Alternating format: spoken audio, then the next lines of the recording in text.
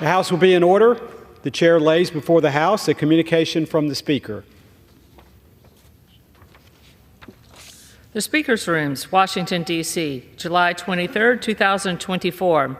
I hereby appoint the Honorable John W. Rose to act as Speaker pro tempore on this day. Signed, Mike Johnson, Speaker of the House of Representatives. The prayer will be offered by Chaplain Kibben. Would you pray with me? Holy God, it's times like these when not only does your presence seem veiled from our eyes, but your promise of provision feels withheld from us. After moments like those we've experienced in these last couple weeks, when confusion reigned and anxiety has bred contempt, in whom can we trust?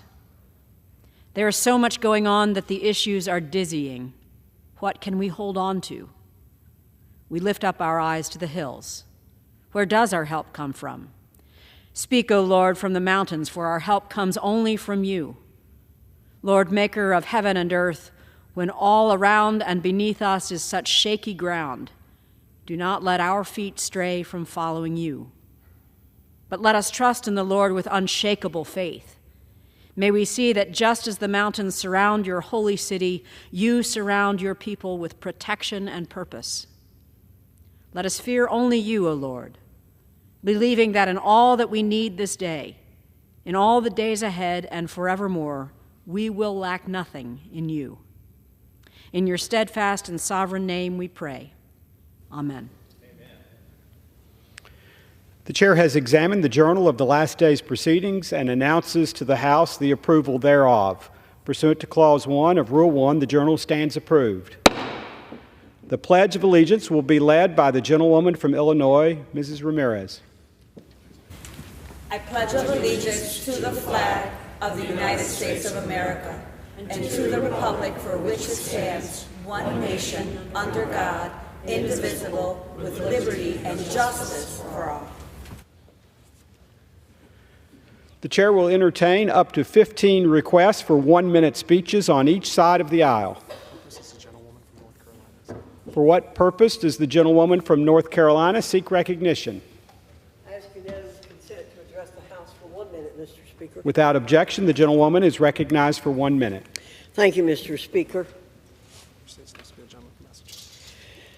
Mr. Speaker, I rise today to support Prime Minister Netanyahu in the just cause of eliminating Hamas. Soon the Prime Minister will address the People's House. As he speaks, we will be reminded of the mounting peril facing America and our allies around the world. In the struggle for freedom and democracy against anti-Semitism and terror, the Committee on Education and the Workforce is proud to do its part. We've held countless hearings exposing the roots of anti-Semitism on the home front and will continue to do so. The success of this vital mission will help decide whether America remains safe for the Jewish people. As Ronald Reagan once said, freedom is never more than one generation away from extinction. His words ring especially true today. Not since World War II have the stakes felt so high. Thank you. I yield back. For what purpose does the gentleman from Massachusetts seek recognition? I ask unanimous consent to address the House for 1 minute and revise and extend my remarks. Without objection, the gentleman is recognized for 1 minute. Mr. Speaker, our federal summer nutrition programs make sure kids have access to nutritious food over the summer months when hunger is often at its worst. Last week, while I was home in Massachusetts, I visited summer meal sites in Worcester and Webster. I served nutritious sandwiches and taco salads to kids participating in a day camp and visiting a local library. The kids loved the food. I also had the opportunity to join Governor Healy and officials from USDA in Westboro to celebrate the launch of the new summer EBT program, Sunbucks, which is giving eligible families across the country $120 per eligible child to purchase food over the summer months.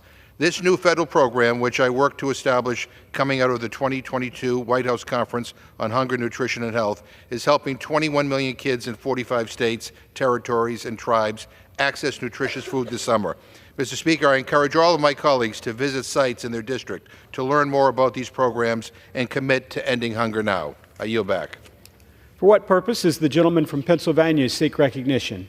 Mr. Speaker, request unanimous consent to address the House for 1 minute and to revise and extend my remarks. Without objection, the gentleman is recognized for 1 minute.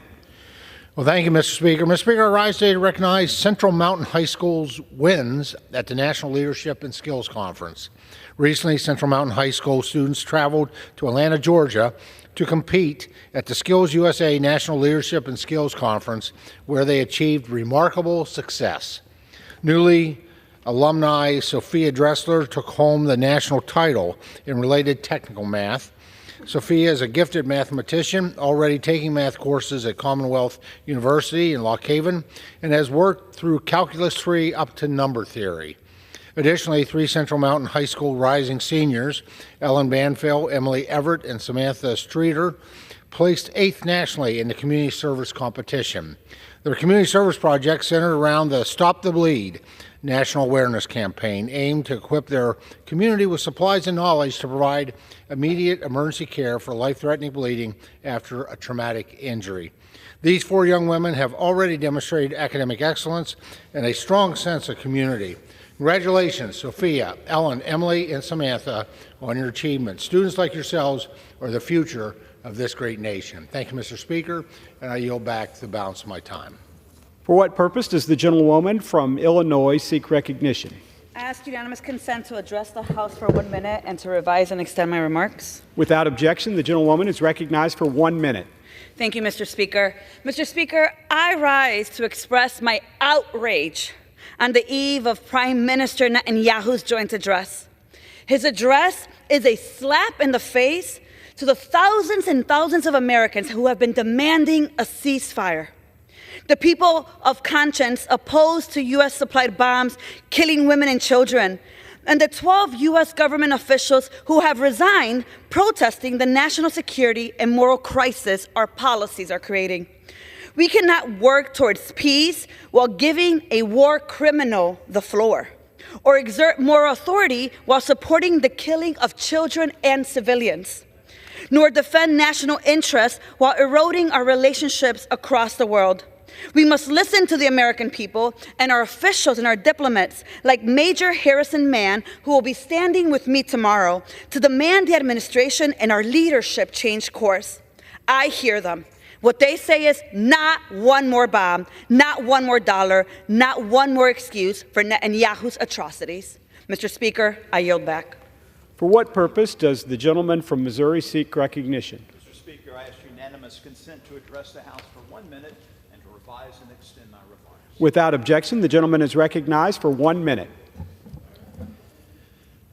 Well, thank you, Mr. Speaker. I rise today to congratulate our top 10 speechwriters for this year's Missouri's 4th Congressional District Speech Competition. They were chosen to write speeches on what America means to them. Today, we are recognizing Cody Smith from Sturgeon High School in Boone County, Missouri. America represents many different things to different people, depending on their backgrounds, experiences, and perspectives. For me, it embodies a variety of values such as equality, opportunity, and above all, freedom. America is a land of opportunity where simple hard work and determination can lead to success. America represents a melting pot of cultures where anyone and everyone can come together and thrive in harmony. It is a beacon of hope and possibility where individuals can forge their own paths and make meaningful contributions to their country. There is no other country in the world that I would rather call home than America. Cody, I couldn't agree more. Thank you. And thank you, Mr. Speaker. I yield back. For what purpose does the gentleman from North Carolina seek recognition? Without objection, the gentleman is recognized for 1 minute.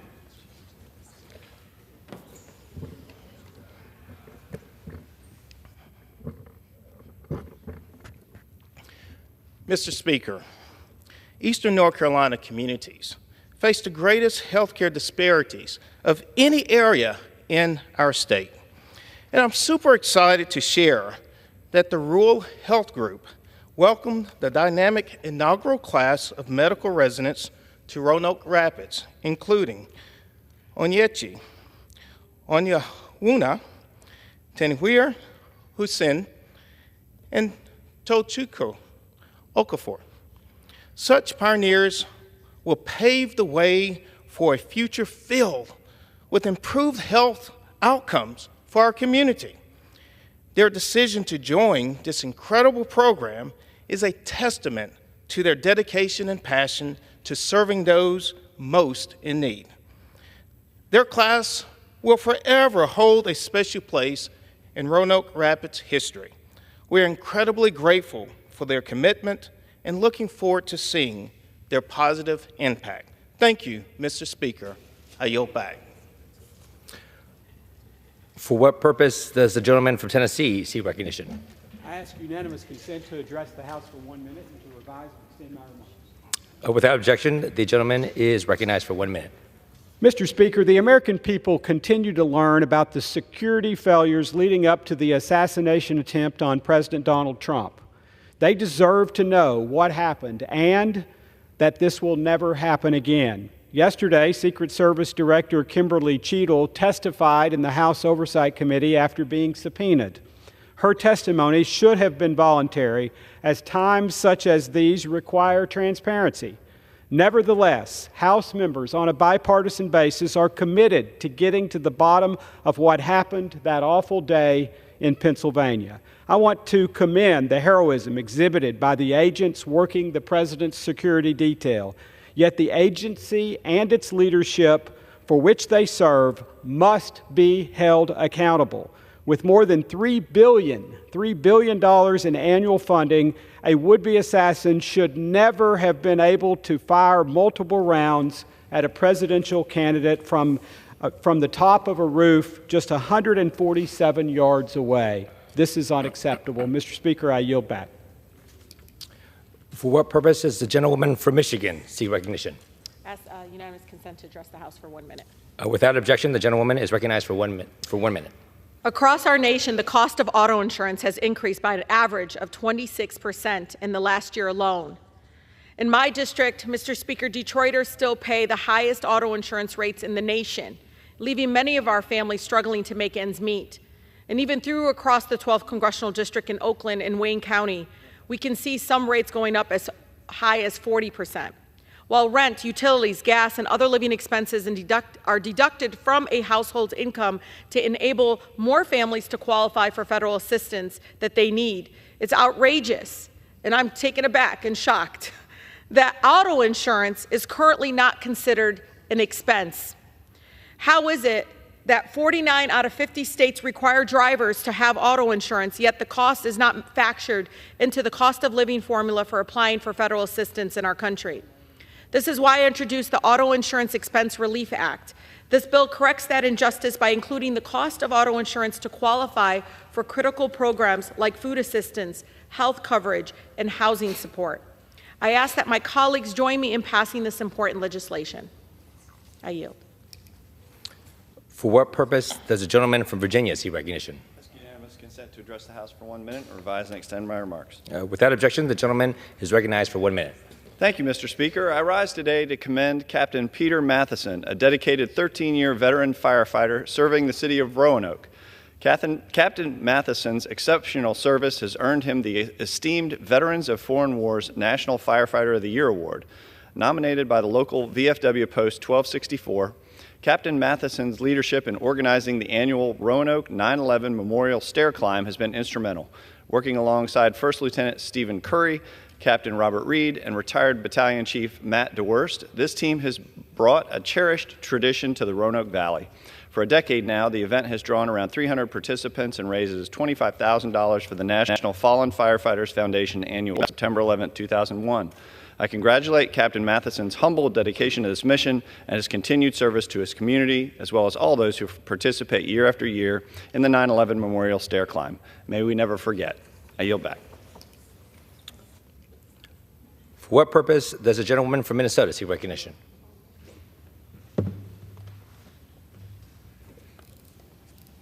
Mr. Speaker, by the direction of the Committee on Rules, I call up House Resolution 1370 and ask for its immediate consideration. The clerk will report the resolution. House Calendar Number 85, House Resolution 1370. Resolved that at any time after adoption of this resolution, the Speaker may, pursuant to Clause 2B of Rule 18, declare the House resolved into the Committee of the Whole House on the State of the Union for consideration of the bill H.R. 8997, making appropriations for energy and water development and related agencies for the fiscal year ending September 30th, 2025, and for other purposes. The first reading of the bill shall be dispensed with. All points of order against consideration of the bill are waived. General debate shall be confined to the bill and shall not exceed 1 hour, equally divided and controlled by the chair and ranking minority member of the Committee on Appropriations or their respective designees. After general debate, the bill shall be considered for amendment under the 5-minute rule. An amendment in the nature of a substitute consisting of the text of Rules Committee Print 118-42 shall be considered as adopted in the House and in the Committee of the Whole. The bill as amended shall be considered as the original bill for the purpose of further amendment under the 5-minute rule and shall be considered as read. All points of order against provisions in the bill as amended are waived. Section 2A. No further amendment to H.R. 8997 as amended shall be in order except those printed in Part A of the report of the Committee on Rules accompanying this resolution. Amendments en bloc described in Section 3 of this resolution and pro forma amendments described in Section 4 of this resolution. B. Each further amendment printed in Part A of the report of the Committee on Rules shall be considered only in the order printed in the report, may be offered only by a member designated in the report, shall be considered as read, shall be debatable for the time specified in the report, equally divided and controlled by the proponent and an opponent, shall not be subject to amendment except as provided by Section 4 of this resolution, and shall not be subject to a demand for division of the question in the House or in the Committee of the Whole. C. All points of order against further amendments printed in Part A of the report of the Committee on Rules or against amendments en bloc described in Section 3 of this resolution are waived. Section 3. It shall be in order at any time for the Chair of the Committee on Appropriations or his designee to offer amendments en bloc consisting of further amendments printed in Part A of the report of the Committee on Rules accompanying this resolution, not earlier disposed of. Amendments en bloc offered pursuant to this section shall be considered as read, shall be debatable for 20 minutes, equally divided and controlled by the chair and ranking minority member of the Committee on Appropriations or their respective designees, shall not be subject to amendment except as provided by Section 4 of this resolution, and shall not be subject to a demand for division of the question in the House or in the Committee of the Whole. Section 4. During consideration of H.R. 8997 for amendment, the chair and ranking minority member of the Committee on Appropriations or their respective designees may offer up to 10 pro forma amendments each at any point for the purpose of debate. Section 5. At the conclusion of consideration of H.R. 8997 for amendment, the committee shall rise and report the bill as amended to the House with such further amendments as may have been adopted. The previous question shall be considered as ordered on the bill as amended and on any further amendment thereto to final passage without intervening motion except one motion to recommit. Section 6. At any time after adoption of this resolution, the Speaker may, pursuant to Clause 2B of Rule 18, declare the House resolved into the Committee of the Whole House on the State of the Union for consideration of the bill H.R. 8998, making appropriations for the Department of the Interior, Environment, and related agencies for the fiscal year ending September 30th, 2025, and for other purposes. The first reading of the bill shall be dispensed with. All points of order against consideration of the bill are waived. General debate shall be confined to the bill and shall not exceed 1 hour, equally divided and controlled by the chair and ranking minority member of the Committee on Appropriations or their respective designees. After general debate, the bill shall be considered for amendment under the 5-minute rule. An amendment in the nature of a substitute consisting of the text of Rules Committee Print 118-41 shall be considered as adopted in the House and in the Committee of the Whole. The bill as amended shall be considered as the original bill for the purpose of further amendment under the 5-minute rule and shall be considered as read. All points of order against provisions in the bill as amended are waived. Section 7. A. No further amendment to H.R. 8998 as amended shall be in order except those printed in Part B of the report of the Committee on Rules accompanying this resolution. Amendments en bloc described in Section 8 of this resolution and pro forma amendments described in Section 9 of this resolution. B. Each further amendment printed in Part B of the report of the Committee on Rules shall be considered only in the order printed in the report, may be offered only by a member designated in the report, shall be considered as read, shall be debatable for the time specified in the report, equally divided and controlled by the proponent and an opponent, shall not be subject to amendment, except as provided by Section 9 of this resolution, and shall not be subject to a demand for division of the question in the House or in the Committee of the Whole. C. All points of order against further amendments printed in Part B of the report of the Committee on Rules or against amendments en bloc described in Section 8 of this resolution are waived. Section 8. It shall be in order at any time for the Chair of the Committee on Appropriations or his designee to offer amendments en bloc consisting of further amendments printed in Part B of the report of the Committee on Rules accompanying this resolution not earlier disposed of.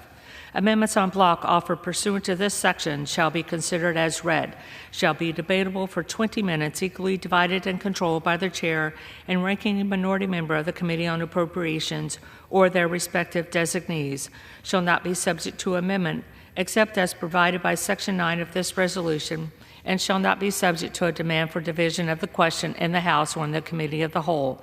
Section 9. During consideration of H.R. 8998 for amendment, the Chair and ranking minority member of the Committee on Appropriations or their respective designees may offer up to 10 pro forma amendments each at any point for the purpose of debate. Section 10. At the conclusion of consideration of H.R. 8998 for amendment, the committee shall rise and report the bill as amended to the House with such further amendments as may have been adopted. The previous question shall be considered as ordered on the bill as amended and on any further amendment thereto to final passage without intervening motion except one motion to recommit.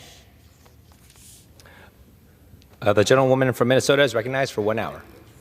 Mr. Speaker, for the purposes of debate only, I yield the customary 30 minutes to the gentleman from Massachusetts, pending which I yield myself as much time as I may consume. During consideration of this resolution, all time yielded is for the purpose of debate only. I ask unanimous consent that all members have 5 legislative days to revise and extend their remarks. Without objection. Thank you. Mr. Speaker, we are here to debate the rule providing for consideration of H.R. 8997 and H.R. 8998. The rule provides for both bills to be considered under structured rules, each with 1 hour of debate, equally divided and controlled by the Chair and ranking minority member of the Committee on Appropriations or their designees, and provides for 1 motion to recommit for each. Mr. Speaker, I rise to support this rule and in support of the underlying legislation. I hear time and time again that Congress needs to get serious about addressing our debt.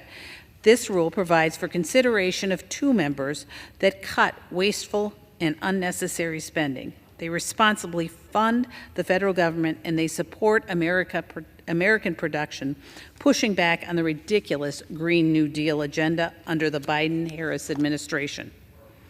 H.R. 8997 refocuses spending on things that matter. It eliminates wasteful spending on unnecessary and redundant climate change programs. It reins in the out-of-control regulation being implemented by the executive branch, and it prohibits funding from being used to promote DEI and CRT initiatives. And I don't think I need to go into all of the ways misguided DEI efforts are failing. It removes the Department of Energy's role in the LNG export application review process, something that has bipartisan support.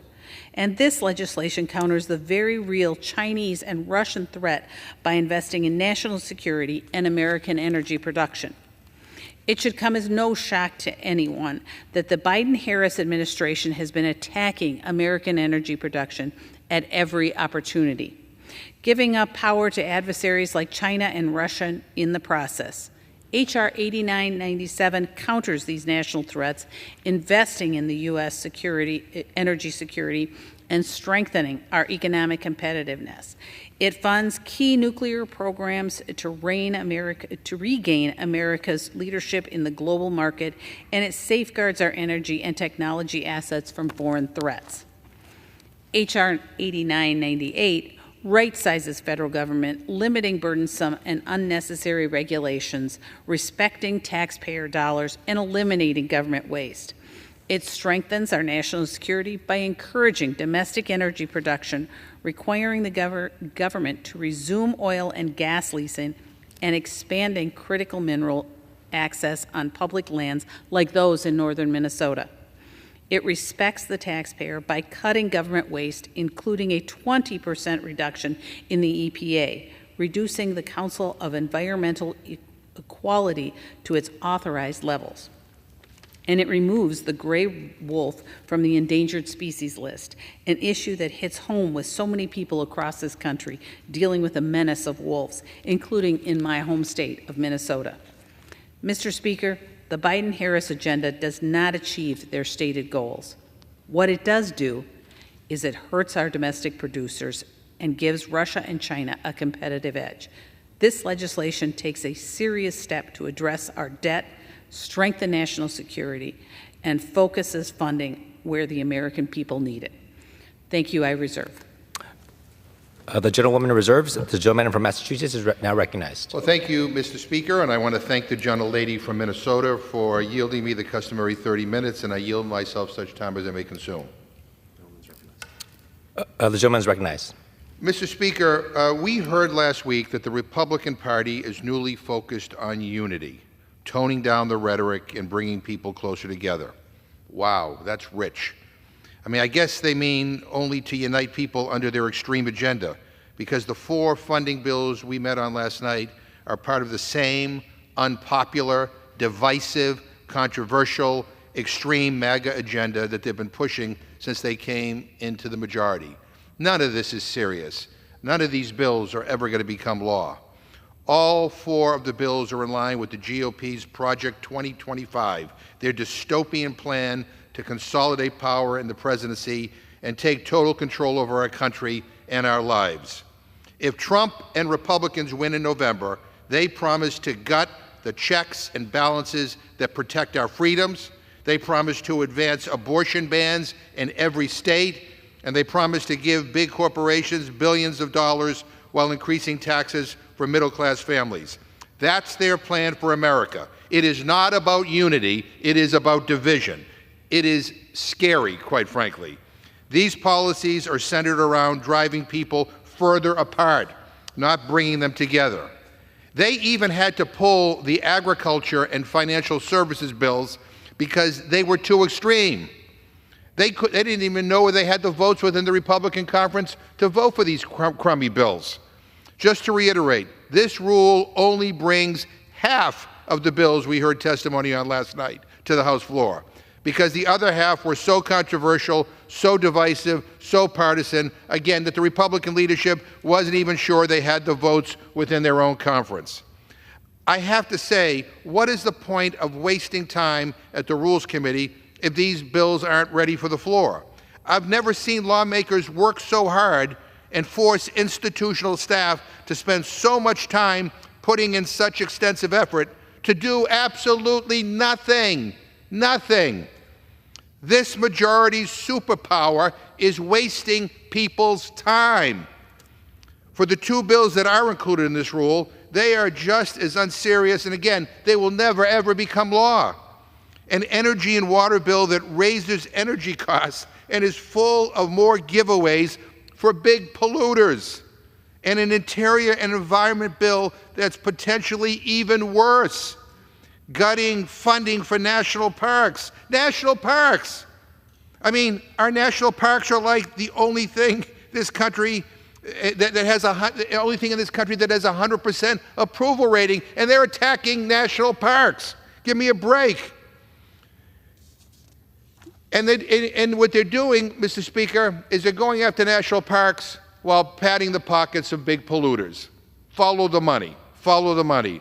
and more culture war riders, more attacks on LGBTQ people.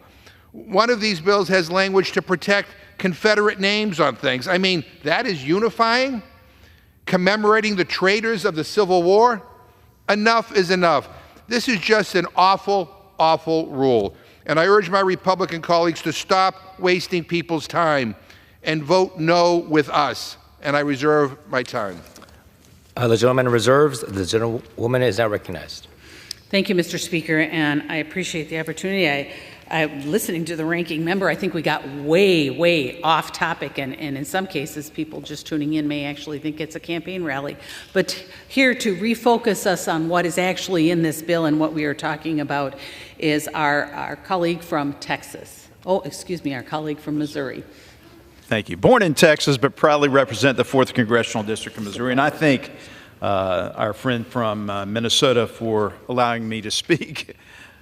I tell you what, Mr. Speaker, I rise today to support this important appropriation bills package before us as China continues to build up its military and reportedly has more ICBM launchers than we do.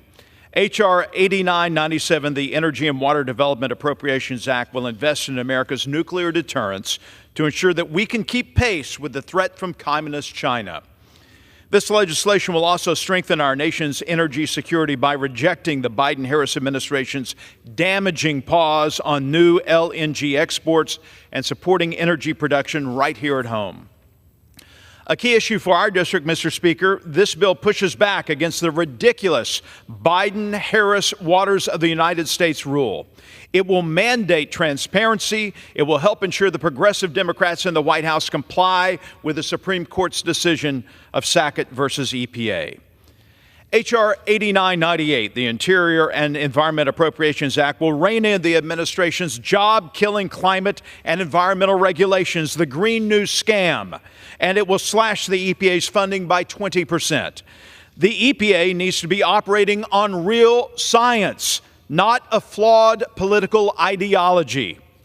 As the Biden-Harris administration continues to shove its EV pipe dream down the throats of America, this bill will promote critical mineral production right here at home and help ensure China does not continue to dominate the global market. Mr. Speaker, these bills are vital for maintaining America's national security, protecting our agriculture producers, and keeping pace with the growing threat from communist China. I urge my colleagues to support this bill, to support these rules, and Mr. Speaker, I yield back. I reserve. The gentlewoman reserves. The gentleman from Massachusetts is now recognized. Yeah, well, thank you, Mr. Speaker. The gentlelady said that I was off topic in my opening speech. I've never been more on topic. I actually talked about the crummy bills that my Republican friends are bringing to the floor today. And the gentlelady in her opening speech talked about ag producers. Well, they pulled the ag bill. It's so important that they pulled it because they don't have the votes to pass it. I mean, I will say to Mr. Speaker, my Republican friends are demonstrating to the country what the definition of incompetence is. I mean, they don't know how to run this place, and they can't pass appropriation bills. I mean, I'm looking at FY 2024. I mean, they had the agriculture appropriation bill fail on the floor. They pulled 3 appropriation bills before final passage because they didn't have the votes to pass it. There were failed rules on appropriation measures. The defense rule last year failed twice. And again, 2 of the bills we had testimony on the Rules Committee where members actually filed amendments were pulled because they can't even get support within their own conference. That's the definition of incompetence. I mean, you talk about a campaign rally. The campaign rally is going to be later today in the Rules Committee when Republicans are going to call an emergency meeting to pass a resolution bashing Vice President Kamala Harris. So don't give me any lectures about campaign rallies because I've never seen a more politically motivated majority in my life. So, I mean, this is not the way this place is supposed to be run. And none of these bills, including the 2 that my friends are bringing to the floor today, are serious. They're going nowhere. They will never become law. This is ridiculous, and it is a waste of time. It is pathetic. Mr. Speaker, I yield 3 minutes to the gentlewoman from Florida, Ms. Castor.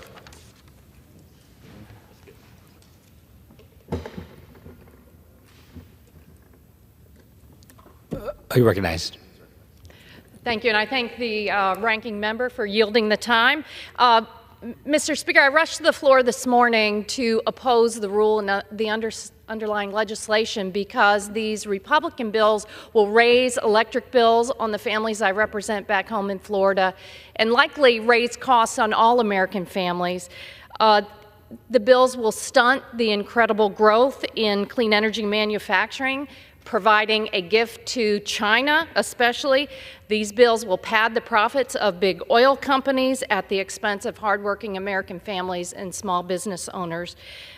And I agree with the ranking member, Mr. Speaker. I am alarmed that already the Republicans are pressing their radical Project 2025 agenda. It is apparent in these appropriations bills. So let's talk about a few of the policies in here.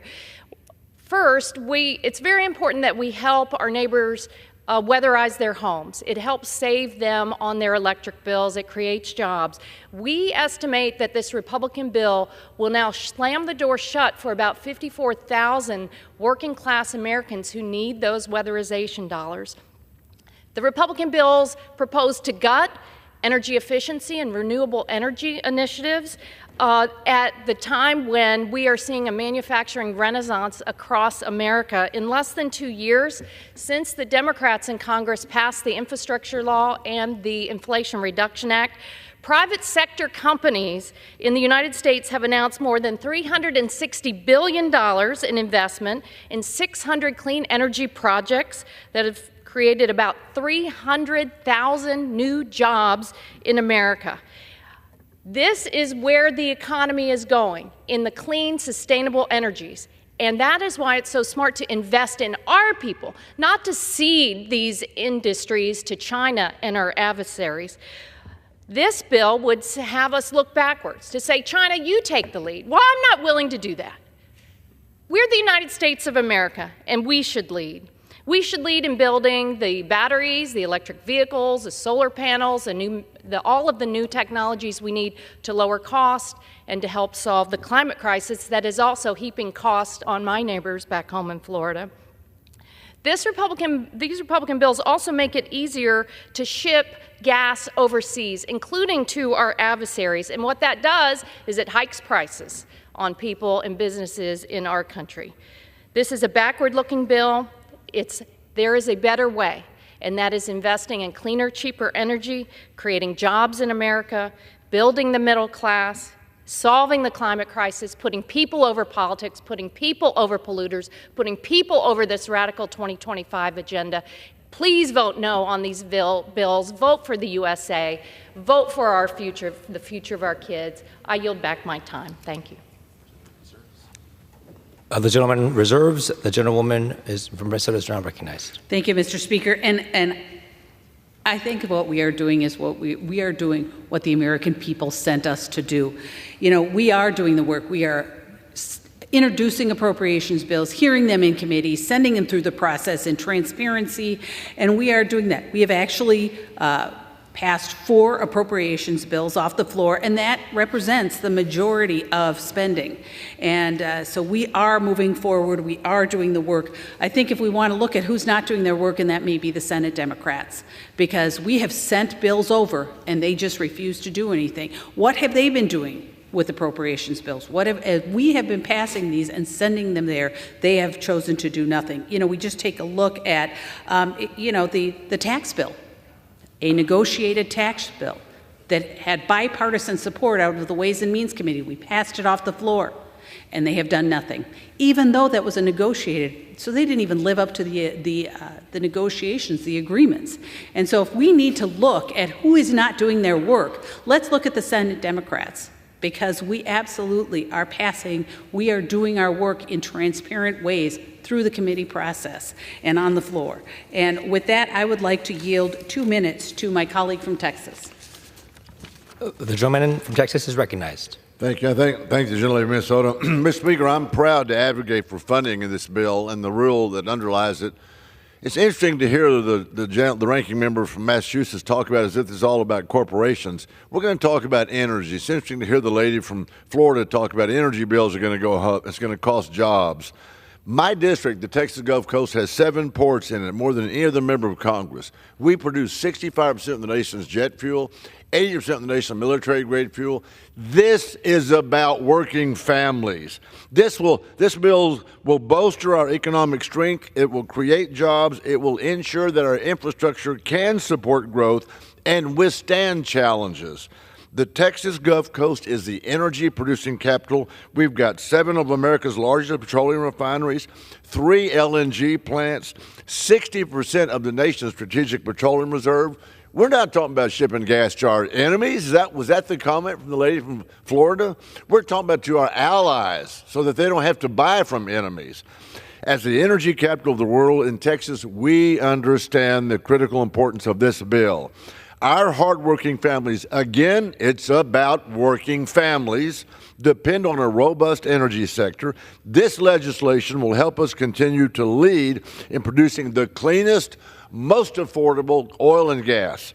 Let's keep our nation strong. Help me keep Texas strong. Let's secure this for generations to come. I urge my colleagues to support the underlying bill. Mr. Speaker, I yield back. Reserve. The gentleman reserves. The gentleman is recognized. Yeah, Mr. Speaker, you hear lots of things on the House floor, but the gentlelady from Minnesota just said something that I'm having a tough time following. She's blaming Senate Democrats for the failure of House Republicans at bringing their appropriation bills to the floor. Was it Senate Democrats' fault that the House Agriculture Appropriation Bill was pulled? The Republicans pulled it. We had a hearing in the Rules Committee. People testified on amendments, and it's not here. Where is it? I don't know where it went. They pulled it. And I gave the gentlelady an opportunity yesterday to vote to bring the House Ag Appropriations Bill to the floor, as well as the Financial Services Bill. And the one they wrote. Lousy bills. But I figured, let's bring it to the floor. We'll amend it and have a debate. She voted no. All Republicans voted no. And then the gentlelady comes to the floor and says, oh, it's the Senate Democrats. I mean, what? I mean, people are paying attention. We got to be serious here. And getting our appropriations work done is one of the essential jobs that we have in the House of Representatives. And the Republicans can't get it done. These bills are so polarizing, are so awful, that they can't even get a majority of Republicans to vote for it. So blaming the Senate Democrats? Give me a break. I've heard everything. I've heard everything as an excuse why they can't get their work done. This is incompetence. This is pathetic. We need a majority in this House that puts the people first, that actually gets its work done. Not someone who comes up here and points fingers at everybody as an excuse to not bring bills to the floor. We had 2 appropriation bills that we heard testimony on the Rules Committee that were pulled, including the House Ag Appropriations Bill that they wrote. They're in charge. I can't believe this. In any event, Mr. Speaker, I'm going to urge that we defeat the previous question. And if we do, I'm going to offer an amendment to the rule to bring up H.R. 12, a bill that would ensure every American has full access to essential reproductive health care. Republicans continue to double down on ending access to abortion care, even going so far as to try to end access to IVF and assistive reproductive services. But because it's so deeply unpopular and plain wrong, now they're trying to hide it. They don't like to mention it anymore. But we still see their attacks every single day. We see the toxic riders that they attach to their bills banning abortion and contraception. We saw it last night in the Rules Committee with Mr. Rosendale putting forward his amendment to ban IVF. And we saw it in an Appropriations Committee markup when Ranking Member DeLauro offered an amendment to protect IVF coverage in our federal employee health benefits plan. And the Republicans on the committee voted no. They voted no. Thankfully, they pulled that bill from the floor because they don't even have the votes among their own conference for this extreme radical agenda.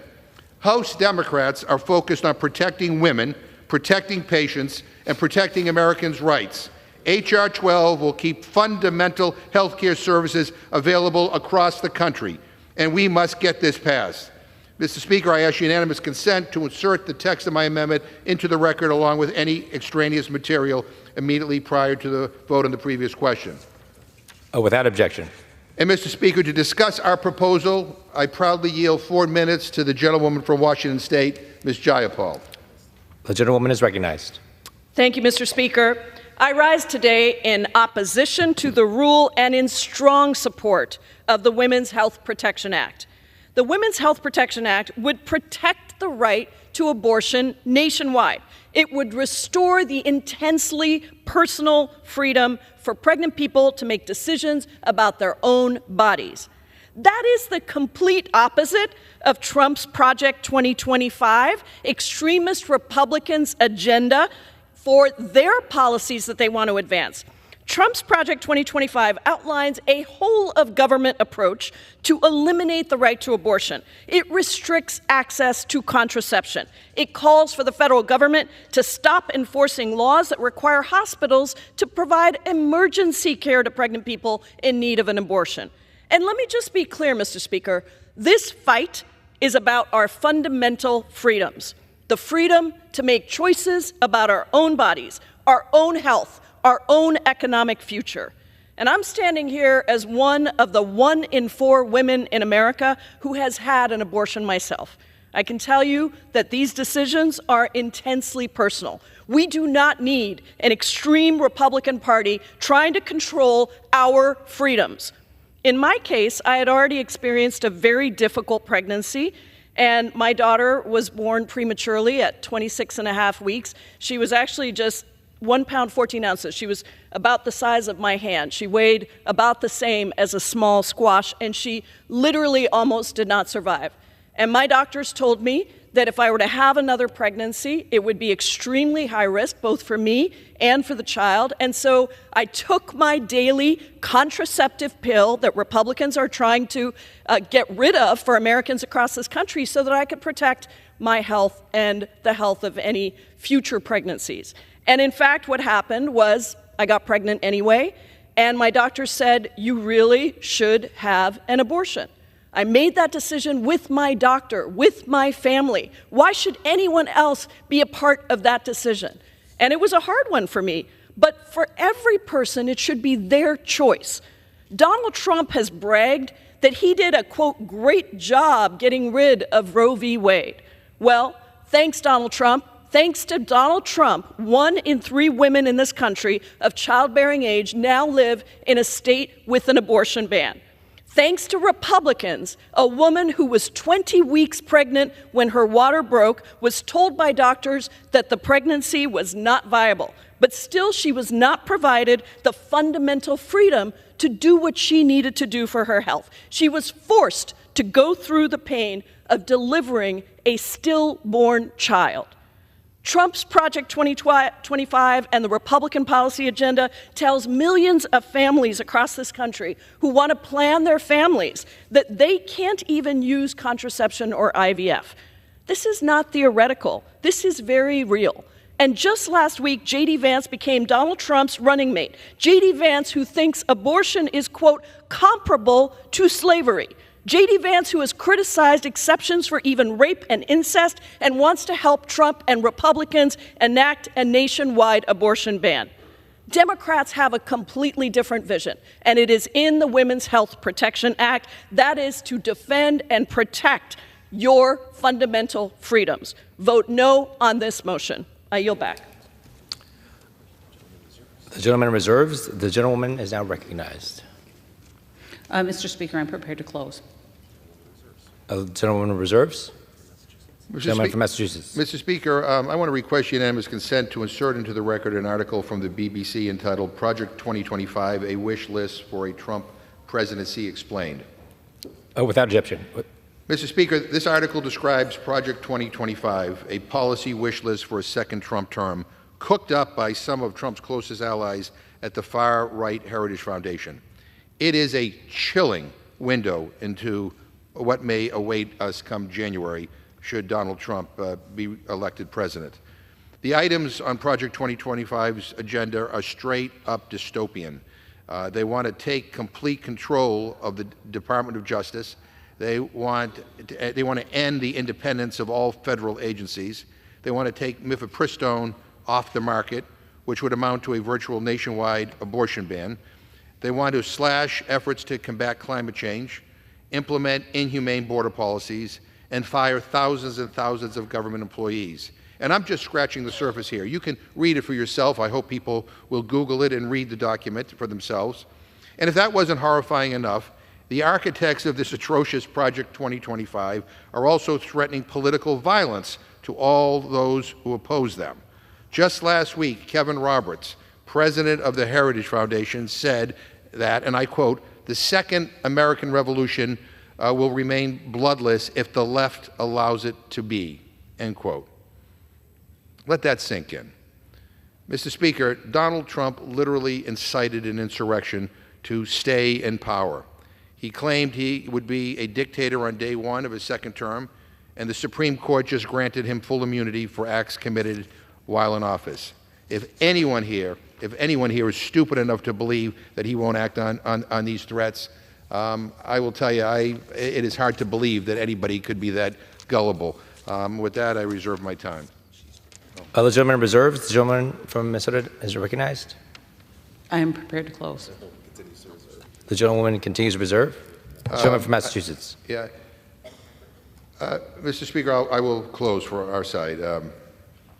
Mr. Speaker, at the end of the day, it's not just about the legislation here. It's about two competing visions for America. Democrats' record speaks for itself. We passed the largest infrastructure bill in a generation, and my Republican friends are falling over each other trying to take credit for infrastructure projects in their district that most of them voted against. We passed the largest climate change bill in world history. We brought jobs back from overseas. Inflation is coming down, job growth is solid, and we are working to guarantee that all Americans have an opportunity to succeed. We are fighting for workers. We want opportunity for kids, success for families, and dignity for our seniors. We support our veterans. We want democracy to be secure at home and around the world. We have a vision for a better future and an idea on how to get there. These Republican bills, once again, show that Republicans are more interested in division and taking us backwards. They have no ideas to make life better for Americans. They only have Donald Trump and Project 2025. That's it. That's it. And, here we are, debating appropriation bills. We're supposed to be having 4 on the floor today. 2 of them were pulled after we had a hearing in the Rules Committee, after members testified on amendments, after legislative staff spent hours and hours and hours drafting amendments for Democrats and Republicans, after the parliamentarians reviewed all these amendments to see whether they were germane or not. CBO did scores on all of them. All this work, they pulled it.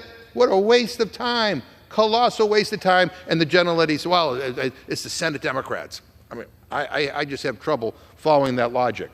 I have trouble following that logic. Makes no sense. Bottom line is that these bad bills, they can't even get over the finish line. None of them are going to become law. We're wasting our time. The way this is supposed to work is we're supposed to work together, especially since there's a democratically controlled Senate and a Democrat in the White House, and you have a very slim margin here in the House for Republicans. We should be working together to construct bills that can actually pass, that will actually help people. I mean, again, I brought an amendment to the I had an amendment in the Rules Committee last night to bring 2 bills, the Financial Services Appropriation Bill and the Ag Appropriations Bill, that we had testimony on, bring it to the floor. I think they're garbage bills the way they're written, but I had an amendment that made in order all the amendments that were offered, Democrats and Republicans, and we didn't protect any amendments from any points of order, and we could have had a debate and hopefully made these bills better. But they were so bad that Republicans didn't even believe they could twist enough Republican arms to pass them. So we wasted time, and they pulled them. And I will say the the bills that are being brought to the floor today, I want to give my friends who are watching a little insight onto the way they think about fairness. 123 Republican amendments are made in order. 23 Democratic amendments. That's it. I mean, perfectly good, germane amendments that should be in order were not made in order. That's their idea of fairness. And it's a coming attraction of what will happen if their candidate wins the presidency and they win the Senate. It is their way or the highway.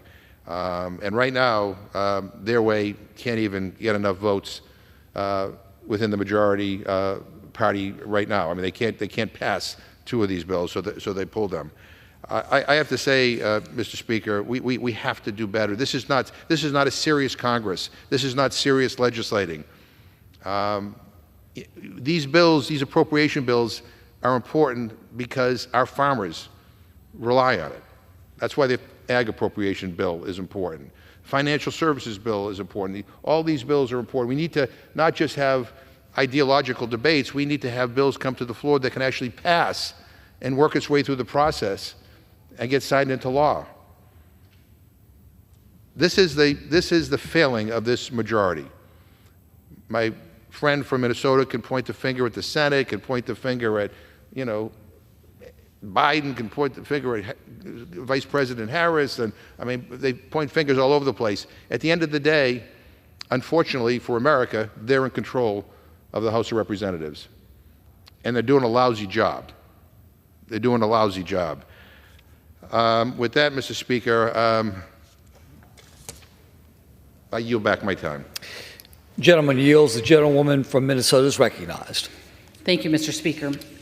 My colleagues on the left have accused Republicans of wasting time, and I take serious issue with that. Republicans are going through the proper and transparent process to pass these appropriations bills. We are doing serious work. I applaud my colleagues on the Appropriations Committee for the work they have done and for listening to the needs of the American people. The Biden-Harris administration is hell-bent on imposing the radical far-left Green New Deal agenda, and they do not care how much damage they do to the country or to the economy or to the American people in the process. The legislation under the rule today reins in reckless government spending, cuts harmful regulation, and restores energy independence, putting us back in competition on the world stage. One of the examples, the EPA spends too much of its time and resources creating new regulations to stifle the U.S. economy. When I go home to Minnesota, and I know many of the other members when they go home, I constantly hear about concerns with regulations, largely due to EPA rulemaking. This includes regulations on light, medium, and heavy-duty vehicles, electric power plants, and the abuse of the Endangered Species Act. All of these burden businesses and consumers. H.R. 8998 will make significant cuts to these regulations and take meaningful strides towards right-sizing our government.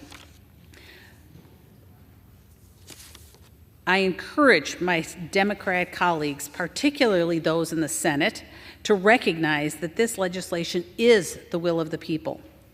They should take it seriously to responsibly fund our government, defend American producers, and address our nation's debt.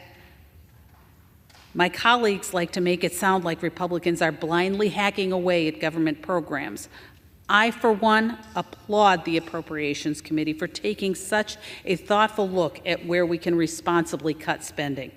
The fact is, we are trillions of dollars in debt, and Americans are facing the highest inflation rates in over 40 years. Families across this country are being forced to tighten their belts. For their sake, it is time for the federal government to do the same. We must put a stop to reckless government spending. My Democrat colleagues are not willing to do it. We're not willing to do it when they were in control, but we are. I call upon the other side to help us get the debt under control. I support the rule and the underlying legislation, and I yield back the balance of my time. I move the previous question on the resolution. The question on ordering the previous question. The question is on the ordering the previous question on the resolution. Those in favor say aye. Those opposed, no. In the opinion of the chair, the ayes have it. Mr. Speaker, Gentleman's recognized. I ask for the yeas and nays, preferably the nays. The yeas and nays are recognized. Those favoring a vote by the yeas and nays will rise. A sufficient number having risen, the yeas and nays are ordered.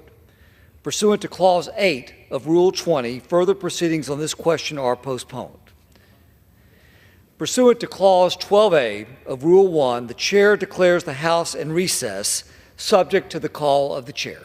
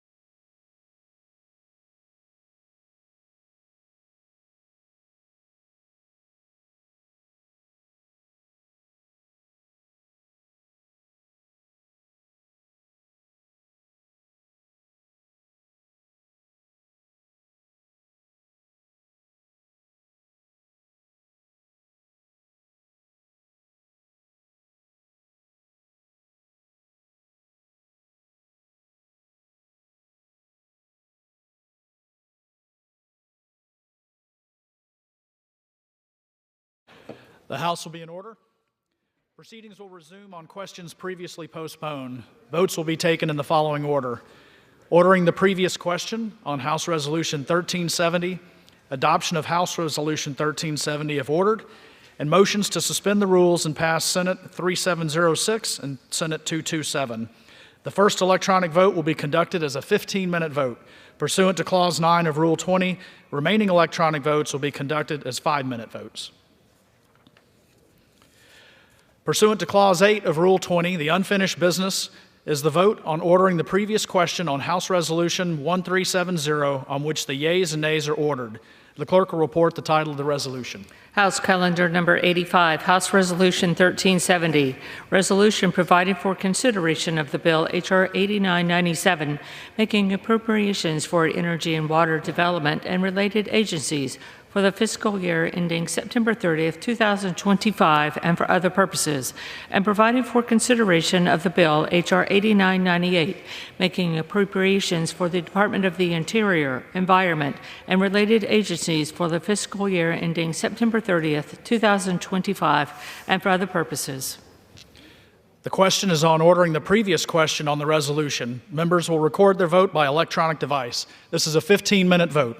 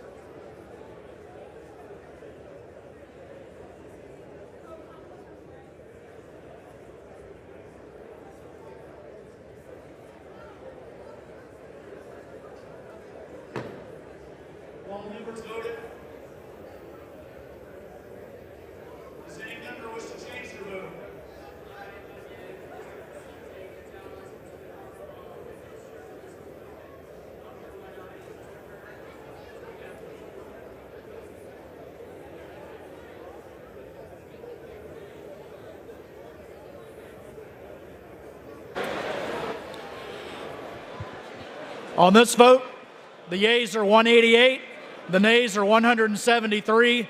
The previous question is ordered. The question is on adoption of the resolution. Those in favor say aye. Those opposed say no. In the opinion of the chair, the ayes have it. Mr. Speaker. For what purpose does the gentleman from Massachusetts I seek ask for a recognition? recorded vote, please. A recorded vote has requested. Those favoring a recorded vote will rise.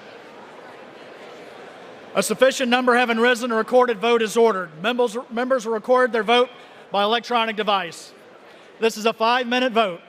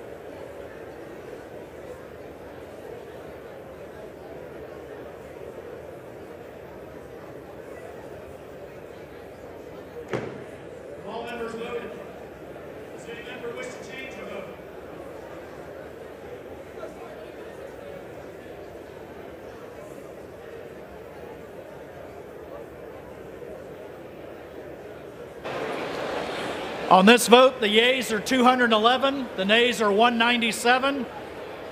The resolution is adopted. Without objection, a motion to reconsider is laid upon the table.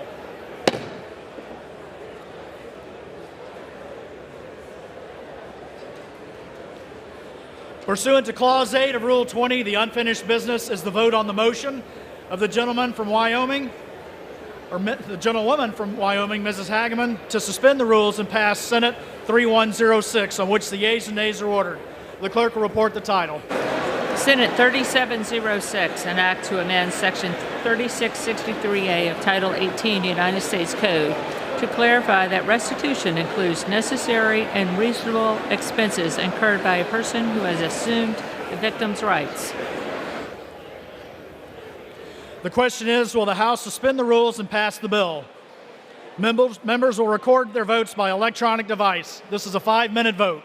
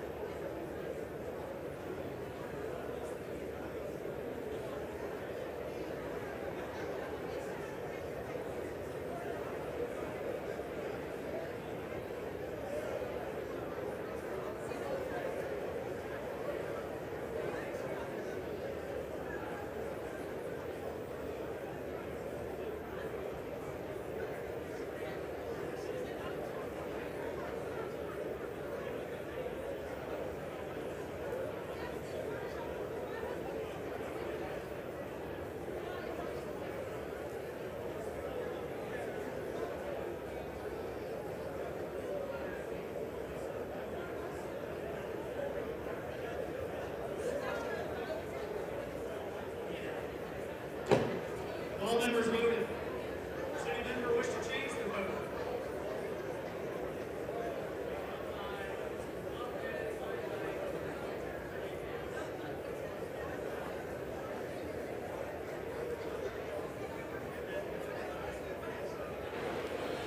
On this vote, the yeas are 408, the nays are 2. Two-thirds being in the affirmative, the rules are suspended, the bill is passed, and without objection, the motion to reconsider is laid upon the table.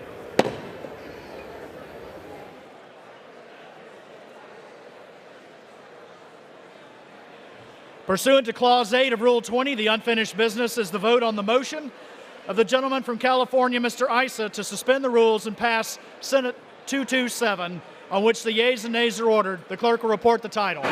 Senate 227, an act to amend Title 28 United States Code to provide an additional place for holding court in the Pecos Division of the Western District of Texas and for other purposes. The question is, will the House suspend the rules and pass the bill? Members will record their votes by electronic device. This is a 5-minute vote.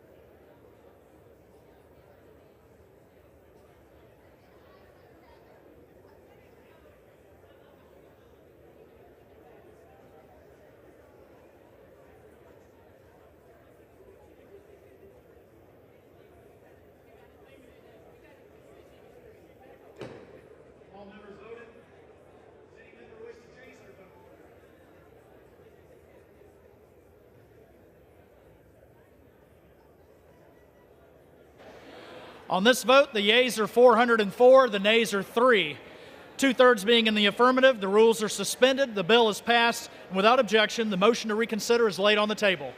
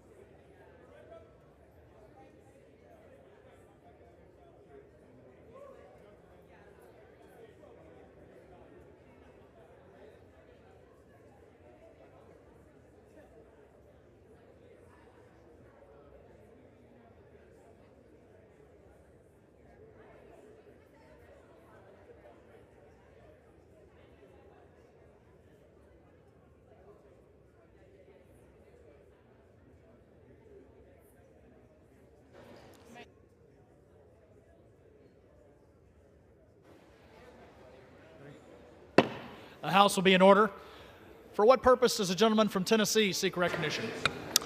Mr. Speaker, I ask unanimous consent that all members have 5 legislative days to revise and extend their remarks and include extraneous material on H.R. 8997, and that I may include tabular material on the same. Without objection. Pursuant to House Resolution 1370 and Rule 18, the Chair declares the House and the Committee of the Whole House of the State of the Union for the consideration of H.R. 4997. The Chair appoints the gentleman, 8997. The Chair appoints the gentleman from Ohio, Mr. Winstrup, to preside over the Committee of the Whole.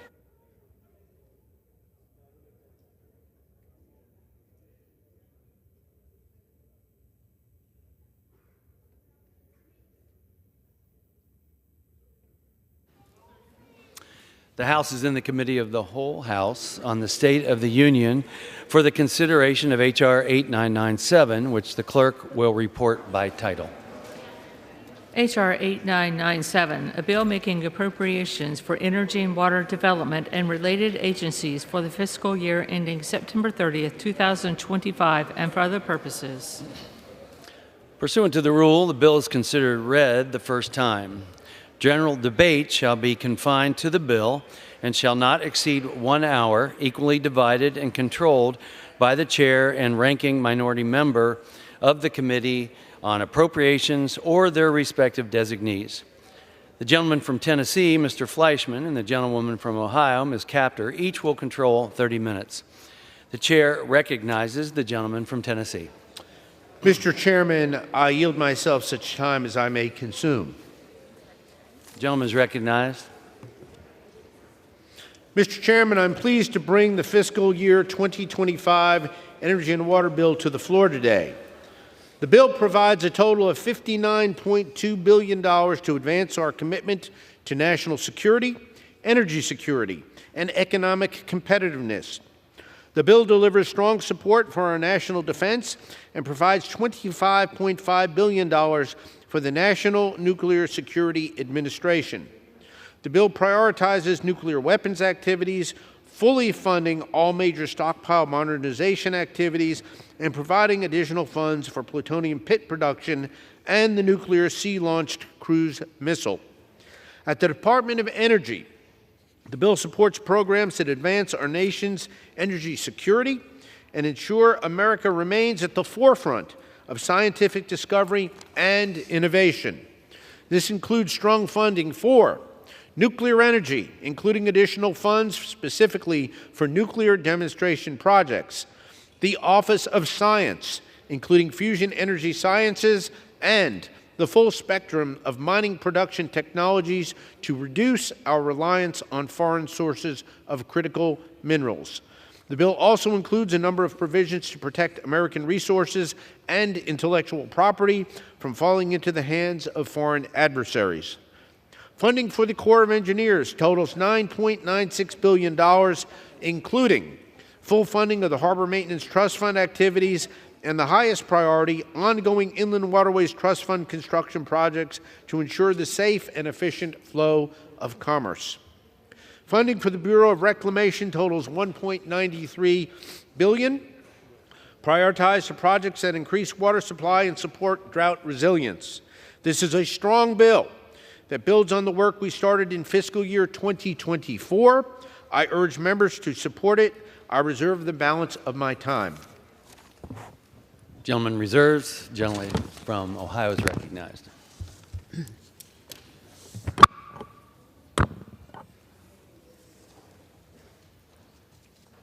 You're recognized. The gentleman is recognized. Thank you, Mr. Chair. I yield myself such time as I may consume. Please let me begin by thanking our diligent committee staff for all their hard work on this bill, including on both the majority and minority sides. You're a great group of Americans. Particularly, I'd like to thank Scott McKee and Adam Wilson, and on my personal staff, Maylie Boyce and Margaret McGinnis.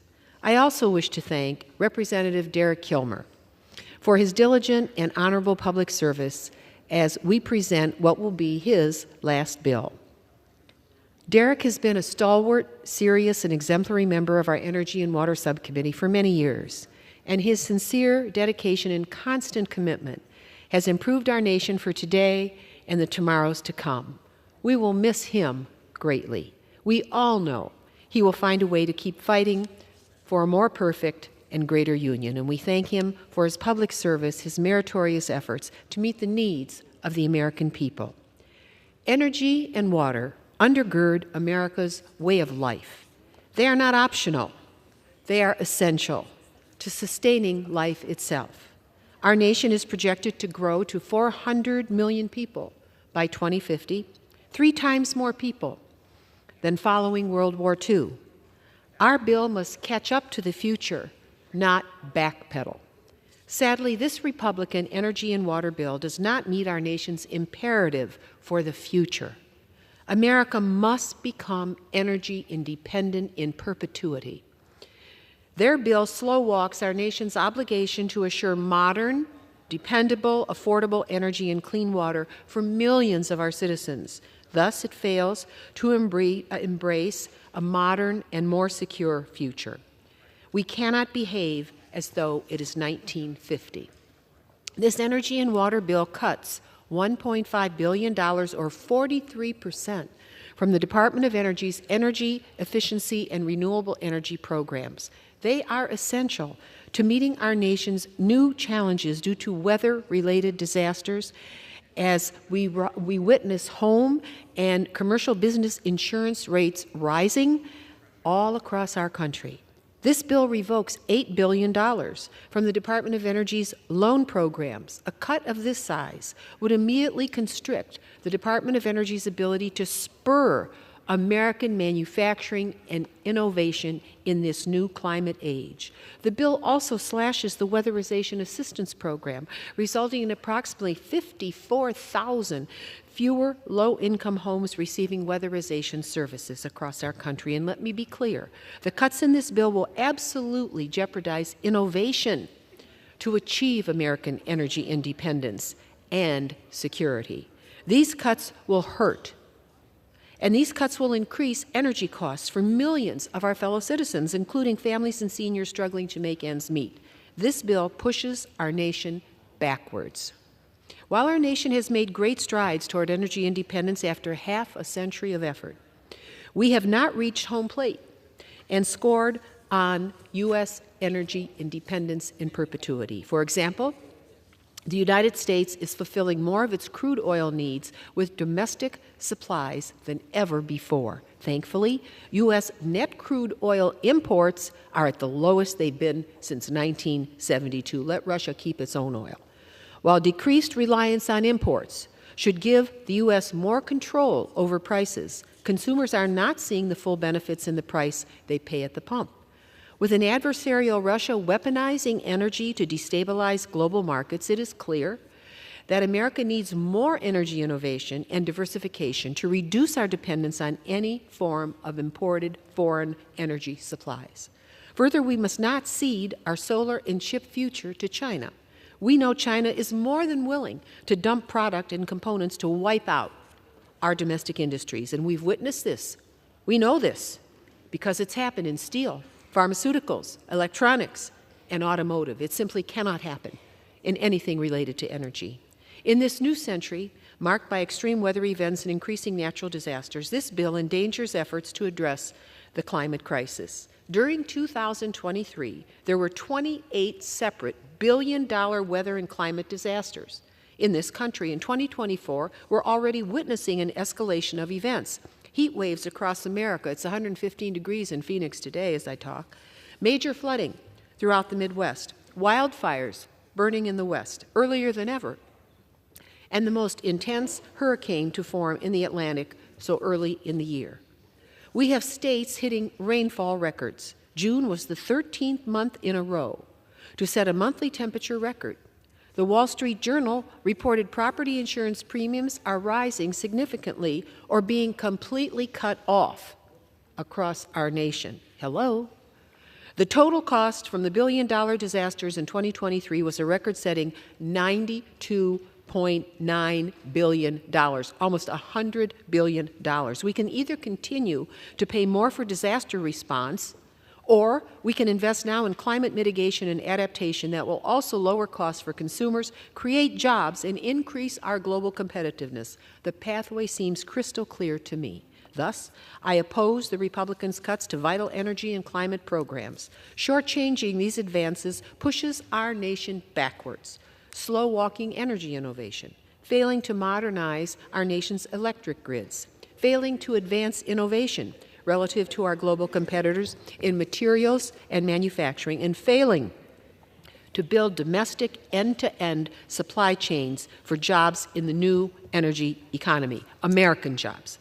In other areas of this bill, while I support many of the bill's efforts to maintain a safe, secure, and credible nuclear deterrent and robust naval nuclear propulsion program, God bless them, I am concerned how this bill cuts nuclear nonproliferation programs that reduce nuclear risks and counter the global challenge of nuclear proliferation. Finally, the bill includes numerous controversial poison pill policy riders that sadly show extremist Republicans are not interested in bills that can gain bipartisan support and become law.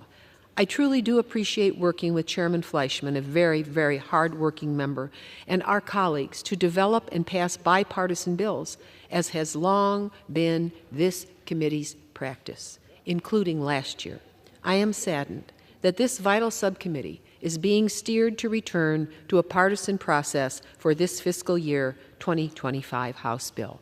Americans all witnessed how chaos and extremism played out last year, and we all fully should know a bipartisan compromise is the only avenue to finalize these bills. Americans expect us to negotiate our differences, work together across the aisle, and do our jobs to find the big middle. America's future relies on the new age frontiers of energy and water. America can and must do better, and I urge my colleagues to oppose this bill. I reserve the balance of my time. Thank you. Gentleman reserves. The gentleman from Tennessee is recognized.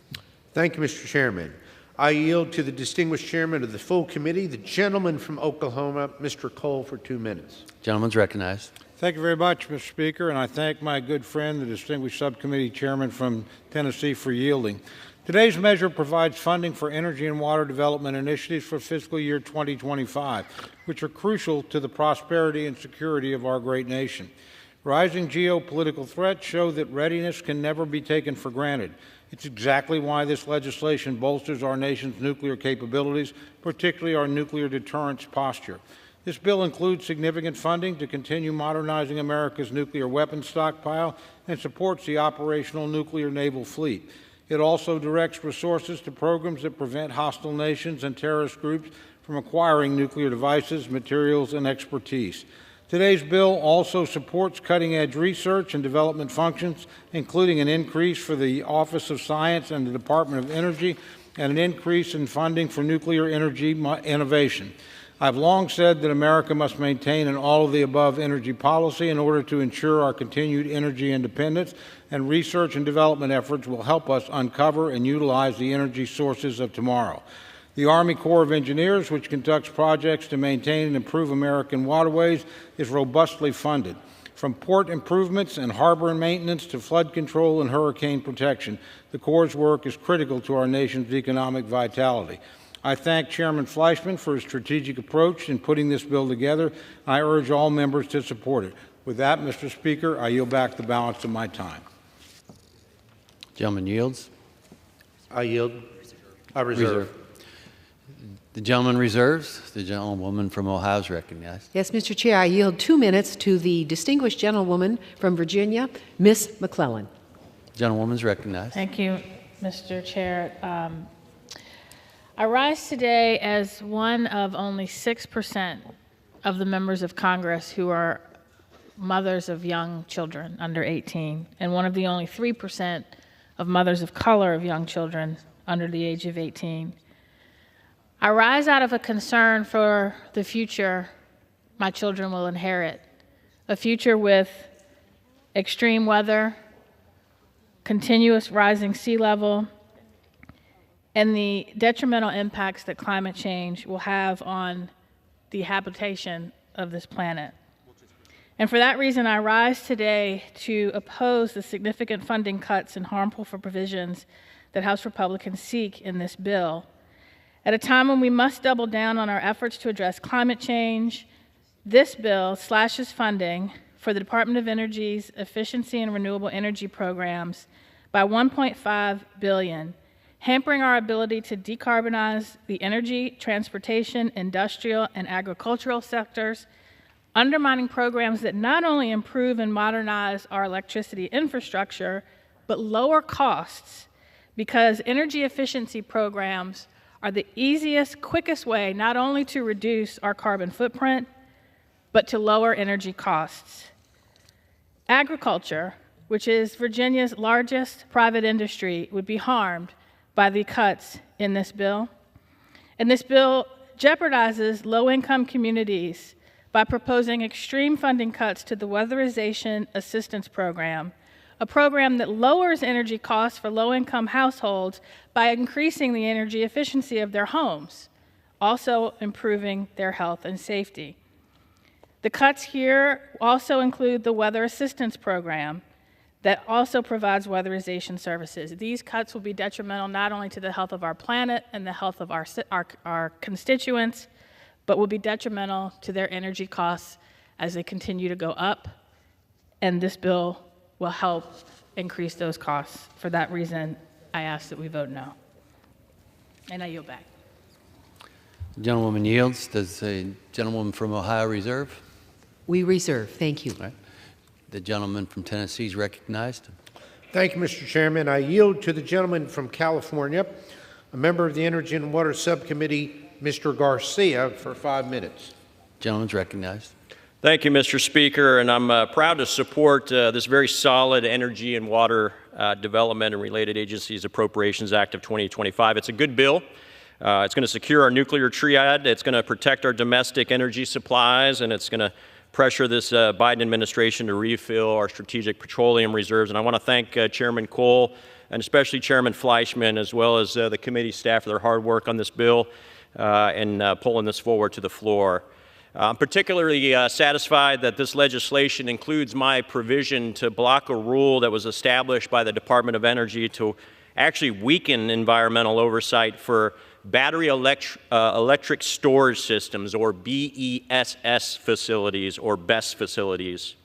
These BESS sites are essentially giant lithium batteries lined up side by side and stacked on top of each other in many cases and connected to the larger power grid. And they're not necessarily, Mr. Speaker, bad things. But while energy storage systems are essential for a modern power grid, especially in areas like in my district in Southern California where we have high winds and high fire risks and high loads, they also, these BESS facilities, could potentially pose dangers for communities if not properly planned, if not properly engineered and constructed, and if put in locations that pose significant harm to our communities and our environment. In a recent hearing, the San Bernardino County Fire Chief testified that if these BESS sites are not perfectly constructed, they can actually create fires that are extremely and almost impossible to extinguish. My provision simply says that the Department of Energy needs to stop trying to cut corners and to do the homework before installing these energy storage systems in our communities. Let me be clear, this isn't an anti-storage provision. It's a provision to ensure that the communities have a voice and that the government isn't running with scissors during the development of these facilities. And I can tell you in LA County, they've made some very bad choices recently when it comes to these BESS facilities. You don't have to look any further than the community of Acton, right in the middle of my district, to understand the risks associated with rushing these energy storage projects. Acton is a small community, Mr. Speaker, right in the middle of the Los Angeles forest, where LA County is forcing effectively this BESS facility to be constructed.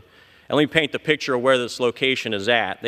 In their infinite wisdom, LA County decided to put this BESS facility smack dab on top of the most active part of the San Andreas Fault.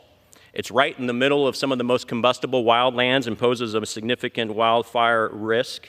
Within a par 5 of this location, there's a large electrical substation that would be basically knocked out, which supplies all of the power to LA County, or most of the power to LA County if this were to have any issues.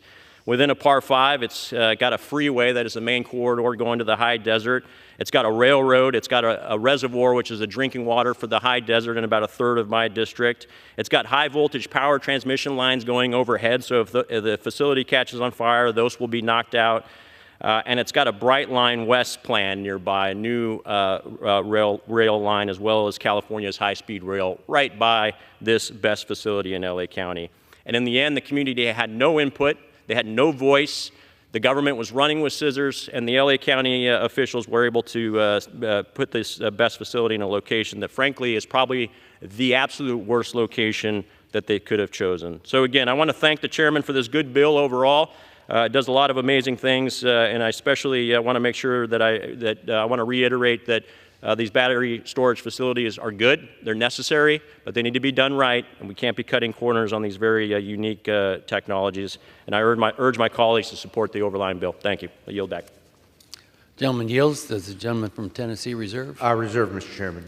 Gentleman from Ohio is recognized. Mr. Chair, I yield 6 minutes to the gentlewoman from Connecticut, the distinguished and extremely hardworking ranking member of the Appropriations Committee, Ms. DeLauro. The gentlewoman is recognized.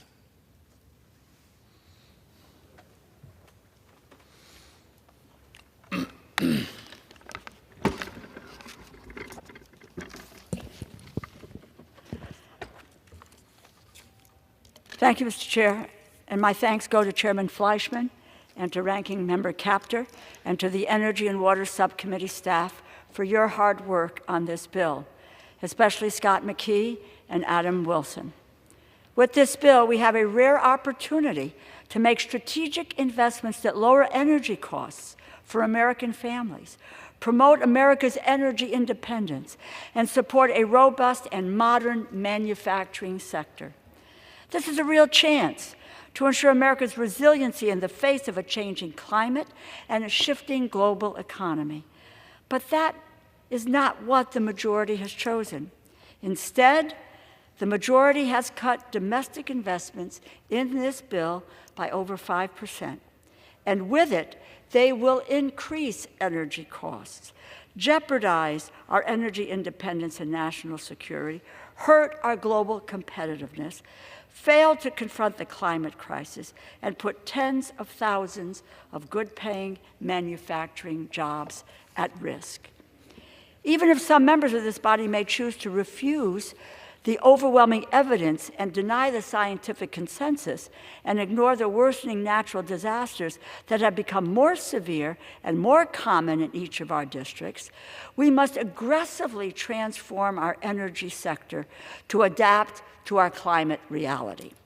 The best path, and the only path that addresses climate change, reduces our dependence on fossil fuels, and ends reliance on foreign energy, is to diversify how we produce and store energy at home. But instead of ensuring America leads the world in the development and transition to a global clean energy economy, the majority's bill strips $1.5 billion from the Department of Energy for energy efficiency and renewable energy.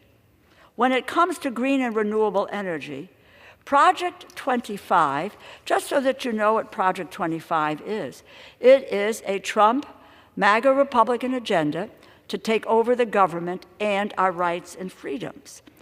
And I might add that when it comes to that green and renewable energy, Project 2025 spells out how Republicans would end any investments altogether, e.e., energy efficiency and renewable energy included. So it's in a document, but it is in reality in the appropriations bill. And what it says, further, Project 2025, that we must end the focus on climate change and green subsidies. We must eliminate appliance energy efficiency standards, and that energy efficiency and renewable energy should be entirely eliminated. They are going down the road of eliminating it. This goes beyond climate denial. This is climate capitulation. This is climate arson. This is damning our children to an extreme and dangerous future. We recently received a letter from the Natural Resources Defense Council and dozens of other organizations highlighting how a cut to this program is fiscally irresponsible and threatens our energy future. They said, and this is a quote, "The House proposal for energy efficiency and renewable energy significantly threatens energy innovation in the United States. Not only would its proposed cuts hamper innovation within the United States, but they would also hinder a program that has provided significant return on investment for taxpayers. Several independent impact evaluation studies have assessed 1/3 of the energy efficiency and renewable energies research and development portfolio to date have found that $12 billion in total investment has generated more than $388 billion in net economic benefits to the United States," end quote. At the appropriate time, I will submit this letter into the congressional record. This funding supports research, development, manufacturing, energy management, weatherization technologies, critical to our nation's growth and resilience. These cuts are robbing from our children, our grandchildren's economic, energy, and environmental future. The bill directly targets disadvantaged communities by slashing funding for the Weatherization Assistance Program, which will drive up the cost of home energy bills for roughly 54,000 low-income homes. The attack on our country's energy future does not stop there. The majority's bill hurts our global competitiveness and eliminates good-paying manufacturing jobs by revoking $8 billion from the Department of Energy's loan program.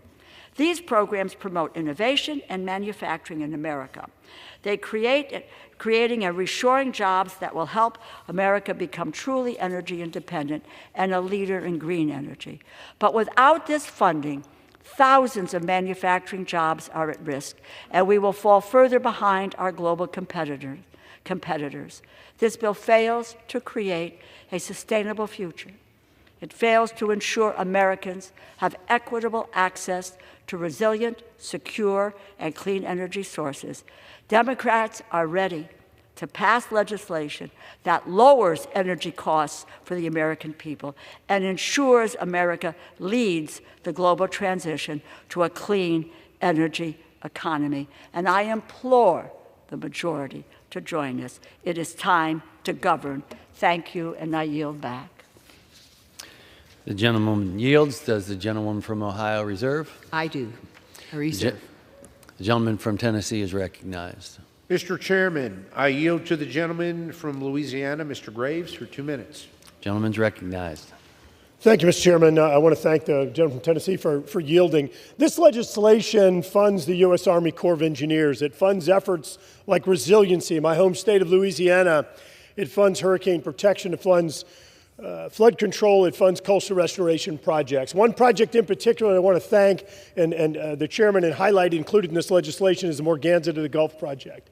This hurricane protection project in Terrebonne and Lafourche parishes is for a community that has imposed a property tax on themselves. It has imposed a sales tax on themselves to help fund this project. They pulled together over $1 billion in funds, and this bill finally starts bringing more dollars to the table, partnering with the locals to ensure that the U.S. Army Corps of Engineers can fund this community, can fund this important project. Because here's the reality, Mr. Chairman.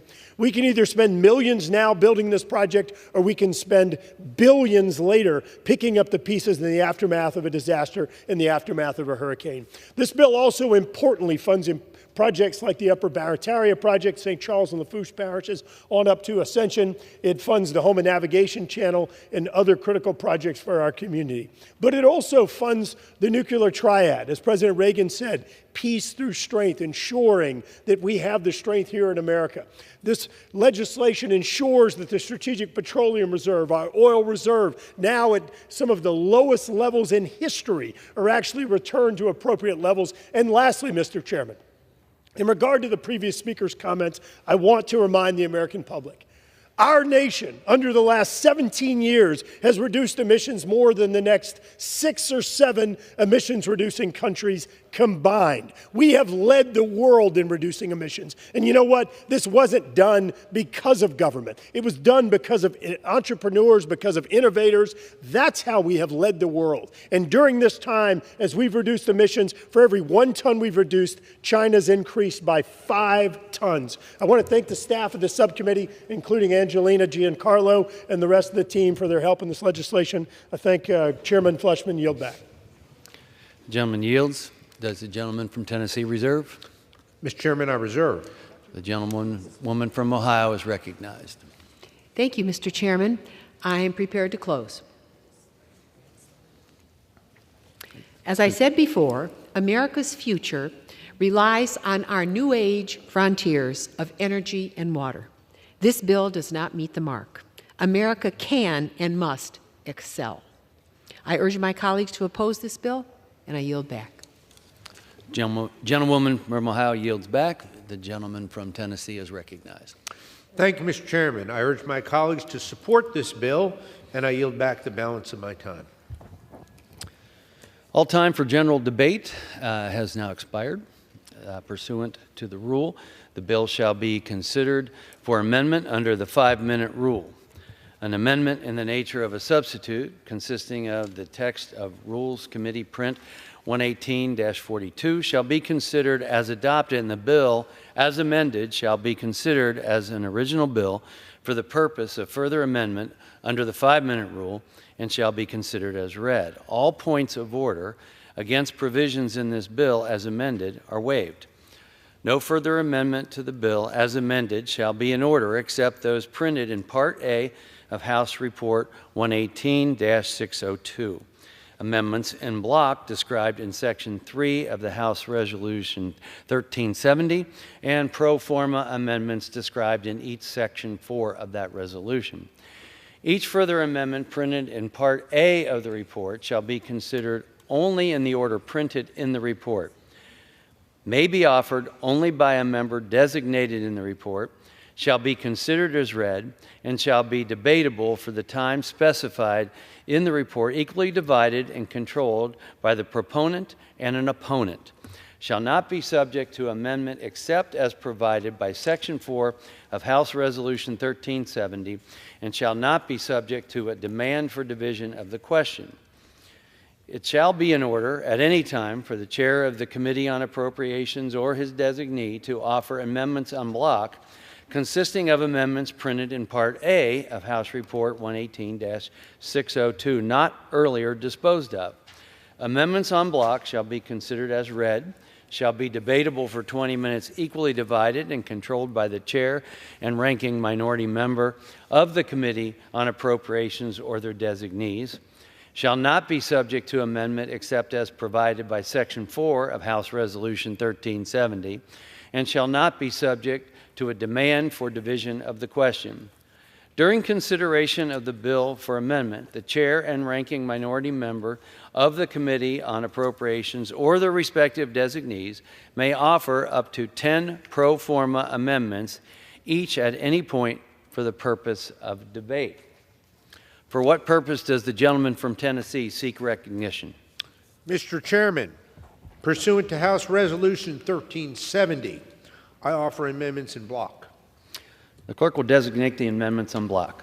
En bloc amendments consisting of amendments numbered 1, 2, 3, 5, 6, 7, 8, 12, 13, 14, 15, 21, 24, 26, 27, 28, 29, 30, 31, 32, 33, 34, 39, 52, 57, 58, 59, and 65, printed in Part A of House Report number 118-602, offered by Mr. Fleischman of Tennessee.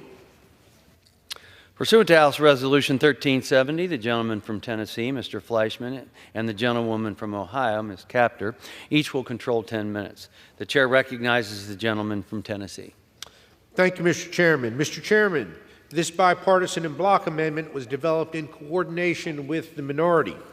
It contains non-controversial amendments addressing important issues at the agencies funded in this bill that have been agreed to by both sides.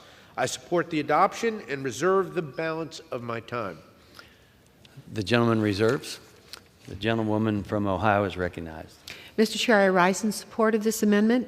This en bloc contains non-controversial amendments from members of both parties, and I have no objection, and I urge support of the amendment, and I yield back.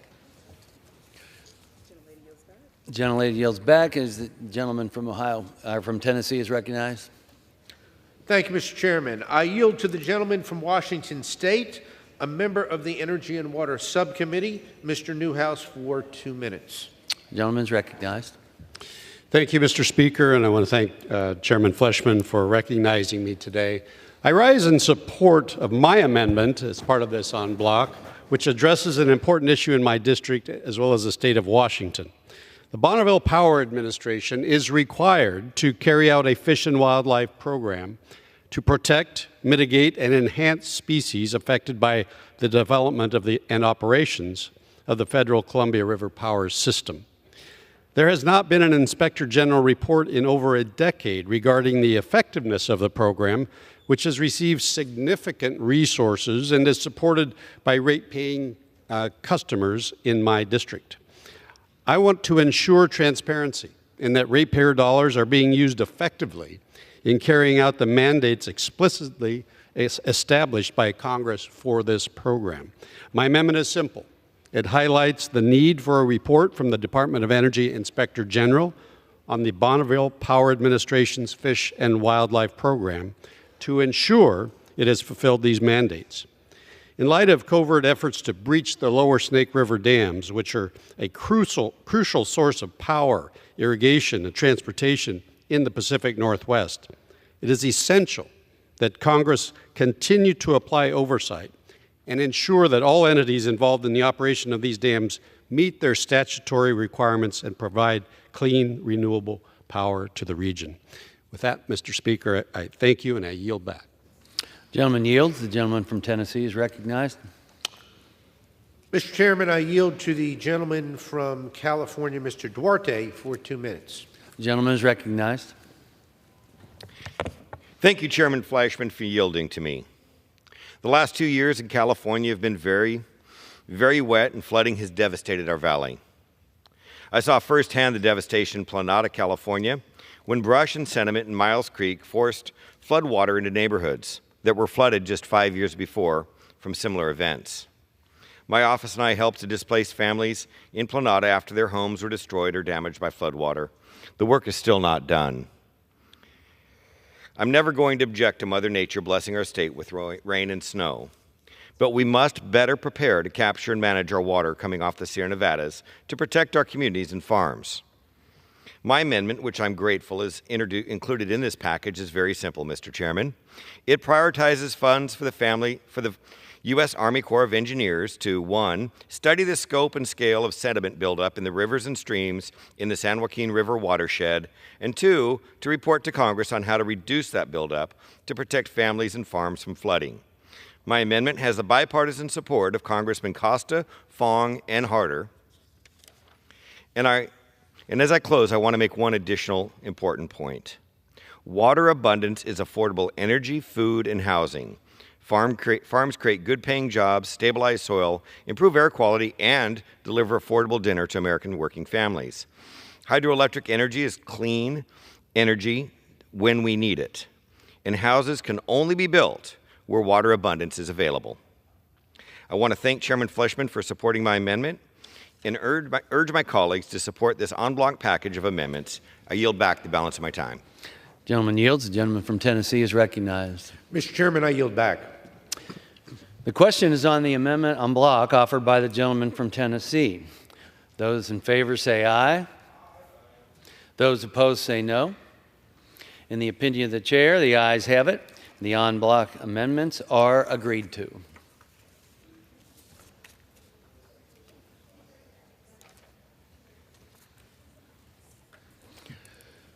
It's now in order to consider Amendment Number 4, printed in Part A of House Report 118-602. For what purpose does the gentleman from Oklahoma seek recognition? Thank you, Mr. Chairman. There's an amendment at the desk. The clerk will designate the amendment. Amendment number 4, printed in Part A of House Report number 118-602, offered by Mr. Burkeen of Oklahoma. Pursuant to House Resolution 1370, the gentleman from Oklahoma, Mr. Breachin, and a member opposed, each will control 5 minutes. The chair recognizes the gentleman from Oklahoma. Thank you, Mr. Chairman. This amendment prohibits the Department of Energy from issuing licenses to export nuclear materials to China, closing a loophole that currently allows for the export of some of those products. Last year, the Nuclear Regulatory Commission rightly suspended the general license for export of nuclear material to China. However, this action left open the possibility that nuclear exporters could be granted a specific license to continue sending nuclear materials to China. This common sense amendment is something that should be put forward, as no one wants the United States to give one of our greatest adversaries access to nuclear materials. For years, the People's Republic of China has engaged in a campaign of aggressive economic and political competition with the United States. China steals our intellectual property, engages in dishonest trade practices, spies on U.S. citizens, to include balloons, constantly attempts to spread its influence across the United States. China is openly aggressive in the Asia-Pacific region, making clear its desire for regional dominance. We should never reward this behavior by giving them dangerous nuclear materials. We cannot allow these materials with the potential for dual use to be sent to our most powerful global adversary. We are engaged in competition with them and with a People's Republic of China that is not friendly. We cannot allow our trade policies to work to the detriment of our national security. With that, I reserve the balance of my time. The gentleman reserves. Does any member claim time in opposition? Seeing none, the gentleman from Oklahoma is recognized. I yield. Gentleman yields.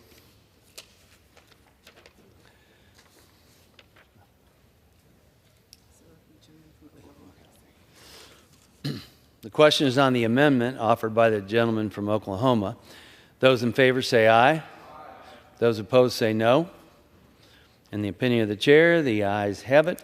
and the amendment is agreed to. For what purpose does the gentlewoman from Ohio seek recognition? Mr. Chair, I rise as the designee of the gentlewoman from Connecticut, and I move to strike the last word. Gentlewoman is recognized for 5 minutes.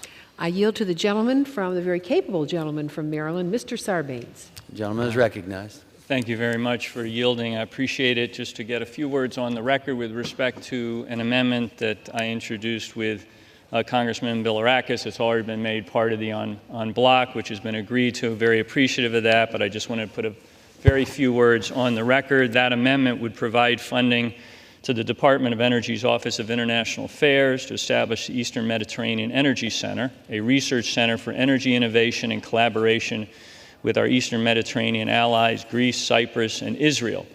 Building off the success of the U.S.-Israel Energy Center, the East Med Energy Center was authorized by the bipartisan Eastern Mediterranean Security and Energy Partnership Act of 2019, which was enacted in appropriations legislation for fiscal year 2020. In DOE's own words, this center will strengthen the region's energy security, bring economic growth for countries across the region, deepen geopolitical ties among participating governments, and open commercial opportunities for U.S. Companies. The legislation explicitly notes the earlier legislation that authorized this partnership, that the U.S. government should establish the United States Eastern Mediterranean Energy Center as authorized by Section 204 of the East Med Energy and Security Partnership Act of 2019. This center would serve as a critical venue to further this collaboration. I'm thankful for the support for the amendment. I want to thank, in particular, the chair of the subcommittee, the Appropriations Subcommittee on Energy and Water, and the ranking member. Appreciate the opportunity to put these important words on the record, and I yield back. Thank you. Gentleman yields. I yield back, Mr. Chairman. Gentlewoman from Ohio yields back. It's now in order to consider Amendment Number 9, printed in Part A of House Report 118-602. For what purpose does the gentleman from Nebraska seek recognition? I have an amendment at the desk. The clerk will designate the amendment. Amendment number 9, printed in Part A of House Report number 118-602, offered by Mr. Flood of Nebraska. Pursuant to House Resolution 1370, the gentleman from Nebraska, Mr. Flood, and a member opposed, each will control 5 minutes. The chair recognizes the gentleman from Nebraska. Thank you, Mr. Speaker. My amendment is simple. It would bar the Department of Energy from spending taxpayer dollars on lab-grown meat. Under President Biden's radical climate agenda and regulatory regime, his Department of Energy has chosen to target our nation's food and beverage industry. Hard-working producers across the nation wake up every day and raise the highest quality livestock in the world, and they are already making significant investments in long-term sustainability. My home state of Nebraska leads the nation in beef and veal exports and is among the top producing states for hogs. Raising our nation's food is a way of life for many in my home state and across the nation. Instead of subverting the efforts of farmers and ranchers, the Department of Energy could invest in lowering energy costs, working to regain energy independence, unlocking energy exports, or any number of issues facing everyday Americans. Thank you, Mr. Speaker, and I reserve the balance of my time. The gentleman reserves. Does any member seek time in opposition? Yes, Mr. Chair. For what purpose does the gentlewoman from Ohio seek recognition? I would like to claim time in opposition, please. The gentlewoman is recognized. Yes, regretfully, I rise in strong opposition to this amendment. The amendment purports to prohibit funding for what is termed lab-grown meat at the Department of Energy. Well, normally one would think of the Department of Agriculture as the place for that to occur. However, the actual amendment text prohibits funds, and I'm going to quote, to be used for or to advance the research, development, demonstration, processing, or promotion of alternative proteins. Proteins. The term alternative proteins, without getting too deep into the scientific weeds, is very broad. And this would likely have an impact largely beyond the purported intent related to lab-grown meat. You probably have seen some of the scientific work and the medical work being done across our country, for example, in kidney transplantation. There is great crossover between some of the pure sciences and some of the applied sciences in trying to heal and trying to help people live longer and to replace damaged organs and so forth. So we need this science to progress. This amendment would restrict the work of the Department of Energy, which is a basic science department, and their Office of Science, which is the nation's largest supporter of basic research in the physical sciences. This amendment would impact work both for the Basic Energy Sciences Division and the Biological and Environmental Sciences Division. And sometimes these sciences cross over as we become smarter and more able to heal. And with supercomputing now, we're going to be moving into an age beyond, way beyond where the 20th century was. And we don't want to harm that research. The Basic Energy Sciences Division supports fundamental research to understand, predict, and ultimately control matter and energy at the electronic, atomic, and molecular levels in order to provide the foundations of new energy technologies, which of course we are all balls of energy in one way or another. And with supercomputing now, we are going so far beyond where science in the last century went in terms of understanding how we function and how our world functions. For example, within the basic energy sciences, they conduct biosciences and photosynthetic system studies to modify a protein to better understand its function. So you are deep into high science. This is not producing cattle for market. This is something very different.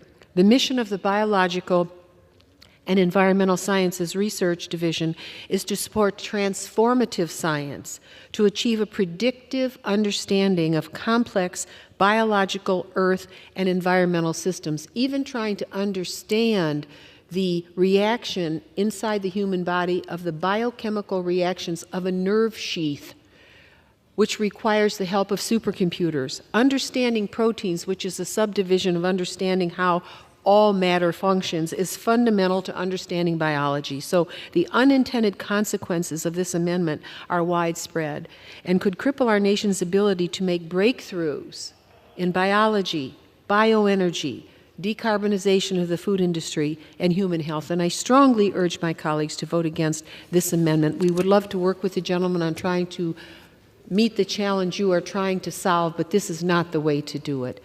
Thank you, and I yield back. I reserve my time. The gentleman reserves the balance of her time. The gentleman from Nebraska is recognized.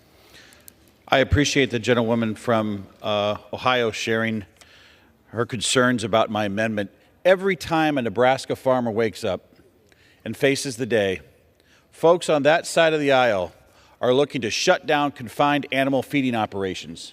They're looking to different ways to produce meat so that we can't produce what we do in Nebraska, which is the #1 beef state in the nation.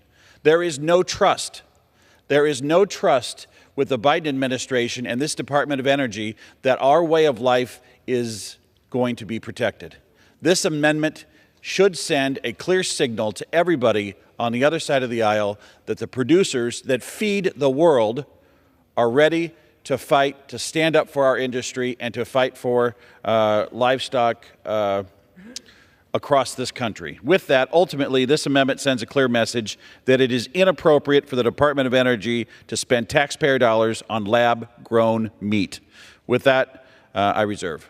Gentleman reserves. Gentlewoman from Ohio is recognized. Yes, Mr. Chairman, I would just say I would be more than happy to come to those farmers' farms, sir. I serve on the Agricultural Appropriations Committee. I have farmers in my district that raise cattle. I want to find ways to reuse manure for soil complements and for energy. We have other farmers here in this chamber who care about this very much. Know that you have an ally on this side of the aisle. I just don't want to diminish the high science in the study of proteins that is so valuable to us as a country. But please know, at least this member doesn't want to do anything to hurt your industry. We only want to help you. We don't want imported meat. I'm very unhappy China owns Smithfields at this point. I want American producers to succeed. So just know you found a friend, not with this amendment, but with your desire to promote American agriculture in the animal industry. And I yield back. Thank you, Mr. Chairman. Gentlewoman yields. The gentleman from Nebraska is recognized. I yield back, Mr. Chairman. Gentleman yields back. The question is on the amendment offered by the gentleman from Nebraska. Those in favor say aye. Those opposed say no. In the opinion of the chair, the ayes have it. The amendment is agreed to.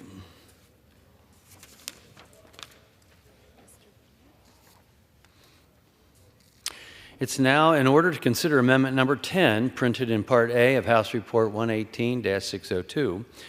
For what purpose does the gentleman from Virginia seek recognition? Mr. Chair, I have an amendment at the desk. Does the gentleman rise as a designee for the gentleman from California? Yes, I do, Mr. Speaker. The clerk will designate the amendment. Amendment number 10, printed in Part A of House Report number 118-602, offered by Mr. Byer of Virginia. Pursuant to House Resolution 1370, the gentleman from Virginia, Mr. Byer, and a member opposed, each will control 5 minutes. The chair recognizes the gentleman from Virginia. Mr. Chair, thank you very much. I rise today to bring forward this amendment pausing wasteful, unnecessary expenditures on the development of the W-87-1 warhead. We're spending billions, yes, billions with a B on this modernization program, making this the most expensive program of its type. We've increased funding for this one weapon program for reasons that remain murky and unclear, even as the program remains plagued by planning and operational shortcomings. For those unfamiliar, this warhead modification program will require building additional non-nuclear and nuclear assemblies to replace the W-78 warhead. And what might be as a warning as to the wisdom of this program, it was restarted in FY 2019 following a 4.5-year pause in its development. When the program was subjected to scrutiny, there were problems. In fact, both priority recommendations from the GAO, the Government Accountability Office, on this program remain open and unaddressed. In 2020, the GAO found that the NNSA does not require the program to follow best practices and that they lack an integrated master schedule sufficient to manage the program. Mr. Speaker, both failures remain true today. This integrated schedule is particularly important when we consider the challenge of building new facilities. The W-87-1 is the first weapon since the end of the Cold War that requires new or remanufactured nuclear and non-nuclear components, so understanding what facilities can be built at what time should be the most basic of requirements. As it stands, the first production unit for this program is not anticipated until 2029 at the earliest. For those who truly want this program to finish on time, taking a pause and reassessing must be our first step. Otherwise, we will continue to watch as the program experiences delays, bloats, and cost overruns. A pause in funding will allow us to be conscientious stewards of the taxpayers' money, to evaluate the program and ensure we aren't getting stuck in another sunk cost fallacy. I understand the threats to our country. However unfortunate it may be, I know nuclear weapons are and will remain a reality of the world. But I also know that we should be leaders for nonproliferation and for reducing the threat that nuclear weapons pose. That's why I, on behalf of Congressman John Garamendi, am proposing rational steps in our policy which will demonstrate that we prioritize reason and judgment over hyperbole and haste. We must demonstrate leadership by showing that we have the wisdom to reassess and readjust when we go astray. A pause would provide time for us to evaluate our nuclear policies and how best to support nuclear non-proliferation worldwide. Mr. Speaker, the bottom line is clear. To support our country's bottom line, we should support this amendment and pause funding on W-87-1 so that we can conduct necessary and needed assessments before moving forward on this money pit of a weapon. And with that, Mr. Speaker, I reserve. Gentleman reserves. What purpose does the gentleman from Tennessee rise? Mr. Chairman, I rise in the strongest opposition to this amendment. The gentleman is recognized. While I appreciate my colleague's interest on these issues. My view is steadfast and the same as it was last year when a similar amendment was offered.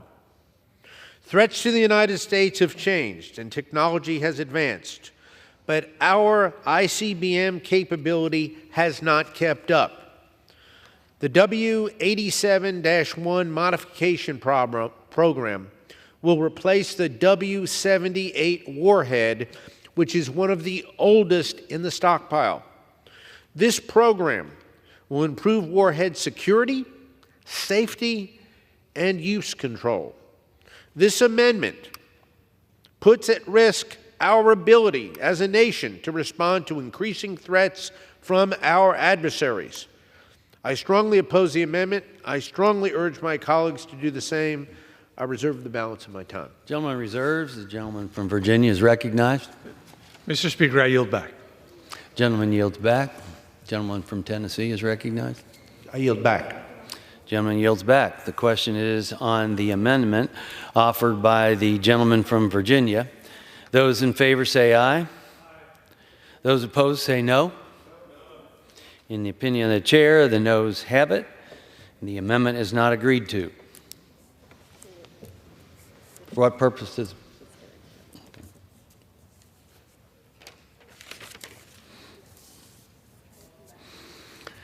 It's now in order to consider amendment number 11, printed in Part A of House Report 118-602. For what purpose does the gentleman from Virginia seek recognition? Mr. Speaker, on behalf of Congressman Garamendi from California, I have an amendment at the desk.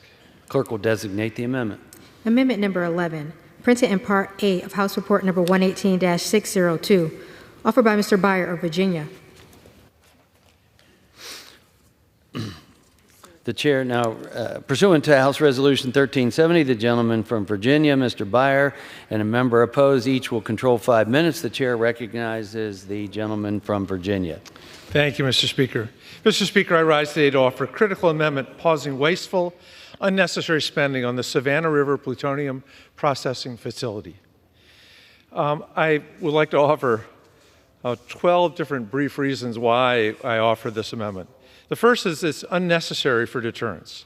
While we recognize the need to preserve a safe, secure, and effective nuclear deterrent, the current modernization plans are not required to maintain a capable deterrent against a nuclear attack on the United States or its allies for the foreseeable future. The premise of modernizing the Savannah River Plutonium Processing Facility is to meet a requirement to produce 80 pits per year, a number not grounded in need. America already has more than 4,000 plutonium pits, and we lack scientific data to determine whether or when they need to be replaced without additional plutonium aging studies. The estimated cost of the Savannah River facility has skyrocketed from $3.6 billion to nearly $25 billion since the start of the project. It will likely continue to increase as the program is not scheduled to be completed until 2035, and according to an August GAO report, could be delayed even further until 2038. Continuing to fund this project without addressing its financial inefficiencies diverts critical resources from other vital defense and domestic programs. The project faces numerous technical and operational challenges, which have resulted in delays and increased costs. A July 24 GAO report, yet again, and the National Nuclear Security Administration said that NNSA lacks a comprehensive schedule or cost estimate that meets GAO best practices and has not identified all the activities or milestones to achieve an 80 pit per year production capability, recommendations that have remained open and unaddressed. Similar projects in the past faced similar issues, often resulting in cancellation after significant investments. Learning from these precedents, we should reconsider the current project's viability. The project's history of delays and technical issues suggests a pattern that is unlikely to be resolved without substantial additional costs and time. Robust oversight and accountability mechanisms are essential for managing such high-stake projects. Unfortunately, this project has demonstrated a lack of effective oversight. The Undersecretary for Nuclear Security testified that Congress will not be able to meet the 80 pit production by 2030, highlighting the program's mismanagement. The construction and operation of the Savannah River Plutonium Processing Facility poses significant environmental and safety risks, and these concerns necessitate a thorough reevaluation of the project's potential impact on the environment and public health.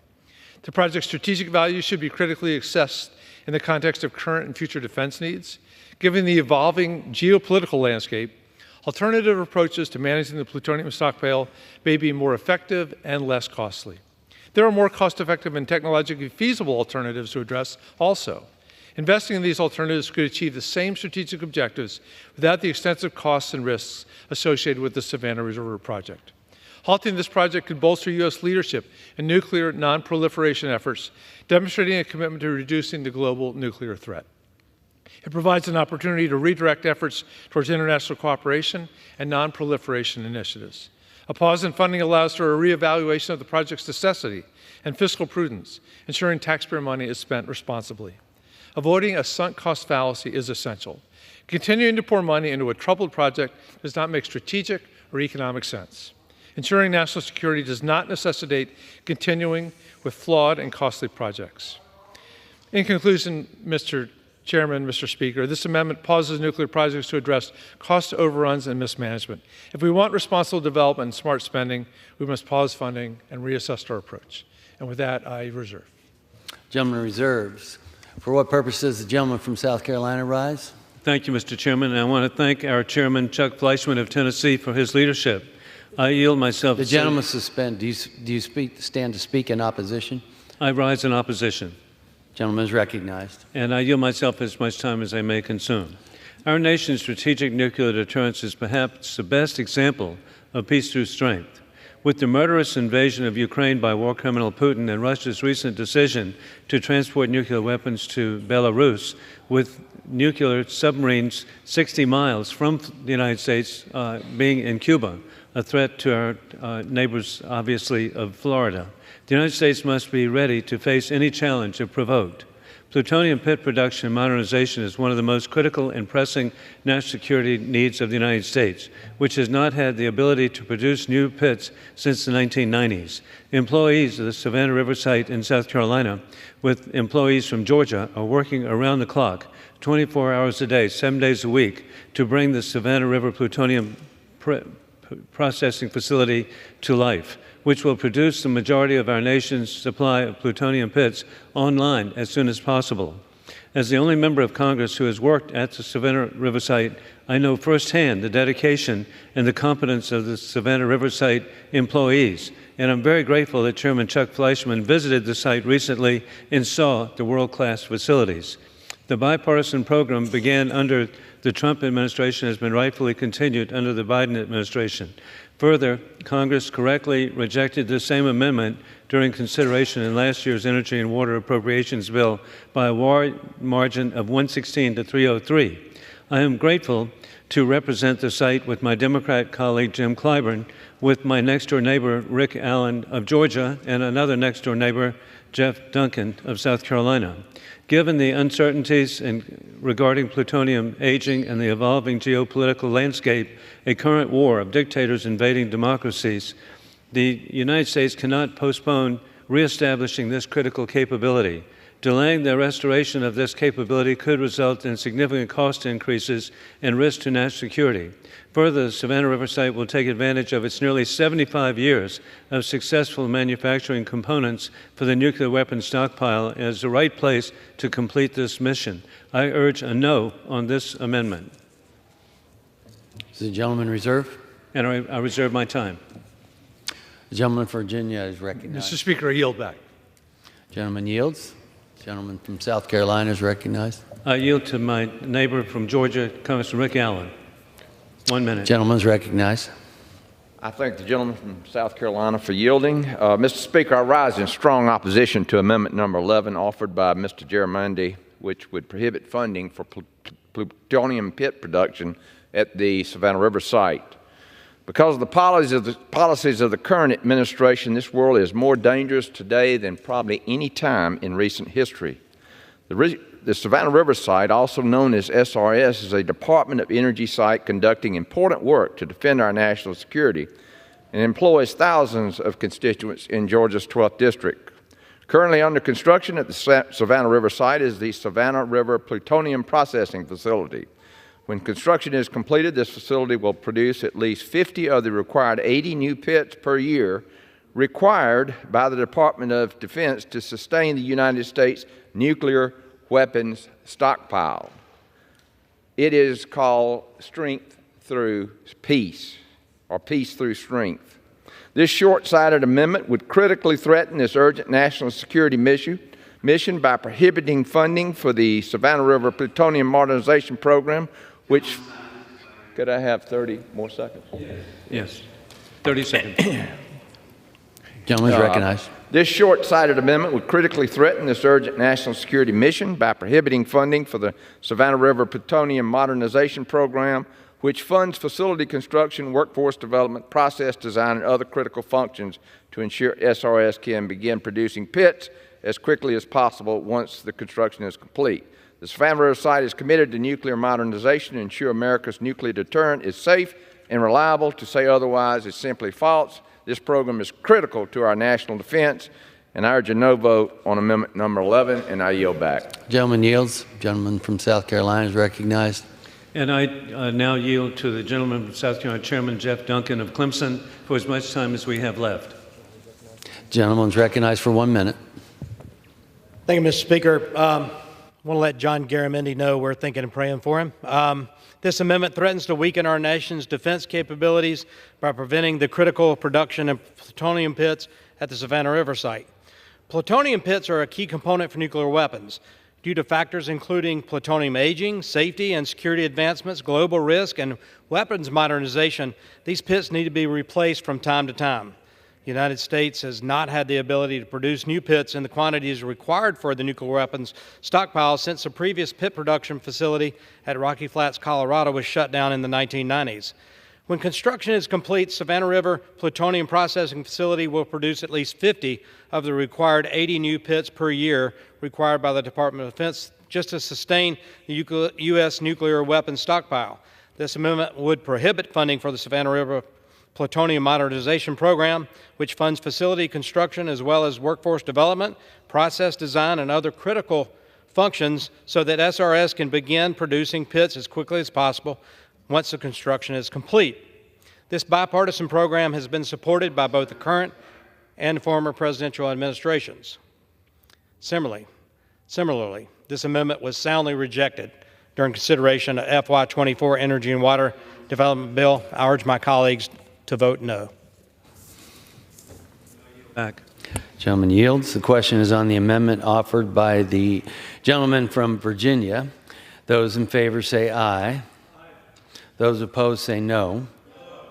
In the opinion of the chair, the noes have it, and the amendment is not agreed to.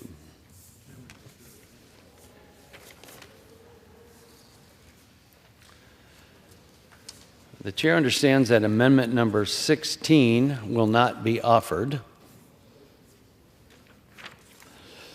It is now in order to consider amendment number 17, printed in Part A of House Report 118-602. For what purpose does the gentleman from Virginia seek recognition? I rise to speak on amendment number 17, Mr. Speaker. The clerk will designate the amendment. Amendment number 17, printed in Part A of House Report number 118-602. Offered by Mr. Griffith of Virginia. Pursuant to House Resolution 1370, the gentleman from Virginia, Mr. Griffith, and a member opposed, each will control 5 minutes. The chair recognizes the gentleman from Virginia. Mr. Chairman, my amendment is just plain, simple common sense. It addresses the importance of all types of research and development funding at the Department of Energy, specifically the energy research conducted at the Office of Fossil Energy and Carbon Management. In my ideal world, I'd have virtual parity between renewable energy and fuels and research on ways to reduce the environment and climate impacts on fossil fuels. Any effective plan to counter climate change and handle increased energy demand must take into account our nation's vast supply of natural resources and our talent for technological innovation. China is projected to increase its emissions for the foreseeable future and reportedly began construction in 2023 on coal units equivalent to 70 gigabytes of power. This statistic doesn't even take into account the large number of coal-fired power plants China is financing in Africa and other countries with emerging economies. Rural folks in India do not have access to reliable baseload electricity in their homes. India has begun using renewables, but to lift the poorest citizens up, they will have to increase their use of fossil fuels, like the particularly low-grade coal mined in their country. In the developing world, more energy means more hope and less poverty. More hope and less poverty is a good thing. We really take it for granted in this country when we cut the lights on that we'll have lights that turn on. We take that comfort for granted. I don't blame folks in developing countries for using fossil fuels. Leaders in those countries would have a difficult case to make to choose to condemn their people to poverty because of a lack of energy. We know that much of the world will continue to use fossil fuels for decades to come, and that's why the United States needs to be a leader on finding new ways to control emissions with carbon capture and better ways to control pollutants. That's why DOE funding for fossil and renewable research is so important. We need to produce and export better, cleaner, more efficient energy technology. DOE plays an important role in this R&D, but it can do more for fossil energy. Over the years, this research has borne some fruit, including projects, some at Virginia Tech, some at a company called MOVA in Pulaski County in my district, where researchers have been able to create more advanced filtration systems to be used on smokestacks of all varieties and take out the pollutants. In the past few fiscal years, the spread between renewable energy research and fossil energy office has really gotten off kilter. In the underlying bill, $1.966 billion is appropriated for energy and efficiency and renewable energy, while only $857 million is appropriated for fossil energy. I applaud Congressman Fleischmann for really closing that spread from the last fiscal year and working towards increased focus on the Fossil Energy Office. I'm advocating with this amendment that we shouldn't ignore our fossil fuel and carbon mitigation research. My amendment increases the fossil energy carbon mitigation account by $8.75 million, or 1%, with an offset from the departmental expenses account. I'm not against renewable energy. I just believe we shouldn't put most of our eggs into one basket. To meet expanding energy demand, a comprehensive all-above energy policy must include robust funding for R&D at the federal level. These funds will continue to shorten the timeline to really make clean energy and carbon mitigation technologies available for commercial use. I urge all of my colleagues to support an all-of-the-above energy policy and, more importantly, an all-of-the-above research policy at DOE, and ask them to vote in favor of this amendment. I yield back. Gentleman yields. Does anyone rise in opposition to the gentleman's amendment? Seeing none, the question is on the amendment offered by the gentleman from Virginia. Those in favor say aye. Those opposed say no. In the opinion of the chair, the ayes have it, and the amendment is agreed to.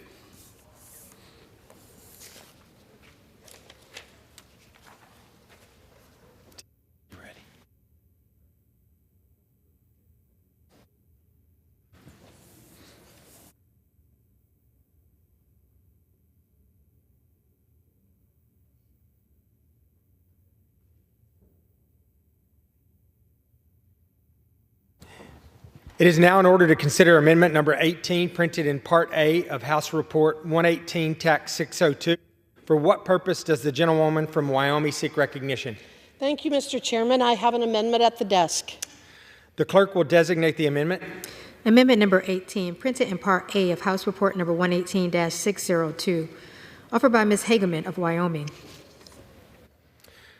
Pursuant to House Resolution 1370, the gentlewoman from Wyoming, Ms. Hageman, and a member opposed each will control 5 minutes. The chair recognizes the gentlewoman from Wyoming. Thank you, Mr. Chairman. I rise in support of my amendment, amendment number 18 to H.R.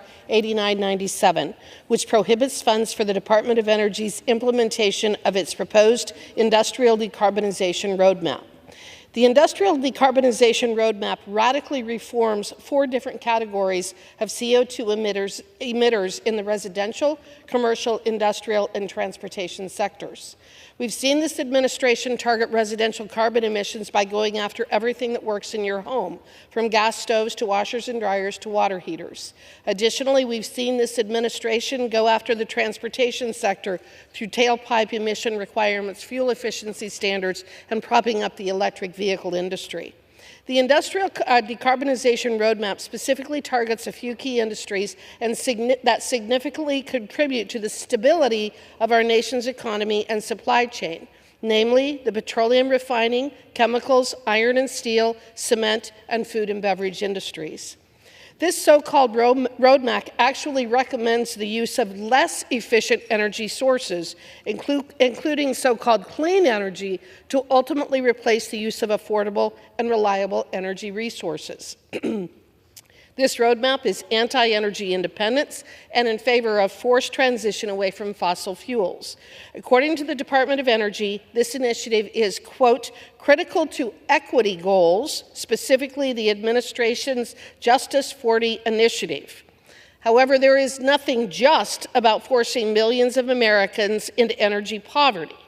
For those of my colleagues who may support this roadmap, remember that it is your fellow Americans who pay for it. One of the goals mentioned in the roadmap is, quote, to prepare the existing 11.4 million American manufacturing workers and future workforce for the clean energy transition, end quote. Mr. Chairman, I can tell you that this administration is not concerned about our workers. I recently met with coal miners in Wyoming whose livelihoods have been threatened by a recent BLM action.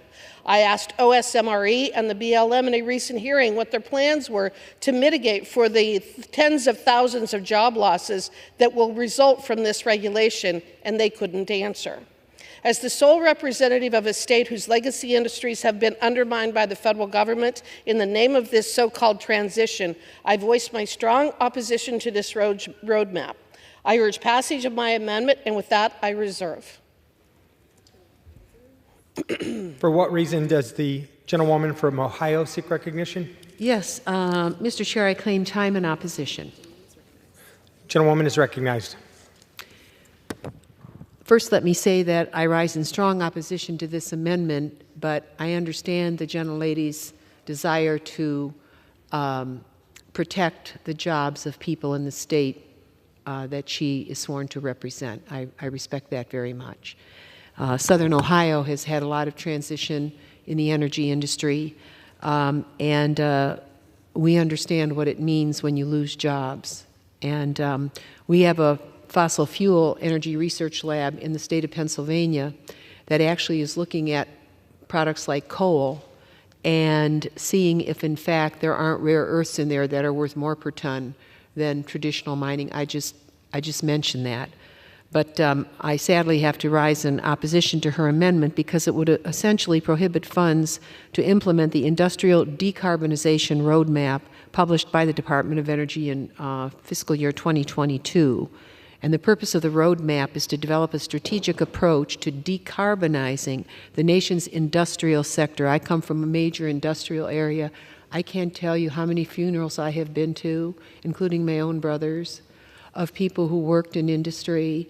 His situation was as a mechanic on heavy-duty equipment, garbage trucks, fire trucks, police cars, working in garages where the people ingested the fumes. George Tucker, who was the head of our Local 7 unit in that garage, had a double cancer. He suffered for almost 2 decades. Believe me, these are horrendous illnesses that come from working in unsafe conditions. And so the purpose of the roadmap is to develop a strategic approach to decarbonizing the nation's industrial sector, which we need, while simultaneously creating good-paying jobs for American workers, spurring economic growth, developing U.S. leadership in new technologies, and creating a cleaner, more equitable future for all Americans. It is really tragic, the conditions that a number of our mechanics, whether they're working for repairing airplanes or whether they are working in extractive industries, the conditions that they work under. And one of the interesting things to look at is in the different states that we live in. If you look at the occupational safety and health bills that come in the form of health care, the money that it costs to take care of sick people who have had to work in these industries, that's not our job in this account, but I can guarantee you we hemorrhage money because of the illnesses of people across this country. This roadmap focused on proven steps for energy technology innovation, advancing early-stage research and development, investing in multiple industrial process strategies, scaling through demonstrations and integrating solutions from that. Particularly with what is happening to air quality because of the climate crisis, our efforts are even more needed to make the industrial sector more efficient. to position it to be a global leader in innovation as well as clean air and clean circumstances that people work in, and to be competitive in the future global clean energy economy. We really are transitioning to a different world. It will be a healthier one. And I really don't want to go back to the 20th century and what these individuals and their families have had to live through. It's really ugly. And while it is clear that we need an all-of-the-above energy strategy that taps domestic oil and gas and invests in clean energy, we must also continue to promote energy innovation in all sectors of our economy. It's just intelligent. It's just the wise thing to do for the country. And the transition will be difficult. And we know that because people lose jobs and technologies go out of date, but some that come on are just ingenious.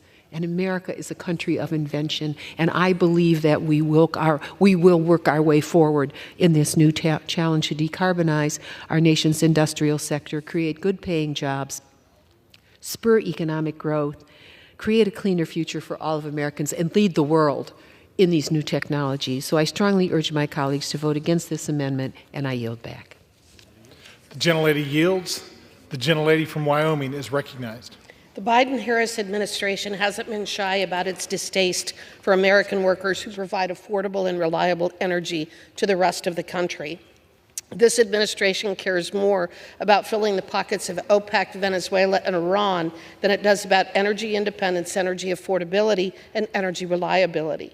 The main component of the roadmap is a transition to what they refer to as no-carbon fuels. Not only is such a goal ludicrous and infeasible, but Americans see through these claims. The reality that this so-called no-carbon fuels receive 4 times more in subsidies and yet produce only 1/5 of the energy.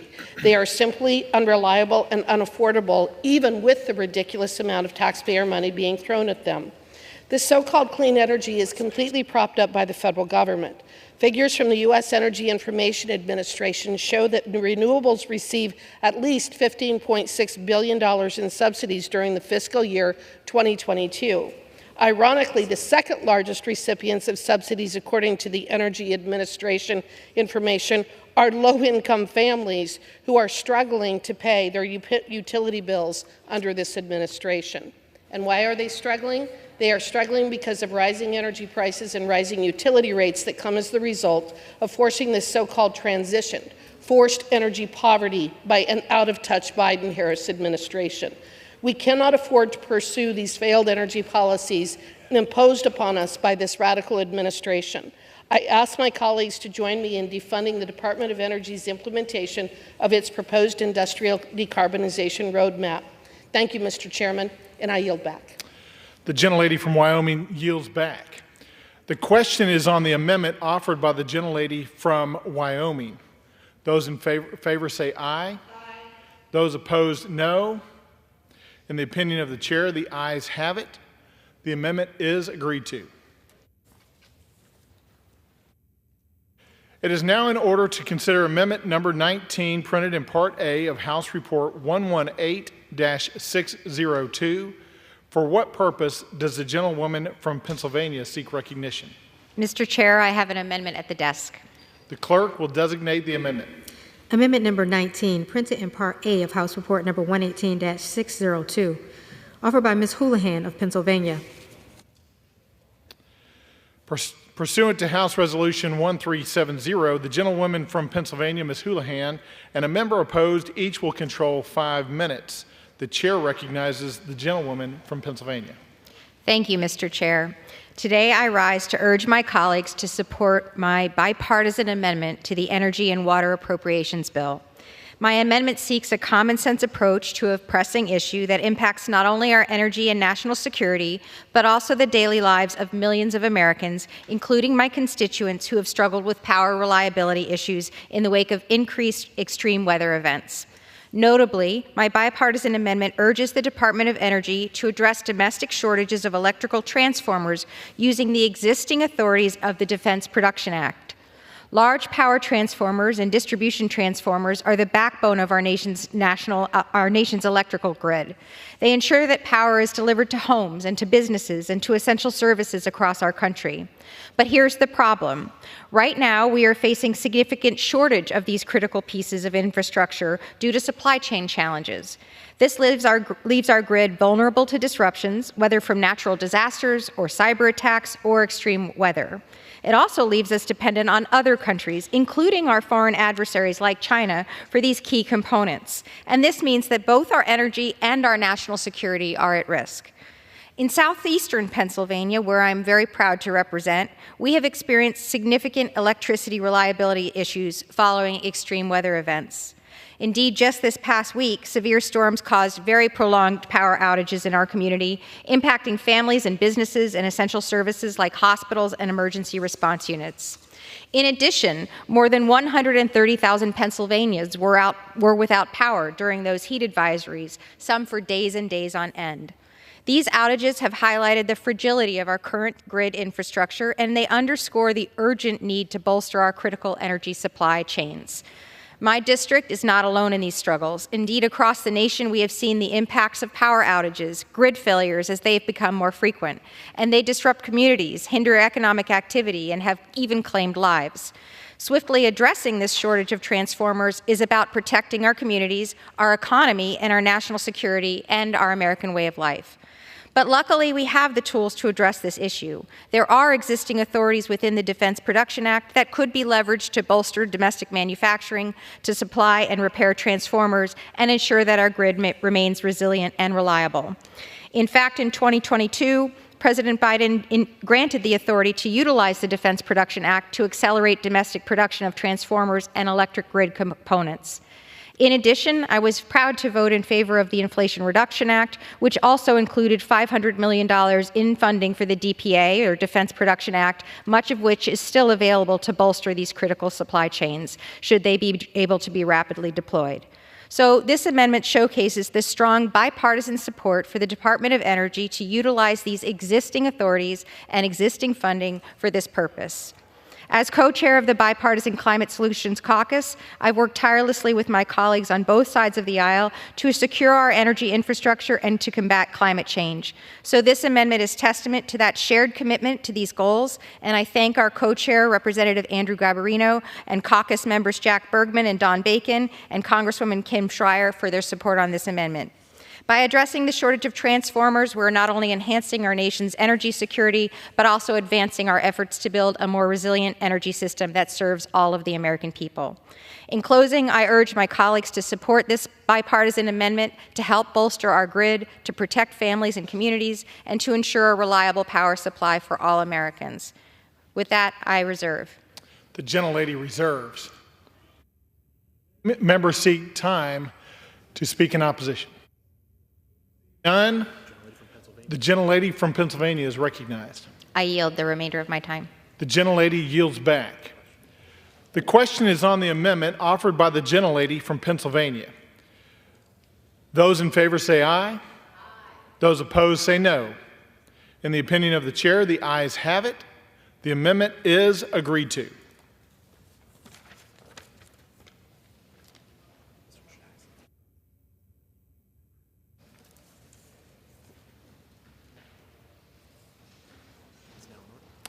It is now in order to consider Amendment Number 20, printed in Part A of House Report 118-602. For what purpose does the gentleman from Texas seek recognition? Mr. Speaker, I have an amendment at the desk. The clerk will designate the amendment. Amendment Number 20, printed in Part A of House Report Number 118-602, offered by Mr. Jackson of Texas. Pursuant to House Resolution 1370, the gentleman from Texas, Mr. Jackson, and a member opposed each will control 5 minutes. The chair recognizes the gentleman from Texas. Thank you, Mr. Speaker. Amarillo, Texas is the home to Pantex plant, our nation's only nuclear weapons assembly and disassembly facility.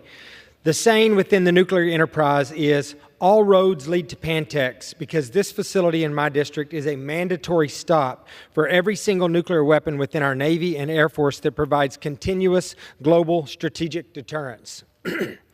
Despite the critical importance of Pantex, the Biden-Harris administration tried to cancel a key modernization project at the site, the High Explosive Synthesis, Formulation, and Production Facility. However, Congress successfully rejected that proposed cut and restored funding for the project in March to help keep it on track. Well, here we go again. The FY25 budget request once again seeks to pause this important project and provide zero funding for the high explosive synthesis, formulation, and production facility. While the underlying bill provides some funding for the project, I believe that we need to take steps to ensure the Department of Energy cannot stop this vital project. That's exactly what my amendment does. It prohibits the administration from halting construction of the much-needed high-explosive synthesis, formulation, and production facility at Pantex. This major construction project will enhance our nuclear deterrence capability by allowing the Nuclear Security Administration to modernize and scale its high-explosive production capabilities to meet the pressing and urgent stockpile requirements. Right now, Pantex relies on a single external vendor for large-scale synthesis, formulation, and blending for high-explosive products, and unfortunately, we have seen significant issues with that vendor, including lack of prioritization and late deliveries. As it stands right now, this reality presents a single point of failure in the nuclear enterprise that could bring our nuclear weapons production to a grinding halt if anything goes wrong. Once this project is complete, NNSA will be able to meet all long-term high-explosive material needs for the weapons stockpile while successfully mitigating nearly all risk associated with production. The new facility will improve the control systems for formulation and allow for higher confidence in repeatability between batches, something that is incredibly important when you're talking about high explosives combined with nuclear weapons. Most importantly, I want to repeat that this will eliminate a single point of failure in our nuclear weapons supply chain that currently exists. We can no longer afford to delay investments in the Pantex plant and the nuclear enterprise. The world is in a dangerous place with constant global threats from China, Iran, Russia, North Korea, non-state actors, and more. And our nuclear deterrent, quite possibly, is the most important tool in our arsenal. I urge all members to support my amendment to prohibit the administration from halting construction on this critical modernization initiative. With that, I reserve the balance of my time. The gentleman from Texas reserves. For what purpose does the gentlelady from Ohio seek recognition? Mr. Chair, I claim time in opposition. The gentlelady is recognized. Yes, I rise in opposition to this amendment because it would prohibit the National Nuclear Security Administration from halting construction on the HE synthesis, formulation, and production facility at the Pantex plant in Texas. Now, the 25 bill does provide $20 million to proceed with activities, so there is funding in the bill. I would ask the gentleman to go back and look and see if that doesn't at least move the project forward, but I have long been a champion of ensuring that our country maintains a safe, secure, and threatable nuclear deterrent while also addressing the threat of nuclear proliferation and terrorism. We have to do both. However, as I have said, I continue to be troubled by the unsustainable spending in the Department of Energy's weapons program. The National Nuclear Security Administration needs to improve its program and project management, given that more than half of its projects are over cost or behind schedule. I'm going to repeat that. Over half of its projects are over cost or behind schedule. There's a problem there. You aren't a complete victim because there is money in the bill for the facility. However, they have a problem over there, and they need to figure out what can be done to move these programs forward more quickly. Importantly, we must also face the realities of defense funding caps. I'm on the Defense Committee as well, and we have to begin making important decisions to prioritize within these programs. As one step in the prioritization process, the National Nuclear Security Administration proposed pausing construction of this facility to focus resources on higher priority items, which we've asked them to do, necessary for nuclear weapons modernization efforts. So I would say to the gentleman, one of the things you might want to consider is to talk to some of the folks here who promote these weapons systems, but then the NNSA can't build them fast enough. So we have to be disciplined in the guidance that we give them. Only through strategic prioritization can the programs achieve success in meeting the needs of stockpile requirements and maintaining our nation's nuclear deterrent. We should not prohibit the NNSA from pausing certain activities. especially since those issues will be resolved through conferencing funding levels, and I urge my colleagues to vote against this amendment. And I yield back. The gentlelady from Ohio yields back. The gentleman from Texas is recognized. Thank you, Mr. Speaker. I appreciate the gentlewoman from Ohio's comments, and I understand that the government does spend too much money, and I'm also interested in looking for ways that we can stop useless or wasteful spending. However, I will say that you are right. The money is in the bill for this particular project. My concern here is that and I also agree with you that I don't want to take the autonomy away from all these departments, and I think they should have some autonomy to do what they need to with their budget and with their money. However, I feel strongly about this because, as I mentioned, this is a single point of failure in our nuclear supply chain, and I think I've spent lots of time at Pantex talking to them about the consequences of this, some of the problems with the single source vendor that we currently have.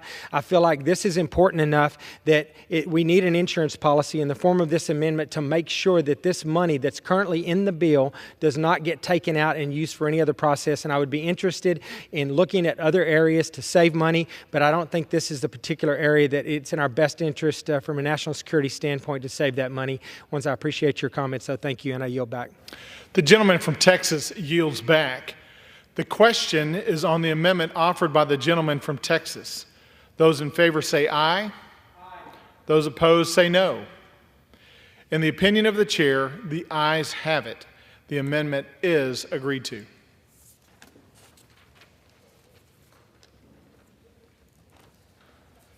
The chair understands that amendment number 22 will not be offered.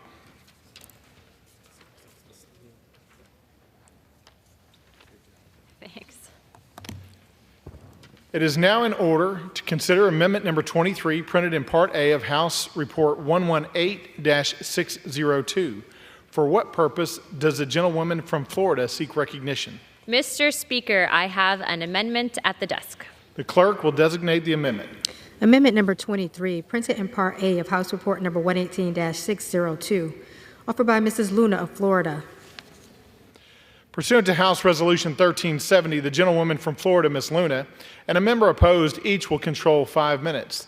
The chair recognizes the gentlewoman from Florida. I give myself as much time as I may consume. The Army Corps has halted beach renourishment projects in Florida due to their perpetual public access easement policy. This is now affecting more than 9 counties in Florida where the Corps has refused to renourish our beaches without stripping property rights from every homeowner, which is an unattainable requirement. The Corps has renourished Florida's beaches for the past 2 decades using temporary construction easements to proceed with beach renourishment. The Corps is now going back and enforcing this new policy purportedly from 1996, but not enforced for the past 2 decades. They refuse to address the threat of shore erosion while we continue to watch our beaches disappear before our eyes. And if I can just add in, we actually have endangered species on that beach area as well. Numerous members of the Florida delegation have reached out to the Assistant Secretary Connor at the Corps to resolve this issue. The unelected bureaucrats at the U.S. Army Corps of Engineers have a different agenda. They have been stonewalling us every step of the way and have neither followed up nor even gone through proceeding with scheduled beach renourishment projects where we are in dire need due to damages from recent hurricanes. If the Army Corps does not do this, our beaches will continue to dissipate and our homes will be susceptible to destruction. The truth is the Army Corps did not acquire perpetual easements before and they did not need them now. The responsibility for the inevitable degradation of our Florida beaches, marine life, and economy will rest entirely on the Army Corps of Engineers. I had another amendment that I had submitted in regard to this that would have required the Army Corps to provide the committees on appropriations in the House and Senate a report on the authorized hurricane and storm damage risk reduction projects impacted by hurricanes and other natural disasters over the last several years, but unfortunately this is not made in order. What I will say is I do not know who the Army Corps is working for, but it's clear that they do not work for the American people. The amendment puts the Army Corps on notice for their shameful neglect of Floridians and forces them to work on restoring our beaches. And I do ask again, we have some of the most endangered sea turtles that are nesting in our areas, and as a result of this habitat destruction, I am concerned that it's actually going to permanently impact our sea turtle population for the entire world. Does the lady reserve? I reserve.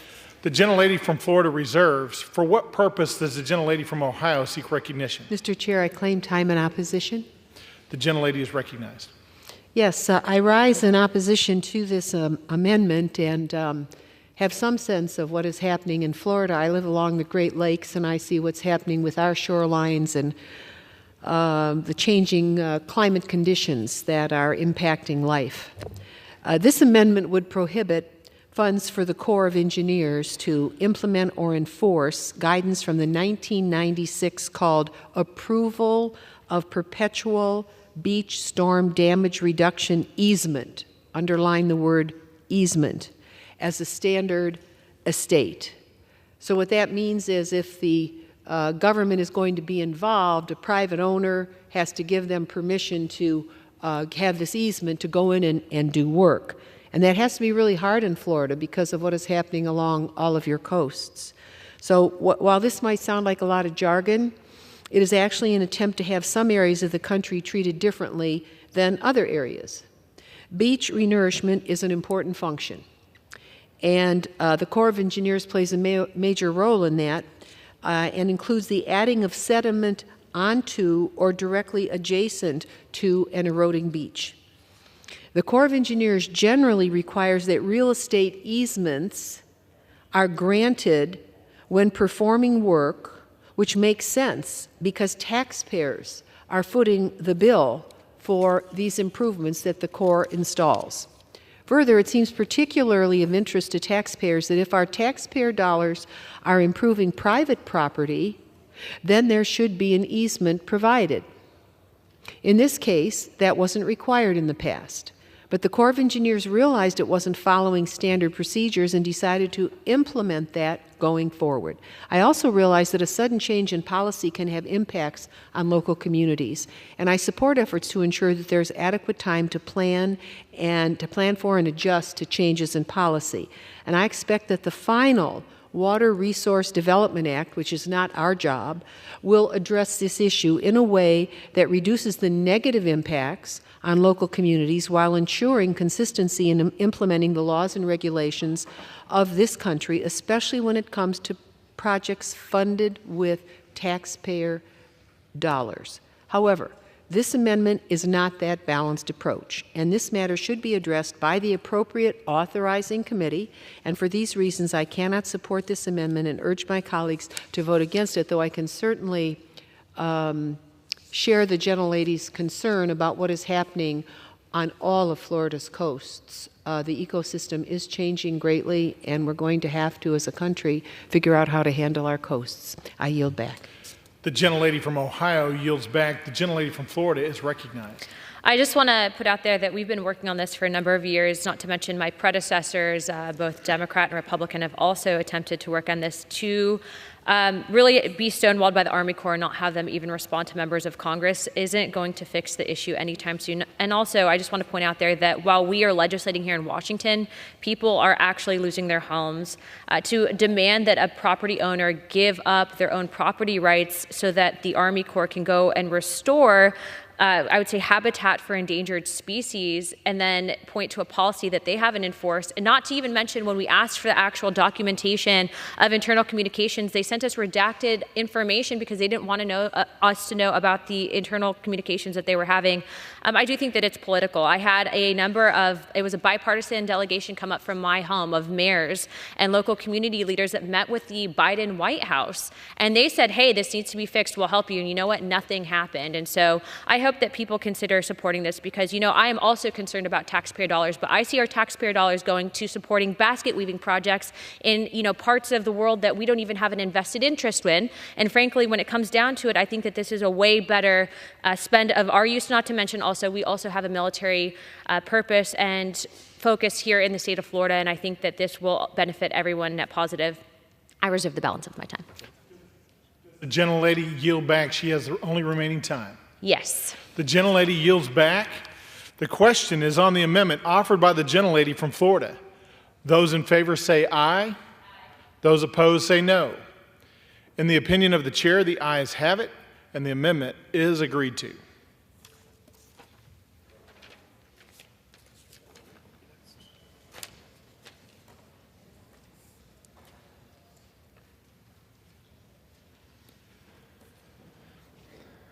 It is now in order to consider Amendment Number 25, printed in Part A of House Report 118-602. For what purpose does the gentleman from Georgia seek recognition? Mr. Chair, I have an amendment at the desk. The clerk will designate the amendment.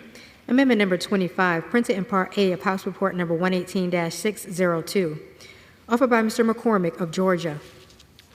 Pursuant to House Resolution 1370, the gentleman from Georgia, Mr. McCormick, and a member opposed each will control 5 minutes. The chair recognizes the gentleman from Georgia. Thank you, Mr. Chair. I rise and offer my amendment number 25 to H.R. 8997 to the Energy and Water Development Appropriations Act for fiscal year 2025. My amendment number 25 prevents the Army Corps of Engineers from closing parks and campgrounds around Lake Lanier. My amendment will ensure these campgrounds are open for my constituents and from people all across the country to enjoy the outdoors in Georgia's 6th District. Lake Lanier is the most visited lake of the 464 federally operated lakes in the United States, with well over 10 million visitors from all over the country annually. The Army Corps of Engineers operates the lake and campgrounds and parks surrounding it. Over the past year, the Corps suggests they may close some of the campgrounds and parks around the lake, citing a lack of appropriations needed for maintenance. Congress provided $58.2 billion for the Army Corps of Engineers for fiscal year 24. That amount was $11.1 billion more than fiscal year 23, an almost 20% increase in federal funding. The Corps has expressed that these appropriations are not enough. Still, Lake Lanier Army Corps of Engineers leadership took initiative and started a partnership with many localities in my district to share maintenance, upkeep, and operation activities, which should also ensure that these facilities remain open. I'm excited about this new partnership and hope that the Army Corps continues to rely on local partnerships while ensuring sufficient funds are allocated to the most visited lake in the United States. The more local control, the better. In today's day and age where people are hooked on their cell phones and electronics, it is more important than ever to ensure that the families of Georgia's 6th and Americans across the country have access to all the beauty Lake Lanier has to offer. These parks must remain open to the benefit of all. And with that, I reserve. The gentleman from Georgia reserves. For what purpose does the gentlelady from Ohio seek recognition? Yes, Mr. Chairman, I claim time in opposition, please. The gentlelady is recognized. Thank you. I rise in opposition, Mr. McCormick, to your amendment because it prohibits funds provided by this act from closing campgrounds or parks operated by the Army Corps of Engineers and are located at or around Lake Sidney, Lanier, Georgia. I can certainly understand the strong interest in preventing the Corps from closing campgrounds and parks in a particular area. I'm trying to think if we have any around me. I don't think so. The Corps, I probably should get them to do some in our area. But the Corps of Engineers is one of the nation's leading federal providers of outdoor recreation, so you indeed are fortunate. Its recreation sites receive 262 million visitors each year and include more than 400 lake and river projects in 43 states. Unfortunately, the Corps of Engineers recreation funding has been, guess what, declining in recent years.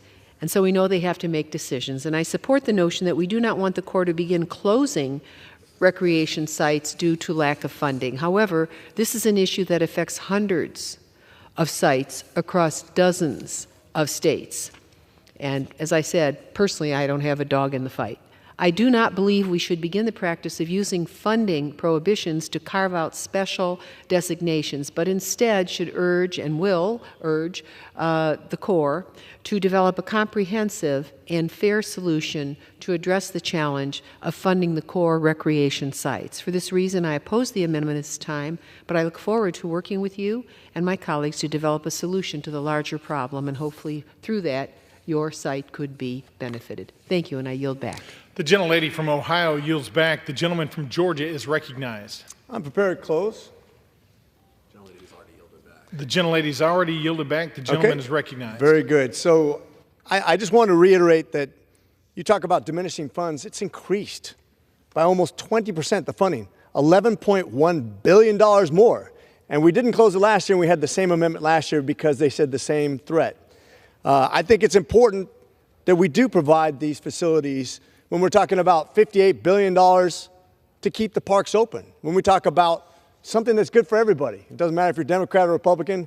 It's something that can be and should be done. We've actually partnered with local facilities to make sure this happens even through private funding. So why wouldn't we put in a specific thing for the most visited lake in the United States? 10 million visitors annually, benefits from all districts. It doesn't matter where you're from. I highly encourage my peers and humbly ask my colleagues to support my amendment number 25. And with that, I yield the balance of my time. The gentleman from Georgia yields back, and the question is on the amendment offered by the gentleman from Georgia. Those in favor say aye. Those opposed say no. In the opinion of the chair, the ayes have it, and the amendment is agreed to.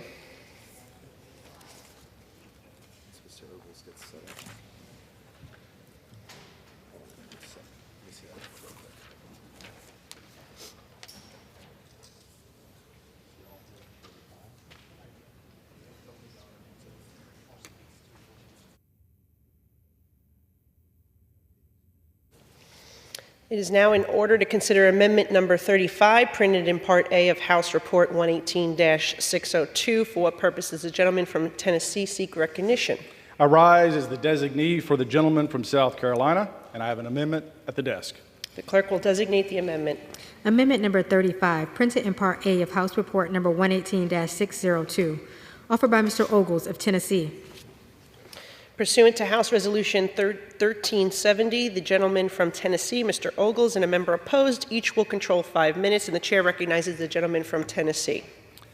Thank you, Madam Chair. This amendment prohibits the use of funds to consider the social cost of greenhouse gases in the development and implementation of budgets, federal procurement processes, and environmental reviews.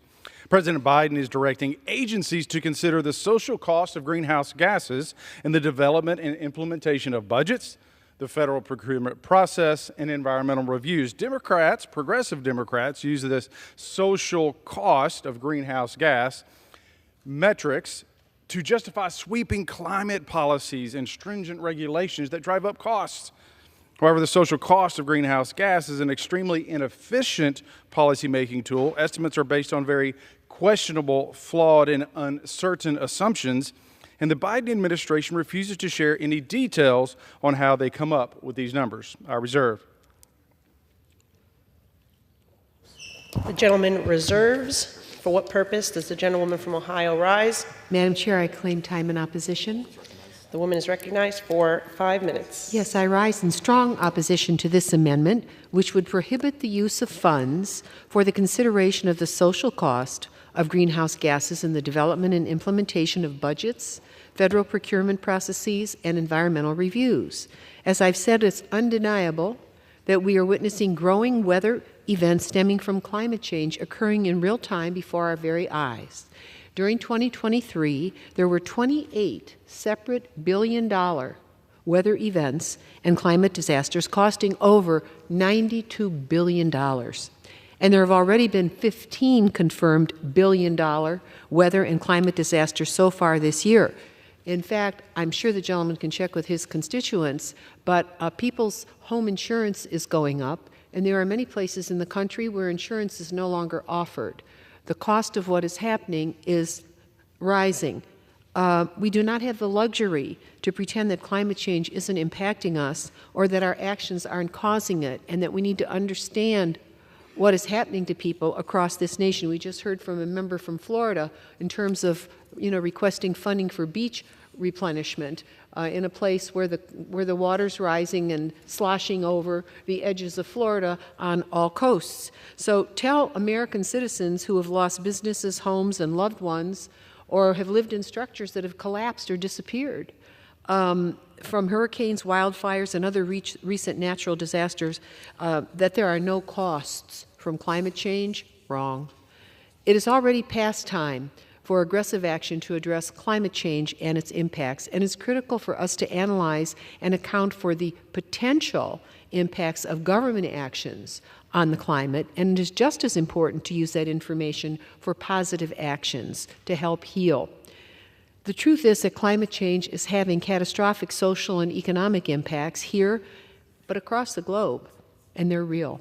Pretending that climate change doesn't exist won't make it go away. And I strongly urge my colleagues to vote against this harmful amendment, and I yield back.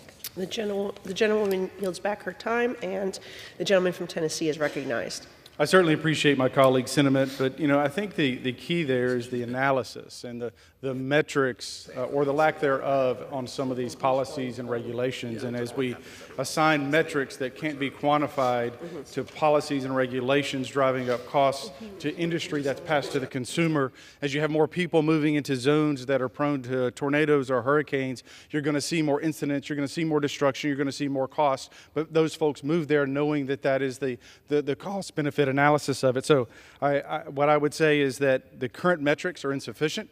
They drive up costs. It's at a time when we have ballooning budgets, at a time when our border is wide open. These are the things that we need to be discussing, not metrics for gases that can't be quantified. With that, I urge my colleagues to support this amendment. I yield back. The gentleman yields back, and the question is on the amendment offered by the gentleman from Tennessee. Those in favor say aye. Those in favor say no. In the opinion of the chair, the ayes have it, and the amendment is agreed to.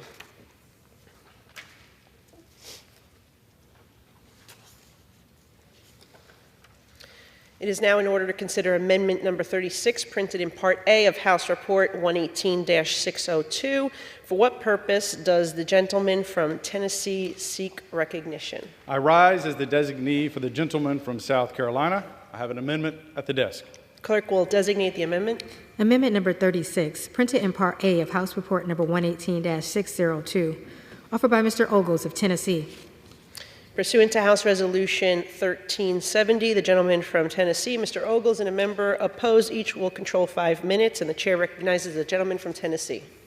This amendment, thank you, Madam Chair, this amendment would prohibit funding for the American Climate Corps that the Biden administration established through an executive order last year. And when you understand that we have the power of the purse and that we are the body that's supposed to authorize and appropriate, on that executive order alone, this should be dismantled. But the Biden administration describes the American Climate Corps as a workforce training and service initiative for careers in the clean energy and climate-reliant economy. As part of the administration's Justice 40 goal, the Corps will focus on equity and environmental justice. This cost is around $30 billion. And again, Madam Chair, I just want to emphasize that we have a border that's overrun. We have deficits that are out of control. Inflation is an all-time high. People in our country are struggling, and when I see a line item for equity and environmental justice, I'm appalled, just as my constituents are, and they should be. With that, I reserve. In reserves, for what purpose does the gentlewoman from Ohio seek recognition? Madam Chair, I claim time in opposition. The gentlewoman is recognized for 5 minutes. Thank you. I rise in opposition to this amendment, which prohibits funding for the American Climate Corps. I've long been a champion of engaging young people in the Climate Corps to teach practical skills, to get them out of their narrow worlds, and to provide a more open opportunity, as happened many years ago with the Works Progress Administration. And the whole intent of the Climate Corps is to create capable people and give them skills to move into ultimately middle-class jobs focused on weatherizing homes in this country, installing solar and other energy infrastructure, hopefully we'll get some mechanical engineers out of that and some water engineers, hydraulic engineers, mitigating coastal erosion. Maybe we'll get some Army Corps of Engineers enlistees, preventing fires and flooding. You can't go out west and not have an energy company tell you that they're short on people who can climb the poles and try to repair after the wildfires out there. Flooding, Coast Guard needs individuals to enlist, constructing and maintaining public trails and more, all these wonderful, wonderful metro parks that we have and national parks. This would be a great experience for America's young adults.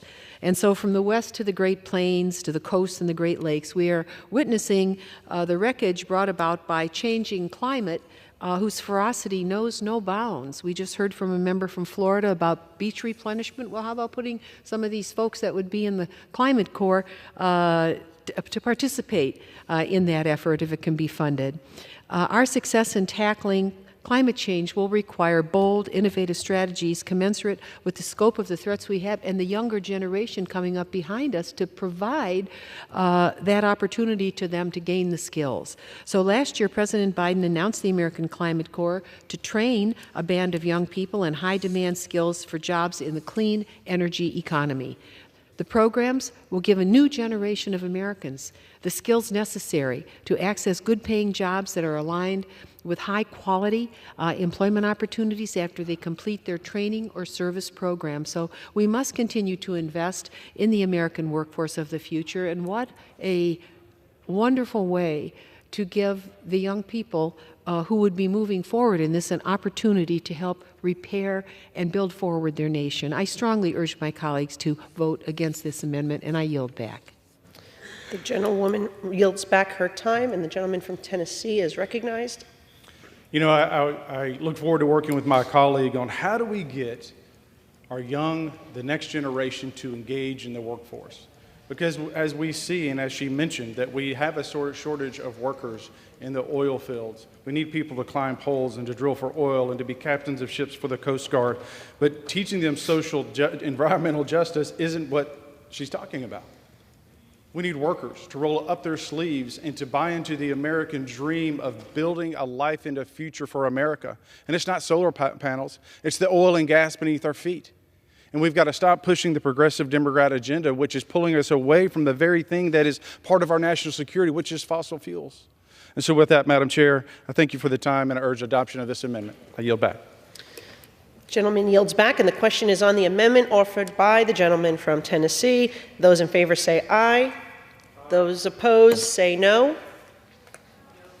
In the opinion of the chair, the ayes have it, and the amendment is agreed to. Madam Chair? Gentlewoman from Ohio is recognized. On that matter, I demand a recorded vote. Pursuant to Clause 6 of Rule 18, further proceedings on the amendment offered by the gentleman from Tennessee will be postponed.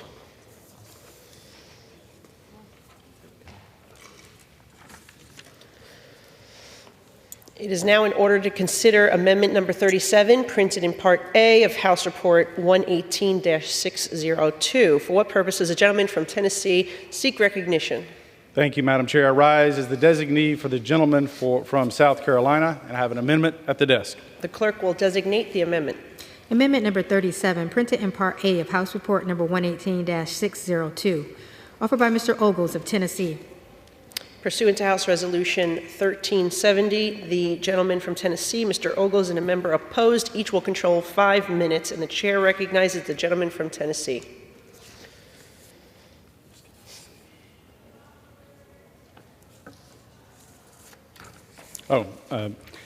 Thank you, Madam Chair. This amendment would prohibit funds from being used by the Interagency Working Group on the social cost of greenhouse gases. The Interagency Working Group was originally convened by the Obama administration before being disbanded by the Trump administration and reimposed through the Biden's Radical Climate Executive Order 13990. Progressive Democrats use the social cost of greenhouse gases, the metrics, to justify sweeping climate policies, strict regulations, and like I've said before, which does nothing but drive up costs for the American consumer. As I've explained, President Biden began directing agencies to consider the social cost of greenhouse gases in the development and implementation of budgets, federal procurements, and environmental reviews. And again, at a time when we have to get down to the dollars and the cents, where we have to be cutting budgets, where we have to be saving dollars, metrics that can't be quantified are not acceptable. These costs are hard to explain, they're hard to measure, they're not reliable. I reserve. From Tennessee reserves. For what purpose does the gentlewoman from Ohio seek recognition? I ask to speak in opposition to this amendment. The gentlewoman is recognized for 5 minutes. This amendment would prohibit funds for the Interagency Working Group on the Social Cost of Greenhouse Gases. I don't know where the gentleman lives, but I live in an area where we have very ozone-heavy industrial zones. We have major neighborhoods that are oxygen short. We have areas where methane belches out of old landfills and dumps. But we're not the only place in America that has these places. And this amendment would prohibit funds for the Interagency Working Group on the Social Cost of Greenhouse Gases. We're involved in a big tree planting project in our area right now, 10,000 trees to try to replace the old ones that are over 100 years old and try to bring oxygen into oxygen-short areas.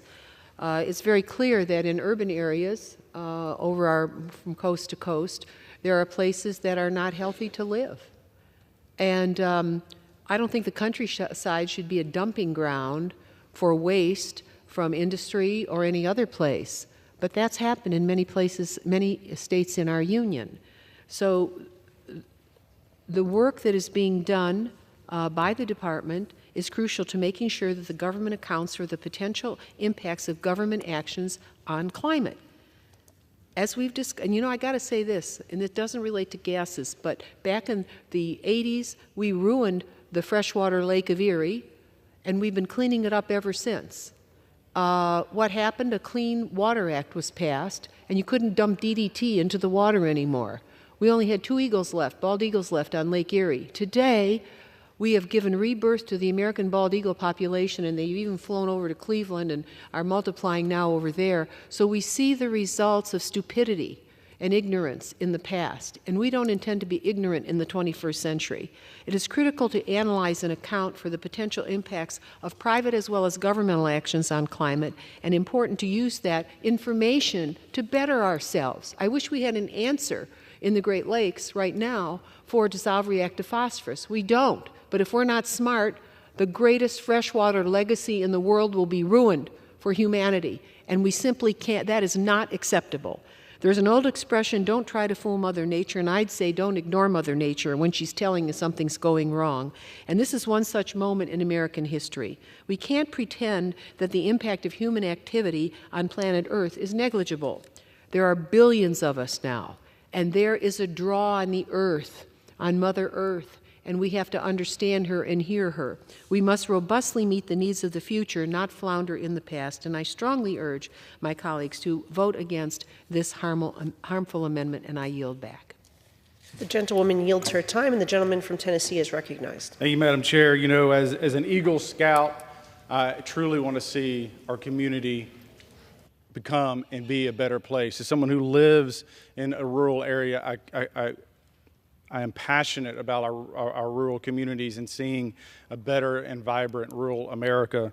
But the mistakes of the past don't justify passing regulations that destroy American energy, destroy American industry, that make it cost prohibitive for R&D to take place so that we do produce cleaner energy, so we do produce chemicals or precious metals in a cleaner, more efficient way for the American consumer. But this working group is designed to undermine American industry. With that, Madam Chair, I urge adoption, and I yield back. The gentleman yields back his time, and the question is on the amendment offered by the gentleman from Tennessee. Those in favor say aye. Those opposed say no. In the opinion of the chair, the ayes have it, and the amendment is agreed to.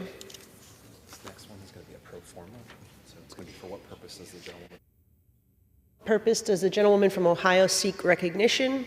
I rise as the designee of the gentlewoman from Connecticut, and I move to strike the last word. The gentlewoman is recognized for 5 minutes. I yield to the hardworking gentlewoman from California, Congresswoman Chu. Madam Chair, as written, this partisan energy and water appropriations bill undermines the very programs and principles it purports to uphold.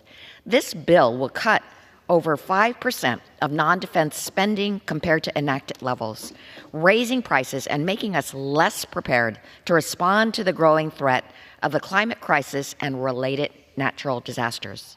By slashing the Department of Energy's energy efficiency and renewable energies programs, Republicans will increase families' energy costs. By reducing the Department of Energy's loans program by a whopping $8 billion, Republicans will be killing good-paying jobs, and our capacity to confront the climate crisis will be further hindered. By cutting the Weatherization Assistance Program and prohibiting funding for the Department of Energy's Justice 40 initiative, low-income households will see higher home energy bills.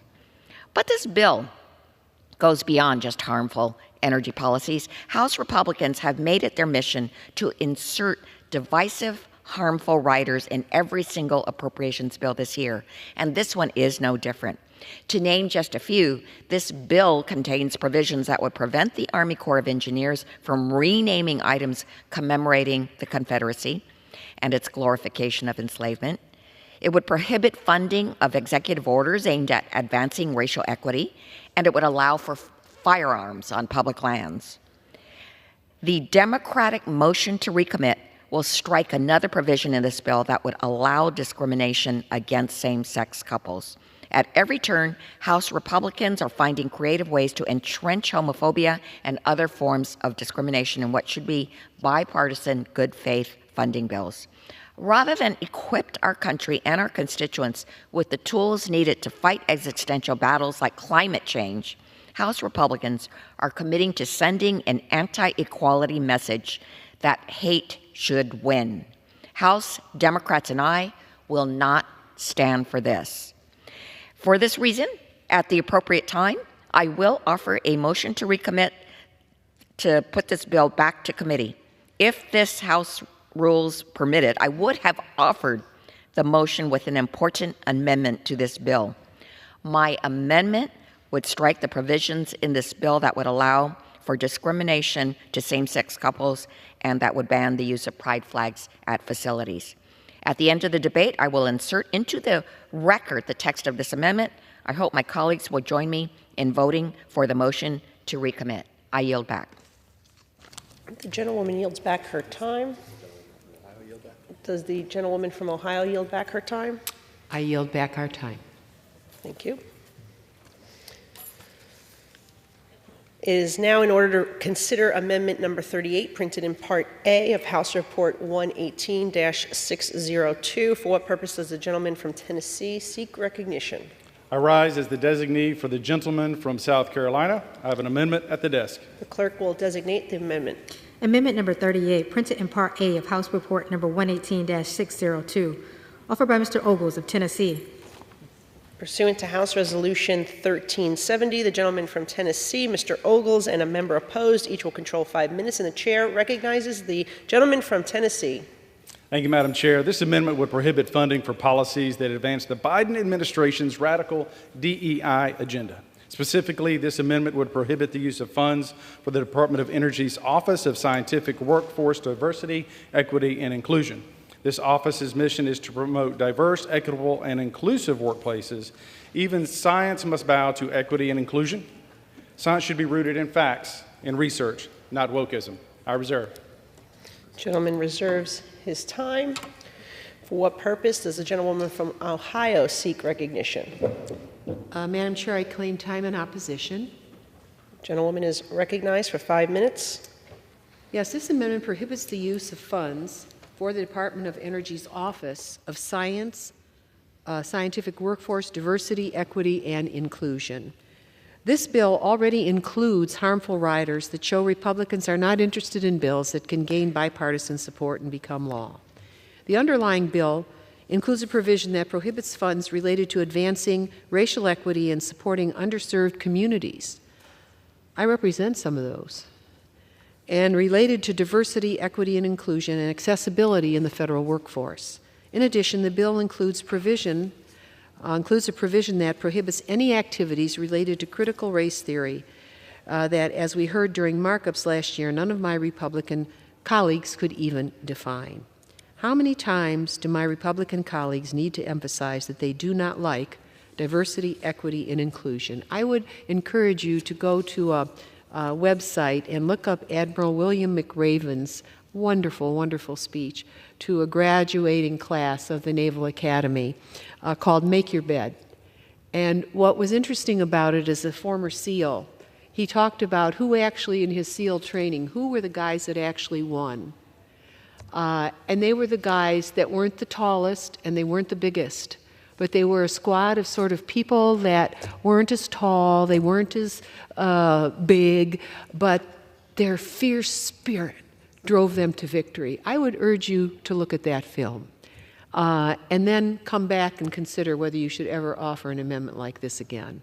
I really do not understand why these provisions are necessary on an energy and water bill, and I would hope that my colleagues can stop targeting those who may be different from themselves and embrace acceptance or at least tolerance of others. That is the greatness of America. I urge my colleagues to reject this amendment.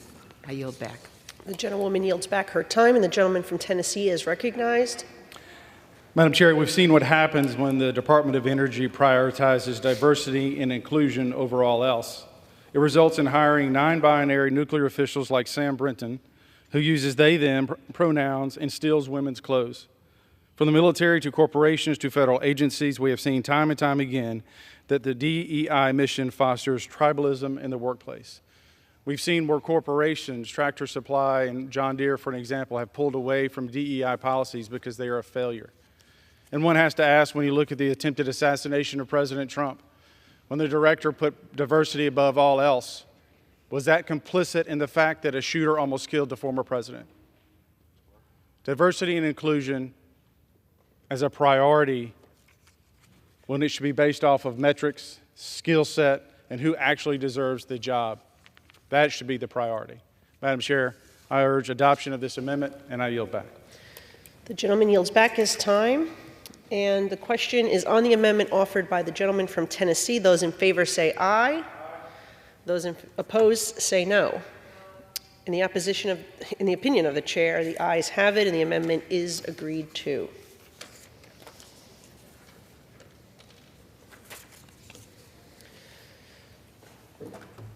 It is now in order to consider amendment number 40, printed in Part A of House Report 118-602. For what purpose does the gentleman from Tennessee seek recognition? I have an amendment at the desk. The clerk will designate the amendment.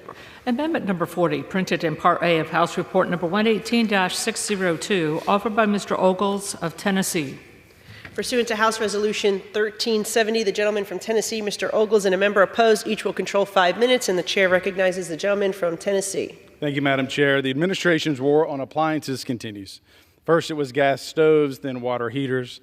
Now the Biden-Harris administration apparently wants to go after ice makers because, as everyone knows, ice makers are obviously a major source of greenhouse gases. The Department of Energy has proposed a rule to impose stringent regulations on commercial automatic ice makers in the name of energy efficiency. For my fellow Americans watching this amendment debate, if someone knocks on the door of your local business and tells you they're from the Office of Energy Efficiency and Renewable Energy, don't answer it. Close the door. What this does is drive up costs to hardworking citizens, people who own restaurants. It makes the products more expensive. And for what? Where are the metrics? This is baloney. I reserve.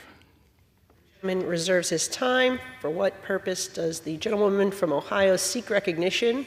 I claim time in opposition, Madam Chair. The gentlewoman is recognized for 5 minutes. I rise in opposition to this amendment. The Department of Energy is charged with implementing congressionally directed energy efficiency standards. And I'll tell you, in our home, efficiency standards have made hundreds and hundreds and hundreds of dollars of difference in savings, certainly in the area of the water heater and the refrigerator. And in accordance with the statute, the Department of Energy has published regulations in the Code of Federal Regulations for more than 60 categories of appliance and equipment types. The Department of Energy drafts the efficiency regulations with the full participation of equipment manufacturers and the public at large. And the process includes thorough consideration of all comments and concerns. These actions result in direct energy savings for American consumers. Look at all the little postcards you get in the mail unsolicited, offering you all these different. I got one yesterday for windows. I know we're not talking about windows here, but the difference between different window types and how much energy you can save. Consumers look at that. And we have to work toward improving the reliability and performance across household appliances and commercial and industrial equipment. Efficiency standards are not bans, and they do not impact existing appliances that Americans have purchased. But I think it's safe to assume that virtually all Americans, let alone all the people in this room, have benefited from these types of efficiency standards over the course of their lifetimes, and I bet the gentleman's household has as well. Again, these actions are required by congressional direction. Collectively, the Biden administration's past and planned energy efficiency actions will save Americans $1 trillion. That's at the household level. At the household level. That will save the average family at least $100 a year through lower utility bills. $100 may not be a lot to some people, but to a lot of people, it is a great deal of money. The Department of Energy estimates that this specific rule would save Americans $44 million in annual operating costs, and it will make us smarter and better as a country. If Congress does not like these standards, that should be addressed by new laws through the Energy and Commerce Committee, not funding prohibitions. With respect to the proposed energy efficiency standards for automatic commercial ice makers, I urge my colleagues with concerns to participate fully in the rulemaking process. That is the appropriate response to a proposed rule that you oppose. Congress has vested the Department of Energy with the authority to promulgate these rules. They listen to the American people, and let us fully participate in that process. I urge my colleagues to reject this amendment and yield back. The gentlewoman yields back, and the gentleman from Tennessee is recognized. Thank you, Madam Chair. And to my colleague's point, we're getting new windows in a couple of weeks. But that's a metric it's a cost that I decided as a household, my wife and I, to expend. And it's a metric that I, over time, can quantify for myself. And we've seen this play before. In 2014, the Obama administration pushed a rule to force different sectors of the American economy to comply with more restrictive energy conservation standards. They targeted hotels and hospitals, schools, office buildings, and supermarkets. And the projected cost at that time was to represent manufacturers 25% of their profits. There's no savings for the American consumer. This is a Marxist-style wealth distribution scheme that forces increased cost on the manufacturer, which ultimately costs the consumer more money. And so if someone wants to buy windows for their home and wants to improve the energy standards of their home, that's one thing. But for the government to come in and meddle in an industry that is not truly contributing to carbon emissions or gas emissions is ridiculous. This is absurd. That's why this amendment is offered. I urge adoption, and I yield back. The gentleman yields back his time, and the question is on the amendment offered by the gentleman from Tennessee. Those in favor say aye. Those opposed say no. In the opinion of the chair, the ayes have it, and the amendment is agreed to.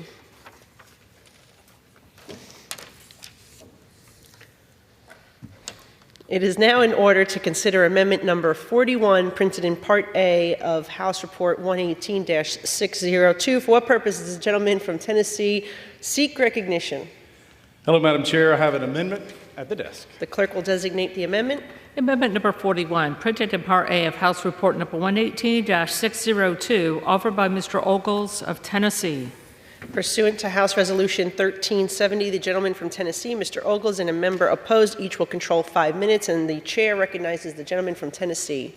Thank you, Madam Chair. The administration's war on everyday appliances continues with no end in sight. And it has to be pointed out that the ultimate price of these regulations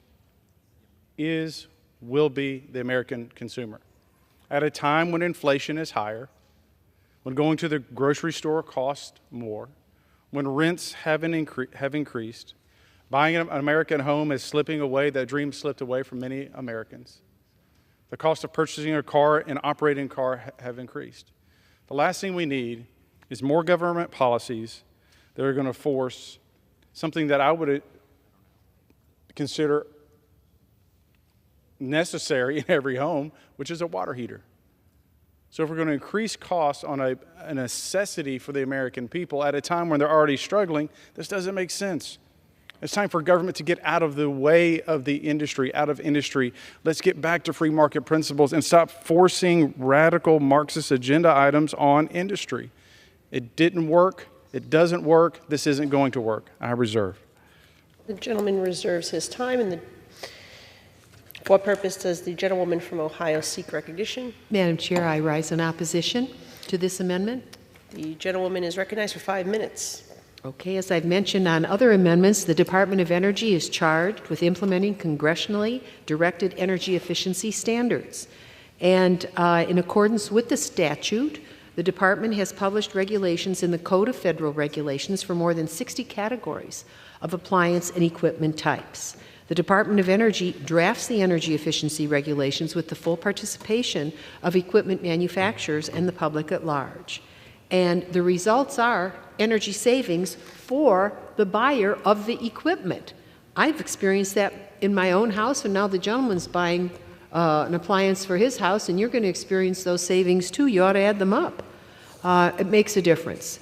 So efficiency standards are not bans, and they do not impact existing appliances in Americans' homes. I think it's safe to assume that virtually all Americans have benefited from these types of efficiency standards over the course of their lifetime, and also our environment has benefited. These actions are required by congressional direction, laws passed asking the Department of Energy to do this, and we know that these efficiency standards will save our people over $1 trillion. That isn't chicken feed.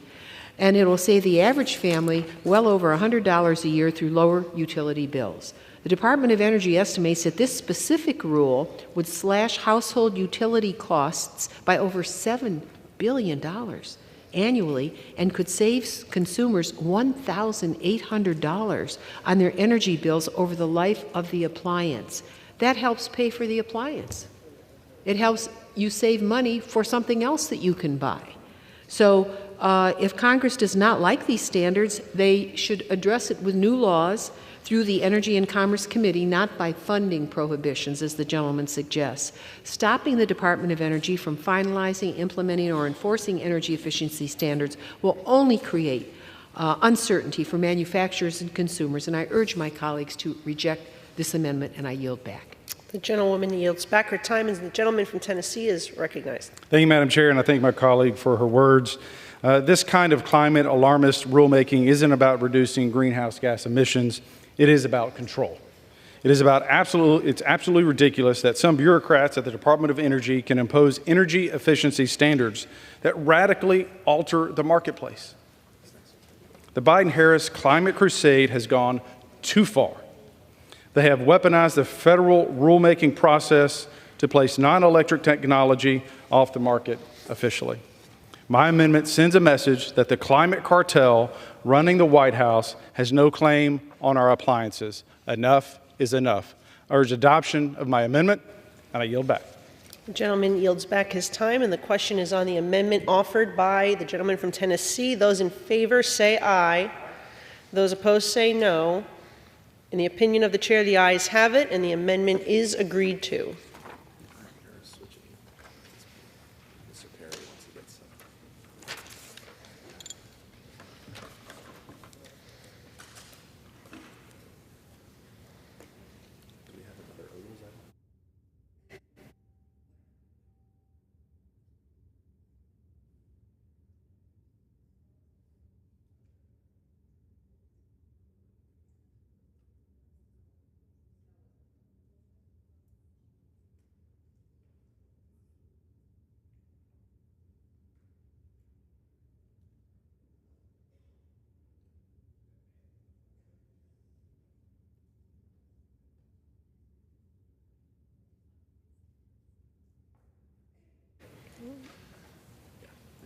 It is now in order to consider amendment number 42, printed in Part A of House Report 118-602. For what purpose does the gentleman from Pennsylvania seek recognition? Afternoon, Madam Chair. I've got an amendment at the desk number 42. The clerk will designate the amendment. Amendment number 42, printed in Part A of House Report number 118-602, offered by Mr. Perry of Pennsylvania. Pursuant to House Resolution 1370, the gentleman from Pennsylvania, Mr. Perry, and a member opposed, each will control 5 minutes, and the chair recognizes the gentleman from Pennsylvania. Thank you, Madam Chairman. This amendment prohibits the use of funds to implement or enforce the DRBC's rule to ban hydraulic fracturing within the Delaware River Basin. The best way to combat high natural gas prices that all of us are paying is to produce more natural gas in America, not less. In places like my home Commonwealth of Pennsylvania, the second largest natural gas producer in the nation. Unfortunately, unelected, unaccountable bureaucrats at the Delaware River Basin Commission have instituted a hydraulic fracturing ban for a portion of our state, our Commonwealth, stripping away at the stroke of a pen property and mineral rights from Pennsylvanians in contravention of the will of their own legislature. These aren't elected officials. These are folks that just have a different idea and have the authority to take. The result of this prohibition on the development of critical shale plays in eastern Pennsylvania that can bring desperately needed natural gas to market and the unconstitutional taking of the mineral rights of Pennsylvania. That's the result. To be clear, this amendment simply prohibits the DRBC from implementing or enforcing this hydraulic fracturing ban, but it does not impact the ability of the states in the river basin to regulate hydraulic fracturing as they see fit. And with that, Madam Speaker, I reserve. The gentleman reserves. For what purpose does the gentlewoman from Ohio seek recognition? Opposition? The gentlewoman is recognized for 5 minutes. Yes, I rise in opposition to this amendment. This amendment creates a funding prohibition related to the Delaware River Basin Commission. The Delaware River Basin Commission is a federal interstate compact agency charged with managing the water resources of the Delaware River Basin on a regional basis without regard to political boundaries. As established by law through the Delaware River Basin Compact that went into effect in 1961, the Commission consists of the Army Corps of Engineers and 4 basin state governors. Those states are Delaware, New Jersey, Pennsylvania, and New York. The gentleman is from Pennsylvania, one of the 4 states. The Corps of Engineers and these states work as equal partners for planning, development, and regulatory actions for the river basin. And given the Commission's statutory mission, it analyzed the risks to water resources posed by high-volume hydraulic fracturing and horizontal drilling techniques.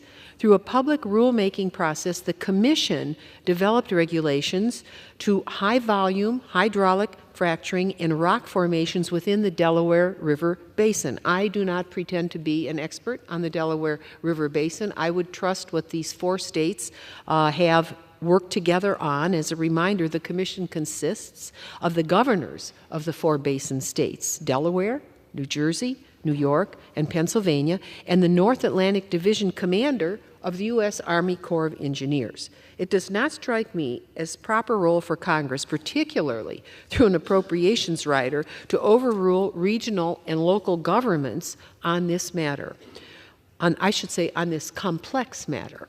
While the Commission's work could be further discussed, I am also concerned that this implicates funding provided to the Delaware River Basin Commission as community project funding on behalf of one member of this body. For these reasons, I urge my colleagues to vote against this amendment, and I yield back. The gentlewoman yields back her time, and the gentleman from Pennsylvania is recognized. Thank you, Madam Speaker. During previous debates on this issue, mistruths were spread about the impact of this policy change on the water reservoirs that serve New York City. These claims are false and easily disproven by the facts, which I'm going to lay out right now. The safety of hydraulic fracturing has been demonstrated through its extensive use across the Commonwealth of Pennsylvania and across the country, not only over the past 2 decades, but for multiple decades.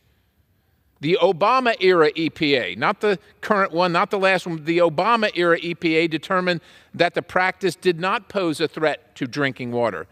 Simple geography and hydrology make this outcome an impossibility. All of New York City reservoirs are upriver from Pennsylvania or on the Hudson River, which does not connect to Pennsylvania, precluding any impact from Pennsylvania from reaching these reservoirs. The intention of this amendment and its primary impact will be unleashing Pennsylvania's full energy potential by allowing Pennsylvanians in the river basin that they live in to use their property that they bought with their money and their mineral rights that they bought with their money as they see fit, subject to the laws passed by their elected officials, not by some bureaucrat from some other state. It's time to stop this underhanded attack on property rights, representative government, and state sovereignty, and restore American energy security at the same time.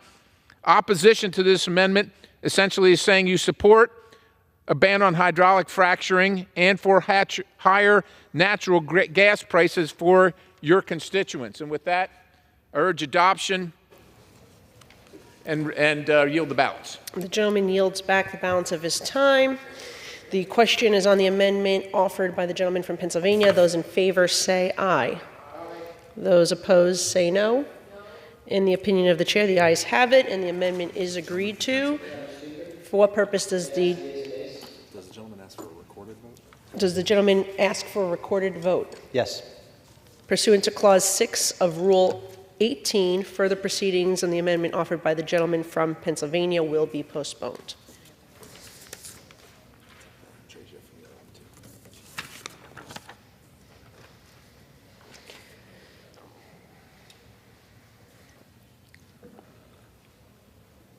It is now in order to consider amendment number 43, printed in Part A of House Report 118-602. For what purpose does the gentleman from Pennsylvania seek recognition? Madam Speaker, I've got an amendment at the desk.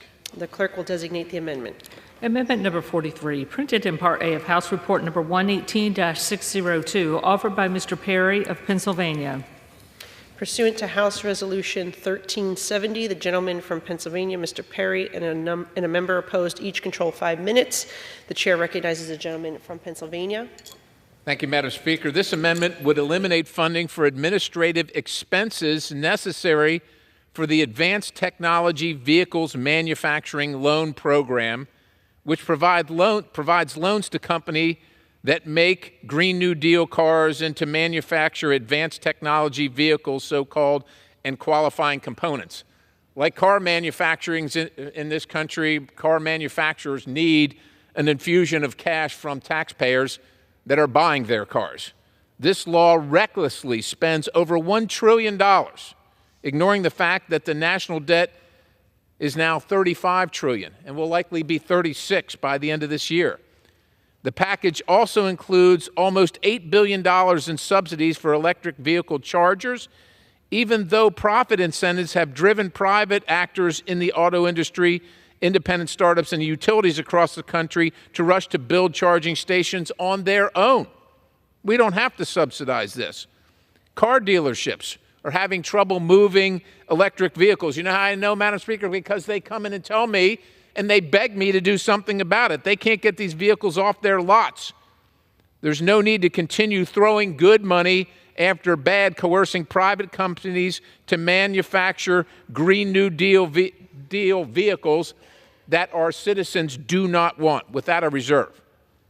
The gentleman reserves. Does any member wish to speak in opposition? For what purpose does the gentleman from Tennessee seek recognition? Madam Chair, I rise in opposition. Okay, the gentleman is recognized for 5 minutes. Thank you. Madam Chair, I rise to oppose the gentleman's amendment. In my view, the elimination of this funding would hurt federal oversight of the billions in loans the Advanced Technology Vehicles Manufacturing Program has already given. These funds are primarily used for portfolio management and financial oversight. No new loan authority is provided in this bill. ATVM loans will be repaid for many years in the future. Eliminating these fundings puts the ability of the government to receive these payments in jeopardy. We must ensure proper oversight of taxpayer funding. For these reasons, I most oppose the gentleman's amendment, and I reserve. Gentleman reserves, and the gentleman from Pennsylvania is recognized. Well, thank you, Madam Speaker. Many have supported this program, but in recent years, it's even more egregious. Recent legislation removed the $25 billion cap on loan authority. So while some folks say, well, the loans are all out and we just need to administer them, the cap on loan authority is now opened up. And it's opened up the program not to just light-duty vehicle manufacturers, but to medium and heavy-duty vehicle manufacturers, trains and maritime vessels. What do you think is going to happen when the government's handing out money without a cap on it? Well, you know what's going to happen, Madam Speaker. You go from 35 to 36, and the debt just keeps on climbing, $1 trillion every 100 days. I know there are people that want this money. Everybody wants government money, but the people that live in this country that pay the bill can no longer afford it. I urge adoption, and I yield the balance. The gentleman from Pennsylvania yields back his time. The gentleman from Tennessee is recognized. Thank you, Madam Chair. I yield to the gentlelady from Ohio, Ms. Kaptur, as much time as she may consume. The gentlewoman is recognized. I thank the chairman of the committee for yielding, and I rise in strong opposition to this amendment. And I say to the gentleman who's offering it, I have a lot of respect for the state of Pennsylvania because, like Ohio, you manufacture things. You make things happen in America. And right now, in the vehicular sector, especially in the new electric drive trains, and the leading nation in the world for that is not the United States of America. The leading nation is China. And to a great degree, if you look at the figures, I don't have them here with me on the floor, but what China has done in other sectors is it manufactures over what the market needs. Take steel. Pennsylvania used to be a great steel-making state. It's got shreds of that left. But China manufactured 4 times what the world needs, and then it dumps. It does the same in pharmaceuticals. We understand what they do. You know what they're going to do next? Cars. And the cars they're manufacturing, millions of them, much more than this country, they're going to dump them here too. Because that's what's happening inside the world of global trade in the automotive sector. So I oppose your amendment because I want America to be able to compete and to have all the componentry here, including the batteries, in order to move our population. Hybrids are selling. I don't think the all-electric vehicle is as popular, and you're correct, there were subsidies provided to that, but we are building a supply chain in the automotive sector, and we could lose it. We could definitely lose it because our trade laws are weak. We're an open country. Other places are not, and the Chinese can manufacture. They have billions of hands, really, to work with, much greater population, and they will strategically target. So I would just ask the gentleman to take a look at that. The funding in this bill includes the people applying $19 billion in active applications for loans, and there's also administering another $19 billion in loans that are either active or have conditional commitments. And let me just go through a couple of them. There's a $2.5 billion loan that just closed in November to support 6,000 construction jobs and an estimated 5,100 permanent jobs at 3 newly constructed lithium-ion battery cell manufacturing facilities in Spring Hill, Tennessee, not that far from Pennsylvania and Ohio. Also Lansing, Michigan, and Lordstown in my home state of Ohio, near the Pennsylvania border. There's a $9.2 billion conditional commitment to finance the construction of 3 manufacturing plants to produce batteries. We're behind, even with all the money we put into research and everything in order to make batteries more efficient.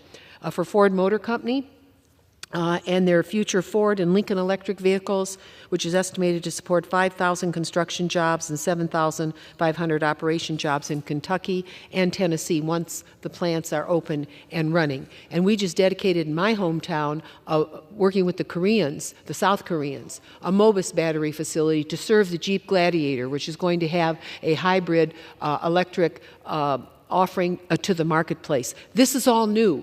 But from Automotive America, I cannot accept the gentleman's amendment because we want to beat the Chinese. We want to be the best. And we have to have the help of the government in that because we have to move these technologies faster. So there's an $850 million loan commitment announced in June of this year to help finance the construction of KORE Power, advanced battery cell manufacturing facility in Buckeye, Arizona, to support up to 700 construction jobs and 1,250 operation jobs once the facilities are open. And in all of our labs at the Department of Energy, we are trying to push battery technology to a level never seen before.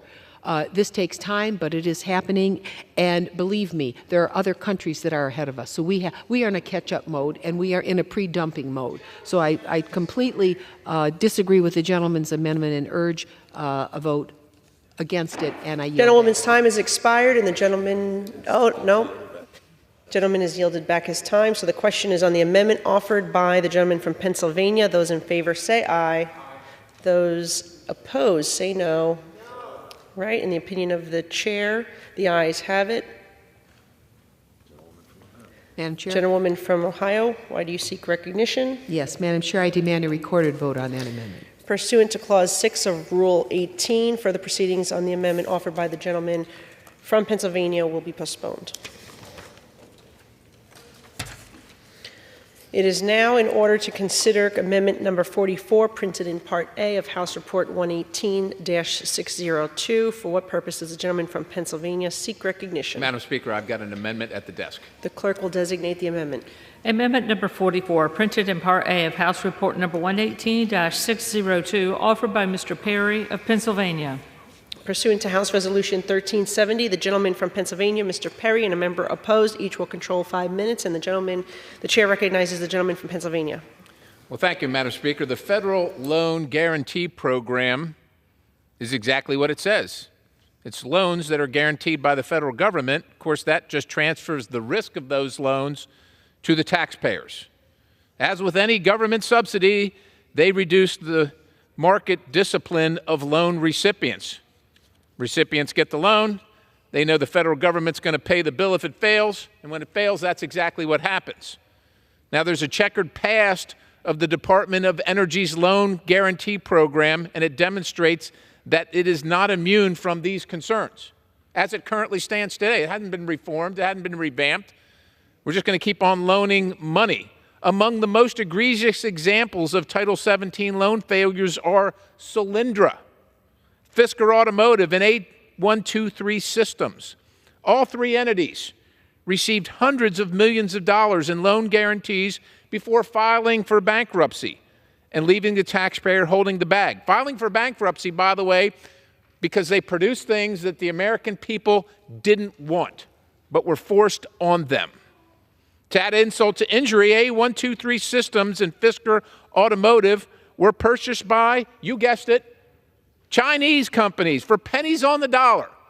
You pay the bill, they get the money. Meaning the CCP, the Communist Party of China, was the ultimate beneficiary of our tax dollars and the good people that are working hard every day to pay them those loans. Both companies also received subsidies from the Michigan state government under then Governor Jennifer Granholm.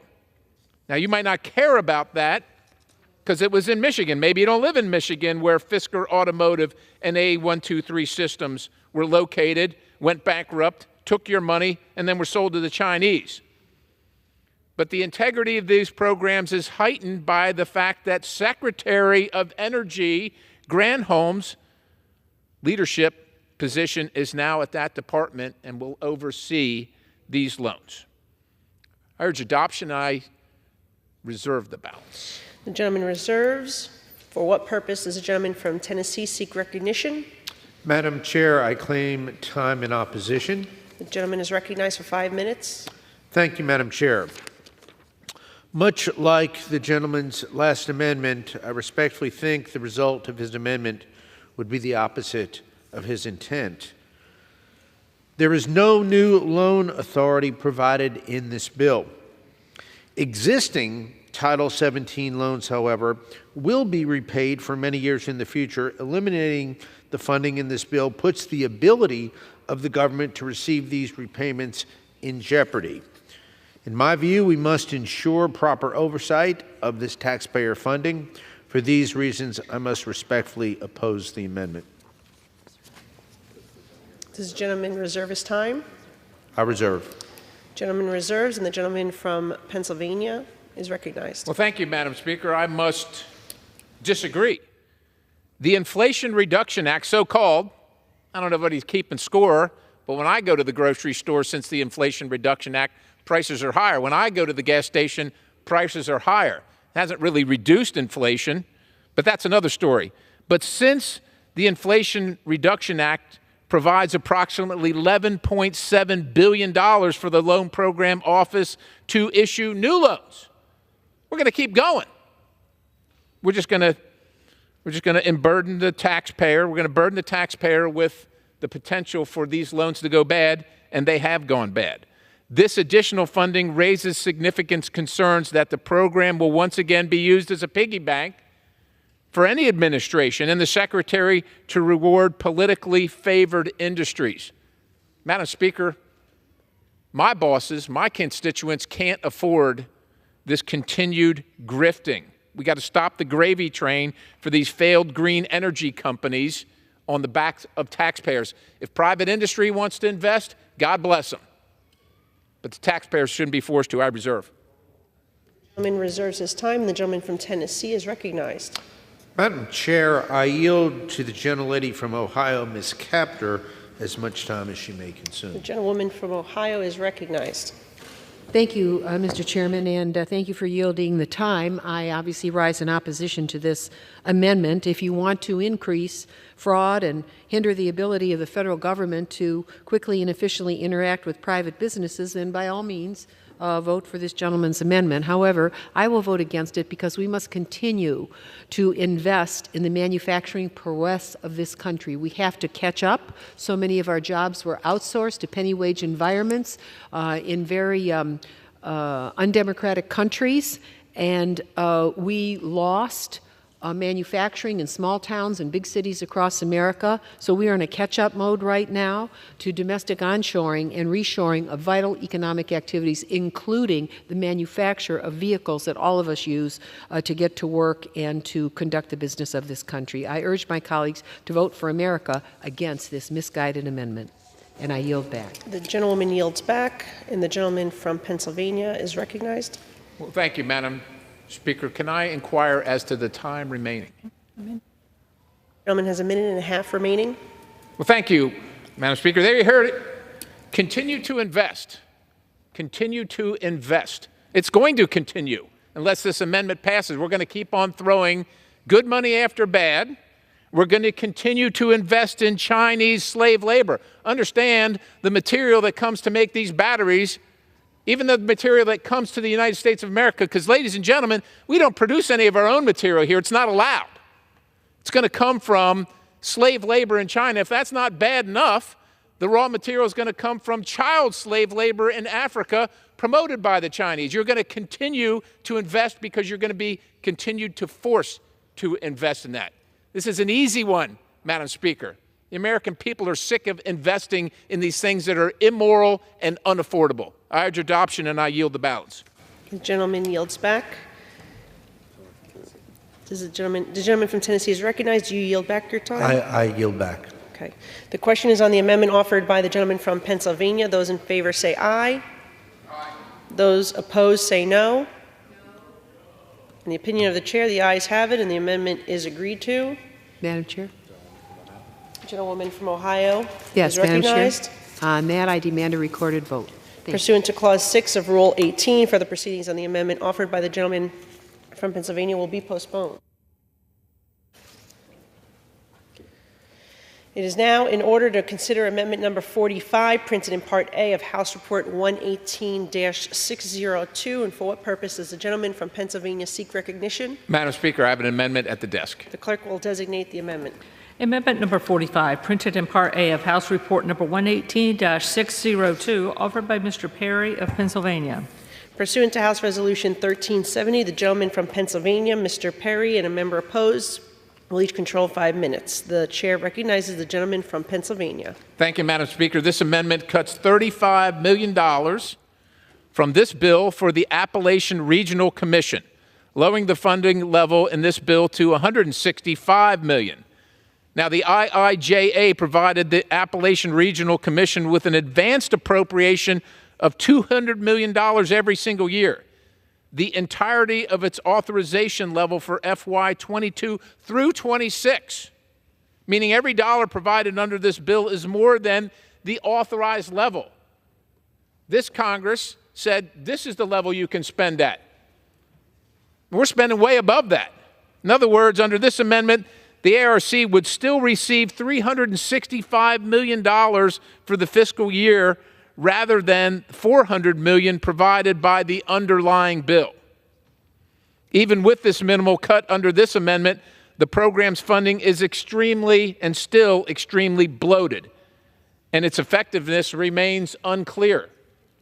It doesn't really remain unclear. It's unknown completely. I know I sat in and presided over the hearing regarding this commission and all the commissions, where they literally, the metric they used to determine success was, we get loan applications. People want to receive loans and grants. That's their measure of success.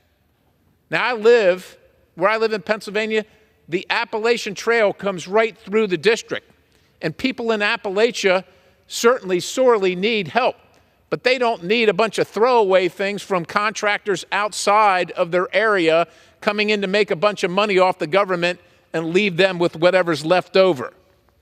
This commission's programs are duplicative of other federal economic development programs and are better addressed at the state and local levels where those states know exactly what is needed.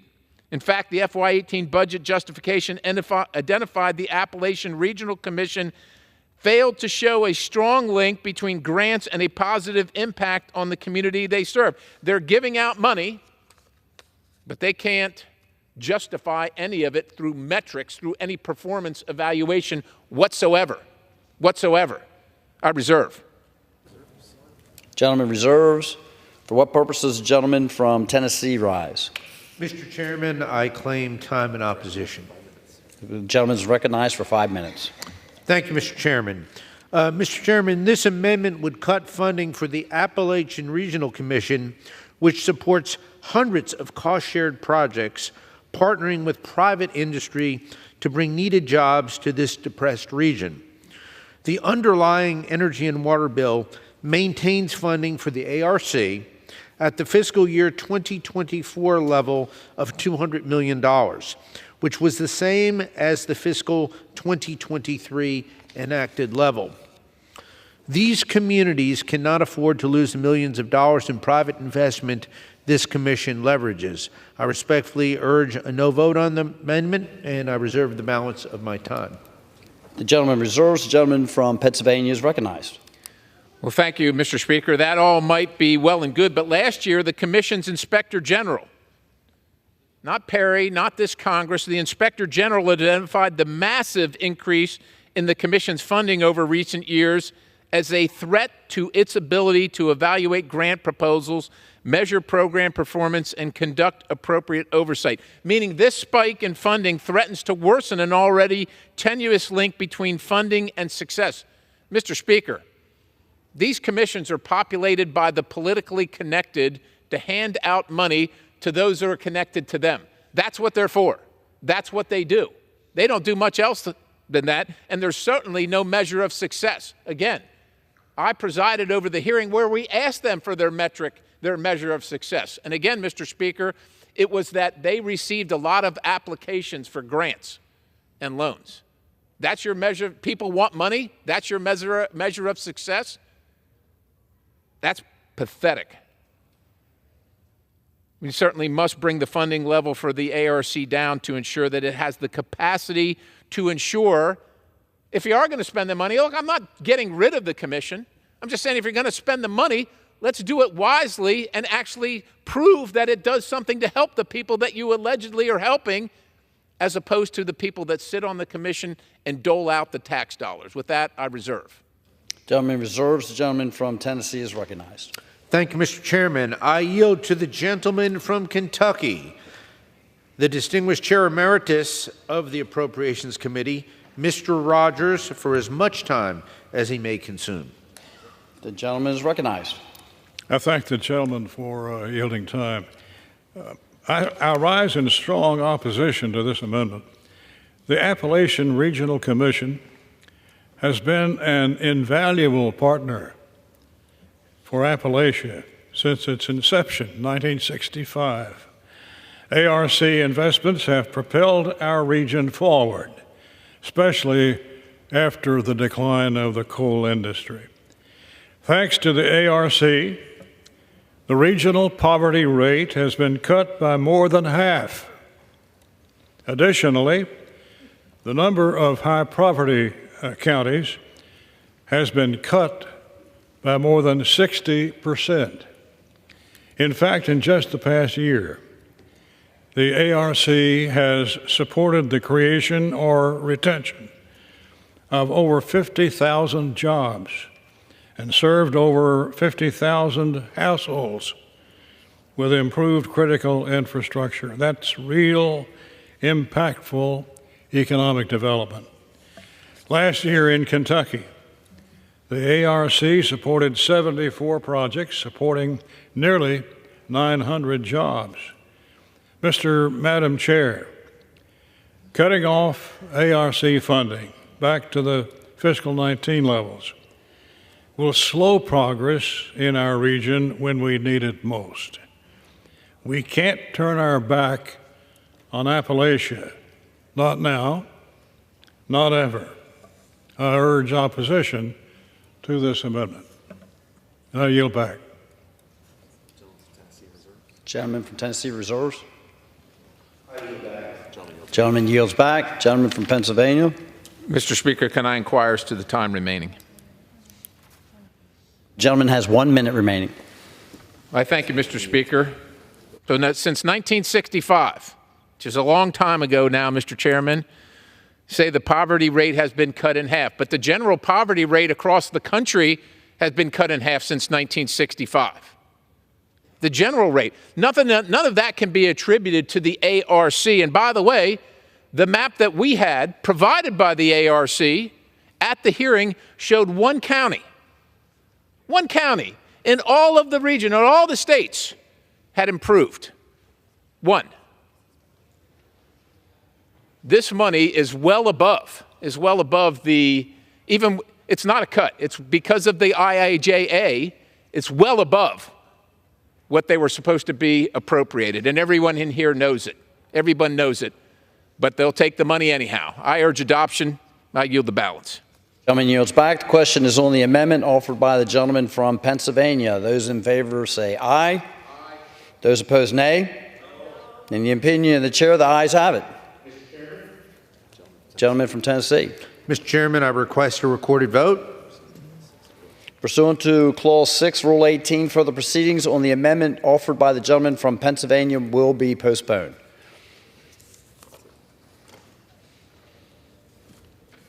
It is now in order to consider amendment number 46, printed in Part A of the House Report 118-602 for what purpose does the gentleman from Pennsylvania seek recognition? Mr. Chairman, I have an amendment at the desk. The clerk will designate the amendment. Amendment number 46, printed in Part A of House Report number 118-602, offered by Mr. Perry of Pennsylvania. Pursuant to House Resolution 1370, the gentleman from Pennsylvania, Mr. Perry, and a member opposed, each will control 5 minutes. The chair recognizes the gentleman from Pennsylvania. Thank you, Mr. Chairman. This amendment reduces the funding to the Delta Regional Commission by $6,100,000 to the FY19 level. In FY17, the Obama administration sought to cut funding for the Delta Regional Commission by $3 million. The FY18, 19, 20, and 21 budgets all sought to eliminate funding for the Delta Regional Commission, identifying it as a duplicative of other federal economic development programs. Where have we heard that before? The FY21 budget pointed out that the Delta Regional Commission, like others, is set aside for special geographic designations rather than applied across the country based on objective criteria indicating local areas' levels of distress. Well, that's what states are for. That's not the federal government. If you don't live there, this isn't going to help you at all, but you're going to pay for it.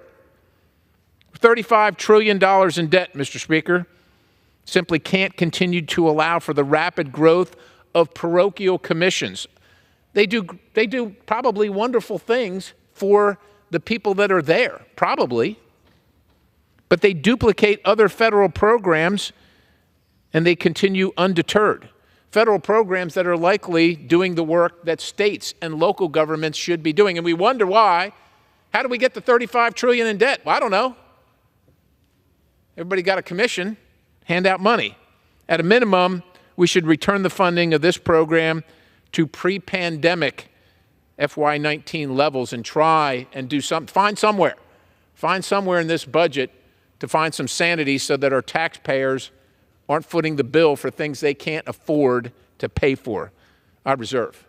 Gentleman from Pennsylvania reserves. For what purpose does the gentleman from Tennessee rise? Thank you, Mr. Chairman. I claim time in opposition to the gentleman's amendment. The gentleman is recognized.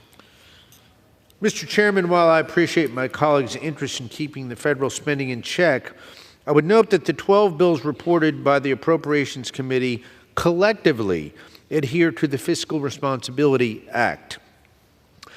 How funds are allocated within that top line may be different than it was in previous years, but cutting these regional commissions won't actually reduce overall spending.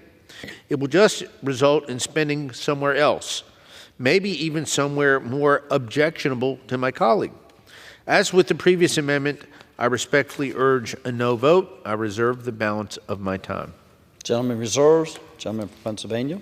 Thank you, Mr. Speaker. This actually does reduce the spending. This is actually an amendment that does reduce spending. And as far as the FRA is concerned, my goodness, just saying, well, it meets FRA. Well, FRA spends more than last year. Every year we spend more than the year before. We never see a year where we actually cut any spending. Now, maybe this is a small account, $6 million. That's pretty small in the face of trillions of dollars and billions of dollars. I agree. Got to start somewhere. Again, FY 18, 19, 20, 21 budgets all sought to eliminate funding for the Delta Regional Commission. Eliminate it. Not me. That's what the budget wanted to do then. I'm saying in 24, let's just reduce it to FY 19 and try and live within our means, just like my bosses and your bosses and our bosses have to do at home. They don't get more money every single year, regardless of what happens. Has the gentleman, you have yielded your time, sir? That is correct. I've reserved. You've reserved or yielded? Still does have time remaining. Then I reserve. Gentleman from Pennsylvania reserves. Gentleman from Tennessee is recognized. I yield back. Gentleman yields back. I yield the balance. The gentleman from Pennsylvania also yields back. The question is on the amendment offered by the gentleman from Pennsylvania. Those in favor say aye. Those opposed say no. In the opinion of the chair, the noes have it. The amendment is not agreed to.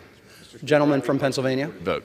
The gentleman from Pennsylvania requests a recorded vote pursuant to the Clause 6 of Rule 18. Further proceedings on the amendment offered by the gentleman from Pennsylvania will be postponed. It is now in order to consider amendment number 47, printed in Part A of House Report 118602. For what purpose does the gentleman from Pennsylvania seek recognition? Mr. Speaker, Mr. Chairman, I've got an amendment at the desk. Clerk will designate the amendment. Amendment number 47, printed in Part A of House Report number 118-602, offered by Mr. Perry of Pennsylvania. Pursuant to House Resolution 1370, the gentleman from Pennsylvania, Mr. Perry, and a member opposed will each control 5 minutes. The chair recognizes the gentleman from Pennsylvania. Thank you, Mr. Chairman. This amendment reduces funding for the Denali Commission by $2 million to the FY19 pre-pandemic level. The Denali Commission's mission of providing job training and other economic development services in rural Alaska can better be served by the 29 other federal programs with which it duplicates. There's 29 other programs doing this. The Obama administration sought to eliminate funding for the commission in FY12 because it was duplicative. It did not select projects based on competition or merit. Again, we're just handing out money, ladies and gentlemen, but we have a fancy name. In 2013, the Inspector General for the Denali Commission called for the elimination of the program. The elimination of the program. I'm just saying, let's take it to FY19, $2 million. The Inspector General stated that he recommended that Congress put its money elsewhere. Well, it's not our money. It's their money. It's our boss's money. You might go to Alaska. I don't know if you need a job training program if you go there. Maybe if you plan to go, you should, well, that's another story. But the Trump administration likewise sought to eliminate the commission in FY 18, 19, 20, and 21. Again, it seems imprudent to continually fund yet another parochial commission in the face of two administrations. It seems like that to me. It might not to you, but these are both parties. People say, well, you folks up there can't get along, can't agree on anything. Well, here are two parties on other sides of the aisle who said the same thing. And the Inspector General's recommendations were that we cease funding. I reserve. Gentleman from Pennsylvania reserves. For what purpose does the gentleman from Tennessee rise? Mr. Chairman, I claim time in opposition. Likewise, the gentleman is recognized for 5 minutes. Thank you, Mr. Chairman. This regional commission helps distressed communities across Alaska with basic infrastructure like water and sewer systems and power generation. For similar reasons as the previous amendments, I respectfully urge a no vote, and I yield back the balance of my time. Gentleman yields. Gentleman from Pennsylvania is recognized. Mr. Chairman, at a bare minimum, we should pass this amendment just to keep the Denali Commission where it is at its pre-COVID-19 level and not allow for its continued growth in the face of trillions of dollars of debt while our people can't afford gas, groceries, daycare, their electricity bills. I urge adoption, and I yield the balance. Gentleman yields back. The question is on the amendment offered by the gentleman from Pennsylvania. Those in favor say aye. Those opposed say no. In the opinion of the chair, the noes have it. The amendment is not agreed to. For what purposes the gentleman? Pardon me? I request a recorded vote. The gentleman from Pennsylvania requests a recorded vote pursuant to Clause 6 of Rule 18. Further proceedings on the amendment offered by the gentleman from Pennsylvania will be postponed. It is now in order to consider amendment number 48, printed in Part A of the House Report of 118602. For what purpose does the gentleman from Pennsylvania Mr. Chairman, I have an amendment at the desk. The clerk will designate the amendment. Amendment number 48, printed in Part A of House Report number 118-602, offered by Mr. Perry of Pennsylvania. Pursuant to House Resolution 1370, the gentleman from Pennsylvania, Mr. Perry, and the member opposed will each control 5 minutes. The chair now recognizes the gentleman from Pennsylvania.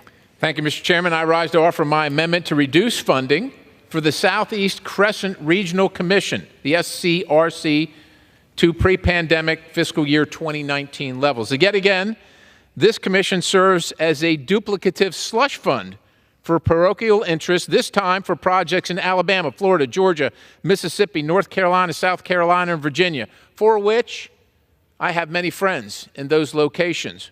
From FY 2010 to 2020, the SCRC received $250,000 annually, all without having an appointed federal co-chair. So there's nobody in charge, ladies and gentlemen.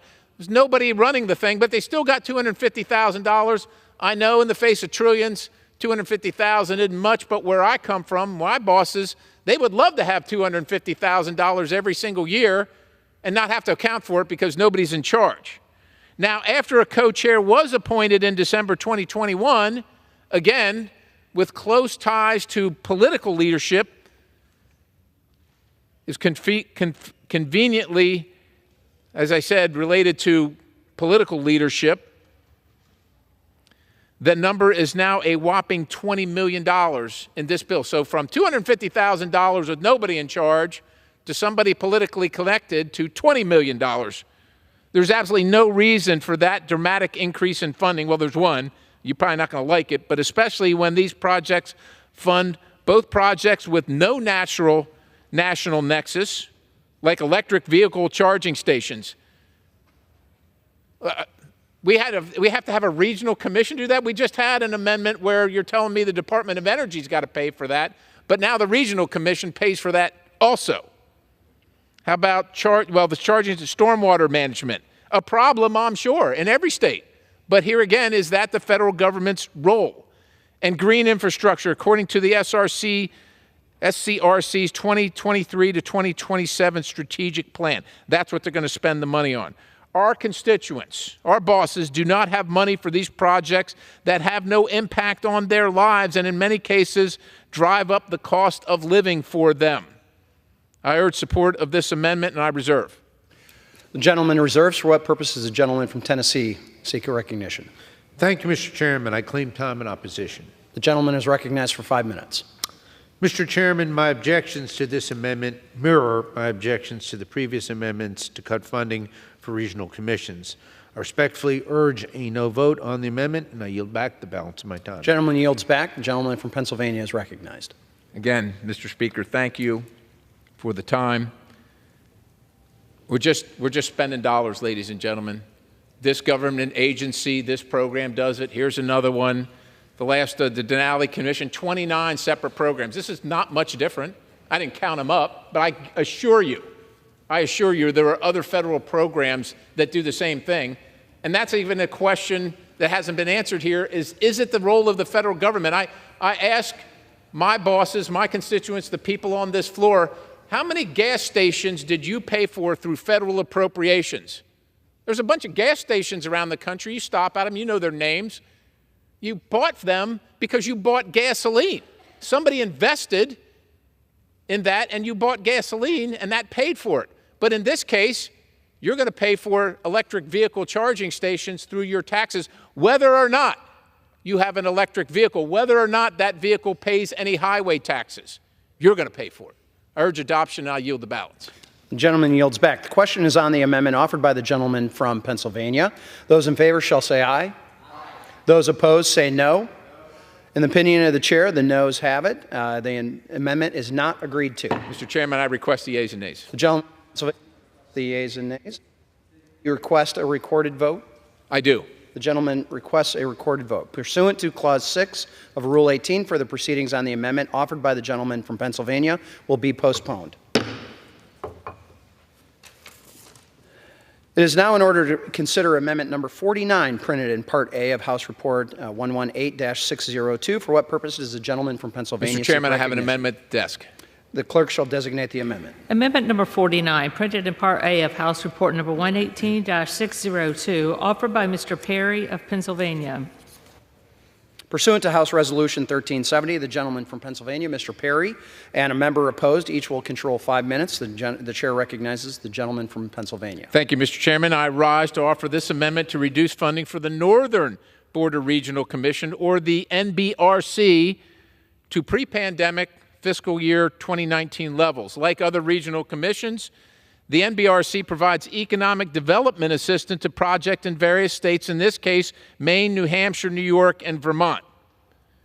Now, I don't know if you're seeing a theme here. You want extra money from the federal government and you're not getting enough? Well, just create a commission. Get your other buddies in your other states to create a commission, and in comes the money. These commissions simply serve as a slush fund for parochial and regional projects with little or actually no national nexus. They don't belong in the purview of the federal government. They belong at state and local governments. Let's take a look at some of the funded programs taken from the 2022 annual report, which is the latest report available. 2022, $304,000 to purchase a sound system for an auditorium in New Hampshire. I'm sure it's wonderful. If I get to New Hampshire, maybe I'll get to hear it. But in the meantime, I'm going to pay for it, and so are you. Over $350,000 to expand rail yard capacity in upstate New York. I don't know. I'm paying for freight costs. We have all kinds of incentives for railroads in this country. I know I'm on the Transportation Committee, but we got $350,000 coming from this commission to pay for that as well. And then another $350,000 for a sailing center on Lake Champlain. I'm sure it's wonderful. I'm sure it's lovely. I live in Pennsylvania. I'm not getting up to the lake too often. Look, these projects are all well and good. Some of them ought to be funded by private investment, and others should be funded by states or localities. But our taxpayers, Mr. Speaker, are broke, and our country is broke. And somebody got to do something about it. Somebody has to make the hard decisions. I reserve. Gentleman reserves. For what purpose does the gentleman from Tennessee seek recognition? Mr. Chairman, I claim time in opposition. The gentleman is recognized for 5 minutes. Thank you, Mr. Chairman. For the same reasons as the previous amendments, I respectfully urge a no vote. I yield back the balance of my time. The gentleman yields back. The gentleman from Pennsylvania is recognized. Thank you, Mr. Speaker. Instead of pandering to special interest groups, we got to pare back these wasteful programs that oftentimes serve as a boondoggle for a limited number of folks in a limited location. This amendment does not zero out the commission's funding. It doesn't say we got to get rid of the commission. Other administrations have done that. That doesn't say that. It simply reduces the funding to pre-COVID, pre-Biden spending levels where, quite honestly, most of our bosses, our constituents are living. That's where their paychecks are. They're back there, and we're up here taking their money and spending it on things that are already being spent on that should be spent by somebody else. And they should be attached to accountability at state and local elected officials, but they are not. They are attached to regional commissions that most people don't know exist, have no idea who runs them or what they do. With that, I yield the balance. The gentleman yields back. The question is on the amendment offered by the gentleman from Pennsylvania. Those in favor shall say aye. Those opposed say no.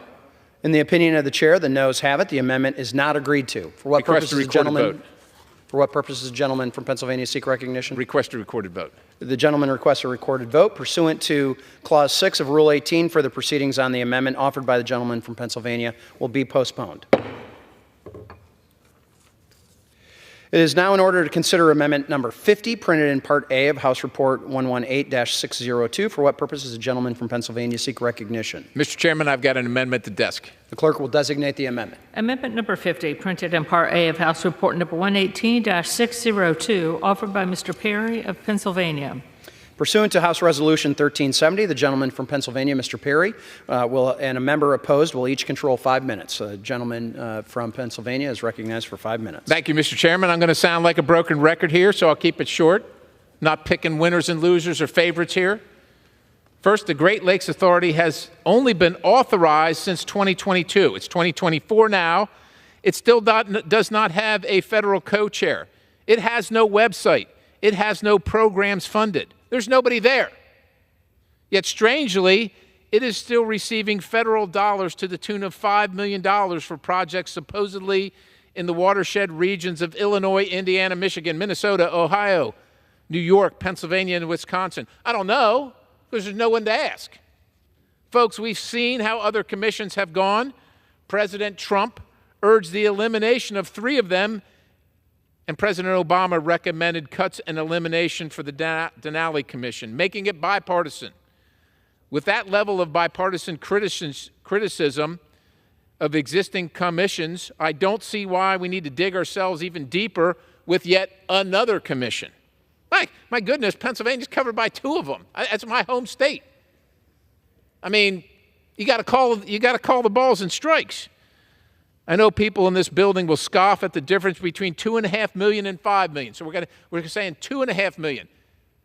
I mean, that's pretty bad for me, right? I'm saying spend $2.5 million on a commission that doesn't have a co-chair, has no website, and has no programs funded. Not $5 million, $2.5 million. But it's still $2.5 million being sent to who knows where for who knows what. But it is, if it's $2.5 million less, that isn't going towards a commission that cannot even begin operations without any Senate-confirmed federal co-chair. I reserve. Gentleman reserves. Does any member seek recognition?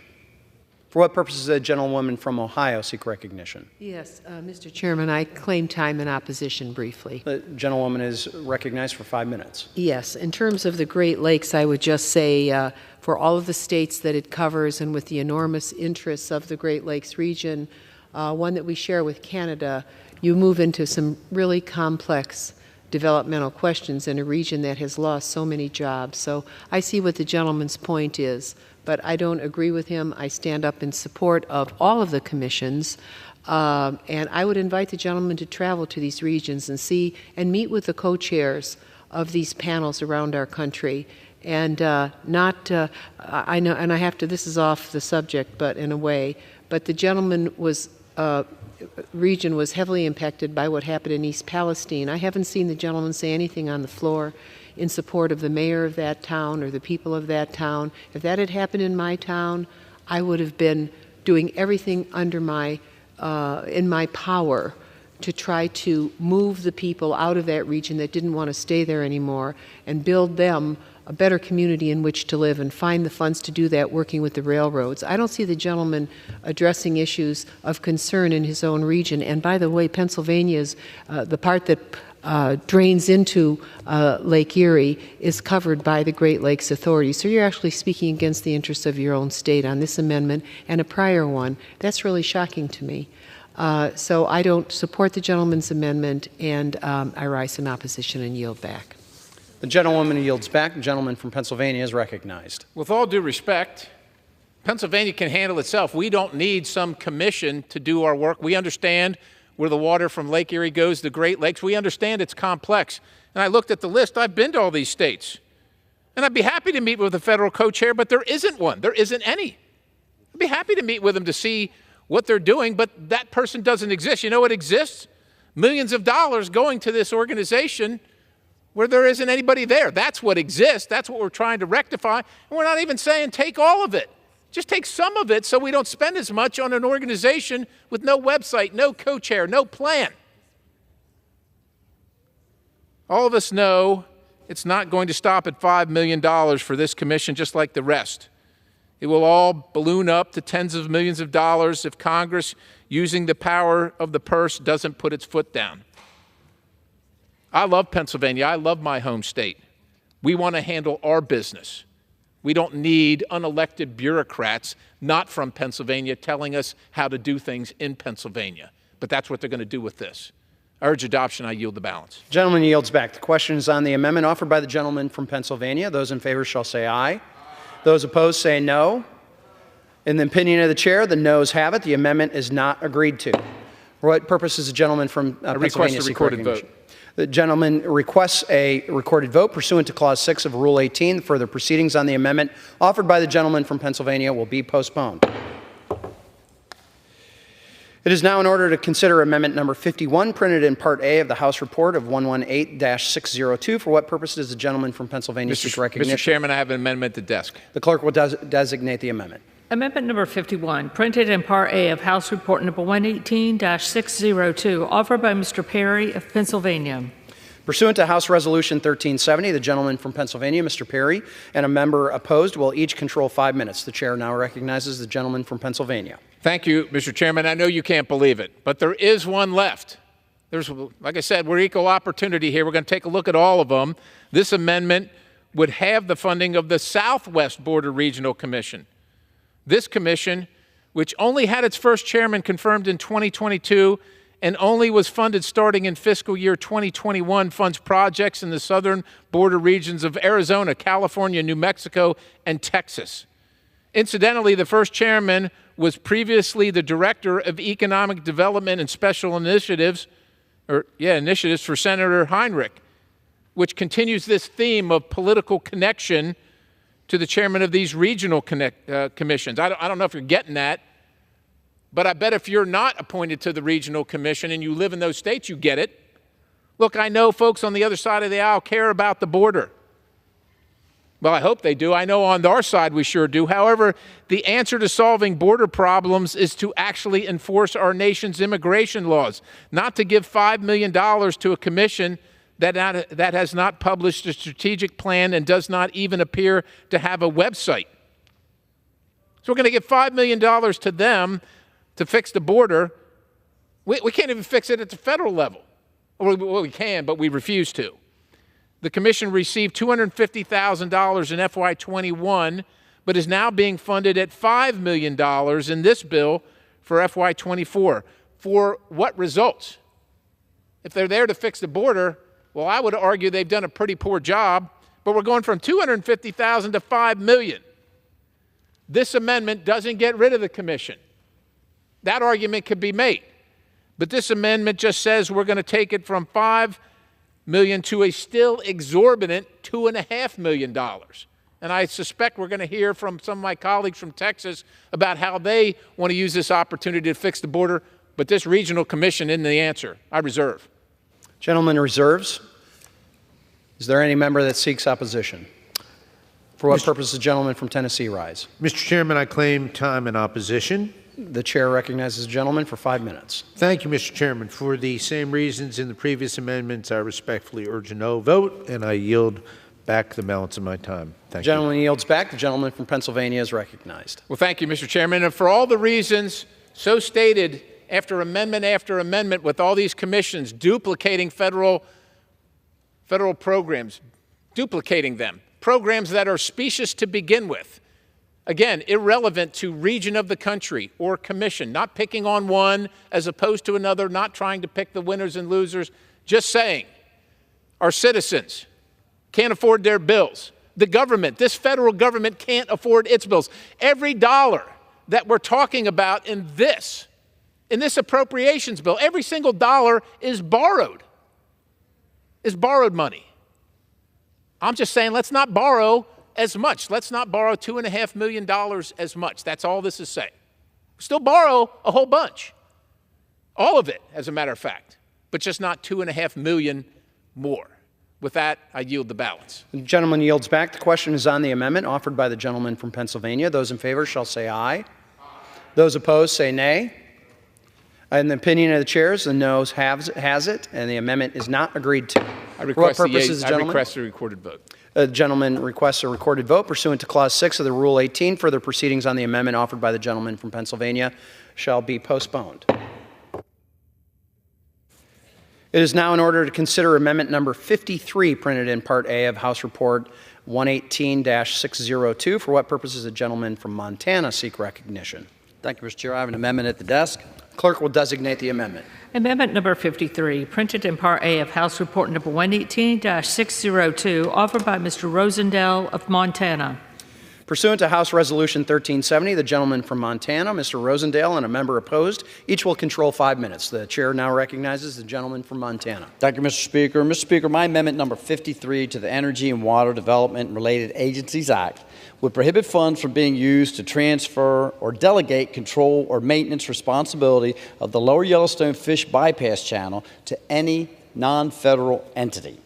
The Lower Yellowstone Irrigation Project was established in 1902 and was designed solely to provide irrigation water to the farmers in eastern Montana and western North Dakota. The project specializes in water distribution, not managing fish bypass channels for endangered species like the pallid sturgeon. The Fish Bypass Channel, introduced in 2007, over 100 years after this project was built, was meant to address species conservation, and the Yellowstone River location was selected over the lower Missouri River because of the huge cost savings. But now the Army Corps of Engineers and the Bureau of Reclamation are trying to shift its costs and responsibilities to the irrigators even after its shoddy construction, which has required additional work immediately following its completion and will continue to require expensive maintenance going forward. This is despite there being no formal agreement and the bypass channel having no operational connection to the project's irrigation duties. Our farmers are already struggling with economic pressures and cannot afford this additional burden. This amendment ensures that federal agencies cannot offload their responsibilities onto the local communities. It's time for the federal government to be accountable for its decisions and not unjustly and unilaterally transfer those costs to those who are unprepared and financially stretched. I reserve. Gentleman reserves. Is there any member that claims opposition? For what purpose does the gentlelady from Ohio seek recognition? I rise in opposition to this amendment. The gentlelady is recognized for 5 minutes. This amendment prevents funds from being used to transfer or delegate control or maintenance responsibility of the Lower Yellowstone Fish Bypass Channel to any non-federal entity. Essentially, the gentleman wants the Corps to continue and the Bureau of Reclamation to continue paying for this after over 100 years. If folks don't agree with the authorities, laws, and policies of the Bureau of Reclamation, then this is the type of matter that should be properly vetted through the regular order of committees in this House of jurisdiction, not through a funding prohibition. For these reasons, I cannot support this amendment and urge my colleagues to vote against it. Yield back. Gentlelady yields back. The chair recognizes the gentleman from Montana. Thank you, Mr. Speaker. Mr. Speaker, the fish bypass channel is a complete separate structure that is not connected to the irrigation facilities that have been in place for over 100 years. This new facility was just constructed within the last 10 years.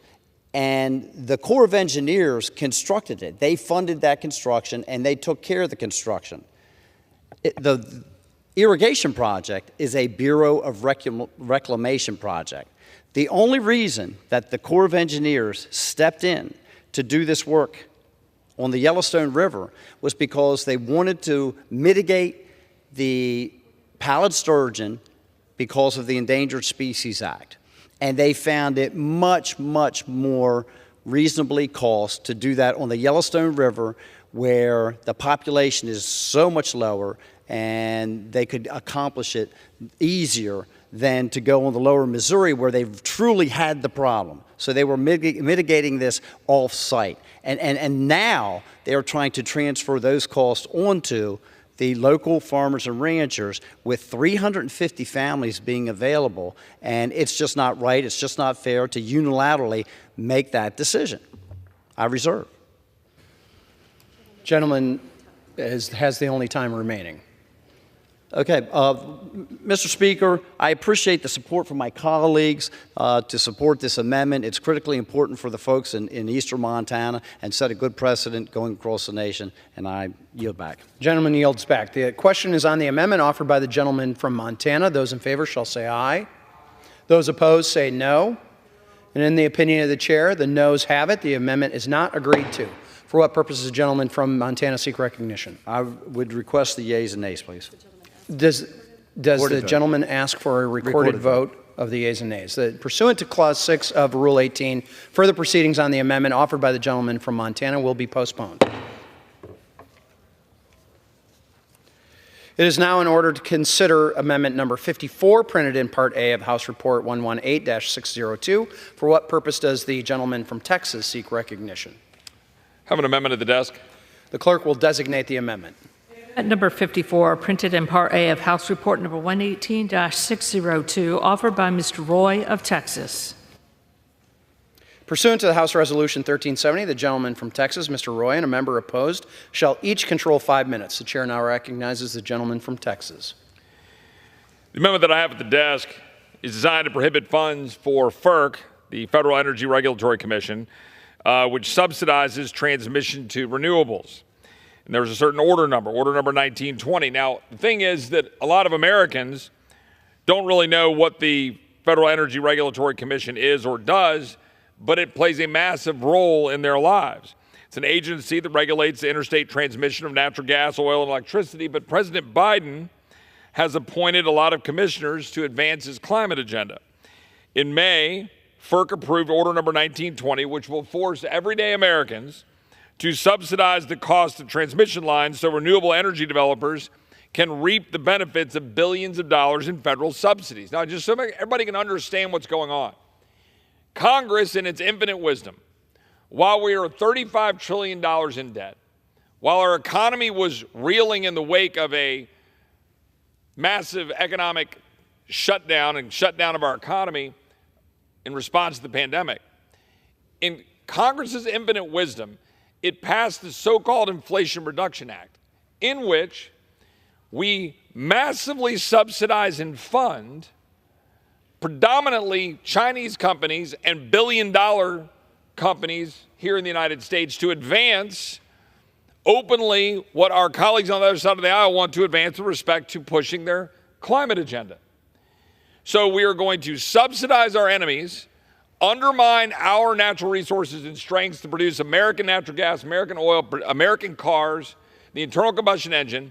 And in doing so, we're going to drive up the costs of all American families' goods and services and ability to carry out their lives. Now here, in order to carry out the fantasy that our radical progressive Democratic colleagues want to push on the American people, much like they tried to jam the metric system on me when I was in elementary school. They want to jam onto the American people this absurdity, and they're going to say now, not only do you have to eat a more expensive electric vehicle, not only do you have to have an unreliable grid, not only do you have to subsidize China and your enemies, oh no, you get to go even further. This is going to force electricity ratepayers, that means you, Americans, to pay for the cost of transition lines to renewable projects which will make unreliable energy allegedly more available. But guess what? On a cloudy, windless day, you still need that wonderful natural gas, coal, and nuclear power to power your homes or power all of your magic unicorn electric vehicles that power you around the country. Meanwhile, those electric vehicles are piling up on the lots of dealerships. Now you're reading articles where 50% of the people who own electric vehicles today are saying, oh gosh, I don't think I'll do that anymore. I'm going to sell them. And yet, we also have this administration about to jam the American people with a rule saying that you're going to have 2/3 of the fleet in our country be electric by 2032. This is an administration, and these are radical progressive Democratic colleagues who are at war with the American family. I believe we should defund this. That's what my amendment does. And with that, I will reserve. Gentleman reserves. Is there any member that claims time in opposition? For what purposes, the gentlewoman from Ohio seek recognition? I rise in opposition to this amendment. The gentlewoman is recognized for 5 minutes. First thing I would like to say to the gentleman from Texas is that our country is going to probably have 400 million people by 2050, and we are going to have to make some changes to accommodate them. We may not agree on what those are, but we can't live in 1950. It just simply isn't that nation anymore. So this amendment prohibits funds for the Federal Energy Regulatory Commission Order Number 1920. And that is a transmission and cost allocation rule that requires the nation's transmission providers, the providers, to plan for the transmission we know we will need in the future. I live in a region that was wiped out back about, the early 2000s. And what happened was one energy company goofed, and they turned off a switch, and it blacked out the entire Midwest, Northeast, and Canada, costing us $9 billion in economic activity and 9 lives that were lost. Now, it was upsetting that the grid was so integrated that we couldn't save the Ohioans that were damaged in that situation.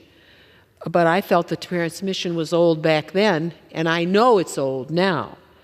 So the FERC Order 1920 is a transmission and cost allocation rule that requires the nation's providers, of the transmission providers, to plan for the transmission we know we will use in the future. And frankly, we need it right now. This rule adopts specific requirements addressing how transmission providers must conduct long-term planning for regional transmission facilities and determine how to pay for them so that the needed transmission is built. This rule was the first time in more than a decade that FERC has addressed regional transmission policy, and boy, can we be a witness to that in the Midwest. We know when it wasn't there. We could see the lines just sag when the outage occurred. To maintain a reliable electric grid and ensure that we meet our growing clean energy demands, studies show we may need to expand transmission by 60% by 2030. A resilient and reliable energy grid is also critical in confronting extreme weather and climate events that will only increase in severity. We see them every month. It is clear that we need to improve how our country plans, pays for, and builds the electric grid of the future. Finally, this rule was developed and voted on by the Federal Energy Regulatory Commission, which is an independent agency that regulates the interstate transmission of electricity, natural gas, and so on. The final rule reflected more than 15,000 pages of comments from nearly 200 stakeholders, the ones that could understand how to submit comments.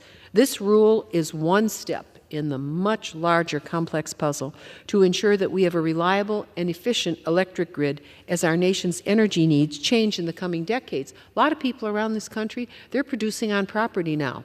They don't need to go up to the grid. Maybe if things happen on their property, they have to bring down power from the grid. That ability has to be there too. But I strongly urge my colleagues to vote against this harmful amendment and help us prepare for the future, for heaven's sake. I yield back. Gentlelady yields. Gentleman from Texas is recognized. I would note that FERC Commissioner Mark Christie exposed this rule for what it is. Quote, the final rule inflicts staggering costs on consumers by promoting the construction of trillions of dollars of transmission projects, not to serve consumers in accordance with the Federal Power Act, but to serve a major policy agenda never passed by Congress to serve the profit-making interests of developers of politically preferred generation, primarily wind and solar, and to serve corporate, quote, green energy, end quote, preferential purchasing policies. Chuck Schumer basically admitted this, saying the order is, quote, what we need to see the clean energy revolution we catalyzed with the Inflation Reduction Act come to fruition, end quote. This is an agenda. This is not about 1950. This is about 2050. You need clean burning natural gas to actually power our houses, our homes, our hospitals, our lives. You need to have reliable power. We ought to have more nuclear power. We can do that, and we're working on that. But you shouldn't be having these fanciful energy policies that are being put out there, mandated on the American people, that are crippling families. That's the truth. In the quest for this radical agenda, you're empowering our enemies, and you're absolutely destroying the American family who can't afford an electric vehicle that costs $17,000 more than the internal combustion engine. And with that, I yield back my time. Gentleman yields back. The question is on the amendment offered by the gentleman from Texas. Those in favor shall say aye. Those opposed say no. In the opinion of the chair, the noes have it. The amendment is not agreed to. For what purpose does the gentleman from Texas seek recognition? Ask for a recorded vote, please. The gentleman requests a recorded vote. Pursuant to Clause 6 of Rule 18, further proceedings on the amendment offered by the gentleman from Texas will be postponed. It is now in order to consider amendment number 55, printed in Part A of House Report 118-602. For what purpose does the gentleman from Texas seek recognition? Have an amendment at the desk. The clerk will designate the amendment. Amendment number 55, printed in Part A of House Report number 118-602, offered by Mr. Roy of Texas. Pursuant to House Resolution 1370, the gentleman from Texas, Mr. Roy, and a member opposed will each control 5 minutes. The chair recognizes the gentleman from Texas. I thank the chair.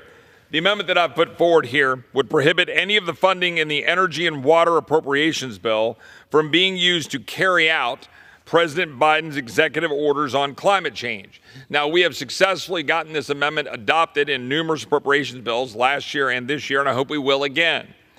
The executive orders serve as the catalyst to quote, as I was referring to a minute ago, Chuck Schumer, some of the Department of Energy's most radical actions. The Justice 40 Initiative, a radical environmental justice initiative that directs 40% of the federal clean energy and energy efficiency spending based on race, migrant status, and other characteristics. DOE's transition to, quote, carbon pollution-free energy sources, a zero emissions fleet, and a net zero building portfolio, making our federal agencies wholly dependent on China for energy and wasting taxpayer dollars in the process. DOE's overhaul of efficiency standards for almost every household appliance, from washing machines to dishwashers to refrigerators to gas stoves. All of this is designed with a purpose. It is all designed to advance this radical agenda by our radical progressive Democratic colleagues who are more interested in worshiping at the altar of this so-called climate agenda than they are at advancing human flourishing as God gave us the resources to do and develop wisely and appropriately for the betterment of civilization and to make our world a better place. We manage climate change. We don't run from it. We actually protect our people. We allow people to advance, to be able to live in heat and cool, to be able to move around the planet, engage in commerce, and lift people up, create economic opportunity. We do that not by hiding. We don't do that by empowering our enemies. We don't do that by undermining prosperity and undermining all that made this country great with the available and the abundance of the resources God gave us in this great continent in North America. We don't do that. But that's what our radical progressive Democratic colleagues want to do. That's what they're doing. And they're sending us back to the Stone Age, and they're making people suffer. They're making the American people suffer. They're driving up the price of goods and services. They're making it harder to afford a car. They're making it harder for a plumber or a small businessman or woman to do their job or take care of their families. The goal here is to say these orders have no place. Congress has a role here in telling the administration, you have yet again overstepped your bounds. You're ignoring the court on student loans. You're making up policies on a daily basis, endangering Americans with wide open borders. You're allowing Americans to get killed, fentanyl to pour into our communities. And here, with this radical agenda, you are bankrupting the hardworking American family that made this country great. That is the purpose of the amendment, and with that, I will reserve. Gentleman reserved. For what purpose does the gentlewoman from Ohio rise? Mr. Chairman, I ask to speak in opposition. You're recognized for 5 minutes. I thank the gentleman. Thank you, Mr. Chair. I rise in strong opposition to this amendment. America can't live in the past. We have to adapt to the new reality. During 2023, just last year, there were 28 separate billion-dollar weather and climate disasters, costing over $92 billion. I would say to my colleague from Texas, you know, you've had some rough weather down there, too, and not just rough weather, but coming off the Gulf, those fierce incidents that occurred in Texas, I don't know how much it cost, but you're part of that $92 billion. And you've had some real energy problems down there with shutoffs and all. I don't know what it's like to live in Texas. I visited there a couple times, but you can't deny reality. I don't know what's happened to property insurance rates in Texas, but I can tell you what, every single bill that I get has gone up for our house insurance, the property insurance, and so forth. In some places, some in Florida, they're not even selling insurance anymore. They can't get insurance on their property. So these incidents are severe, and there have already been 15 confirmed billion-dollar weather and climate disasters this year. So let's look at reality. Tell the American citizens who lost businesses, homes, loved ones from hurricanes, wildfires, and other natural disasters that there are no costs from climate change. Are you kidding? We have to adapt to a new reality and help our people, not turn our backs on them. We must maintain American leadership also in the clean energy field, because otherwise we cede it to China and to other places, and we are weakened by that as a country. So we have to embrace the future reality, and I strongly urge my colleagues to vote against this harmful amendment, and I yield back. Gentlewoman yields back. Gentleman from Texas. I thank the chair. This is not about looking backwards. It is about looking forwards. That's the whole point. And we're going to talk about we're going to have 400 million people or 450 million people. Great. Fine. We should grow as a country. By the way, we should have more kids. Different conversation, different debate. But let's grow as a country. Fantastic. But you know what you need? Power. Do you know what building we're sitting in right now? One powered by natural gas. Do you know what most of the hospitals and the places in Texas that are functioning right now in the great state of Texas are powered by? Natural gas. Do you know what we could be powered more by? Nuclear. You know why we're not? Crazy ideas, mostly from radical progressive Democrats who don't want to deal with the fact that we could actually safely have nuclear power. But the fact is, instead, we want to litter our continent with wind farms and solar farms, which are inefficient and unreliable, demonstrably and provenly so. That's the truth. The fact here is we just want to have reliable power. And even if you accept this trope that somehow we're having significantly more storms, how much time? I got about a minute. I'll yield quickly. I just want to know, I've read that Texas has a lot of wind farms and so forth. You're saying none of them are any good? Reclaiming my time. Yes, Texas has significantly more wind and solar than a lot of other places in the world because we embrace the all of the above approach. And no, I don't believe that's a good thing. No, I don't believe that a third of our grid in Texas should be wind and solar. You want to know why Texas is now more wind and solar? Yes, we started it, but guess what? Feds are subsidizing the hell out of it. They're making it to where it is not cost effective to be able to go build more natural gas and coal, and that's destroying our country. The federal government is making it to where Texas and other states cannot have reliable power. That's the truth. You're causing taxes on the American people, making our grid unreliable, and this trope about storms is garbage. The fact is, over the last century, many, many more lives have been saved because of the availability of reliable power than there were a century ago when, for example, a hurricane demolished Galveston long before there was any kind of fossil fuel issue. I yield back. Gentleman yields back. Question is on the amendment offered by the gentleman from Texas. Those in favor say aye. Those opposed say no. In the opinion of the chair, the ayes have it. The amendment is agreed to.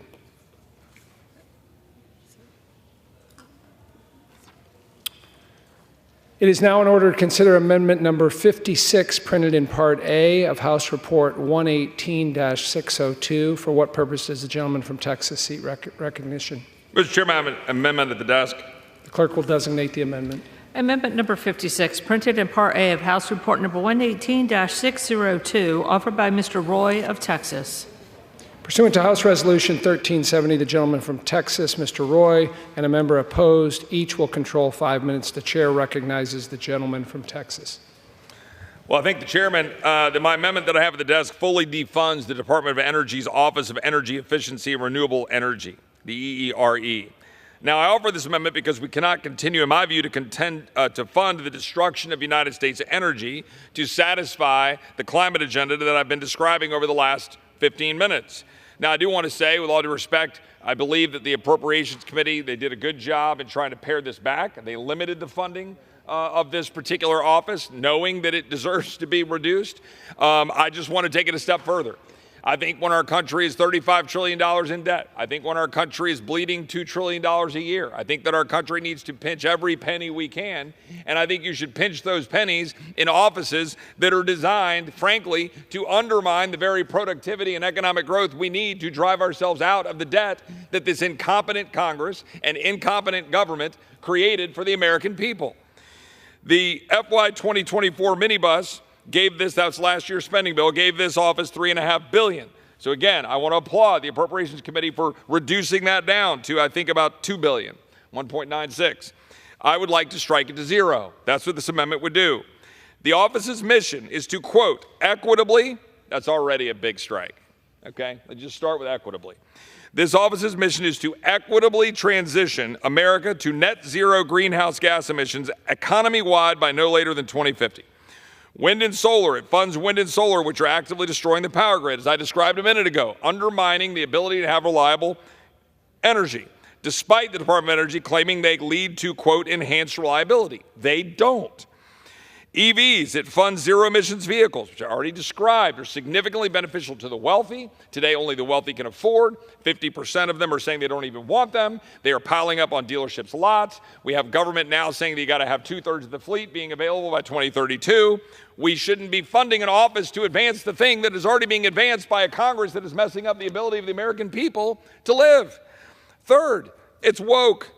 It actively promotes divisive concepts like, quote, energy equity and environmental justice, whatever the hell that means, which allocates taxpayer dollars based on immutable characteristics. This is, again, your glorious government at work, picking winners and losers, dividing us up by race, making up all kinds of policies in the name of wokeism while destroying our economy in the name of pursuing their climate activist agenda. With that, I will reserve. Gentleman reserves. For what purposes, the gentleman from Tennessee? Mr. Chairman, I claim time in opposition. Gentleman's recognized. Thank you, Mr. Chairman. I share some of my colleagues' concerned about excess spending at EERE.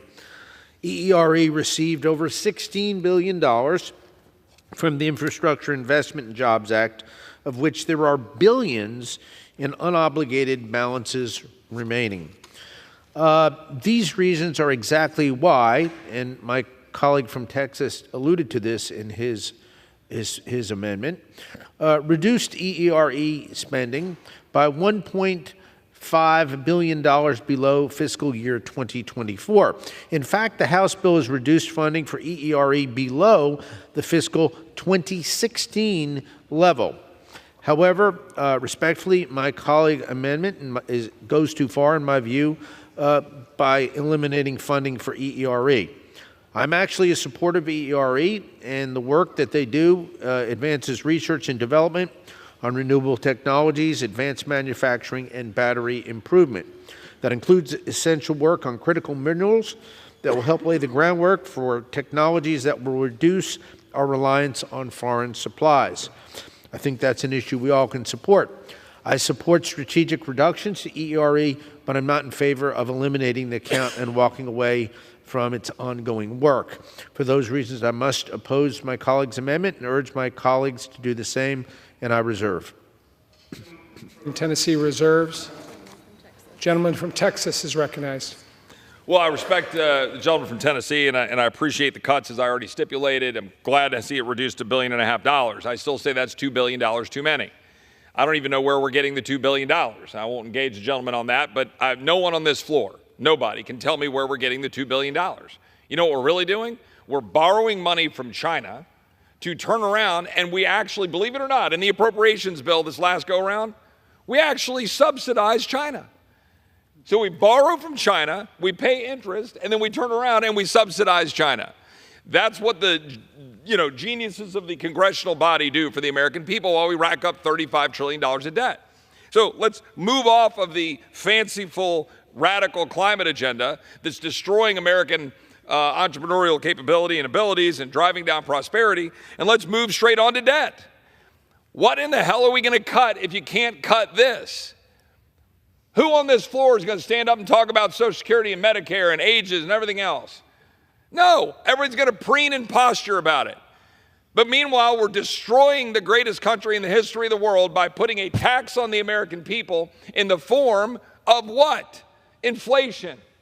We're killing our own country while we spend money, $2 billion. $2 billion more dollars is going to go to have this office advancing more of the very radical agenda, destroying our ability to produce wealth and drive ourselves out of the debt. We're going to borrow $2 billion more so that we can advance energy equity and environmental justice and try to drive towards, quote, zero emissions vehicles that I've already described, only the wealthy are driving, that cost $17,000 more than the internal combustion engine. And we're going to drive up the price of used internal combustion engines so that a plumber in 2030 is going to collapse.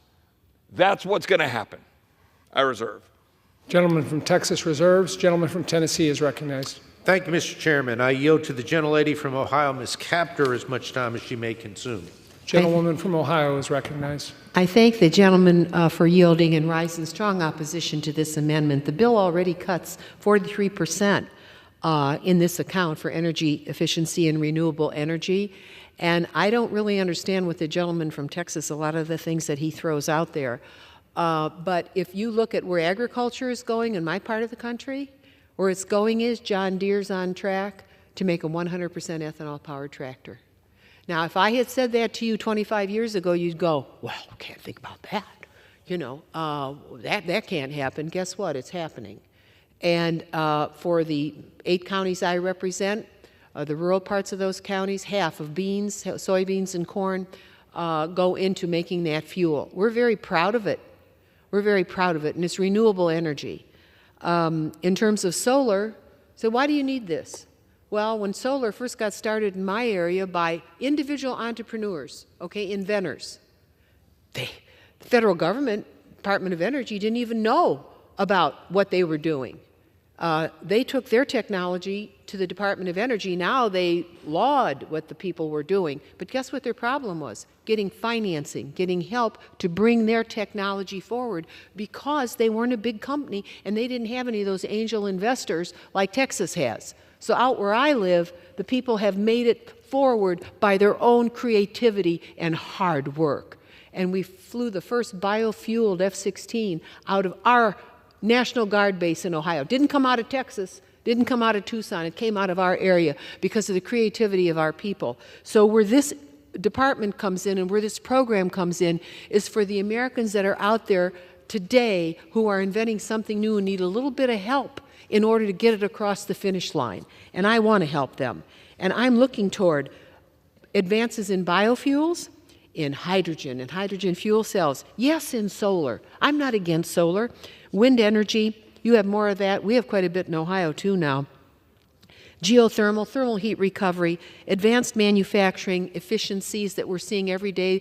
I can't get into all that in the brief time I have. Weatherization and building materials. It is a revolution, and it's exciting to be a part of America's future. Our dominance in the solar industry, if we can get there, could result in up to a $1.3 trillion market and 500,000 jobs. We're up to about 200,000 jobs right now in that field, and we need more people to specialize in the electricity of solar. So we can choose to give up American leadership in these technologies by cutting further innovations, or we can embrace the future of the global energy economy, and that's what I want to do. And therefore, I urge my colleagues to vote no against this harmful amendment, and I yield back. Gentlelady yields back. Gentleman from Tennessee reserves. Gentleman from Texas is recognized. I thank the chair. I'll just add this. Every time I get my gas can out and I have to use the stupid spout that spills all over the place because it's been regulated by the federal government, we messed up an actual gas can, and then I have to stick the gas in with ethanol into it that goes into the engine that then clogs up the freaking fuel pump that I then have to replace because of all that garbage. I would just tell you that none of this stuff is there if it's not subsidized. That's the truth. The American people are tired of the federal government subsidizing less than optimal energy, and that's what we're doing. If without those subsidies, they die. I yield. Gentleman from Texas yields. Gentleman from Tennessee is recognized. I yield back. Gentleman from Tennessee yields back. Question is on the amendment offered by the gentleman from Texas. Those in favor say aye. Those opposed say no. In the opinion of the chair, the noes have it. The amendment is not agreed to pursuant to Clause 6 of... Mr. Chair. For what purpose does the gentleman from Texas rise? Recorded vote. Thank you. Thank you, Mr. Chairman. Pursuant to Clause 6 of Rule 18, further proceedings on the amendment offered by the gentleman from Texas will be postponed. It is now in order to consider amendment number 60, printed in Part A of House Report 118-602. For what purpose does the gentlewoman from New York seek recognition? I have an amendment at the desk. The clerk will designate the amendment. Amendment number 60, printed in Part A of House Report number 118-602, offered by Ms. Tenney of New York. Pursuant to House Resolution 1370, the gentlewoman from New York, Ms. Tenney, and a member opposed, each will control 5 minutes. The chair recognizes the gentlewoman from New York. Thank you, Mr. Chair. I rise today to offer my amendment number 60 to reduce the salary of Secretary of Energy Jennifer Granholm to $1. Since taking office in January of 2021, Secretary Granholm has violated the Hatch Act multiple times. She owned Proterra stock while her boss, President Biden, repeatedly promoted the company. Her husband owned Ford stock while she personally promoted the company's work with official resources, and she cashed in on millions of dollars after these illegal transactions and failure to disclose obvious conflicts were revealed. And most critically, she lied under oath to Congress, claiming that she did not own any individual stocks when in fact she did. Anyone disputing these charges should consult the following articles. Reuters, quote, U.S. Energy Secretary Granholm violated ethics law, watchdog says, close quote. CNN, quote, Biden touts electric car company potentially worth millions for his energy secretary, close quote. Washington Free Beacon, quote, Energy Secretary's husband held stock in Ford as administration approved billions in electric vehicle subsidies, close. Fox News, open quote, Biden Energy Secretary Granholm admits false testimony about owning stocks, close quote. Secretary Granholm has also promoted the Biden administration's disastrous energy policies that are crippling our country and preventing us from maximizing our energy independence and the all of the above strategy. Energy security is national security, and Secretary Granholm is directly jeopardizing our national security and violating our laws under the Hatch Act. I urge all my colleagues to join me in defunding Secretary Granholm's salary by voting for this amendment. I reserve. Gentlewoman from New York reserves. Does any member claim time in opposition? For what purpose does the gentlewoman from Ohio seek recognition? Yes, Mr. Chair, I claim the time in opposition. Gentlewoman is recognized.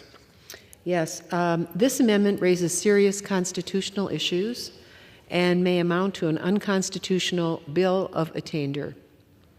This is not the way to handle policy disputes with Secretary Granholm, who is a qualified, very highly qualified, dedicated public servant. I have never heard this actually. These are serious charges, and this amendment prioritizes legislative theater over the American people and has no chance of becoming law. I strongly urge my colleagues to vote against this harmful amendment, and I reserve my time. The gentlewoman from Ohio reserves.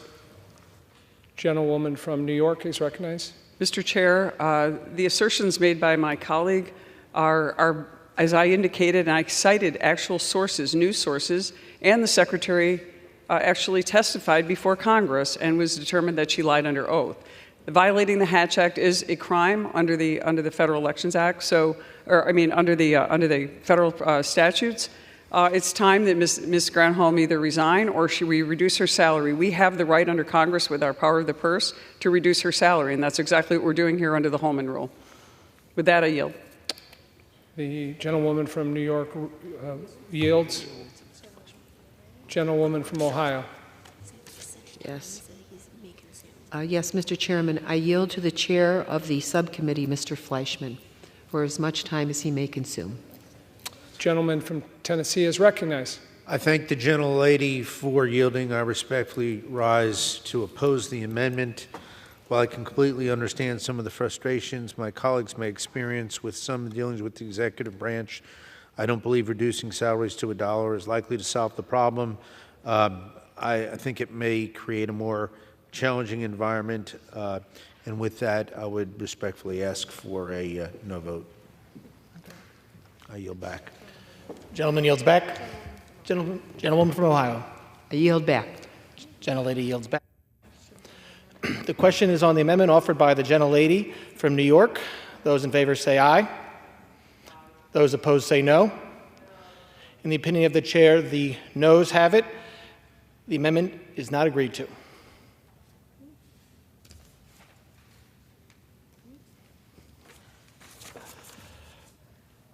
It is now in order to consider amendment number 61, printed in Part A of the House Report 118-602. For what purpose does the gentlewoman from New York seek recognition? Mr. Chairman, I have an amendment at the desk. Clerk will designate the amendment. Amendment number 61, printed in Part A of House Report 118-602, offered by Ms. Tenney of New York. Pursuant to House Resolution 1370, the gentlewoman from New York, Ms. Tenney, and a member opposed each will control 5 minutes. Chair recognizes the gentlewoman from New York. Mr. Chairman, I rise today to offer my amendment number 61 to the Energy and Water Appropriations Bill to prohibit funding for President Biden's Executive Order 14019 entitled Executive Order on Promoting Access to Voting. This executive order requires federal agencies to use their power, influence, resources, and federal funding to enter into agreements with non-governmental agencies and organizations to conduct voter registration and other mobilization activities. Mr. Chair, this executive order is nothing more but a blatant attempt to transform the federal government into a partisan, get-out-the-vote machine for Democrats. The Department of Energy should be nonpartisan, and federal agencies should not be using taxpayer funds to actively engage in get-out-the-vote operations that have nothing to do with the agency's core missions, not to mention the obvious mission creep and Hatch Act violations this activity would trigger. Mr. Chair, President Biden should not be weaponizing the federal government using American taxpayer dollars to manipulate and steer our election in a partisan manner. As the co-founder and chair of the Election Integrity Caucus, it is my privilege to introduce this amendment to restore transparency and confidence in our democratic process while keeping partisan federal bureaucrats and the swamp from deliberately tipping the balance at the ballot box. I stand firmly behind the concept of one citizen, one vote, as enshrined in our Constitution. However, I do not support this blatantly partisan mobilization of the federal government for political purposes. No citizen should have their vote diluted by federal bureaucrats. While our that's it. Hang on a second. While our energy infrastructure independence is at risk, and so many communities in our districts do not have safe, clean drinking water. The funds in this bill should be spent for that purpose. They are appropriated for, not implementing a partisan get-out-the-vote initiative. With that, Mr. Chair, I urge all my colleagues to support this amendment, which will preserve election integrity and stop the Biden administration from transforming the people's government into get-out-the-vote machine for partisan Democrats. Let's make voting great again. I reserve. Gentlelady reserves. For what purpose does the gentlelady from Ohio seek recognition? Mr. Chair, I claim time in opposition. Gentlewoman's recognized. Yes, unfortunately, the gentlelady's amendment is another example of the majority proposing language that is not germane to an energy bill. Energy bill.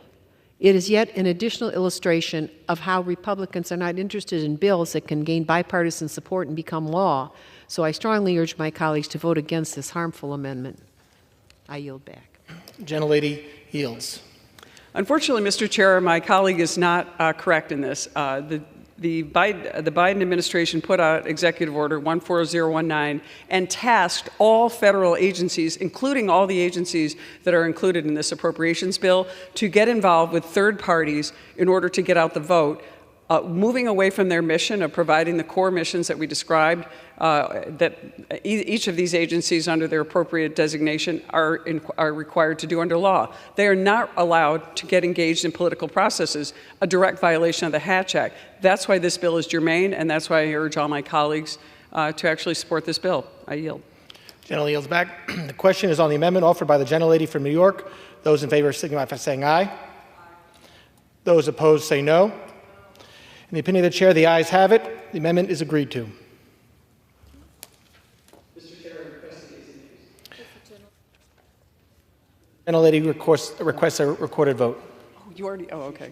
All right. Did you say yes? Yes. Oh, sorry, I apologize. Okay. It is now in order to consider amendment number 62, printed in Part A of the House Report 118-602. For what purpose does the gentleman from New Jersey seek recognition? Mr. Speaker, I have an amendment at the desk. Clerk will designate the amendment. Amendment number 62, printed in Part A of House Report number 118-602, offered by Mr. Van Drew of New Jersey. Pursuant to House Resolution 1370, the gentleman from New Jersey, Mr. Van Drew, and a member opposed, each will control 5 minutes. The chair recognizes the gentleman from New Jersey. Mr. Speaker, today I raise in favor of my amendment, number 62. It would prohibit funds from being used for the Office of Clean Energy demonstrations within the Department of Energy. And I know that sounds like a wonderful title, and you think that what could be wrong with that? But I'm going to explain to you, Mr. Speaker, what is wrong with it. This Office of Clean Energy demonstrations is going to have an equitable energy transition. And let's talk about in real words what that means. It means that Americans who don't want this are going to be forced to have it, this transition, and they're going to be forced in spending their taxpayer dollars for it. And I'll tell you what Americans are tired of. They're tired of being told what to do by politicians and those in certain positions of power. But I think we forget sometimes that Americans don't work for us, the politicians, the Congress, the members of Congress, the members of the Senate, and the President of the United States works for them. But so often we forget that. And what does this all mean, what this department does, with this group of people that supposedly know so much? It means less reliable energy. It means continued higher energy prices. It means less energy independence. Many of the technologies that this office uses and advocate on rely on countries, particularly China. Our country, China, with a track record of human rights violations such as what goes on in the Congo. And I want everybody to listen to this, where modern-day slavery is in effect forcing hundreds of thousands of Africans to work in subhuman conditions in order to mine the cobalt needed for electric vehicles. How wrong is that? While we're driving around in our fancy electric vehicles, mostly wealthier folks, these people are scratching the dirt to try to just survive. And we think that's a good thing. That's not the American way. It's also important to note, even if you do believe in it, that America has these resources and it's quite blessed with earth minerals. But this administration continues to prevent our ability to actually mine them, so that we depend on China more than ever. You couldn't make this stuff up. You can't believe it, but it's true.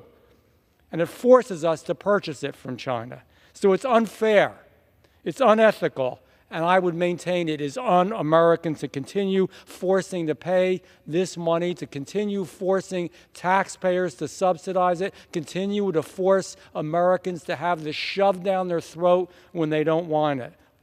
We need to end the subsidization of clean energy in this form. Let the marketplace take effect. Let's have the competition. Let's see if nuclear is the best. Let's see if we can really build and supply more solar panels in the United States of America, but not rely on other countries. Eliminating offices like these are a step in the right direction. It's the right thing to do for so many reasons. I've just outlined a few of them, and I urge my colleagues to vote yes on this amendment, Mr. Speaker, and I reserve. Gentleman reserves. For what reasons does the gentleman from Tennessee rise? Mr. Chairman, I claim time in opposition. The gentleman is recognized. Mr. Chairman, thank you. The Office of Clean Energy Demonstration is responsible for managing more than $25 billion for large-scale pilot programs and demonstrations across numerous energy technologies. It's our responsibility to be good stewards of taxpayer funds, which is why the House bill includes no funding for the office to conduct new demonstrations.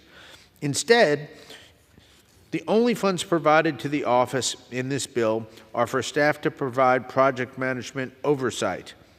My colleague's amendment respectfully would prohibit funds for that oversight function, preventing the office from ensuring programs that are being properly administered. That would directly impact the success of important programs within the office's jurisdiction, like the Advanced Reactor Demonstration Program and Small Modular Reactor Program. These programs, which have strong bipartisan support, are essential to ensuring our nation's energy security and regaining U.S. leadership in nuclear energy. We can't abandon our oversight responsibilities and risk the success of programs like these. For these reasons, I must oppose the amendment and urge my colleagues to do the same. Mr. Chairman, I reserve. New Jersey is recognized. Mr. Speaker, I respect my colleague, Mr. Fleischman, tremendously. It's one of those few times we'll have to agree to disagree. But I think it's so important that we make a statement here. There are some good things that office does, but they do so many things that we don't agree with. And this is the conundrum that we always find ourselves in Congress. In order to get a modicum of good things done, we have to vote for the whole package, and the whole thing moves forward, and so many of those initiatives are not good. And that's the problem here. Let's do this right. I believe in nuclear. I believe solar can have a role. I don't believe wind can do well, especially out in the ocean. But the point is, let the marketplace of ideas be the ones that dictate what we should do here. This office does so much that it shouldn't do, and yet we're told we have to vote for this because they do a few things we agree with. I respectfully disagree. I reserve my time. Gentleman reserves. Gentleman from Tennessee is recognized. Thank you, Mr. Chairman. I yield to the gentlelady from Ohio, Ms. Kaptur, as much time as she may consume. I thank the gentleman for yielding. I rise in strong opposition to this amendment and say that I can still recall in this country when the first Arab oil embargo occurred in the 1970s, in the late 70s, and this country was shut down, because we were not energy independent inside our borders. And when they chose to close the spigot, it harmed our unemployment in my area shot up to nearly 20%. During this war in Ukraine that we're experiencing now, so unfair, what does Russia do? It tries to divert its oil shipments here and many other places around the world in order to use that power in order to achieve its political ends. Energy is vital, and it can be used as a weapon. We have to be energy independent inside these borders. The Office of Clean Energy Demonstrations was established in order to scale up emerging technologies. We cannot just rely on the past. This is an agile country. We have to build the future. And this office focuses on advanced nuclear, for example.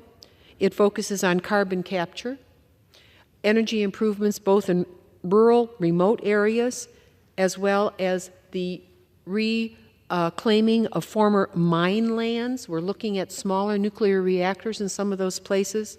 Industrial demonstrations, working with the steel industry. They've made a revolution in energy savings. It's exciting to see. Energy storage demonstrations, regional clean hydrogen hubs, which I hope someday to get in my area because I so believe in hydrogen fuel cells. But we have to even push the technology further than it is. And others yet to be invented, certainly in the thermal energy recapture field. So I would just say to the gentleman, we must continue to invest in an all of the above strategy to make this country energy independent in perpetuity. We cannot lose our momentum. And unfortunately, I believe your amendment does exactly that, loses momentum, and it helps to throttle scientific innovation, which is what the Department of Energy has in all of our 17 labs, everything that's being done. The average business that's out there can't do some of what the Department of Energy can help them do with its supercomputing capacity and with its ability to deal with rare minerals and so forth. So I just think that you may be well-intentioned in offering of this amendment. I have to oppose you, however, because I really think it drives America backwards. And that is not where we need to be at this moment in history. I urge members to vote against this amendment, and I yield back my time. Gentlelady yields back to the gentleman from Tennessee. Mr. Chairman, I yield back. Gentleman yields back. The gentleman from New Jersey is recognized. Speaker, just quickly to wrap it up, we are less energy independent now than we were 4 years ago. I agree. I want to look at nuclear. You look at carbon capture, look at all these things, but don't make us more dependent on other countries. The wind turbines that are going to be, that are hopefully won't be built, but they want to build in our beautiful oceans are going to make us more dependent for energy on foreign countries. What we're forcing down the American public with the EVs and the electric vehicles will make us more dependent on China. And I yield back. Gentleman yields back. Question is on the amendment offered by the gentleman from New Jersey. Those in favor say aye. Those opposed say no. In the opinion of the chair, the noes have it. The amendment is not agreed to. Chairman, I ask for a recorded vote. Pursuant to Clause 6 of Rule 18, further proceedings on the amendment offered by the gentleman from New Jersey will be postponed. It is now in order to consider amendment number 63, printed in Part A of House Report 118-602. For what purpose does the gentleman from New Jersey seek recognition? Mr. Speaker, I rise today in favor of my amendment number 63, which would reduce the salary of directors. Gentleman will suspend. Is the gentleman offering his amendment? I do offer my amendment, yes, sir. The clerk will designate the amendment. Amendment number 63, printed in Part A of House Report number 118-602, offered by Mr. Van Drew of New Jersey. Pursuant to House Resolution 1370, the gentleman from New Jersey, Mr. Van Drew, and a member opposed, each will control 5 minutes. Chair recognizes the gentleman from New Jersey. Thank you, Mr. Speaker. Now I rise today in favor of my amendment number 63, which would reduce the salary of Director Shah of the Department of Energy's Loan Program Office to $1. And I'll explain why. Director Shah oversees the allocation of grants and loans for clean energy initiatives funded through both the Inflation Reduction Act and the Bipartisan Infrastructure Law. And I point out I voted for the Bipartisan Infrastructure Law, so it particularly disturbs me. As this administration continues to prioritize dubious green initiatives, American energy prices have gone up, not down. Our strategic reserves have been not increased but depleted, and reliable energy sources are being overlooked in favor of less reliable energy sources. Mr. Shah has played a critical role in that decline, and he's hurt America. Beyond his advocacy for the Green New Deal, Mr. Shah's conflict of interest, and this is what's particularly disturbing, and questionable business practices are deeply troubling. Let me explain. Mr. Shah was the president of Generate Capital. He provided a $100 million loan to Plug Power, a company that develops hydrogen fuel cells. Later, as director of the Loan Program Office, Mr. Shah proceeded to give Plug Power $1.66 billion loan guarantee, but this came from the Department of Energy, tax dollars. Mr. Speaker, your tax dollars, Americans' tax dollars. In 2023, surprise, surprise, Plug Power proceeded to report over $1.3 billion in losses. This raises serious concerns about Mr. Shah's ability to conduct proper risk assessment and the decision-making process that he has as director, as well as concerns over his potential undue influence and favoritism within the loan process for companies he has relationships with. And again, that's what Americans are tired of. They're tired of the good old boy system. They're tired of money going to people that are connected.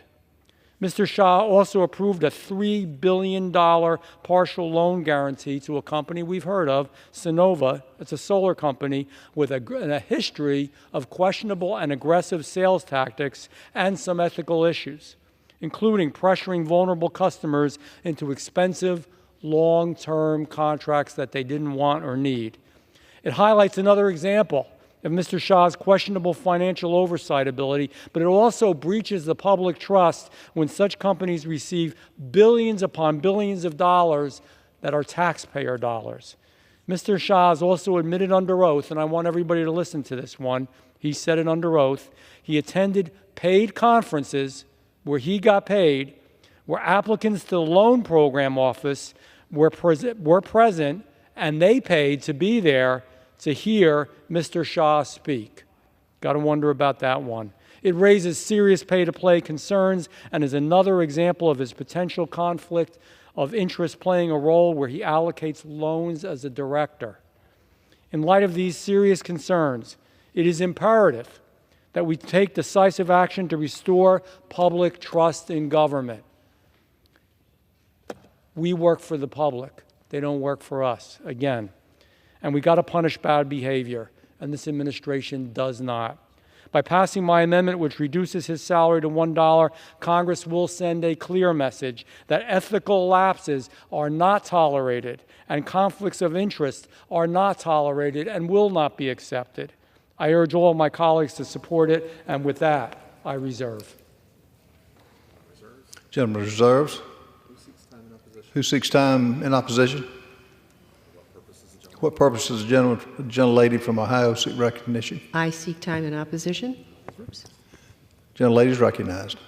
Yes, this amendment raises serious constitutional issues and may amount to an unconstitutional bill of attainder. This is not the way to handle policy disputes with Jigar Shah, Director of the Department of Energy's Loan Program, and the amendment prioritizes legislative theater again over the American people, and it has no chance of becoming law. I strongly urge my colleagues to vote against this harmful amendment and yield back.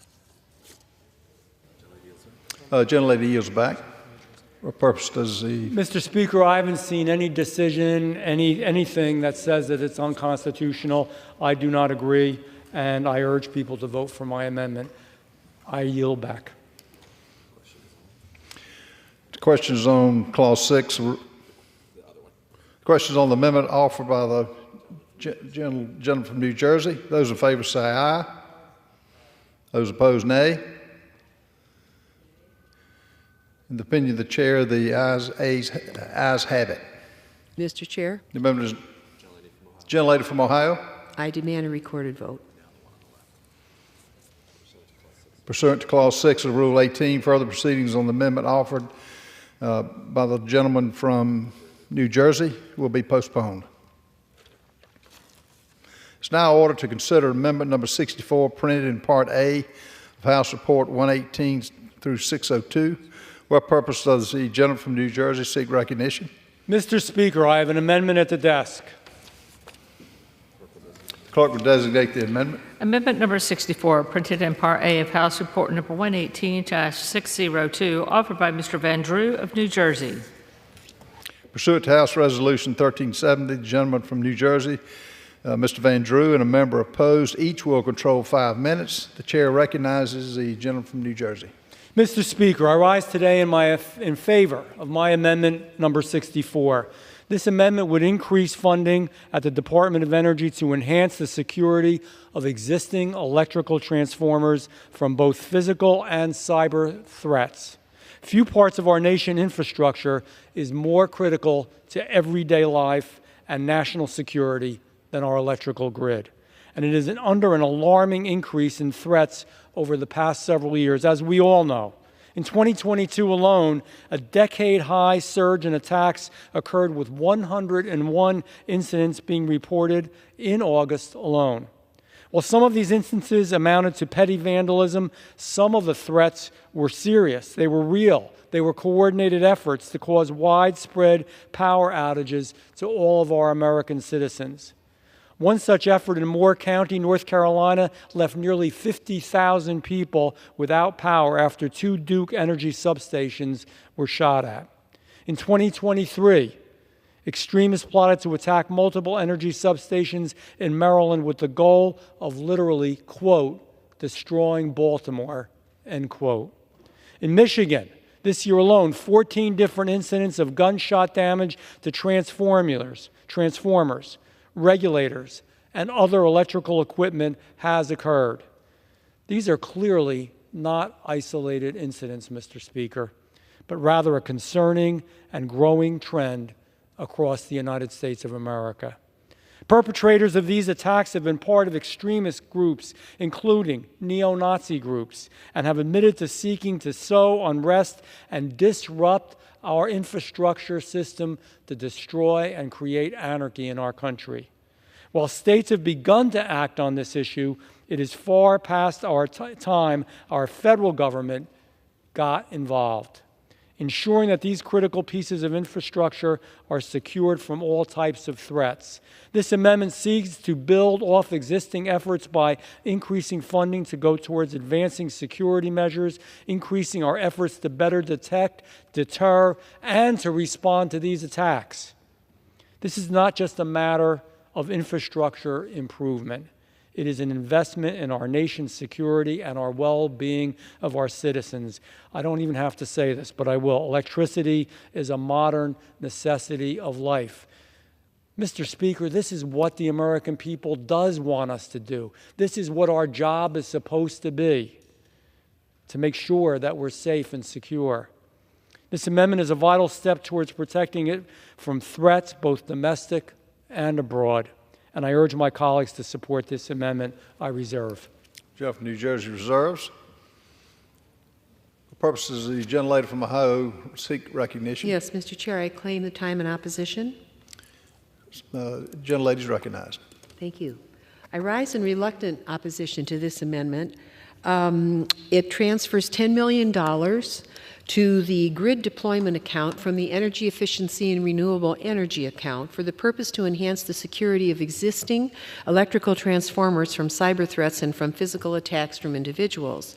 And while I very much support the intent behind this amendment to enhance the security of existing electrical transformers from cyber threats and physical attacks, I cannot support the source of the funds for the amendment, the Energy and Efficiency and Renewable Energy accounts, which have already been cut by 43%.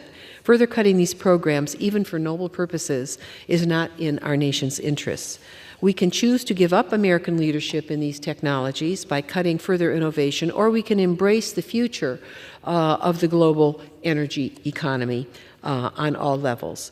Further, I will point out that the Department of Energy's work to support and secure the transformer supply chain spans across the Office of Electricity, Grid Deployment and Cybersecurity, Energy Security, and Emergency Response, with other programs also contributing. So I hope the gentleman can continue to work toward his objective, but we will oppose this particular amendment. I yield back.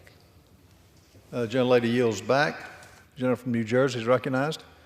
Mr. Speaker, I appreciate the gentlelady's remarks. However, I respectfully disagree. We are moving from one account, which is basically forcing people to accept something that they do not want and have clearly said that does not help America. And I also respectfully will disagree with her. We're not showing American leadership. Maybe it's Chinese leadership, foreign countries' leadership.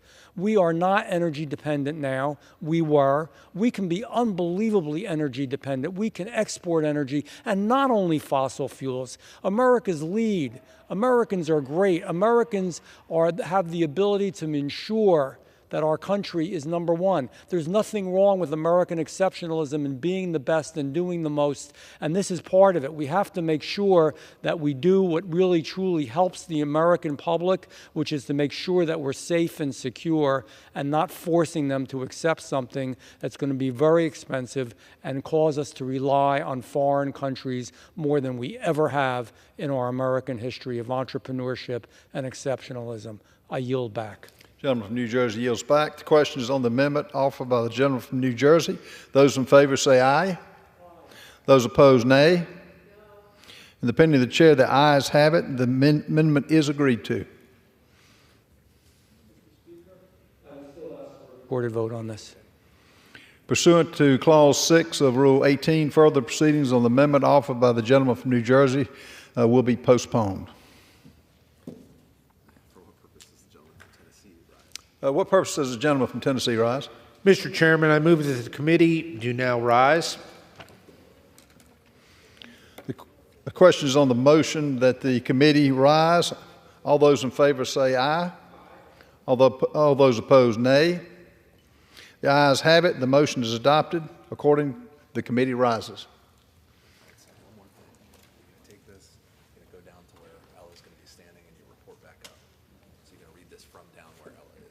Okay. Good job. All right, sir. All right, so you're just going to look that way, and you're going to say, Mr. Chair. Mr. Okay. Chair. Where are we? Mr. Chair. Mr. Chair. Mr. Speaker, the Committee of the Whole House on the State of the Union, having had under consideration H.R. 8997, directs me to report that it has come to no resolution thereon. Thanks, sir. The chair on the Committee of the Whole House on the State of the Union reports that the committee has had under consideration Resolution 8997 and has come to no resolution thereon. Pursuant to Clause 12A of Rule 1, the chair declares the House in recess subject to the call of the chair.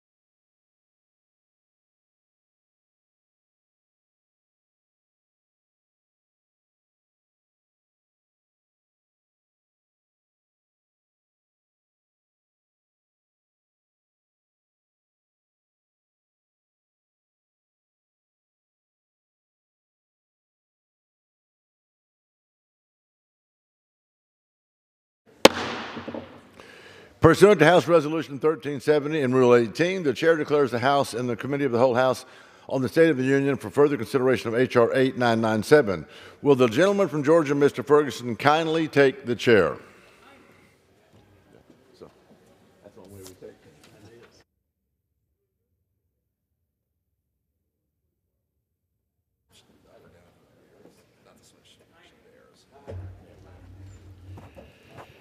The House is in the Committee of the Whole House on the State of the Union for further consideration of H.R. 8997, for which the clerk will report the title.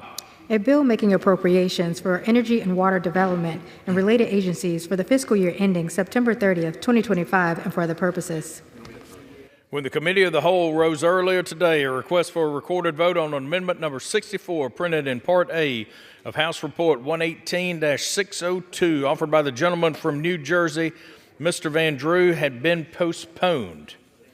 Pursuant to Clause 6 of Rule 18, proceedings will now resume on those amendments printed in Part A of House Report 118-602, on which further proceedings were postponed in the following order. Amendment number 36 by Mr. Ogles of Tennessee. Amendments number 42 through 51 by Mr. Perry of Pennsylvania. Amendments number 53 by Mr. Rosendale of Montana. Amendments number 54 and 56 by Mr. Roy of Texas, and amendments number 62 through 64 by Mr. Van Drew of New Jersey. The chair will reduce to 2 minutes the minimum time for any electronic votes after the first vote series.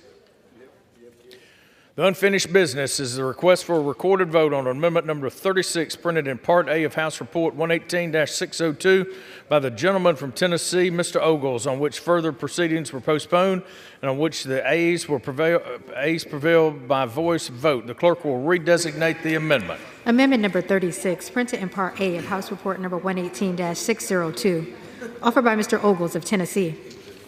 A recorded vote has been requested. Those in support of the requested recorded vote will rise and be counted.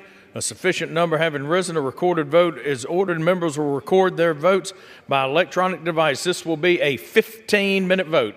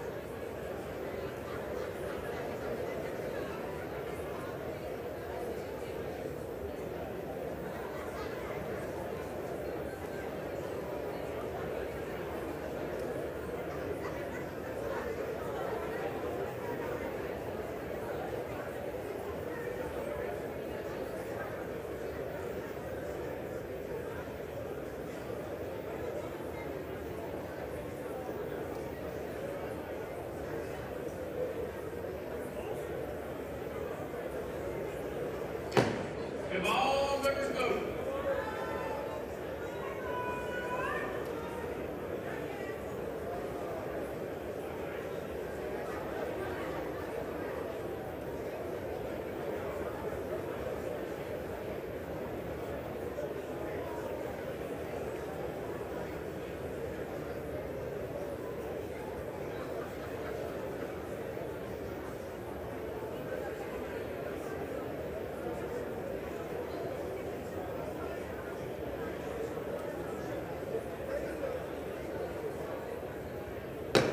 Does any member wish to change their vote?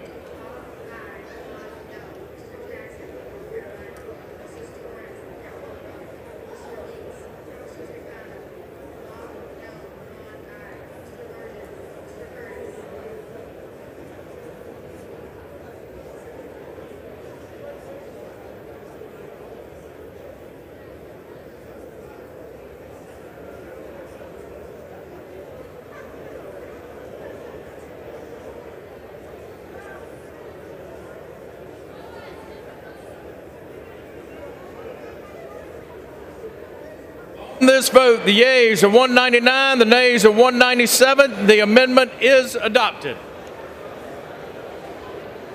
The unfinished business is on the request for a recorded vote on amendment number 42, printed in Part A of House Report 118-602 by the gentleman from Pennsylvania, Mr. Perry, on which the further proceedings were postponed and on which the ayes prevail by voice vote. The clerk will redesignate the amendment. Amendment number 42, printed in Part A of House Report number 118-602, offered by Mr. Perry of Pennsylvania. A recorded vote has been requested. Those in support of the requested vote will rise and be counted. A sufficient number having risen, a recorded vote is ordered. Members will record their votes by electronic vote. This is a 2-minute vote.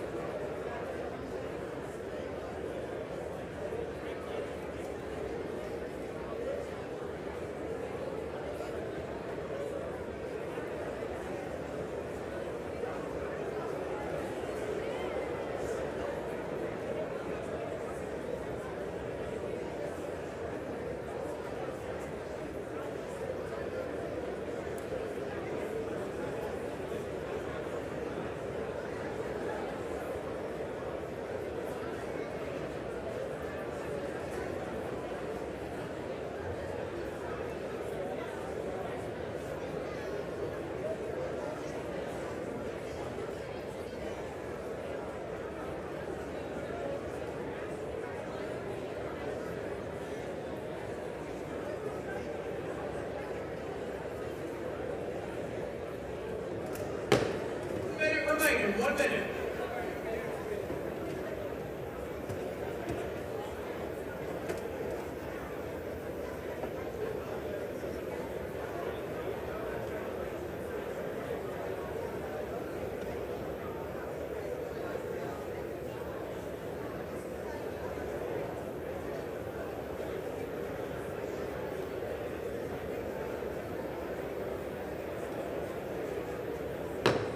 Seconds, 30 seconds remaining.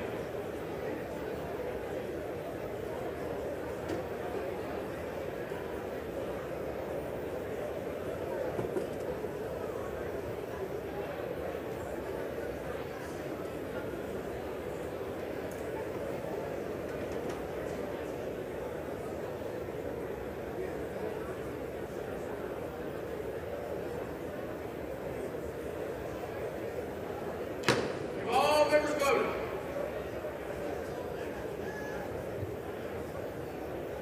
Does any member wish to change their vote?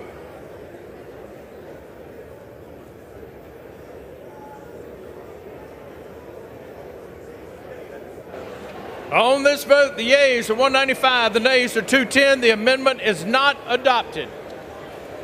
The unfinished business is on the request for a recorded vote on amendment number 43, printed in Part A of House Report 118-602 by the gentleman from Pennsylvania, Mr. Perry, on which the further proceedings were postponed and on which the ayes prevail by voice. The clerk will redesignate the amendment. Amendment number 43, printed in Part A of House Report number 118-602, offered by Mr. Perry of Pennsylvania. A recorded vote has been requested. Those in support of the recorded vote will rise and be counted. A sufficient number having risen, a recorded vote is ordered. Members will record their votes by electronic vote. This is a 2-minute vote.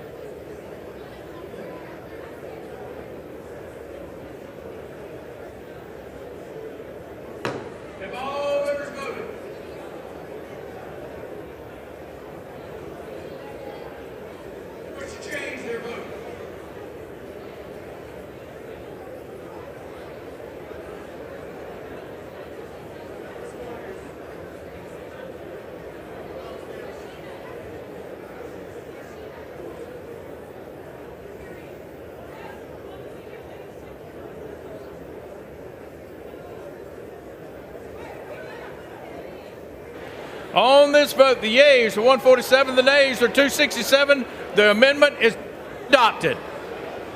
The unfinished business is on the request for a recorded vote on amendment number 44, printed in Part A of House Report 118-602 by the gentleman from Pennsylvania, Mr. Perry, on which further proceedings were postponed and on which the ayes prevail by voice. The clerk will redesignate the amendment. Amendment number 44, printed in Part A of House Report number 118-602, offered by Mr. Perry of Pennsylvania. A recorded vote has been requested. Those in support of the request of a recorded vote will rise and be counted. Sufficient number having risen, a recorded vote is ordered. Members will record their votes by an electronic device. This will be a 2-minute vote.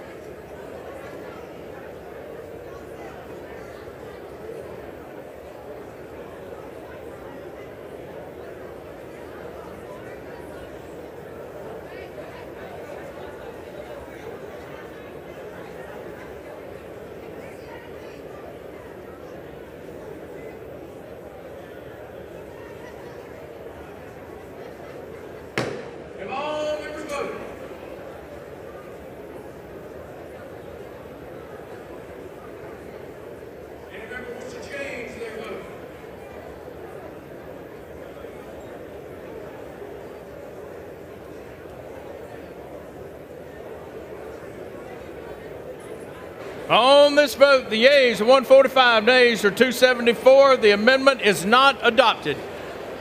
The unfinished business is a request for a recorded vote on amendment number 45, printed in Part A of House Report 118-602 by the gentleman from Pennsylvania, Mr. Perry, on which further proceedings were postponed, on which the ayes prevail by voice vote. The clerk will redesignate the amendment. Amendment number 45, printed in Part A of House Report number 118-602, offered by Mr. Perry of Pennsylvania.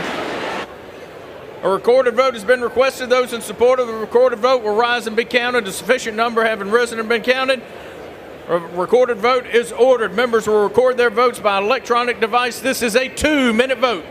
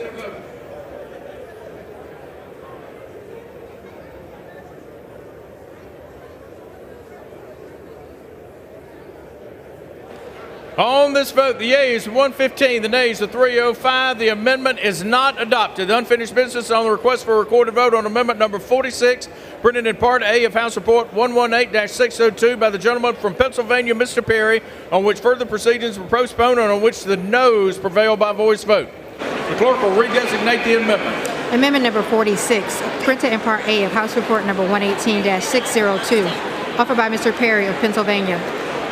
A recorded vote has been requested. Those in support of the request will rise and be counted. A sufficient number having risen, a recorded vote is ordered. Members will record their votes by electronic device. This will be a 2-minute vote.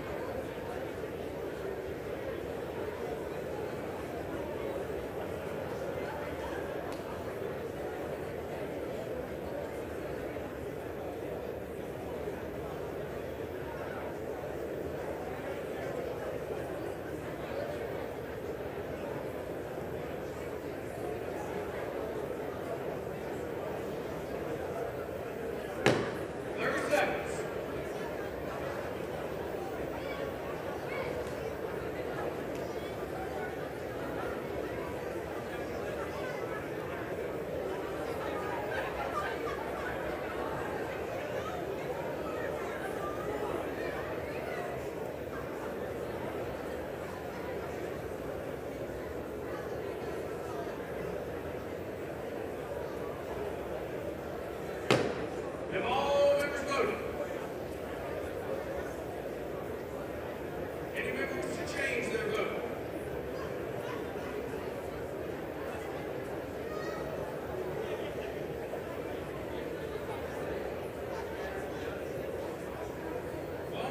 The yeas are 121, the nays are 298. The amendment is not adopted. The unfinished business is a request for a recorded vote on amendment number 47, printed in Part A of House Report 118-602 by the gentleman from Pennsylvania, Mr. Perry, on which the further proceedings were postponed and on which the noes prevailed by voice. The clerk will redesignate the amendment.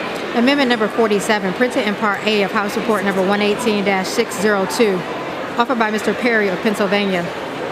A recorded vote has been requested. Those in support of the vote will rise and be counted. A sufficient number having risen, a recorded vote is ordered. Members will record their votes by electronic device. This is a 2-minute vote.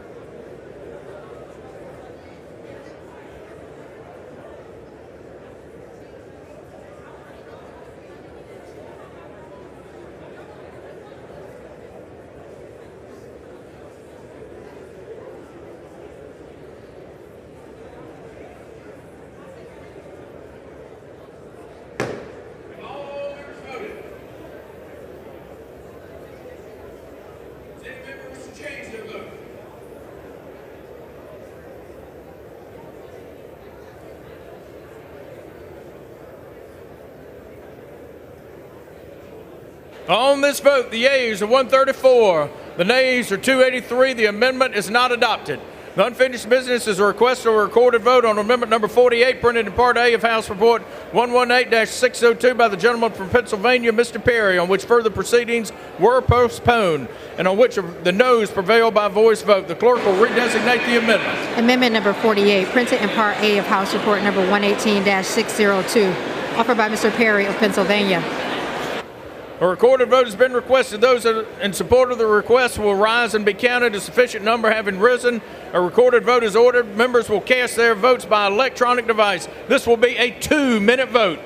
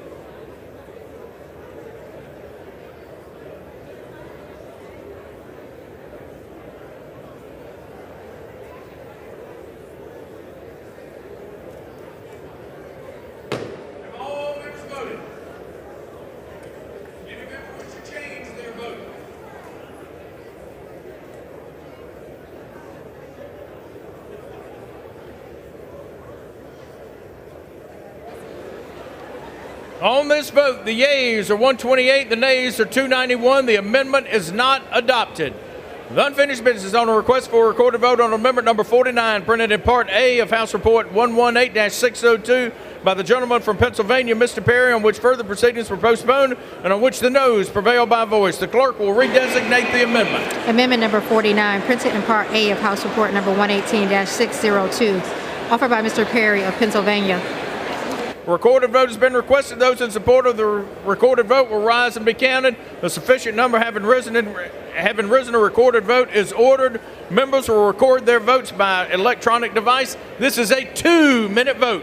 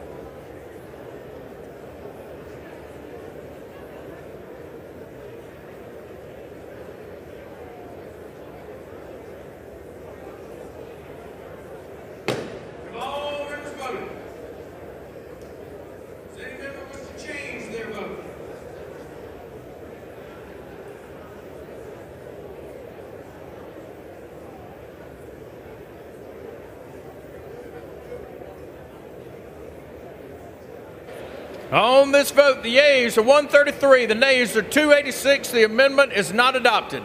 The unfinished business is on a request for a recorded vote on amendment number 50, printed in Part A of House Report 118-602 by the gentleman from Pennsylvania, Mr. Perry, on which the further proceedings were postponed and on which the noes prevail by voice. The clerk will redesignate the amendment. Amendment number 50, printed in Part A of House Report number 118-602, offered by Mr. Perry of Pennsylvania.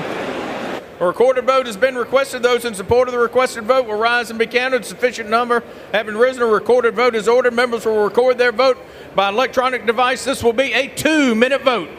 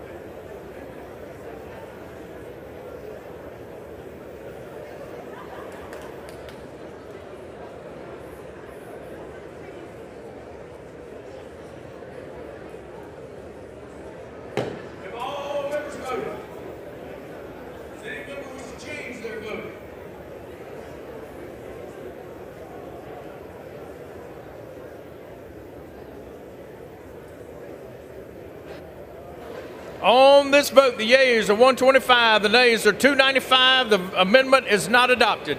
The unfinished business is a request for a recorded vote on amendment number 51, printed in Part A of House Report 118-602 by the gentleman from Pennsylvania, Mr. Perry, on which the further proceedings were postponed and on which the noes prevailed by voice. The clerk will redesignate the amendment. Amendment number 51, printed in Part A of House Report number 118-602, offered by Mr. Perry of Pennsylvania.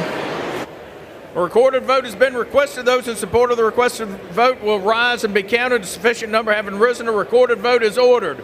Members will cast their ballots by electronic device. This is a 2-minute vote.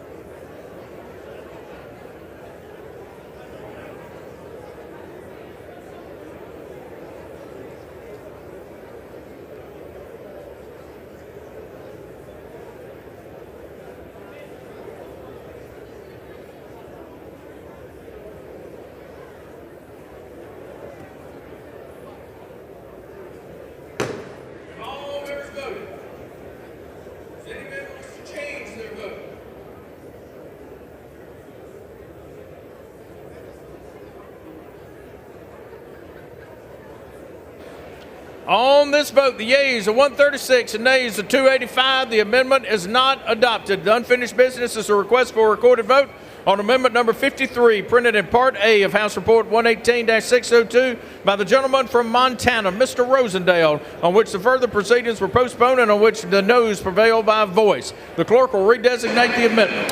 Amendment number 53, printed in Part A of House Report number 118-602, offered by Mr. Rosendale of Montana. A recorded vote has been requested. Those in support of the request for a recorded vote will rise and be counted. Sufficient number having risen, a recorded vote is ordered. Members will record their votes by electronic device. This will be a 2-minute vote.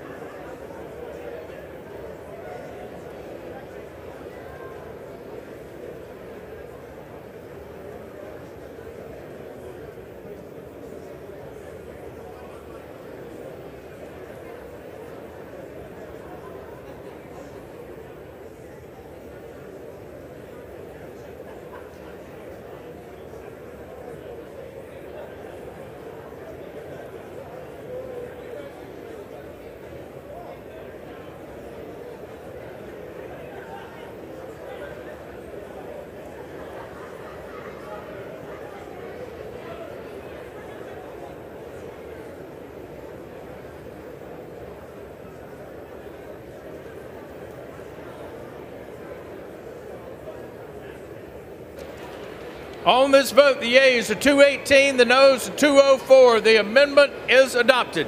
The unfinished business is a request on recorded vote on amendment number 54, printed in Part A of House Report 118-602 by the gentleman from Texas, Mr. Roy, on which further proceedings were postponed and on which the noes will prevail by voice vote. The clerk shall redesignate the amendment. Amendment number 54, printed in Part A of House Report number 118-602, offered by Mr. Roy of Texas. A recorded vote has been requested. Those in support of a recorded vote will rise and be counted. A sufficient number having risen, a recorded vote is ordered. Members will cast their votes by electronic device. This will be a 2-minute vote.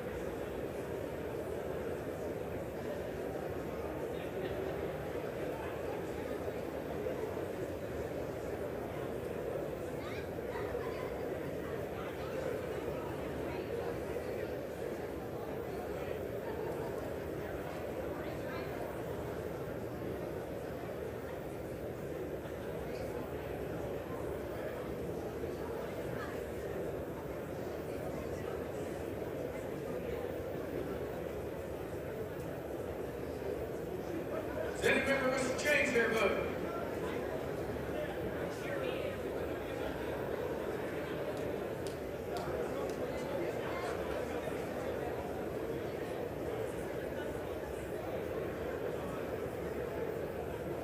On this vote, the yeas are 209, the nays are 213. The amendment is not adopted. The unfinished business is on a request for a recorded vote on amendment number 56, printed in Part A of House Report 118-602 by the gentleman from Texas, Mr. Roy, on which further proceedings were postponed and on which the noes prevail by voice vote. The clerk will redesignate the amendment. Amendment number 56, printed in Part A of House Report number 118-602, offered by Mr. Roy of Texas. A recorded vote has been requested. Those in support of the requested vote will rise and be counted. Sufficient number having risen. A recorded vote is orders. Members will record their votes by electronic device. This will be a 2-minute vote.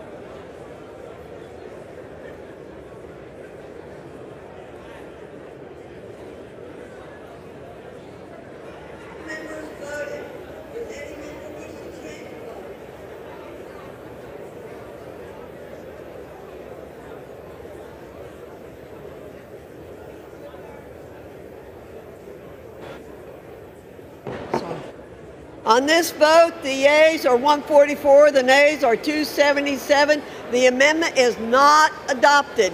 The unfinished business is the request for a recorded vote on amendment number 62, printed in Part A of House Report 118-602 by the gentleman from New Jersey, Mr. Van Drew, on which further proceedings were postponed and on which the noes prevail by voice vote. The clerk will redesignate the amendment. Amendment number 62, printed in Part A of House Report number 118-602, offered by Mr. Van Drew of New Jersey. A recorded vote has been requested. Those in support of the request for a recorded vote will rise and be counted. A sufficient number having risen, a recorded vote is ordered. Members record their votes by electronic device. This will be a 2-minute vote.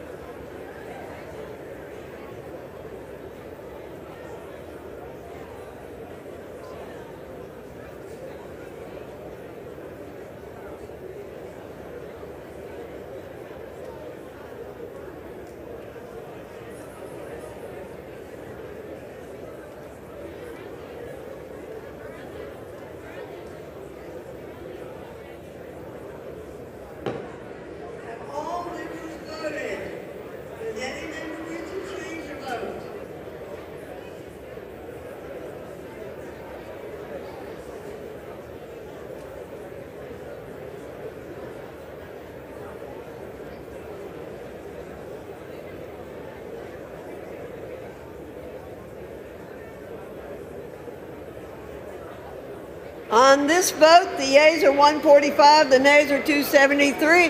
The amendment is not adopted. The unfinished business is the request for a recorded vote on amendment number 63, printed in Part A of House Report 118-602 by the gentleman from New Jersey, Mr. Van Drew, on which further proceedings were postponed and on which the ayes prevail by voice vote. The clerk will redesignate the amendment. Amendment number 63, printed in Part A of House Report number 118-602, offered by Mr. Van Drew of New Jersey. A recorded vote has been requested. Those in support of the request for a recorded vote will rise and be counted. A sufficient number having arisen, a recorded vote is ordered. Members will record their votes by electronic device. This will be a 2-minute vote.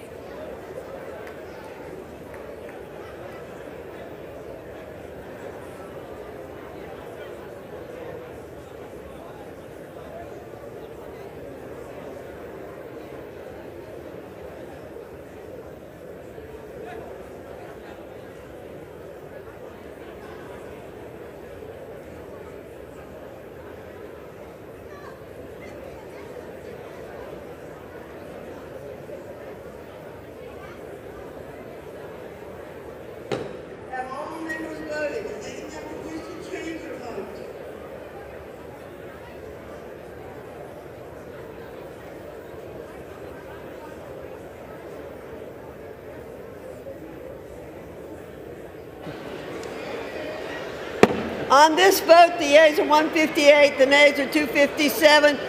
One person voted present. The amendment is not adopted. The unfinished business is the request for a recorded vote on amendments number 64, printed in Part A of House Report 118-602 by the gentleman from New Jersey, Mr. Van Drew, on which further proceedings were postponed and on which the ayes prevail by voice vote. The clerk will redesignate the amendment. Amendment number 64, printed in Part A of House Report number 118-602, offered by Mr. Van Drew of New Jersey. A recorded vote has been requested. Those in support of the request for a recorded vote will rise and be counted. A sufficient number having arisen, a recorded vote is ordered. Members will record their votes by electronic device. This will be a 2-minute vote.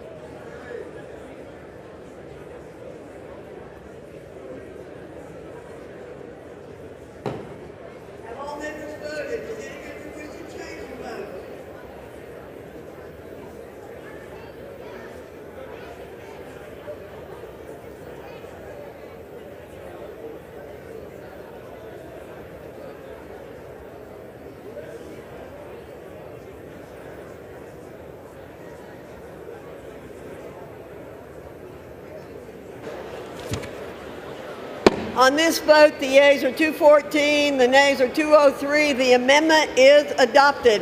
There being no further amendment under the rule, the committee rises.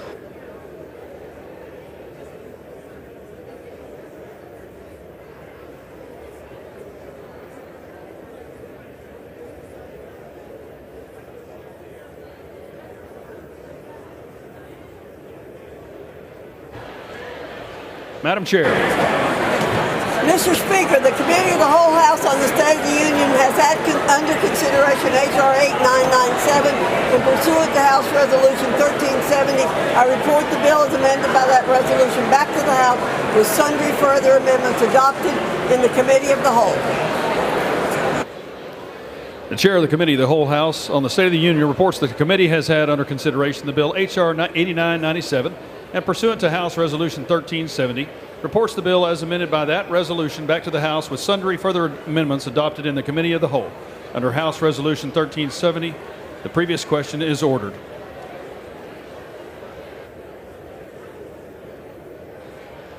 Pursuant to Clause 1C of Rule 19, further consideration of H.R. 8997 is postponed.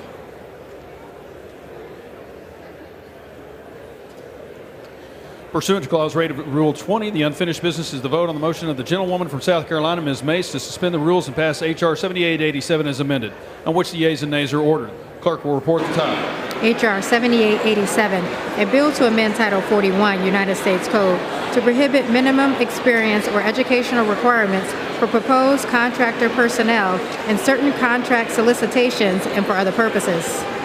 The question is, will the House suspend the rules and pass the bill as amendment? Members will record their votes by electronic device. This will be a 5-minute vote.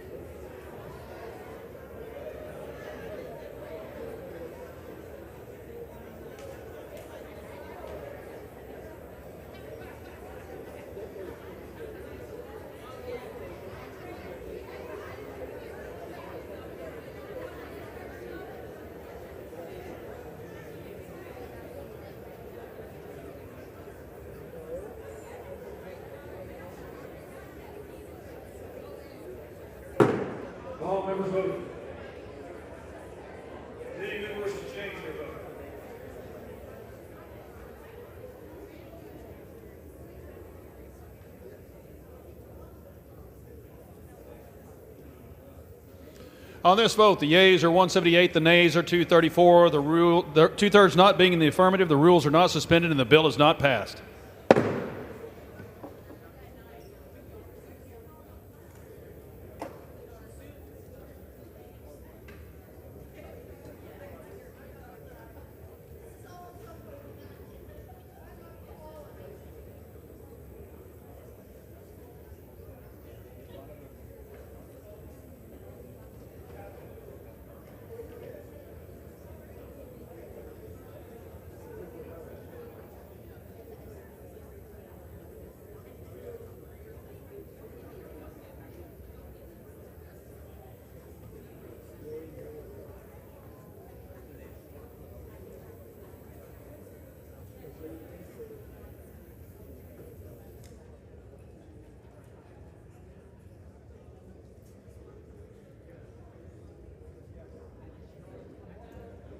Purposes, the gentleman from Wisconsin seat recognition.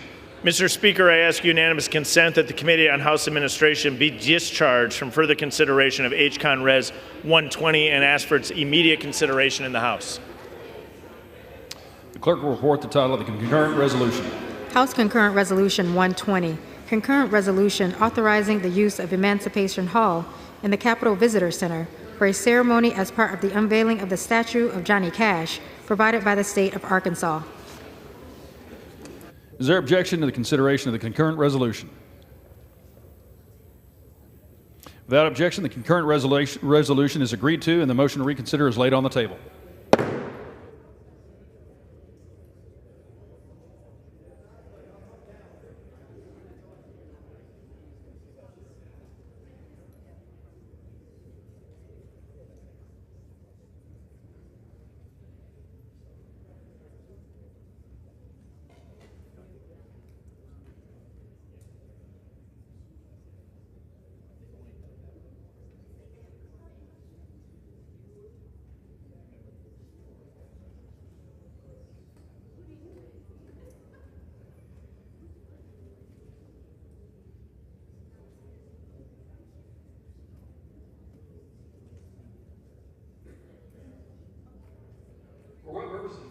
Idaho seek recognition. Mr. Speaker, I ask unanimous consent that all members may have 5 legislative days to revise and extend their remarks and include extraneous material on H.R.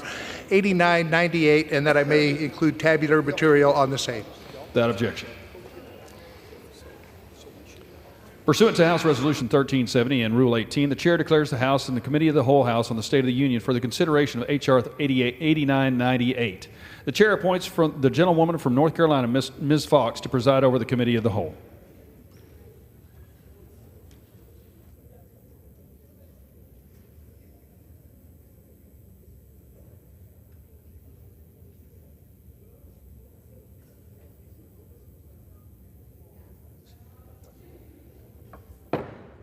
The House is in the Committee of the Whole House on the State of the Union for the consideration of H.R. 8998, which the clerk will report by title. A bill making appropriations for the Department of the Interior, Environment, and related agencies for the fiscal year ending September 30th, 2025, and for other purposes. Pursuant to the rule, the bill is considered read the first time. General debate shall be confined to the bill and shall not exceed 1 hour, equally divided and controlled by the chair and ranking minority member of the Committee on Appropriations or their respective designees. The gentleman from Idaho, Mr. Simpson, and the gentlewoman from Maine, Ms. Pingree, each will control 30 minutes. The chair recognizes the gentleman from Idaho. Thank you, Madam Chair. I yield myself such time as I may consume. The gentleman is recognized. I'm pleased to begin consideration of H.R. 8998, fiscal year 2025, Department of Interior, Environment.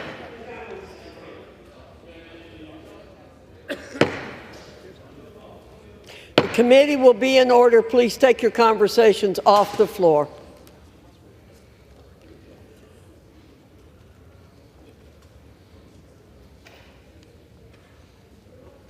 Gentleman from Idaho is recognized. Thank you, Madam Chairman. I'm pleased to begin consideration of H.R. 8998, the fiscal year 2025 Department of Interior, Environment, and Related Agencies Appropriation Act.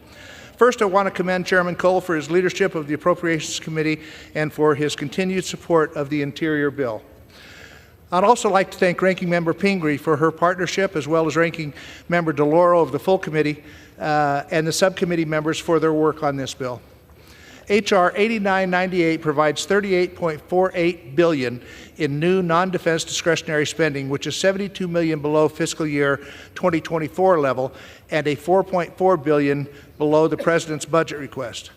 The bill also rescinds $55 million provided to the Presidio Trust through the Inflation Reduction Act. Cutting funding is never easy, but with the national debt nearly $35 trillion and inflation at an unacceptable level, we had to make tough choices in this bill to rein in unnecessary discretionary spending.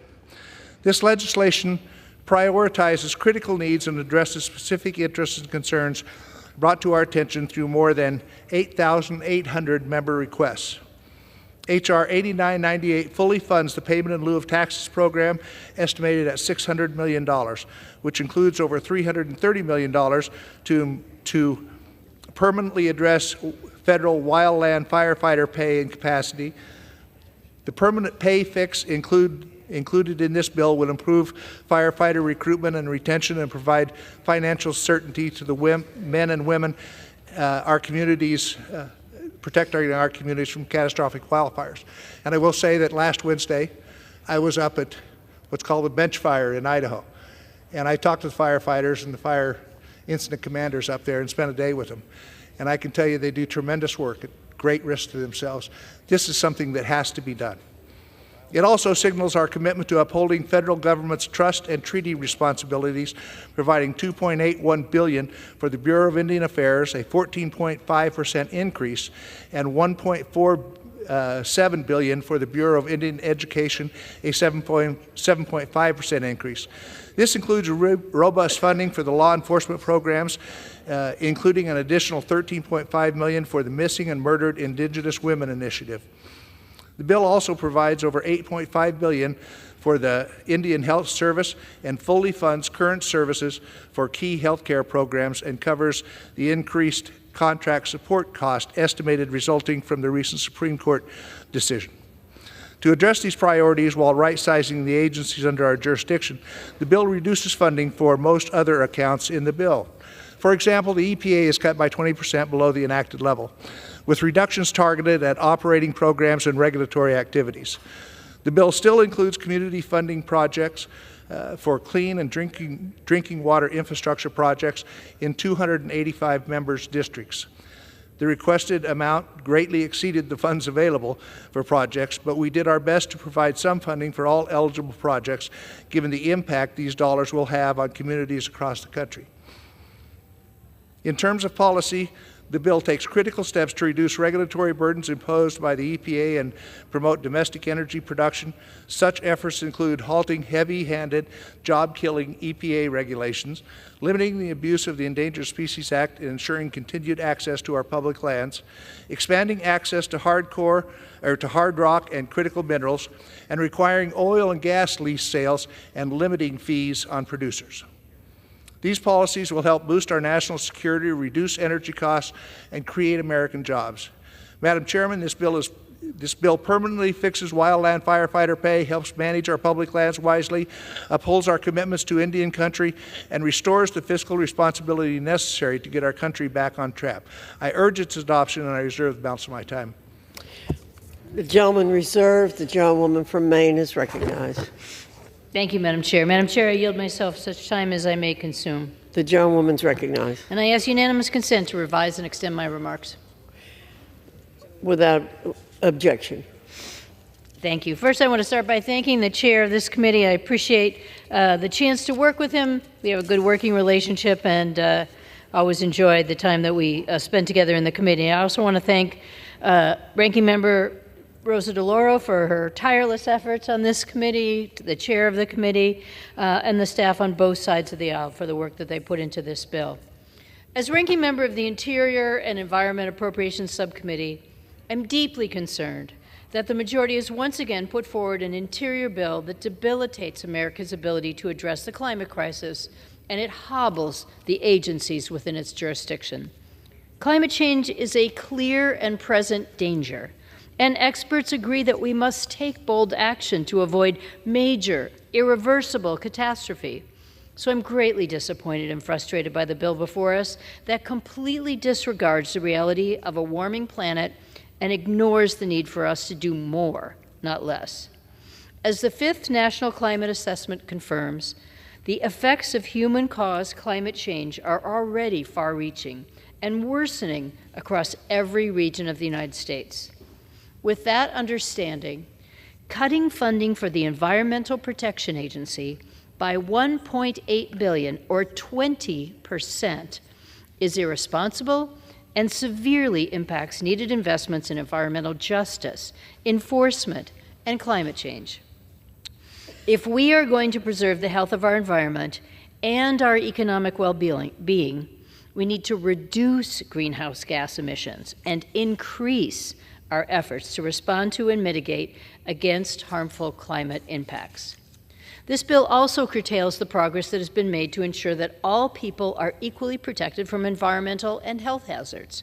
The bill abandons our most vulnerable groups that currently bear a disproportionate share of negative environmental impacts, which includes large swaths of rural communities that I and many of my colleagues across the aisle represent. The bill also slashes funding for land management agencies.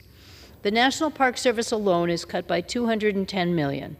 This cut will mean fewer park rangers to protect and preserve the park's natural and cultural resources and will negatively impact on the visitor experience. Funding for cultural institutions such as the Smithsonian and the National Gallery of Art are also significantly reduced, and the Smithsonian may be forced to consider reducing the number of hours or days each week that the museums are open to the public. When our constituents bring their families to see our nation's capital, I think all members in this room expect that they should have access to these museums. But this bill could take that away. The arts have an incredible value as a positive tool for economic development, education, and community building, and I will strenuously oppose these cuts in the final spending agreement. There are areas of bipartisanship, though, and I want to commend Chairman Simpson's work on wildland fire. The bill includes authorizing language and funding necessary for the administration to carry out its permanent pay reforms for federal wildland firefighters. This is something we agree on, and I am pleased the bill addresses this important issue. I'm also proud of our work to address treaty and trust obligations on a bipartisan basis. Unfortunately, though, once again, House Republicans have loaded up the bill with widely unpopular policy riders. This year, they've included a whopping 92 poison pill riders that cripple environmental protection, undermine climate change policies, and add to the national deficit. A majority of Americans support the United States taking steps to become carbon neutral by 2050, and they support taking responsibility for future generations. The austere and irresponsible cuts in this bill do not align with America's values. We need to rise to this challenge and not squander the opportunity to make the planet better for our children and grandchildren. I oppose the bill, I urge my colleagues to oppose the bill, and I reserve the balance of my time. The gentlewoman from Maine reserves the balance of her time. The gentleman from Idaho is recognized. Madam Chairwoman, I yield to the gentleman from California, Mr. Duarte, for 2 minutes. The gentleman from California is recognized for 2 minutes. Thank you, Chairman Simpson, for yielding to me. Under the Clean Water Act, the EPA, or states with delegated authority, regulate point sources of pollution into the waters of the United States. Point source pollution is pollution from any discernible, confined, and discrete conveyance, such as pollution from sewage treatment facilities, but not agricultural stormwater runoff. This type of discharge pollution is regulated by federal law to protect water quality and human health.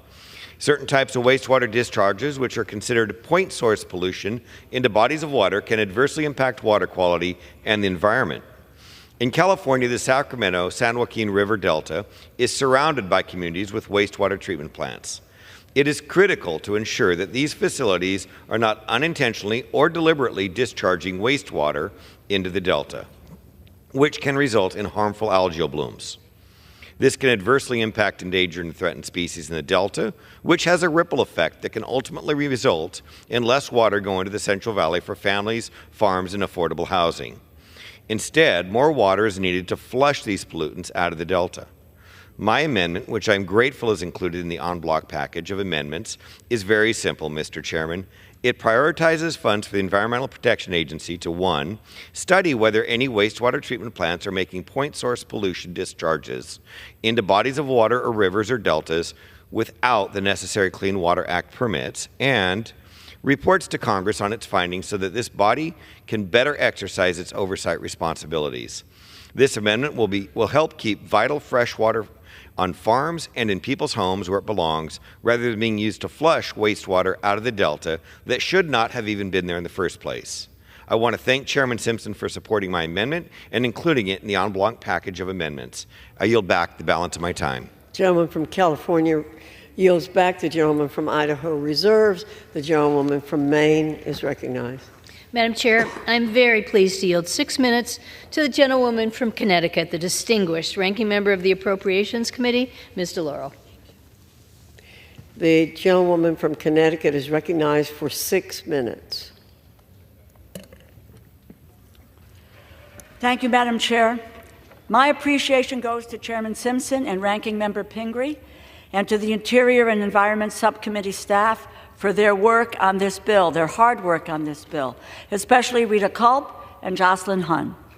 The departments and agencies funded in the Interior and Environment bill ensure that our air is safe to breathe, that our water is safe to drink, that our national parks and other public lands are protected, and that they are accessible to the American people, and that our nation's unique and iconic flora, fauna, landscapes, and ecosystems are preserved for our health, safety, and enjoyment for generations to come. But rather than making sound investments to protect our air and water, preserve our national parks, and ensure the environment we all share and live in remains clean and protected, the majority's bill benefits the most egregious polluters and climate science deniers, jeopardizes public health and safety, hinders our responses to the climate crisis, and endangers rural and low-income communities. But this disastrous proposal did not come out of nowhere. This is explicitly where the majority wants to take the country. Project 2025 is the Trump MAGA Republican agenda to take over the government and destroy our rights and freedoms. But it is not just a document on a website. We can see the fingerprints of Project 2025 across each of the majority's appropriations bills. Project 2025 commands the environmental oversight and regulations be rolled back or entirely eliminated, preventing the Department of Interior and the Environmental Protection Agency from safeguarding the atmosphere, our waterways and public lands, and preventing Interior and EPA from tracking emissions and pollutants. It reverses critical protections for endangered species, including for the grizzly bear and gray wolf. And of course, Project 2025 steps on the gas, so to speak, when it comes to fossil fuel extraction, and it pumps the brakes on any green energy investments. In short, Project 2025 advocates for climate and environmental arson. And we can see exactly where the majority has taken its cues from the Climate Catastrophe Manifesto in this bill. The majority cuts the EPA's Clean Water and Drinking Water State Revolving Funds by $678 million. This is funding for water that we drink, bathe, and cook with, a basic necessity that we have a clear obligation to protect for the American people. And the bill zeroes out funds for environmental justice, worsening the impacts of environmental discrimination for poor and rural communities. Every American deserves to live in a healthy, clean, and safe environment. But this bill abandons those who are most affected by environmental destruction and climate change. by cutting efforts to reduce carbon emissions, slashing community resiliency programs, and requiring fossil fuels lease sales on public lands while prohibiting clean energy projects. The bill unwinds our response to climate change and promotes dirty energy, taking the side of fossil fuel companies and those who deny the scientific reality rather than address the escalating risks to our economy and our national security presented by the changing climate and growing number of extreme weather events. The impacts of climate change are deadly, costly. They can be felt in communities around the world, including in our own districts. We cannot put our heads in the sand and act like climate change will disappear. I've proudly worked across the aisle to protect our environment and public lands for Americans, past, present, and future. And I am immensely disappointed to see the majority abandon their obligation to conserve America's lands and natural resources. I believe the national parks are America's best ideas. But sharp cuts to the National Park Service mean fewer seasonal employees and furloughing existing permanent employees, making it more difficult and cumbersome for our constituents to visit and enjoy our nation's crown jewels. Cuts to the Smithsonian Institution will likewise curb America's access to the world's greatest museum, education, and research complex. To top it all off, the majority has included some 83 new policy riders that put endangered species at risk, damage the environment, and obstruct clean energy development, hinder the work of the Environmental Protection Agency, and discriminate against millions of Americans. I'd like to read a portion of a letter that we received from 69 environmental organizations led by the League of Conservation Voters and Trust for Public Land. They say, and this is a quote, "This bill is riddled with so many outrageous policy attacks on our environment that it is impractical to list them individually. Similarly, extreme riders were removed from the final fiscal year 2024 Interior Appropriations Bill just a few months ago. By going down this path again, we fear Congress is wasting valuable time that could be better spent producing bipartisan legislation that has a realistic chance of becoming law. We urge you to reject this proposal, which is equal parts damaging and unrealistic," end quote.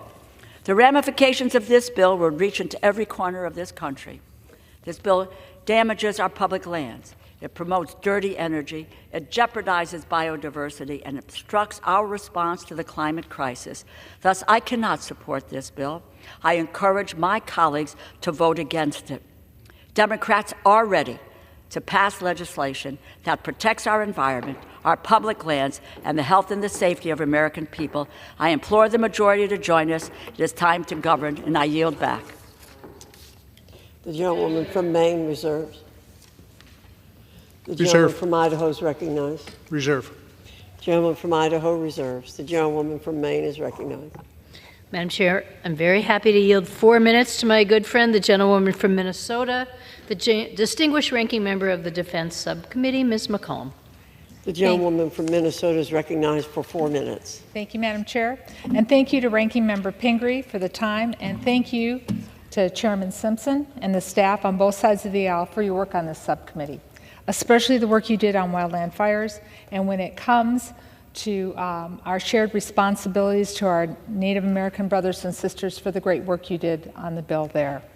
But as of today, I still have to strongly oppose the bill because it does not meet the needs of the American people. This summer, our nation has experienced dangerous levels of heat with records shattered across the West. We are seeing the impacts of a warming planet, increased severe weather events that cause devastating wildland fires, and extreme cycles of drought and floods, which I personally have witnessed in my district, both on the Mississippi and St. Croix River. This bill ignores the reality. It fails to confront climate change, and in doing so, it fails our communities and our constituents. The Republican majority has made unacceptable cuts in this bill in the arts and the humanities, our national parks, public lands, and Environmental Protection Agency, in part because of the allocation. And I do think that the allocation was raised a little bit when we went to our full markup. The 20% cut to the EPA will increase the risk to all of our constituents who rely on the agency to safeguard their air, their water, to clean up harmful pollution, to test chemicals in consumer products, and to respond to emergencies like last year's train derailment in East Palestine, Ohio, or when the EPA had to come out with their emergency team to clean up a disaster waiting to happen at a closed facility in my district. The MPCA and the St. Paul Fire Department were happy to have them there. This also underscores harmful partisan riders in this bill. Most of these have nothing to do with the appropriations or even the jurisdiction of the committee. The Republican majority continues to use appropriation bills to advance discriminatory and harmful language and scores points with their extreme right political base, as we see in much of Project 2025. These riders promote the interest of corporate polluters. They target the rights of our fellow citizens, and they have no place in funding legislation. Two of these poison pills are attempts to overturn protections put in place for the watershed that flows through the Boundary Waters Wilderness Canoe Area and Voyageurs National Park. I submitted 2 amendments to strike these harmful provisions from this legislation, but the Republican majority in the Rules Committee did not make them in order, denying a vote on protecting the most pristine, priceless watershed in the United States, in North America, I would say. My hope is that we can work together in conference to improve this bill. But as of this moment, the deep cuts and the poison pill policy riders it currently contains makes my vote a no on this bill. I thank the ranking member, and I yield back. The gentlewoman yields back. The gentlewoman from Maine reserves. The gentleman from Idaho is recognized. Thank you, Madam Chairman. I just have to respond a little bit. Cutting spending is never easy. And I did not hear from any of the people who spoke on the other side of the aisle that we had a $35 trillion deficit. That's what's endangering this country. If we could just spend more money, I would love to be able to address some of the problems that they seem to exist, and they do exist. But you have to make choices, and that's what we've done here. We've made choices to make sure that we fully fund PILT payments, to make sure that we fully fund our treaty responsibilities with our Native Americans, and that we take care of the wildfire pay issue that had to be done. Those were boosts in this bill. That means cuts had to come someplace else. But if you want to go find me another $20 billion to spend, hey, we can do a lot of things.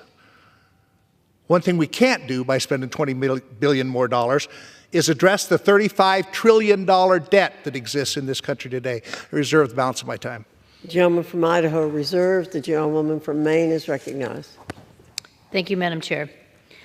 Madam Chair, I oppose this bill because it contains 92 poison pill riders that cripple environmental protection, undermine climate change policies, add to the national debt, and include discriminatory riders targeting millions of American citizens that have already proven so divisive in earlier markups. For this reason, at the appropriate time, I will offer a motion to recommit this bill back to committee. If the House rules permitted, I would have offered the motion with an important amendment to this bill. My amendment would strike these 92 poison pill riders. The riders in this bill give an open invitation to exploitive oil, gas, and mineral leasing, and block rules that protect our public lands and resources for our children and grandchildren. It is our job as legislators to preserve pristine water and undisturbed Arctic landscapes and save iconic species and apex predators, which maintain healthy ecosystems that benefit us all.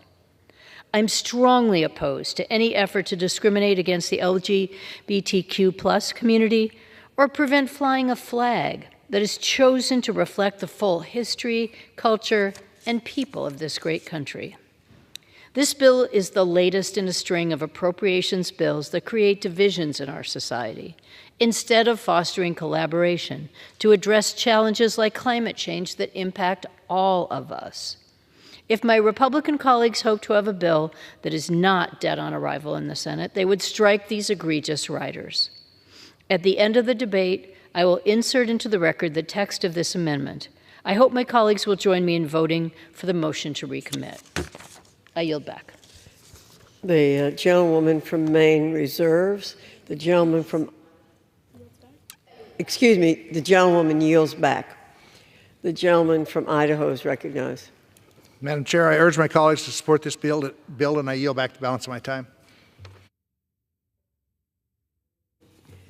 Yields back.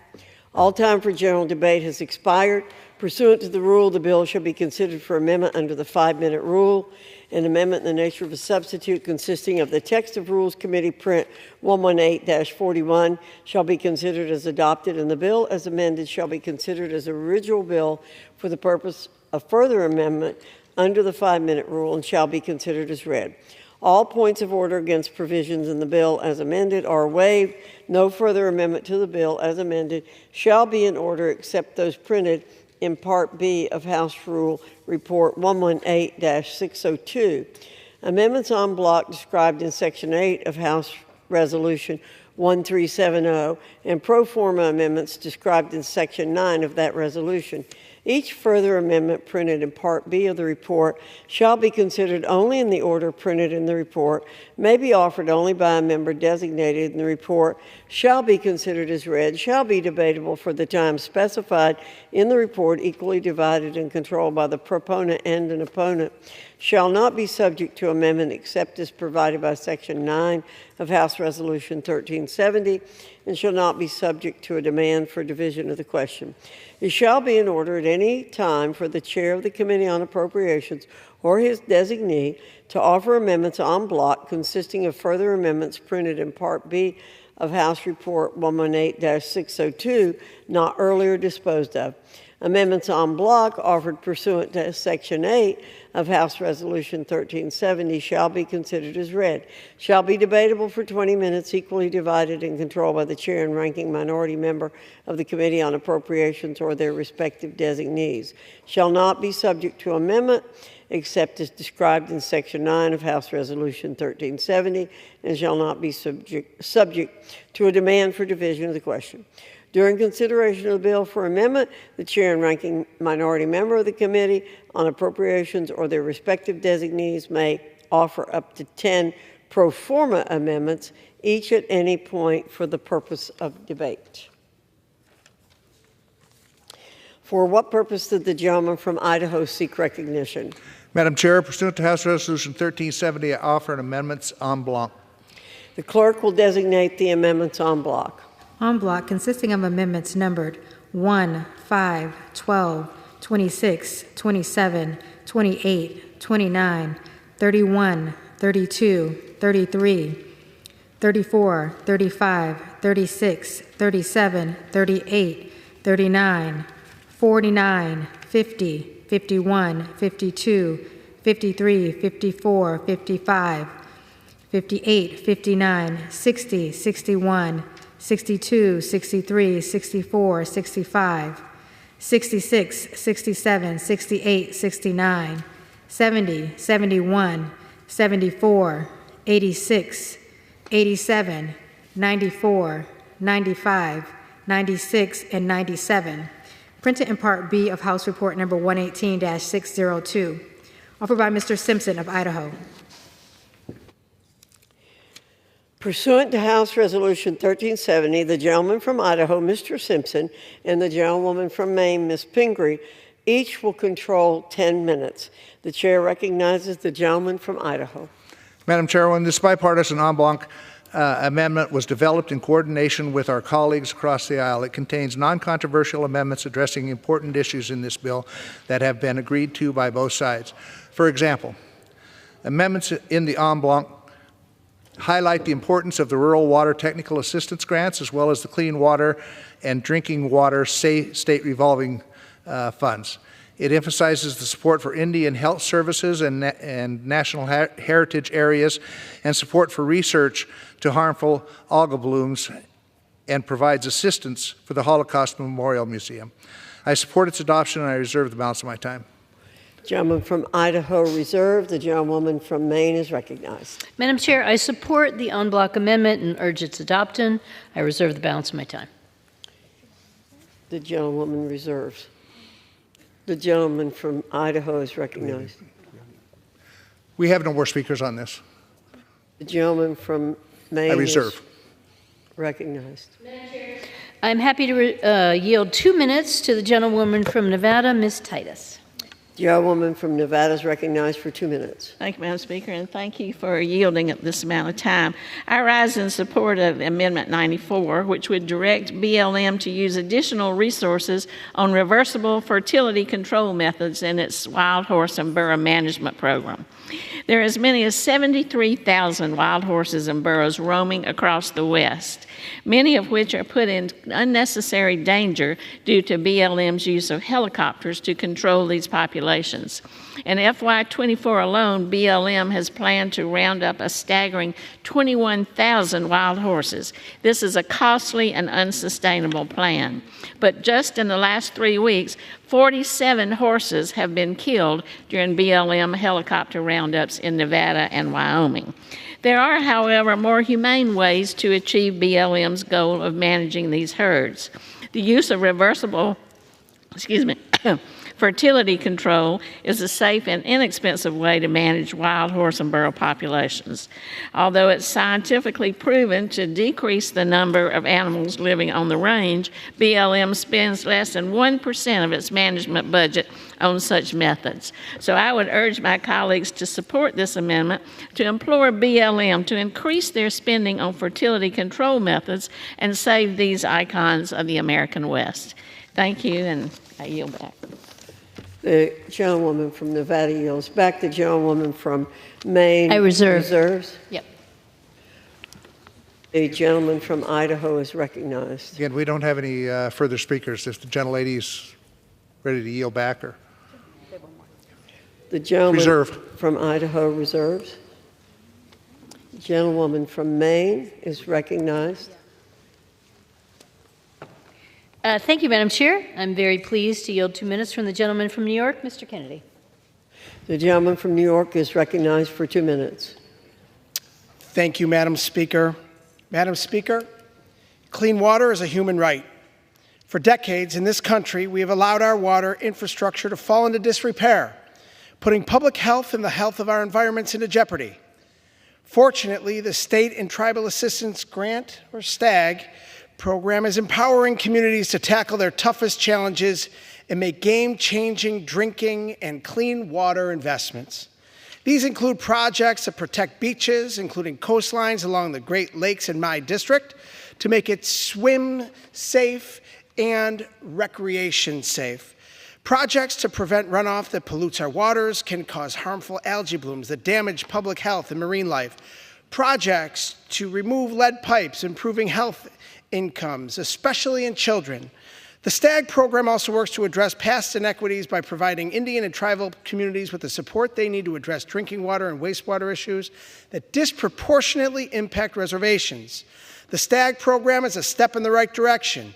It helps state and tribal governments across the country upgrade aging infrastructure, build resiliency in the face of climate change, and meet the needs of historically underserved communities. For these reasons, it's critical to ensure this program is adequately funded.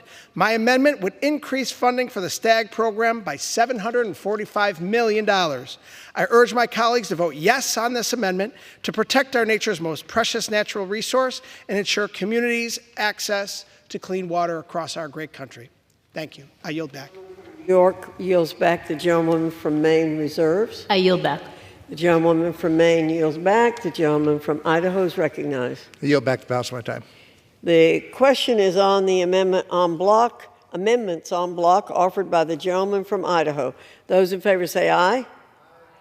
Those opposed say no. In the opinion of the chair, the ayes have it. The en bloc amendments are agreed to.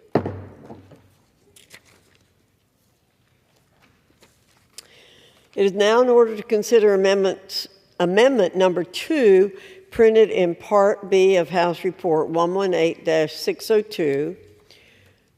For what purpose does the gentleman from Texas seek recognition? Madam Speaker, I have an amendment at the desk. The clerk will designate the amendment. Amendment number 2, printed in Part B of House Report number 118-602, offered by Mr. Arrington of Texas. Pursuant to House Resolution 1370, the gentleman from Texas, Mr. Arrington, and a member opposed, each will control 5 minutes. The chair recognizes the gentleman from Texas. I thank the Speaker. Let me start by saying the critical habitat that I'm concerned most about is rural America, the backbone of this country, the breadbasket, and the energy basin that's feeding, clothing, and fueling America. And what I'm concerned about with respect to endangered species, after almost 4 years of this administration, are farmers and oil and gas producers that turn the cranks on the greatest economy in the world, that keep the consumer's cost of energy down, that basically produce through hydrocarbons 90% of everything we use. But they're being attacked with a whole of government assault, and this, I think, is just one more example. So I rise to offer an amendment to prohibit the funding of the Biden-Harris administration's attempt to regulate these cowboys, plowboys, and roughnecks in rural America that make America great, truly. Because this administration has decided to list, in this case, 6 freshwater mussel species that, in their own report and own words, is moderately healthy, and in doing so jeopardize the livelihoods and the way of life and the tremendous contributions of our ag and energy producers, locking up 15,000 miles of rivers, causing our farmers and ranchers to be in jeopardy of criminalization, essentially, for the things they do to make an efficient production, ag production, for an affordable and abundant supply of food for every American. So I propose this amendment. I urge my colleagues to vote yes, to defend what I believe is blatant overreach, stand up for the God-fearing, hardworking, freedom-loving farmers and ranchers and energy producers in the heartland. And with that, I reserve the balance of my time. The gentleman reserves. For what purpose does the gentlewoman from Maine seek recognition? Madam Chair, I claim time in opposition to this amendment. The gentlewoman is recognized for 5 minutes. Thank you, Madam Chair. Nature is declining globally at rates unprecedented in human history. More than 1 million species are currently threatened with extinction, many within decades. This amendment seeks to legislate species status rather than providing species with the protections they are afforded under the Endangered Species Act, our principal conservation law. And it would potentially increase litigation regarding the government's responsibility to implement the statutory requirements of the Endangered Species Act.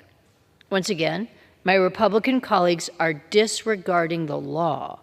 The best available science, scientific and commercial information, not politics, should determine whether a species is listed as threatened or endangered.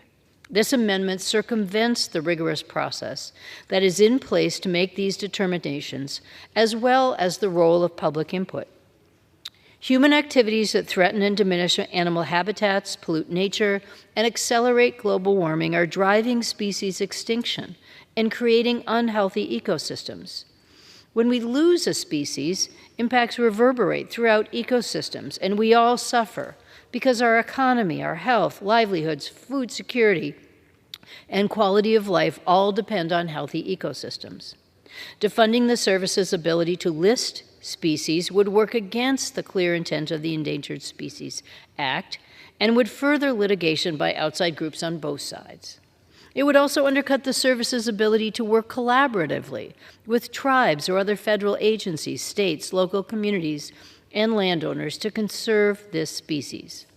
I urge my colleagues to reject this amendment and protect vulnerable species so that future generations benefit from a world with healthy ecosystems and robust biodiversity. I yield back. The gentlewoman from Maine yields back.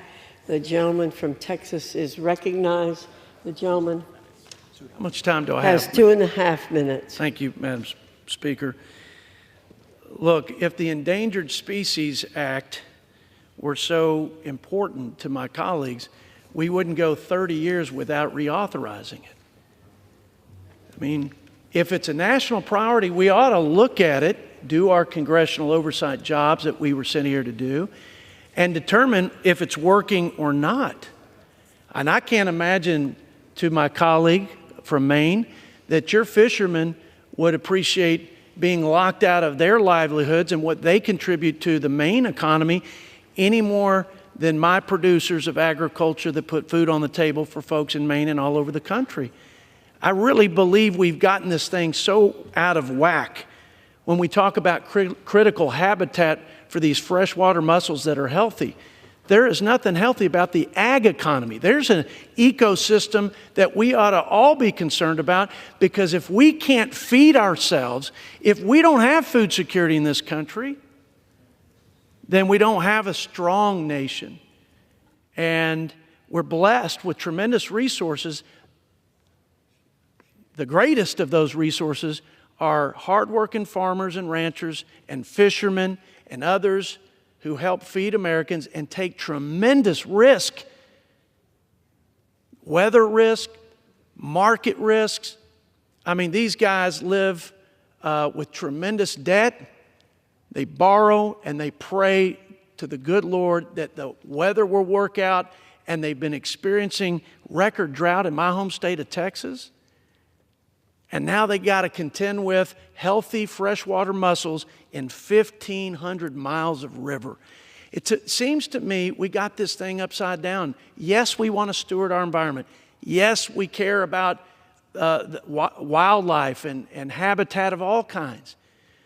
But we seem to have moved the human flourishing objective somewhere down below where it ought to be, which is at the top, along with these farmers, ranchers, and energy producers. God bless them. They got so much to contend with. With all the overreach coming out of EPA's waters of the U.S., I could go through a litany of things that they are suffering.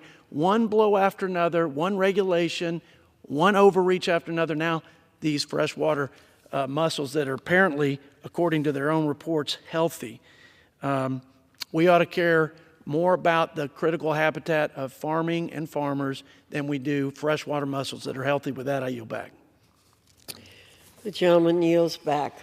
The question is on the amendment offered by the gentleman from Texas. Those in favor say aye. Those opposed, no. In the opinion of the chair, the ayes have it. The amendment is agreed to. It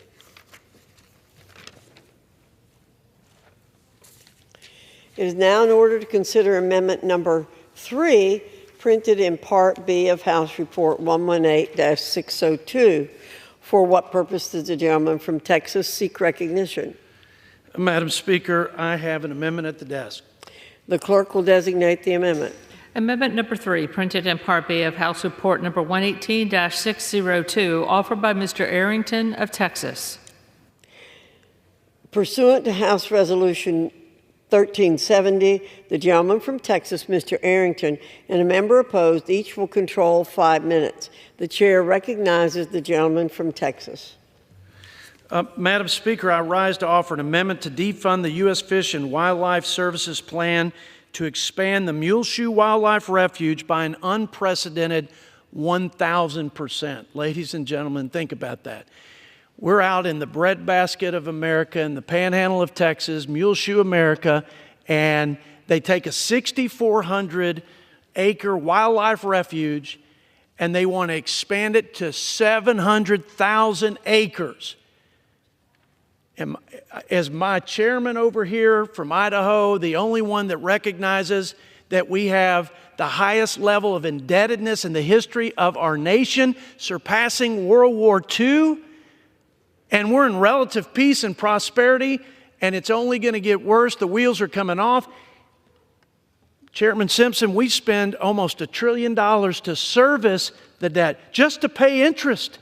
And that's going to more than double over the next decade. We are in trouble. $35 trillion. We're borrowing almost $8 billion a day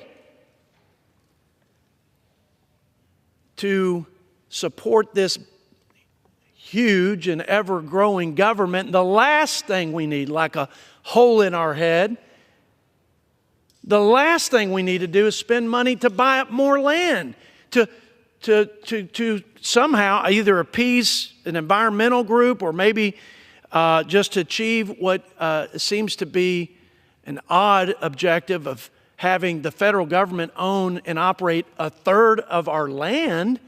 They can't manage the land they've got. I just got back from Glacier National Park. It's beautiful. I want those parks to be managed well for wildfire management, recreation use. I mean, they're beautiful and we're blessed. The gentleman there who runs that facility on behalf of the American people said he can't get to 10% of the land. And we're trying to go 1,000% expansion in Muleshoe. The sandhill crane and the pronghorns, they're not on the endangered species list. They're stable. I don't understand why here we are. Let's think about the critical habitat versus the human flourishing and the human habitat and the American people habitat. We have Social Security, Medicare that are insolvent in the next 10 to 15 years. Their unfunded liability combined is about $135 trillion. We've got a farm bill that needs to be resourced. We've got infrastructure that's crumbling. We have a defense department, the common defense, which is the first and most important job of the federal government. But because our debt and interest is squeezing our ability to fund our national priorities, we are now below 10%, or now below 3% investing in military and the defense of our country per GDP for the first time since prior to World War II. And this is what my colleagues, my Democrat colleagues think is a national priority. I mean, that's the problem with this place, is we don't prioritize. Our system of resourcing the people's government is completely irrational. We don't have to pay for jack. We don't take it out of their pockets so they don't revolt. They would. If we took the $2 trillion that we borrow every year, they'd revolt. But we ought to be able to find some waste and some unnecessary spending, maybe spending that maybe we ought to prioritize like every other American that's suffering with the worst tax of all, which is inflation. They have to prioritize, or they don't eat, or they can't take care of their families. This is a bad deal. It's overreach. It's crazy. I know, am I out of time, Madam Speaker? The gentleman has 45 seconds Okay, remaining. I got to say this, because here's one. People don't trust the federal government anymore, and I don't like that, because it's going to make it very difficult for us to govern and keep the peace, the domestic tranquility, and to have us love each other as fellow Americans. They don't trust the federal government even more over the last few years because they've seen it be weaponized against them in the name of clean air or clean water in terms of ponds, puddles, and ditches on farmers' lands that have nothing to do with navigable waters. And this administration knows it. And by the way, so do the courts, because they threw it out. But it's just one after another. Look, Texas tried to do what the federal government abdicated under this current administration and under the border czar Harris's leadership. They tried to defend our sovereign border, protect our citizens, and you know what? They, with the stroke of a pen, this administration declared the Mexican mussel critical habitat, and they obstructed our ability to defend ourselves. The gentleman's time has expired. Members are reminded to address their remarks to the chair. For what purpose does the gentlewoman from Maine seek recognition? Thank you, Madam Chair. I claim time in opposition to this The amendment. gentlewoman is recognized for 5 minutes. Thank you. Madam Chair, the Interior bill we are considering today includes 92 poison pill riders in the base bill, and I object to the inclusion of any more. We are here to protect the welfare of the American public, and we cannot close our eyes to the impacts of climate change, such as the drought, flooding, severe storm, and wildfire events we're experiencing. As of July 9th, the United States has experienced 15 confirmed weather or climate disaster events with losses exceeding $1 billion each. That's 15, over $1 billion this year alone by July. As we all know, Hurricane Beryl made landfall in Texas on July 8th, and we know more storms will follow this year. This amendment seeks to block the Fish and Wildlife Service from working with willing sellers to expand conservation of the Muleshoe National Wildlife Refuge through fee title and easement acquisitions. Investment in and expansion of the National Wildlife Refuge System follows on to the service's work with partners to identify a conservation strategy and limited acquisition boundary that will support sandhill crane, pronghorn, and the lesser prairie chicken, as well as a full suite of other wildlife that relies on grassland and wetland habitat types. This plan is a critical step in protecting the future of the southern High Plains region in New Mexico and Texas for iconic species. This area is also important to conserve for related benefits like clean water filtration and carbon sequestration that are essential to environmental and human well-being. Our economy, health, livelihoods, food security, and quality of life all depend on healthy ecosystems. I urge my colleagues to reject this amendment and focus instead on addressing climate change and, making our nation stronger. I yield back. The gentleman from Maine yields back. All time on the amendment has expired. The question is on the amendment offered by the gentleman from Texas. Those in favor say aye. Those opposed say no. In the opinion of the chair, the ayes have it. The amendment is agreed to. It is now in order to consider amendment number 4, printed in Part B of House Report 118-602. For what purpose did the gentleman from Oregon seek recognition? Madam Chair, I have an amendment at the desk. The clerk will designate the amendment. Amendment number 4, printed in Part B of House Report number 118-602, offered by Mr. Bentz of Oregon. Pursuant to House Resolution 1370, the gentleman from Oregon, Mr. Bentz, and a member opposed each will control 5 minutes. The chair recognizes the gentleman from Oregon. Thank you, Madam Chair. This amendment would prohibit the Department of the Interior from using appropriated funds for any purpose having to do with establishing, under the Antiquities Act, a national monument in Malheur County, Oregon. Malheur County is a part of my congressional district, and it's huge, almost 10,000 square miles in size. As you can see from the picture to my right, this county is 145 times the size of Washington, D.C. It is sparsely populated, but the people who live and work in Malheur County understand the value and importance of protecting the land. Why?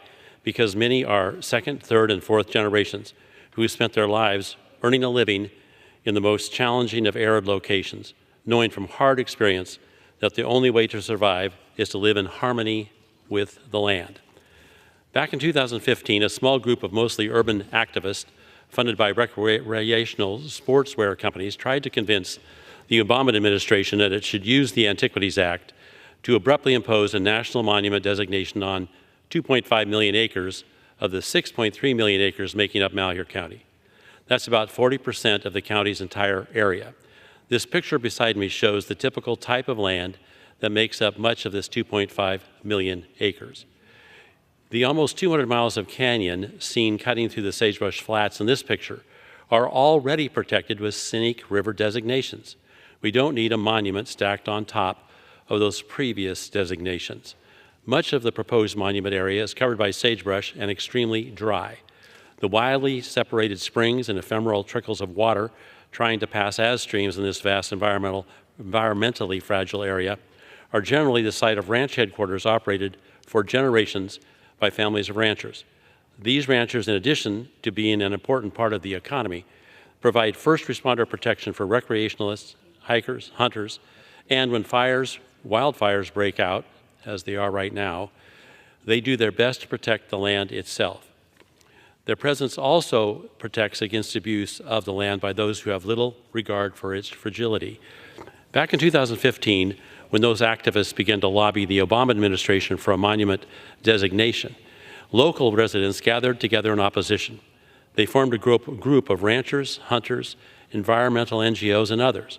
For the past 7 years, this group has been meeting, studying, arguing, discussing, and working with landowners, state legislators, county commissioners, the local Paiute Tribe of Indians, Congressman Senator Ron Wyden, and others to develop a legislative initiative addressing many of the concerns of interested parties. Their work culminated in Senate Bill 1890, the Malheur Community Empowerment for the Owyhee Act, passed by the Senate. Thus, there's no reason for a national monument designation. The pending Senate bill, when finalized, because it needs to be changed in significant part, plus the federal protections already in place, as shown in the chart beside me, are all designed to protect this important area. A top-down monument designation will not protect the land, and in fact, such a designation will attract tens of thousands of people to this fragile area, resulting in destruction of the very thing a monument designation would purport to protect.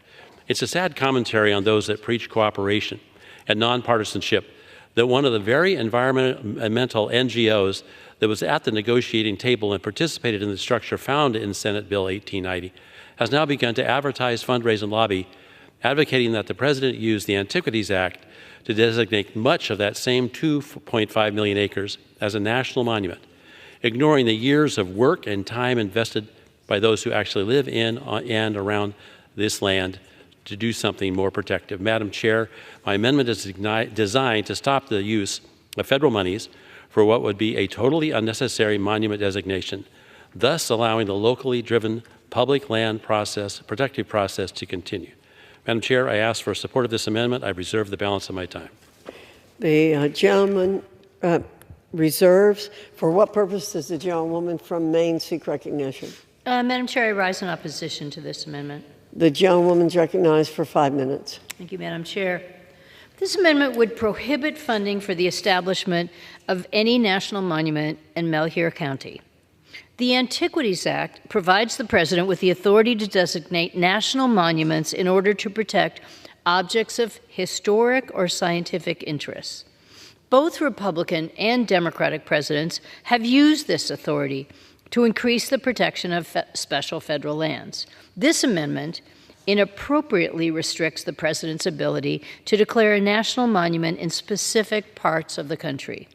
It goes against 100 years of American tradition to protect the nation's cultural and natural resources. The Antiquities Act represents an important achievement in the progress of conservation and preservation efforts in the United States. Congress should not stand in the way of these achievements. I urge my colleagues to oppose the amendment, and I reserve. The gentlewoman from Maine reserves.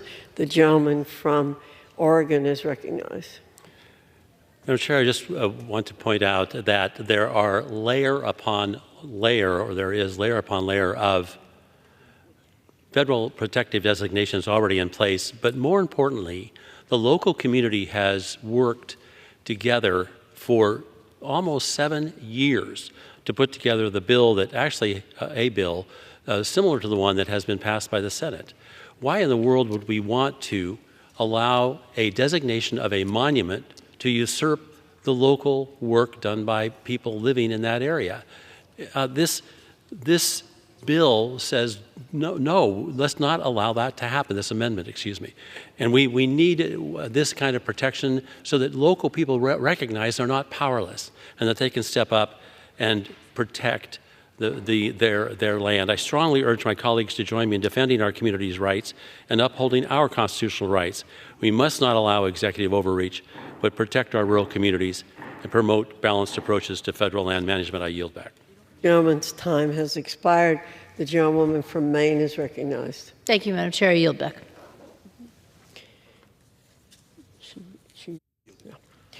The question is on the amendment offered by the gentleman from Oregon. Those in favor say aye. Aye.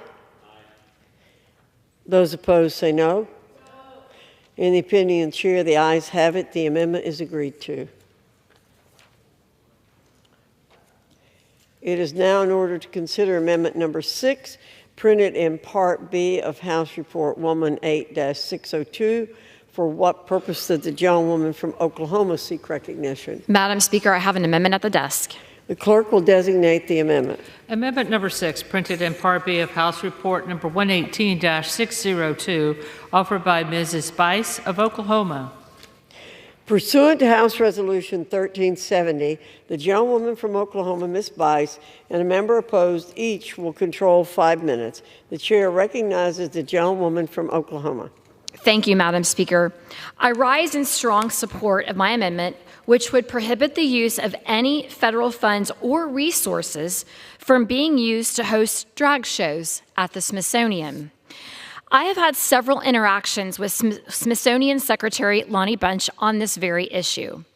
In a House Administration Committee hearing in December of last year, I questioned Secretary Bunch on whether or not taxpayer funds were used for drag shows and if the Smithsonian had plans to continue to promote drag shows for children.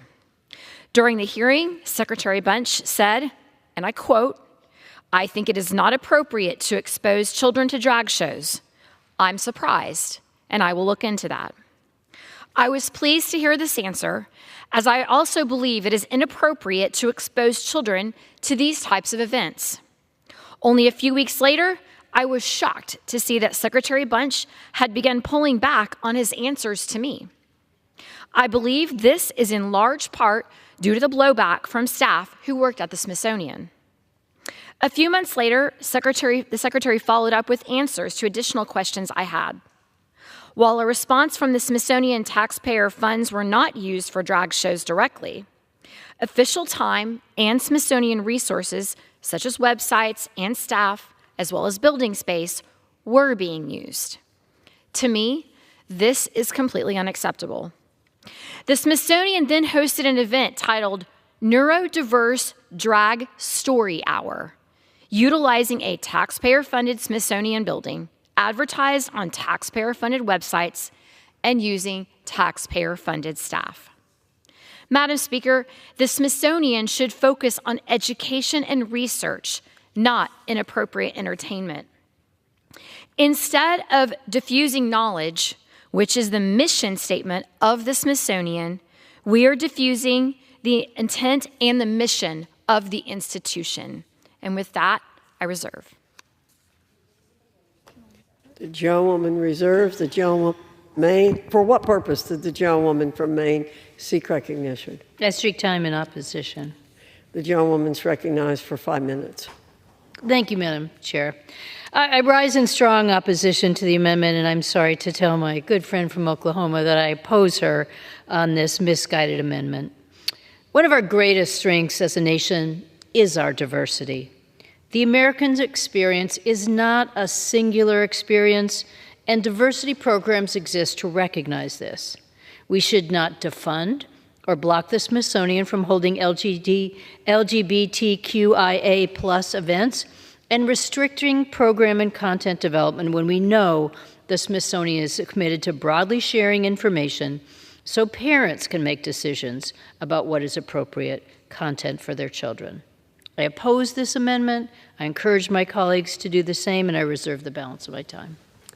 The gentlewoman from Maine reserves. The gentlewoman from Oklahoma is recognized. Thank you, Madam Speaker. I hear the words from my colleague from Maine, but I'd like to note a few instances of what we're seeing at the Smithsonian, because I believe that to be incorrect. Drag events at Smithsonian Institution museums include June 22nd, the Neurodiverse Drag Story Hour, June 23rd of 23, Native Pride Extravaganza, American Indian Museum, June 3rd of 23, Drag Story Hour, June 4th of 22, Pride Family Day with 2 lip-syncing drag shows, June of 21, Virtual Drag Queen Art Bingo, June of 21, Virtual Drag Queen Story Time, and June of 20, Drag Queen Story Time. These are not appropriate things to be hosting in taxpayer-funded buildings using taxpayer resources targeted at children. These are adult events, and they should be kept away from children, and I strongly support the amendment. Children should not be exposed to adult cabaret performances. In what world, Madam Speaker, is that okay? They receive federal funding to ensure their buildings are maintained and the staff are paid. I do not believe it is appropriate for staff to be paid to expose children to inappropriate material. I do not believe it is appropriate for federal buildings to be used. I do not believe it is appropriate for federal agencies, such as the Smithsonian Institution, to promote drag shows on their official channels. Government funding should be not used to expose children to inappropriate material. And Madam Speaker, with that, I reserve. The gentlewoman from Oklahoma reserved. The gentlewoman from Maine is recognized. I reserve. The gentlewoman from Maine reserves. The gentlewoman from Oklahoma is recognized, and the gentlewoman from Maine has the right to close. I'm happy to yield to my colleague from Maine for closing. I'm ready to close. The woman from Oklahoma yield. I'm ready to close, Madam Speaker.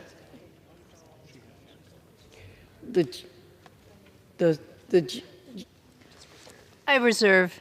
Yeah. The gentlewoman from Oklahoma is recognized. Thank you, Madam Speaker. I encourage support of this amendment, and I yield back. The gentlewoman yields back. The gentlewoman from Maine is recognized. I'll just remind the body again that I strongly oppose this amendment. One of our greatest strengths as a nation is our diversity, that the events that my colleague on the other side of the aisle were all held during Pride Month. It's an extremely important activity during that month to talk about the importance of our diversity and that America is not a singular experience and that we represent a whole variety of people. I think that any kind of restriction of the content or programming of the art that goes on in the Smithsonian is a terrible slippery slope. We've seen this happen at other times in our country. Some of us are either old enough or have a memory of Edwin Meese when he was the, I think, Attorney General and decided to drape the statues surrounding the Capitol and spent thousands of dollars because he was deciding what was culturally appropriate or what should be going on. The fact is, these are all widely advertised programs that parents can make decisions about. I don't think we should do anything to restrict the content, the art, or the programming at the Smithsonian. And I urge my colleagues to oppose this amendment. Yield back my time. The gentlewoman from Maine yields back. The question is on the amendment offered by the gentlewoman from Oklahoma. Those in favor say aye. Those opposed, no. In the opinion of the chair, the ayes have it. The amendment is agreed to. It is now in order to consider Amendment Number 7, printed in Part B of House Report 118-602. For what purpose does the gentlewoman from Colorado seek recognition? Madam Chair, I have an amendment at the desk. The clerk will designate the amendment. Amendment number 7, printed in Part B of House Report number 118-602, offered by Ms. Boebert of Colorado. Pursuant to House Resolution 1370, the gentlewoman from Colorado, Ms. Boebert, and a member opposed, each will control 5 minutes. The chair recognizes the gentlewoman from Colorado. Thank you, Madam Chair. I rise to offer my amendment that utilizes the Holman Rule to reduce the salary of EPA Administrator Michael Regan to $1. On his watch, Administrator Regan has used the EPA to impose Green New Deal policies such as electric appliance and EV mandates, power plant closures, strict regulations on American energy production, and environmental justice initiatives.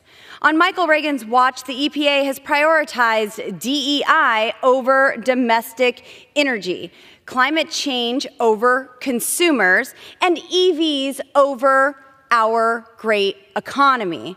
In a hearing with the Oversight and Accountability Committee, he was unaware that the EPA has never formally been authorized by Congress, something that someone who oversees an agency should know. If the body of government who is directed to create such agencies has never authorized them, well, then we kind of have a problem. But however, this hasn't stopped him from jeopardizing American energy security, overloading America's power grid, and raising costs for all American consumers and businesses.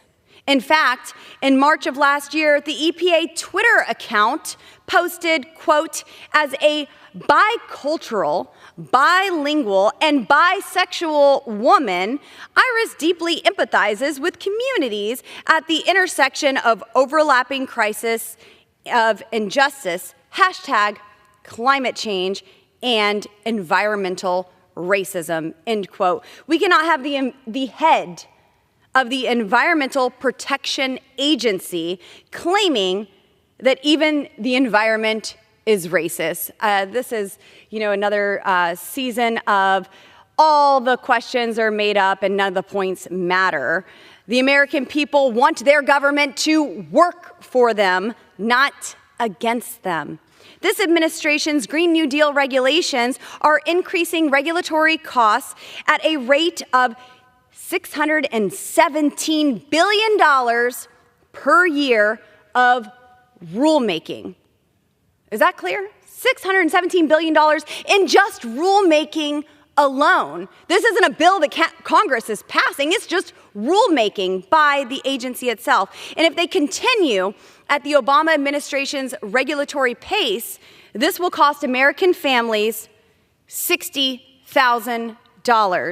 It's time to put an end to governing by the Green New Deal, which is very much a scam. And the first step is to get rid of Administrator Reagan. I urge the passage of this important amendment. And with that, Madam Chair, I reserve. The gentlewoman from Colorado reserves. Any member wish? Madam Chairman. What purpose did the gentleman from claim Idaho time in opposition to the amendment? One's recognized for 5 minutes. I see that we're going to have several Holman rules coming up. When the Holman rule was originally put in place years ago, it was meant to identify people who had committed crimes, and we've had some of those that have been fired. It wasn't meant to identify people who had policy differences. Those are what elections are about. Anybody who suggested that on this side of the aisle that we were going to elect the Biden administration, the Biden-Harris administration, that the policies that they enacted were going to be things we supported, I think we're living in a different world. They're enacting their policy. Instead of doing these types of amendments, and I've opposed every one of them except one, instead of doing these types of amendments, what we need to do is, if we oppose them, get out and elect another president to get the job done. This doesn't do anything. If you could tell me that they had committed some crime, something that they didn't have the authority to do, then maybe we'd consider it. But I noticed on all of these things, there's an awful lot of Holman amendments that are going to be, and I'm only going to speak on one of them. Same message goes out for all of them. You don't do this because, frankly, I don't think we have the authority to do it, even though the rule of the House says we do. But they are appointed and they are confirmed by the United States Senate. I don't think we have, and this is essentially firing. When you reduce the salary to $1, you're firing the individual. I don't think we have that authority. So unless you can show me that they have done something illegal, high crimes or misdemeanors, something like that, I think this is silly. But we're going to have more of them. That's okay. I just wanted to speak on one of them because I don't want to repeat myself over and over and over again.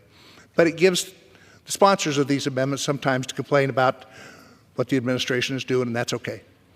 But I oppose the amendment and yield back the balance of my time. The gentleman from Idaho yields back.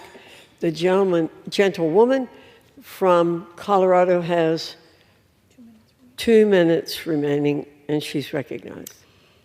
Thank you, Madam Chair, and I appreciate my colleague, Mr. Simpson here, who is chair of a subcommittee and approps the Interior Appropriations Subcommittee. I believe that we absolutely have the authority to exercise the Holman Rule. Congress, the House of Representatives, we are a majority rule self-governing body. We have rules that we vote on to put in place that allows us to govern and governs ourselves as members of Congress. We have the Holman Rule to have a check on unelected bureaucrats. I agree with my colleague that elections do matter, that we do need to get out and vote for the best candidate. However, my constituents in Colorado do not have the opportunity to vote for these unelected bureaucrats who are happy to stay in their position and wait out a majority of their disliking, and it is very difficult to remove them. And my colleague is also correct in saying this is essentially a way of firing these unelected bureaucrats who are abusing their position, who are using their power, their job and their position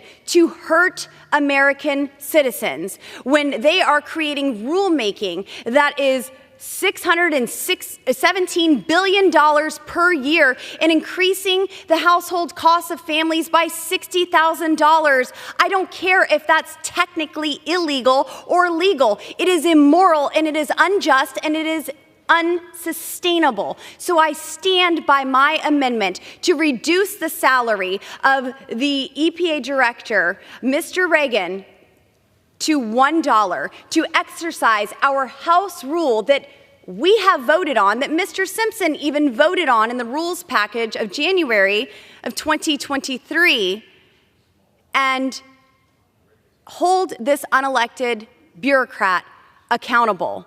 I am here to represent my constituents and save the American taxpayer money. Madam Chair, I yield. The gentlewoman's time has expired. The question is on the amendment offered by the gentlewoman from Colorado. Those in favor say aye. Those opposed, no. In the opinion of the chair, the noes have it. I would like to request a recorded vote. Pursuant to Clause 6 of Rule 18, further proceedings on the amendment offered by the gentlewoman from Colorado will be postponed. It is now in order to consider Amendment Number 8, printed in Part B of House Report 118-602. For what purpose does the gentlewoman from Colorado seek recognition? Madam Chair, I have an amendment at the desk.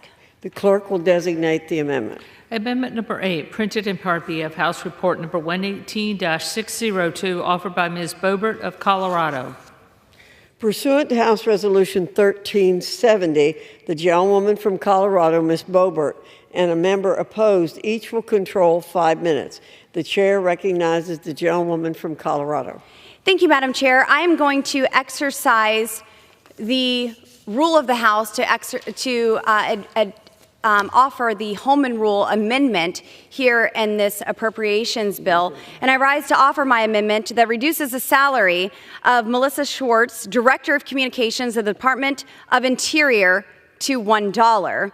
Melissa Schwartz is yet another horrendous and miserable use of taxpayer dollars. Look at this. She is a mask-wearing, quadruple-vaxxed, Green New Deal extremist, and unfortunately, a liberal troll who has harassed me even in committee hearing rooms. She shouldn't be employed at the Department of Interior. Melissa Schwartz belongs under a bridge. Melissa had the nerve and lack of respect to confront me in the halls of Congress following a Department of Interior meeting. In this hearing, she had the audacity to come and personally attack a member of Congress. This DEI hire made clear she doesn't work for the American people, and she is simply another misguided mouthpiece for liberal extremists that hates conservatives and people that disagree with her eccentric views. Rather than focus on agency priorities or the American people's priorities, facts, and seeking to do what's best for America, Schwartz spends most of her taxpayer time tweeting nonsense and trying to promote the Biden regime's radical New Deal scam. Melissa and her colleagues believe that climate change is the ultimate threat to humanity. They are willing to kill American jobs and sacrifice the health of our economy at all costs as they pursue their extremist ideology. I'm committed to taking a stand against the Biden regime's attempt to cripple American energy and cater to radical extremists. I urge my colleagues to exercise our voted on House rule and implement the Holman rule and support my amendment that reduces the salary of Melissa Schwartz to $1. And with that, Madam Chair, I reserve.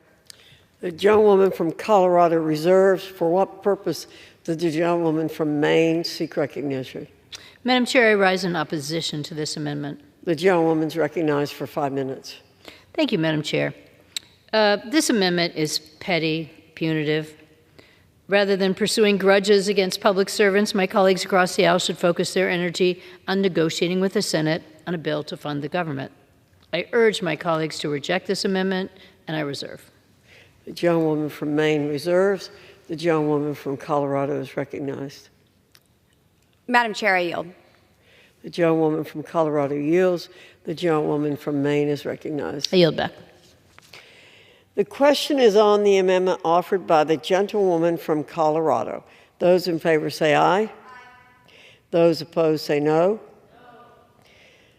In the opinion of the chair, the ayes have it. The amendment is agreed. Madam Chair. For what purpose does the gentleman from Maine seek recognition? I request to record a vote. Pursuant to Clause 6 of Rule 18, further proceedings on the amendment offered by the gentlewoman from Colorado will be postponed. It is now in order to consider Amendment Number 9, printed in Part B of House Report 118-602. For what purpose does the gentlewoman from Colorado seek recognition? Madam Chair, I have an amendment at the desk. The clerk will designate the amendment. Amendment number 9, printed in Part B of House Report number 118-602, offered by Ms. Boebert of Colorado. Pursuant to House Resolution 1370, the gentlewoman from Colorado, Ms. Boebert, and a member opposed, each will control 5 minutes. The chair recognizes the gentlewoman from Colorado. Thank you, Madam Chair. I rise today to offer my amendment that utilizes the Holman Rule to reduce the salary of Director of Bureau of Ocean Energy Management, Elizabeth Klein, to $1. Ms. Klein is a radical environmentalist and a partisan hack comprised of special interests and mirrored in ethical conflicts. Her conflicts of interest were so severe that even Senator Manchin voted to block her nomination as Deputy Secretary of the Interior. As Deputy Director of the New York University School of Law's State Energy and Environmental Impact Center, Klein placed and paid the salaries of legal fellows and state attorneys general's offices to advance Michael Bloomberg's radical environmental agenda. The use of private money to conduct public business is ethically flawed, and Indiana's Attorney General categorized Ms. Klein's program as a, quote, arrangement through which a private organization or individual can promote an overtly political agenda by paying the salaries of government employees, end quote.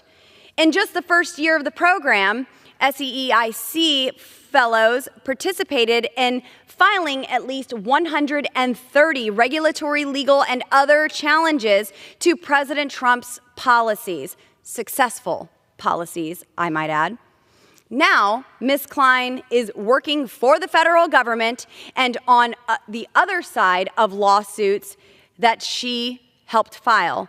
Under President Biden's own ethics rules, she should be prohibited from participating in matters involving her former employer. During her testimony in the House Committee on Natural Resources, I questioned Ms. Klein about her failed nomination to become Deputy Secretary of the Interior. I asked if she had been provided with a recusal list and formally requested that she provide that list to the committee. Ms. Klein told the committee that she was, quote, happy to provide that list, end quote. Shamefully, it took a letter from the committee and this aggressive committee questioning for Klein to send the committee a very delayed recusal list that should have been in place almost immediately after her hiring. Ms. Klein spent several years funneling money from Michael Bloomberg to sue the Trump administration and pay for the Green New Deal scam. Lawyers she had placed in attorneys general's offices across the country. Given her myriad of federal lawsuits and conflicts, there should be little to nothing that Ms. Klein is allowed to work on at any sub-agency within the Department of Interior.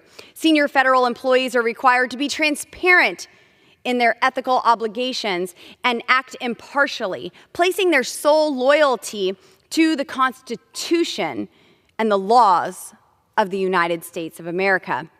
Ms. Klein's history of infiltrating state governments with Michael Bloomberg's minions and supporting lawsuits against the federal government makes it impossible for her to meet the ethical obligations that her position of public trust requires. Ms. Klein continued employment as the director of Bureau of Ocean Energy Management and has been ridiculed with controversial and extensive history of ethical conflicts. And this is a stain on the Department of Interior and the Bureau of Ocean Energy Management. Radical partisan extremists have no place in the federal government, especially those in charge of our energy security. I urge my colleagues to support my amendment to restore integrity to the Department of Interior and the Bureau of Ocean Energy Management. Madam Chair, with that, I reserve. The gentlewoman reserves. For what purpose does the gentlewoman from Maine seek recognition? I rise in opposition to this amendment. The gentlewoman's recognized for 5 minutes. Thank you, Madam Chair. This amendment, once again, is petty and punitive.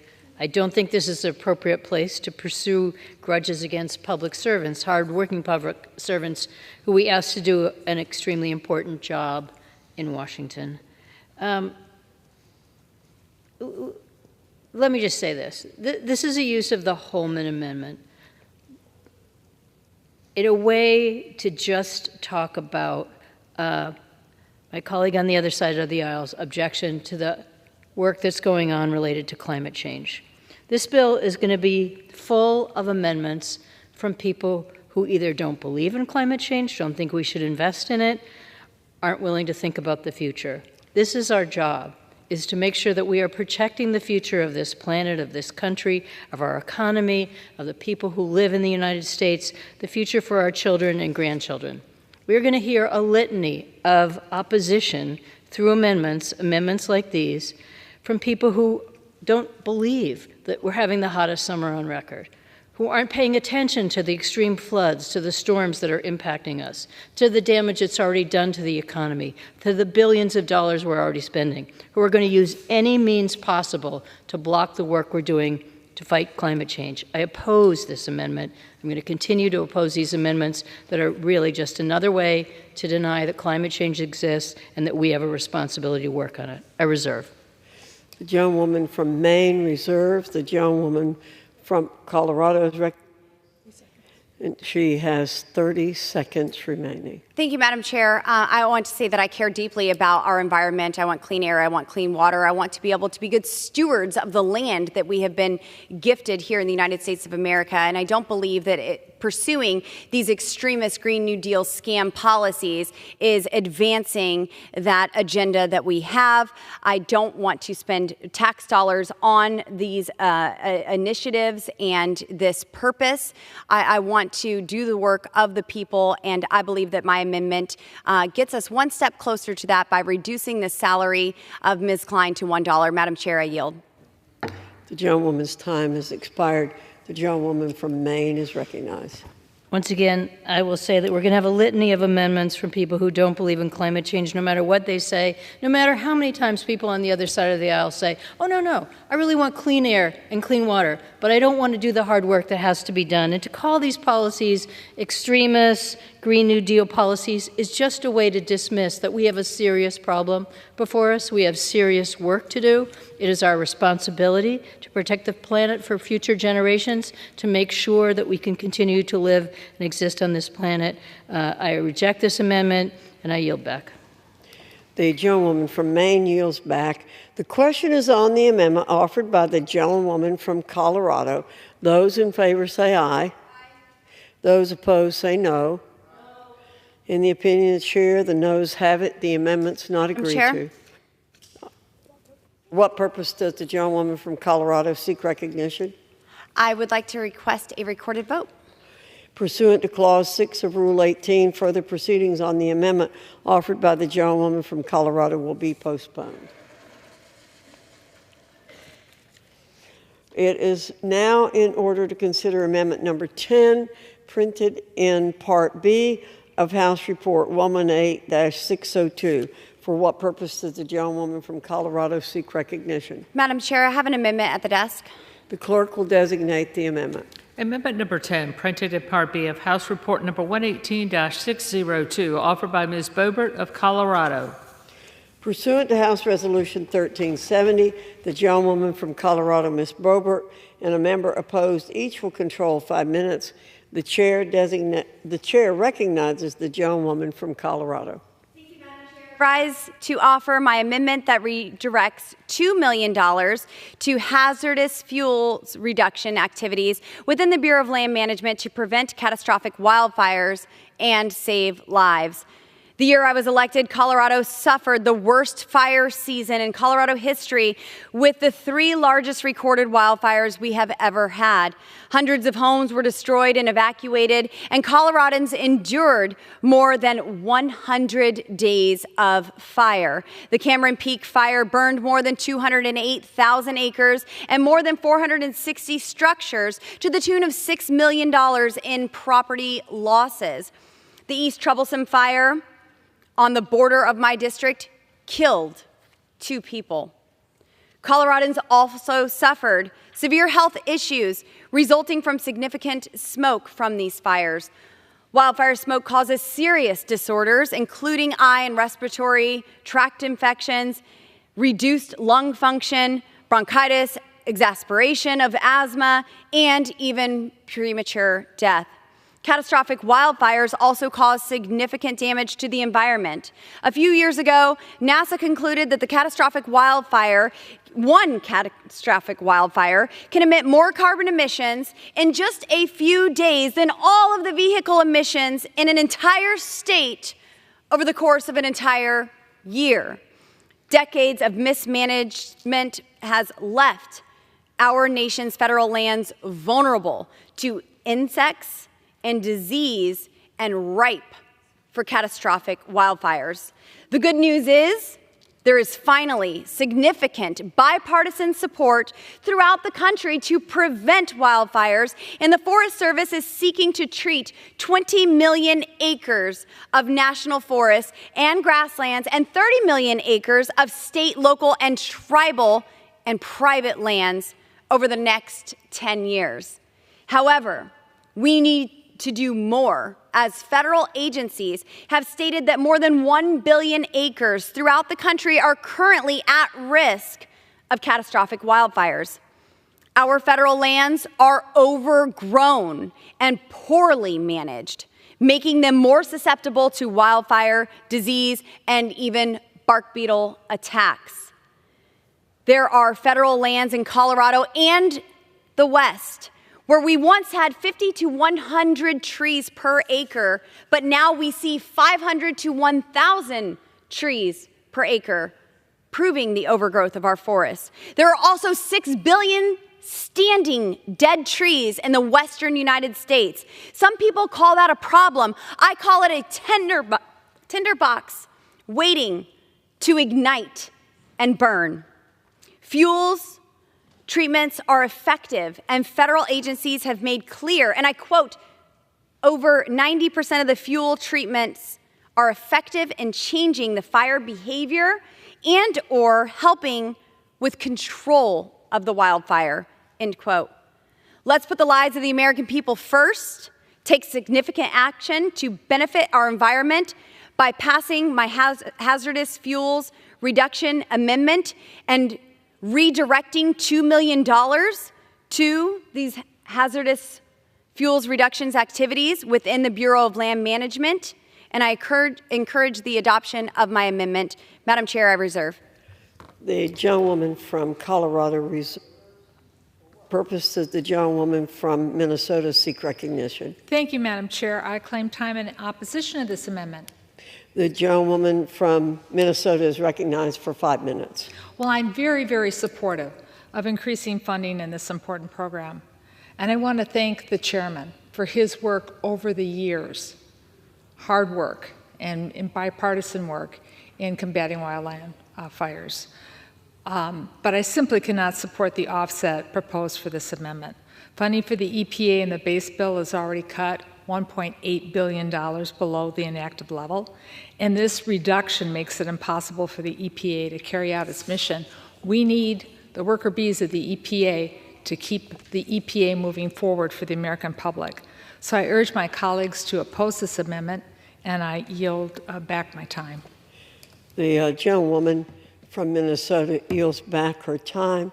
The gentlewoman from Colorado is recognized. Madam Chair, I am proud of my party's work in reducing taxpayer spending by $1.8 billion in this bill. And I also am encouraged to find even more offsets where we can redirect funding and put them to a more appropriate use for the taxpayer, showing that their best interest is what we are all here serving in Washington, D.C. on their behalf for. Madam Chair, again, I support the adoption of my amendment that redirects $2 million for the fuels hazardous management in the Bureau of Land Management. Thank you, and I yield back. The gentlewoman from Colorado yields back. The question is on the amendment offered by the gentlewoman from Colorado. Those in favor say aye. Aye. Those opposed say no. In the opinion of the chair, the ayes have it. The amendment is agreed to. It is now in order to consider amendment number 11, printed in Part B of House Report 118-602. For what purpose does the gentlewoman from Colorado seek recognition? Madam Chair, I have an amendment at the desk. The clerk will designate the amendment. Amendment number 11, printed in Part B of House Report number 118-602, offered by Ms. Boebert of Colorado. Pursuant to House Resolution 1370, the gentlewoman from Colorado, Ms. Boebert, and a member opposed each will control 5 minutes. The chair recognizes the gentlewoman from Colorado. Thank you, Madam Chair. I rise to offer my common sense amendment that redirects $2 million of the Inspector General to combat waste, fraud, and abuse within the EPA. As a proud member of the House Committee on Oversight and Accountability, I am a firm believer in increasing transparency of federal programs and actions within the executive branch. Honest, hardworking Americans should be able to trust that their tax dollars are being spent responsibly and for their intended purposes. The EPA Office of Inspector General is charged with providing critical oversight over tens of billions of dollars that are spent by the EPA, U.S. Chemical Safety and Hazard Investigation Board, as well as more than $100 billion that is being doled out through the so-called Infrastructure Investment and Jobs Act and the so-called Inflation Reduction Act that we all know did nothing to reduce inflation. Ask anyone you meet in a grocery store. Unlike other Inspector General offices, the EPA IG did not receive additional funding from the Inflation Reduction Act, Expansion Act, to carry out the additional oversight mandates associated with this law. Oversight by the IG is critical to ensure that the EPA, as well as its grantees and contractors, are responsible stewards of scarce American tax dollars. The IG also seeks to root out fraud, waste, and abuse, mismanagement, and misconduct within the agencies it provides oversight to. Recently, the IG identified significant taxpayer risks and vulnerabilities that are associated with the administration's Clean School Bus program. Sounds great, right? The Inspector General pointed out, and I quote, "There is a high potential for, among other things, falsely substituting or duplicating requests from multiple federal agencies for the same or very similar materials and associated labor," end quote. Ever since the passage of the Inspector General Act in 1978, Inspectors General has uncovered billions of dollars of fraud and exposed numerous instances of criminal wrongdoing. The EPA IG is no exception. During the first half of the fiscal year of 2023, the EPA IG identified $135 million in wasted spending, fraud avoidance, and other monetary benefits to American taxpayers. However, vigilance by the EPA Inspector General is needed now more than ever for the more than $100 billion of Infrastructure Investment Jobs Act and the Inflation Reduction Act that have been distributed and are still going out the door. Funding currently allocated in this bill for the EPA IG is significantly below the budget estimate, yet they are being asked to do significantly more. My common sense amendment will help ensure that the Inspector General has the funding and resources they need to provide strict oversight of the EPA. I have found a pay for, so this is not deficit spending. We are not wasting taxpayer dollars. We are redirecting these $2 million, and I urge my colleagues to support my amendment to redirect important resources to the Inspector General. Madam Chair, without a reserve. A gentleman from Colorado reserves. For what purpose does the gentlewoman from Minnesota seek recognition? Madam Chair, I claim time in opposition to this amendment.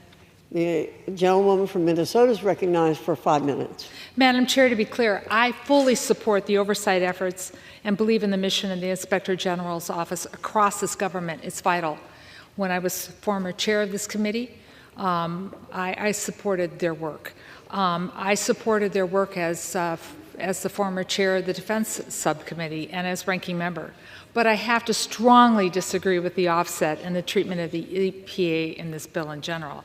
In base bill, the EPA is cut by nearly 20%. Almost every single account is cut except for the Office of the Inspector General. So quite frankly, the Inspector General's office does pretty well under this bill being protected. Cutting every single program at the EPA and seeking to increase funding for only one office, which happens to be the Oversight Office, is clearly an attempt by the majority to politicize the Inspector General, and that to me is just unacceptable, Madam Chair. So I oppose the amendment, and before I reserve the balance of my time, I require how much time is left, if I could ask that of you. The gentlewoman has 4 minutes remaining. And the gentlewoman offering the amendment? Gentlewoman from Colorado has 1 minute remaining. Thank you. I reserve the balance of my time. Gentlewoman from Minnesota reserves. The gentlewoman from Colorado is recognized. Yes, Madam Chair, I would like to yield the remainder of my time to my colleague, Mr. Simpson. The gentleman from Idaho is recognized for 1 minute. Thank you, Madam Chairman, and thank you for yielding. I rise in support of this amendment to provide additional funding for the EPA Office of Inspector General to conduct important and necessary oversight agencies. I've spoken with several of the Inspector Generals that have said that with all of the funding that went out last year, funding that went out to the EPA and to other things, they don't have enough money to do the oversight to make sure that the money that was spent in the Inflation Reduction Act, the infrastructure bill, and other things are properly spent.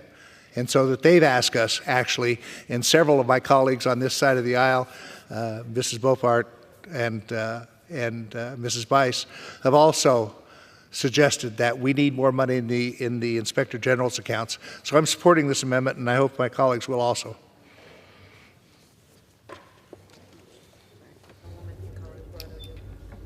Say that again. The gentlewoman from Colorado yield back. I yield. The gentlewoman from Minnesota is recognized. Thank you, Mr. Chair.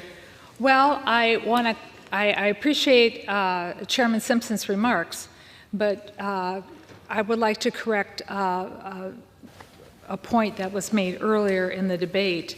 The bill already does include a provision to provide the IG, with a percentage of funds from the IRA. And it's on page 216 is section 471. So the gentlewoman might want to double check before making such a broad statement again that it didn't include any funding that could be used from the IRA. So I still oppose the amendment, and with that, I yield back.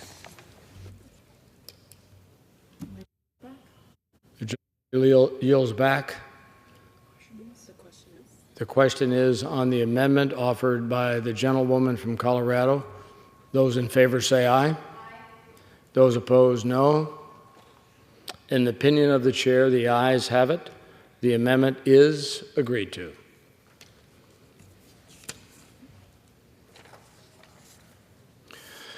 It is now in order to consider Amendment Number 13, printed in Part B of House Report 118-602. For what purpose does the gentlewoman from Colorado seek recognition?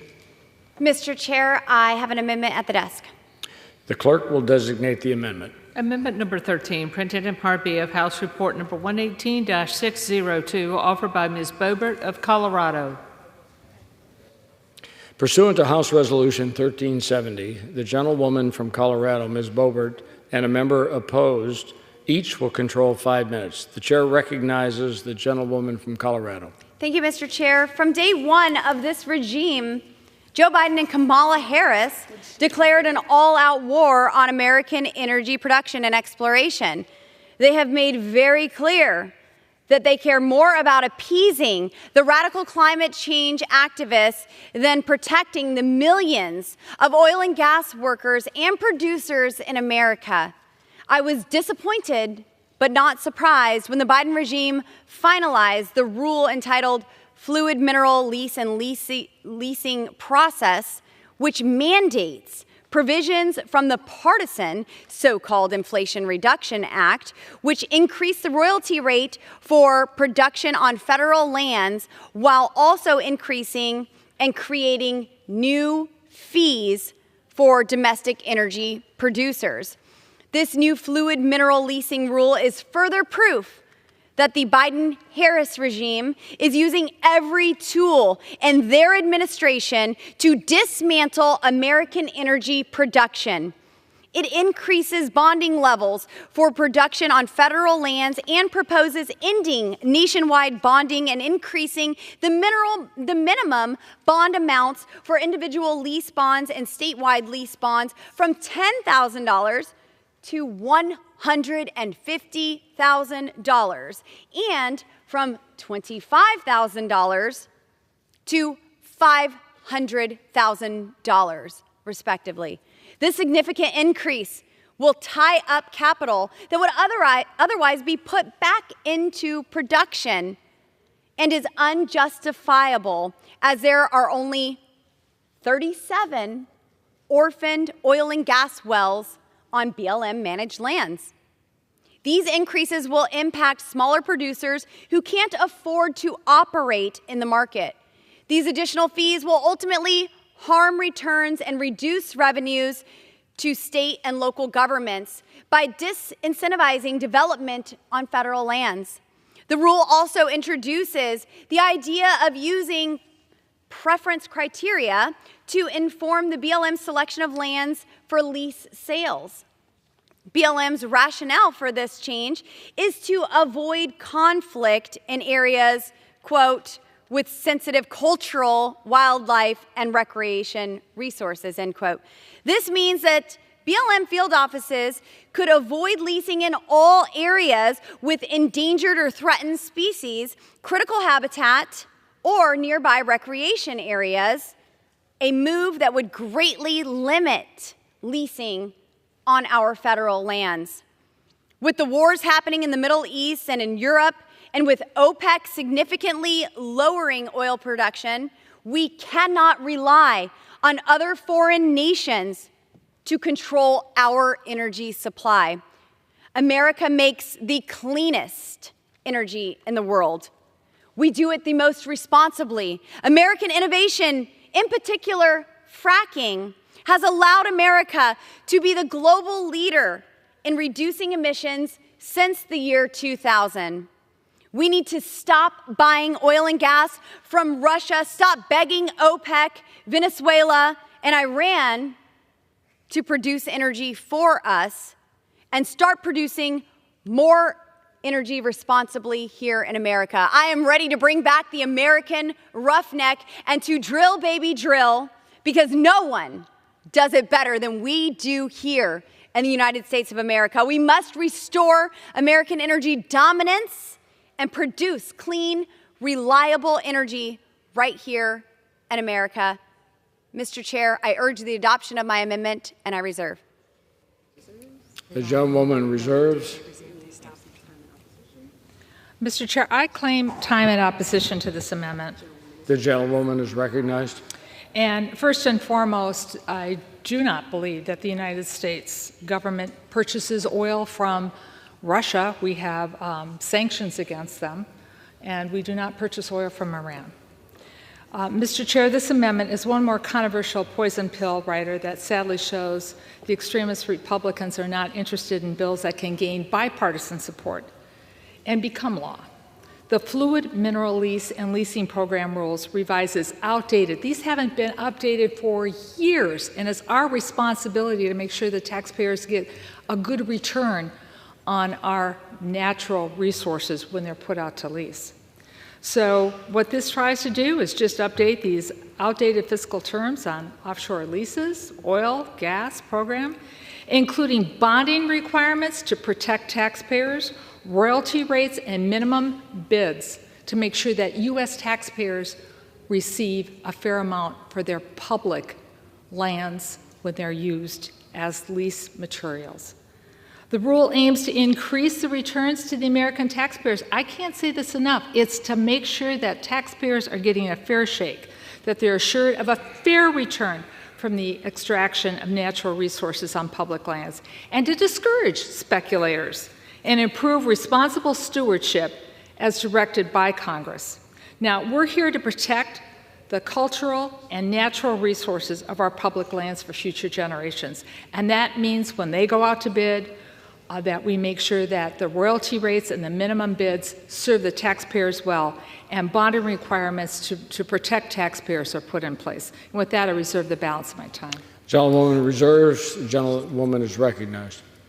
Mr. Chair, I would like to yield the remainder of my time to my colleague, Mr. Simpson from Idaho. Gentleman is recognized. I thank the lady for yielding. I rise in support of the amendment. This administration continues to put out rulemakings that seek to attack American energy producers with burdensome costs and regulations. These new costs will ultimately be passed along to consumers, driving up energy costs for American families and further shifting production to countries that are not our friends.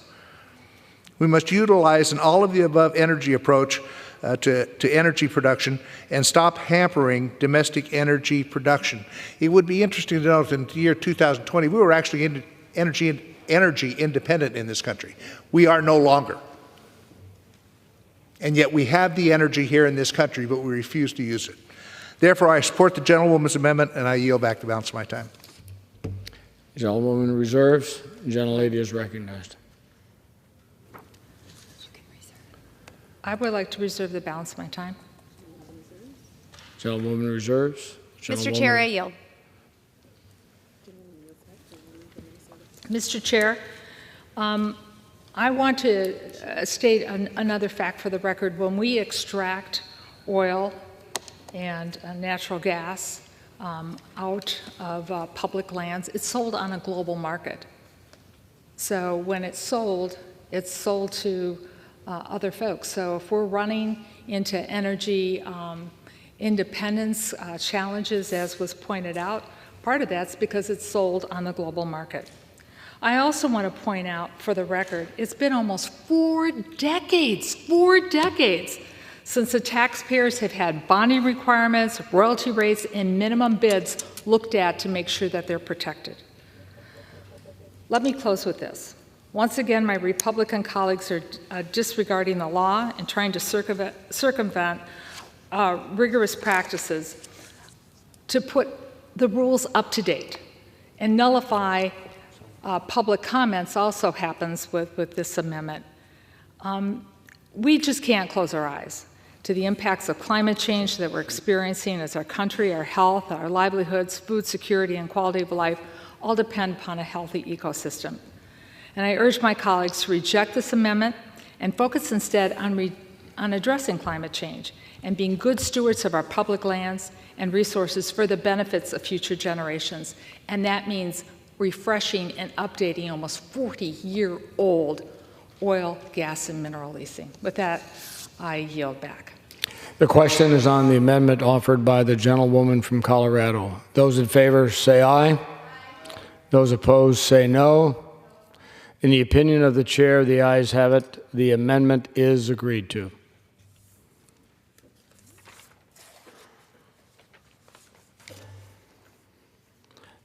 It is now in order to consider amendment number 14, printed in Part B of House Report 118-602. For what purpose does the gentlewoman from Colorado seek recognition? Mr. Chair, I have an amendment at the desk. The clerk will designate the amendment. Amendment number 14, printed in Part B of House Report number 118-602, offered by Ms. Boebert of Colorado. Pursuant to House Resolution 1370, the gentlewoman from Colorado, Ms. Boebert, and a member opposed each will control 5 minutes. The chair recognizes the gentlewoman from Colorado. Thank you, Mr. Chair. I rise to offer my amendment that prohibits funds made available by this act to be used for Diversity, Equity, and Inclusion and Accessibility Council at the Department of the Interior. In February of 2022, Secretary Haaland established the first ever Diversity, Equity, Inclusion, and Accessibility Council through Secretary's Order 3406 to incorporate these practices into the department's work across many bureaus. Let's be honest here. The DEI agenda is a destructive ideology that breeds hatred and racial division. It has no place in our federal government or anywhere else in our society.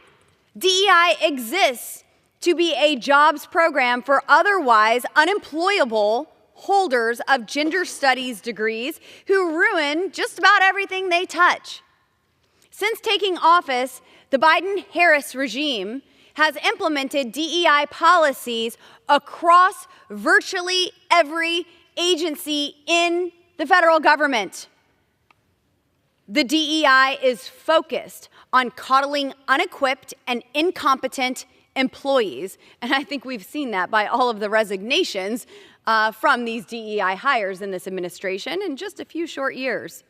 As we saw a mere 11 days ago, DEI hires and incompetency at Secret Service were responsible for letting a deranged gunman come centimeters from killing President Trump. And I'm not talking about the folks who were there, boots on the ground. I'm talking about the disgraced director of the Secret Service who resigned today after scrutiny from both Republicans and Democrats, and those all throughout our country. Mr. Chair, we should no longer allow DEI in the federal government to continue to divide America and waste taxpayer money. It's absurd to fund these diverse policies, and it's time for Congress to put an end to them once and for all. The Department of Interior should be focused on restoring American energy dominance, not pandering to radical leftists. This is not about race or gender or anything else included in the DEI agenda of the left. This is about having the best, most equipped, most qualified personnel in their positions, no matter what their race or gender are. I urge my colleagues to support my amendment to abolish this demonizing DEI council. Mr. Chair, I reserve. The gentlewoman reserves. The gentlewoman is recognized. For what purpose does the gentlewoman Still seek from recognition? Minnesota. Thank you, Mr. Chair. The gentlewoman is recognized. Thank you, Mr. Chair. I wrong in the strongest opposition possible to this amendment. One of our greatest strengths as a nation is we learn, we grow, we change. And that means diversity is a great strength in this country. There was a time, Mr. Chair, when women couldn't vote. There was a time when juries were only men. There was a time when it was unthinkable for a woman to join a police department or a woman to be a doctor. The place was to be a nurse. There was a time in our military in which women could be test pilots here at home during the war. And after the war, they were no longer allowed to be pilots in the sky flying commercially. Diversity, equity, and inclusion, DEI. The American experience is not a singular experience, and diversity programs exist to recognize this. I'm going to give another example, Mr. Chair. When I was in the state legislature in Minnesota, we had a vibrant Hmong community that came here after the Lao war in Vietnam. It was a secret war in Laos. And the Hmong community came here, and they were very outdoors people. And, understanding and making sure that they understood our natural resource laws, we decided we wanted to reach out and include that diversity. And so we went out, and I was part of the legislation that was written, that we asked our Natural Resources Department to hire, to look for qualified people, hires Vietnamese, Lao, Cambodian people to work with our wonderful diverse community in the Twin Cities and have them feel included and wanted because we wanted them to experience the great outdoors in Minnesota. Well, we did that. They were well qualified, well respected, and in fact, just this year, I was surprised. One of the fathers came up to me when I was doing my recruitment and acceptance for going into the military academy, and he said, "You don't remember me, but because of you, I felt like I could do this job, and I did it well." And he retired from the state of Minnesota working for the Department of Natural Resources, and I appointed his son to go to one of our military academies. And that's the beauty of our country. And the fact is also that business leaders agree that having a diverse and inclusive workforce in the place is critical to their overall performance, because I was in sales for years. If you're selling to somebody, you better understand their culture, you better understand their needs and their wants. So the business community embraces this. So the attempt to defund or to block the implementation of these efforts only takes us back to a time when our nation's diversity, when women were not seen as an asset. So I oppose this amendment, and Mr. Chair, I'm not going to speak on this any longer. This has been replayed over and over and over again, and for me, it is hateful, it is hurtful, it is harmful. We amended our Constitution numerous times to include diversity and inclusion, and with that, I yield back. The gentlewoman yields. The gentlewoman is recognized. Mr. Chair, may I inquire as to how much time I have remaining? The gentlewoman has 2 minutes remaining. Thank you, Mr. Chair. America is great, and we're going to make America even greater in the upcoming months and years. America is diverse. America is the great melting pot of the world. We have some of the world's best, the world's finest And it's amazing. All it took were people coming together to adopt the 19th Amendment, to allow women to vote. It took people coming together and collaborating to hire women as police officers or firefighters or pilots. Heck, I've flown a plane. Little Husky 180. Great time. Enjoying the sights of Colorado and all of the mountainsides. We have an economy right now that is failing because we have a party and an administration that is prioritizing DEI, something we didn't need to have women as police officers or firefighters or pilots or service members, those who would offer up their own lives to serve in the honor of our great country, who would stand for our flag. And because of DEI and this administration's woke agenda and their radical views, we have now been regulated into poverty. I remember a time also where women could, if they chose, stay home and raise their children. And now women are forced to work and have homes with 2 incomes because they cannot afford their groceries or their gasoline to get their children to school. And it's all because of the policies of this radical agenda. I'm fine with diversity.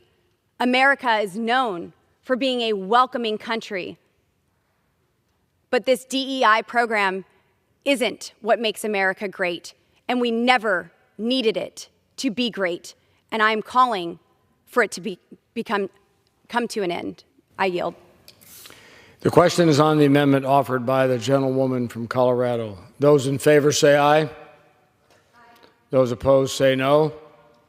In the opinion of the chair, the ayes have it. The amendment is agreed to.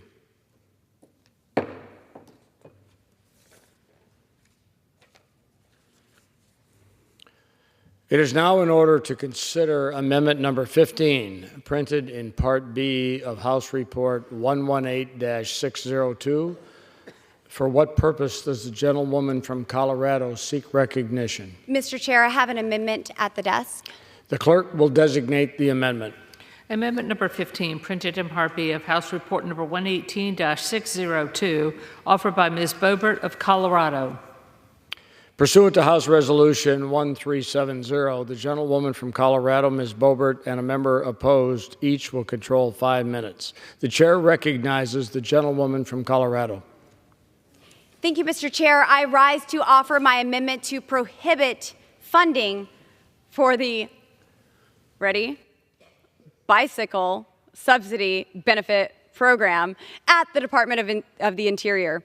The DOI Bicycle Subsidy Benefit Program provides taxpayer dollars to DOI employees and paid student interns and/or unpaid student volunteers for the purchase, improvements, repair, storage, and/or maintenance of a non-motorized bicycle that is used as a primary means of commuting to and from work, as well as a monthly stipend.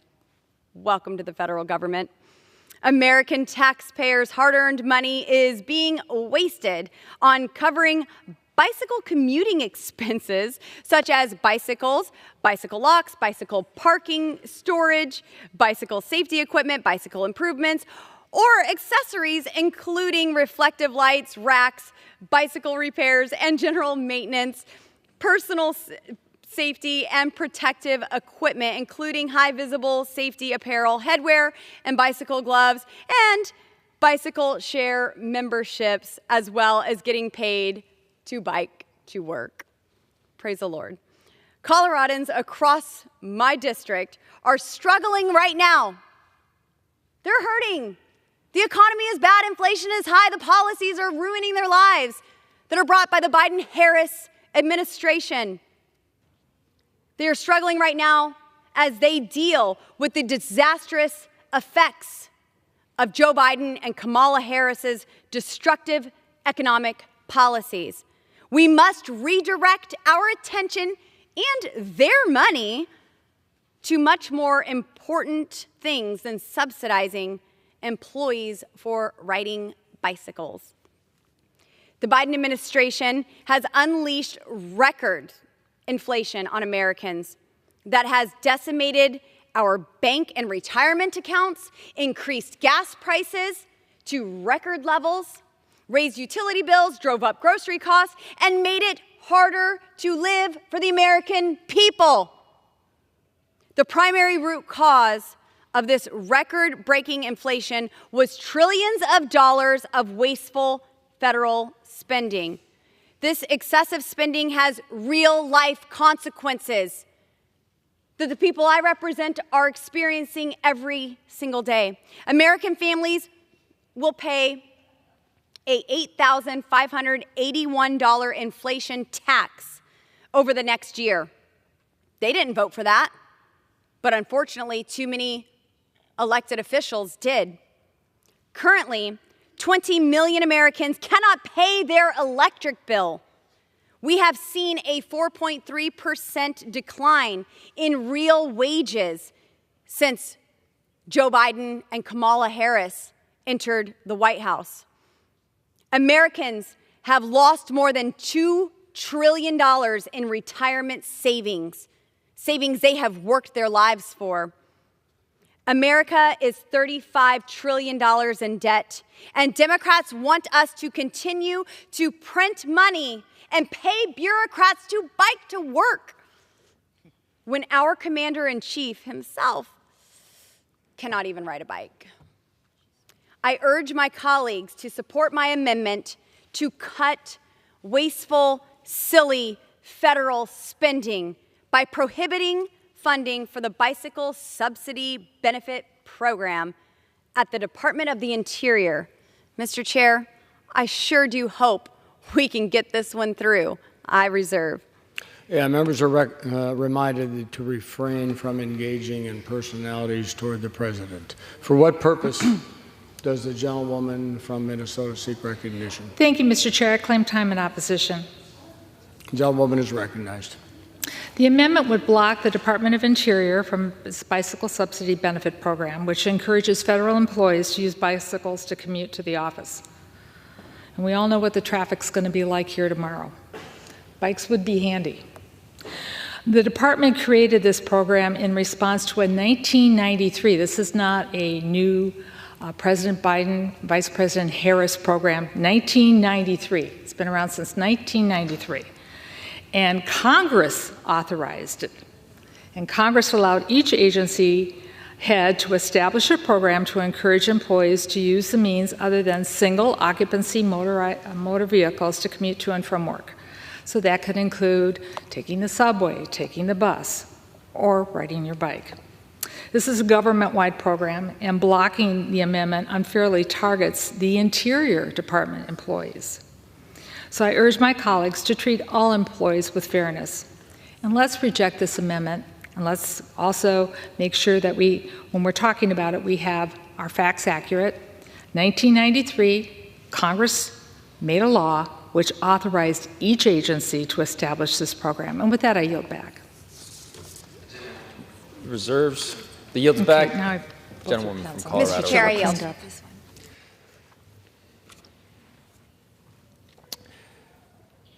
The question is on the amendment offered by the gentlewoman from Colorado.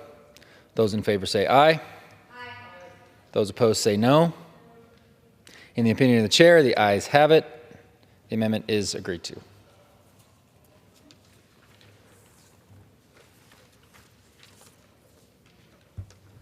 It is now in order to consider amendment number 16, printed in Part B of House Report 118-602. For what purpose does the gentlewoman from Colorado seek recognition? Mr. Chair, I have an amendment at the desk. The clerk will designate the amendment. Amendment number 16, printed in Part B of House Report number 118-602, offered by Ms. Boebert of Colorado.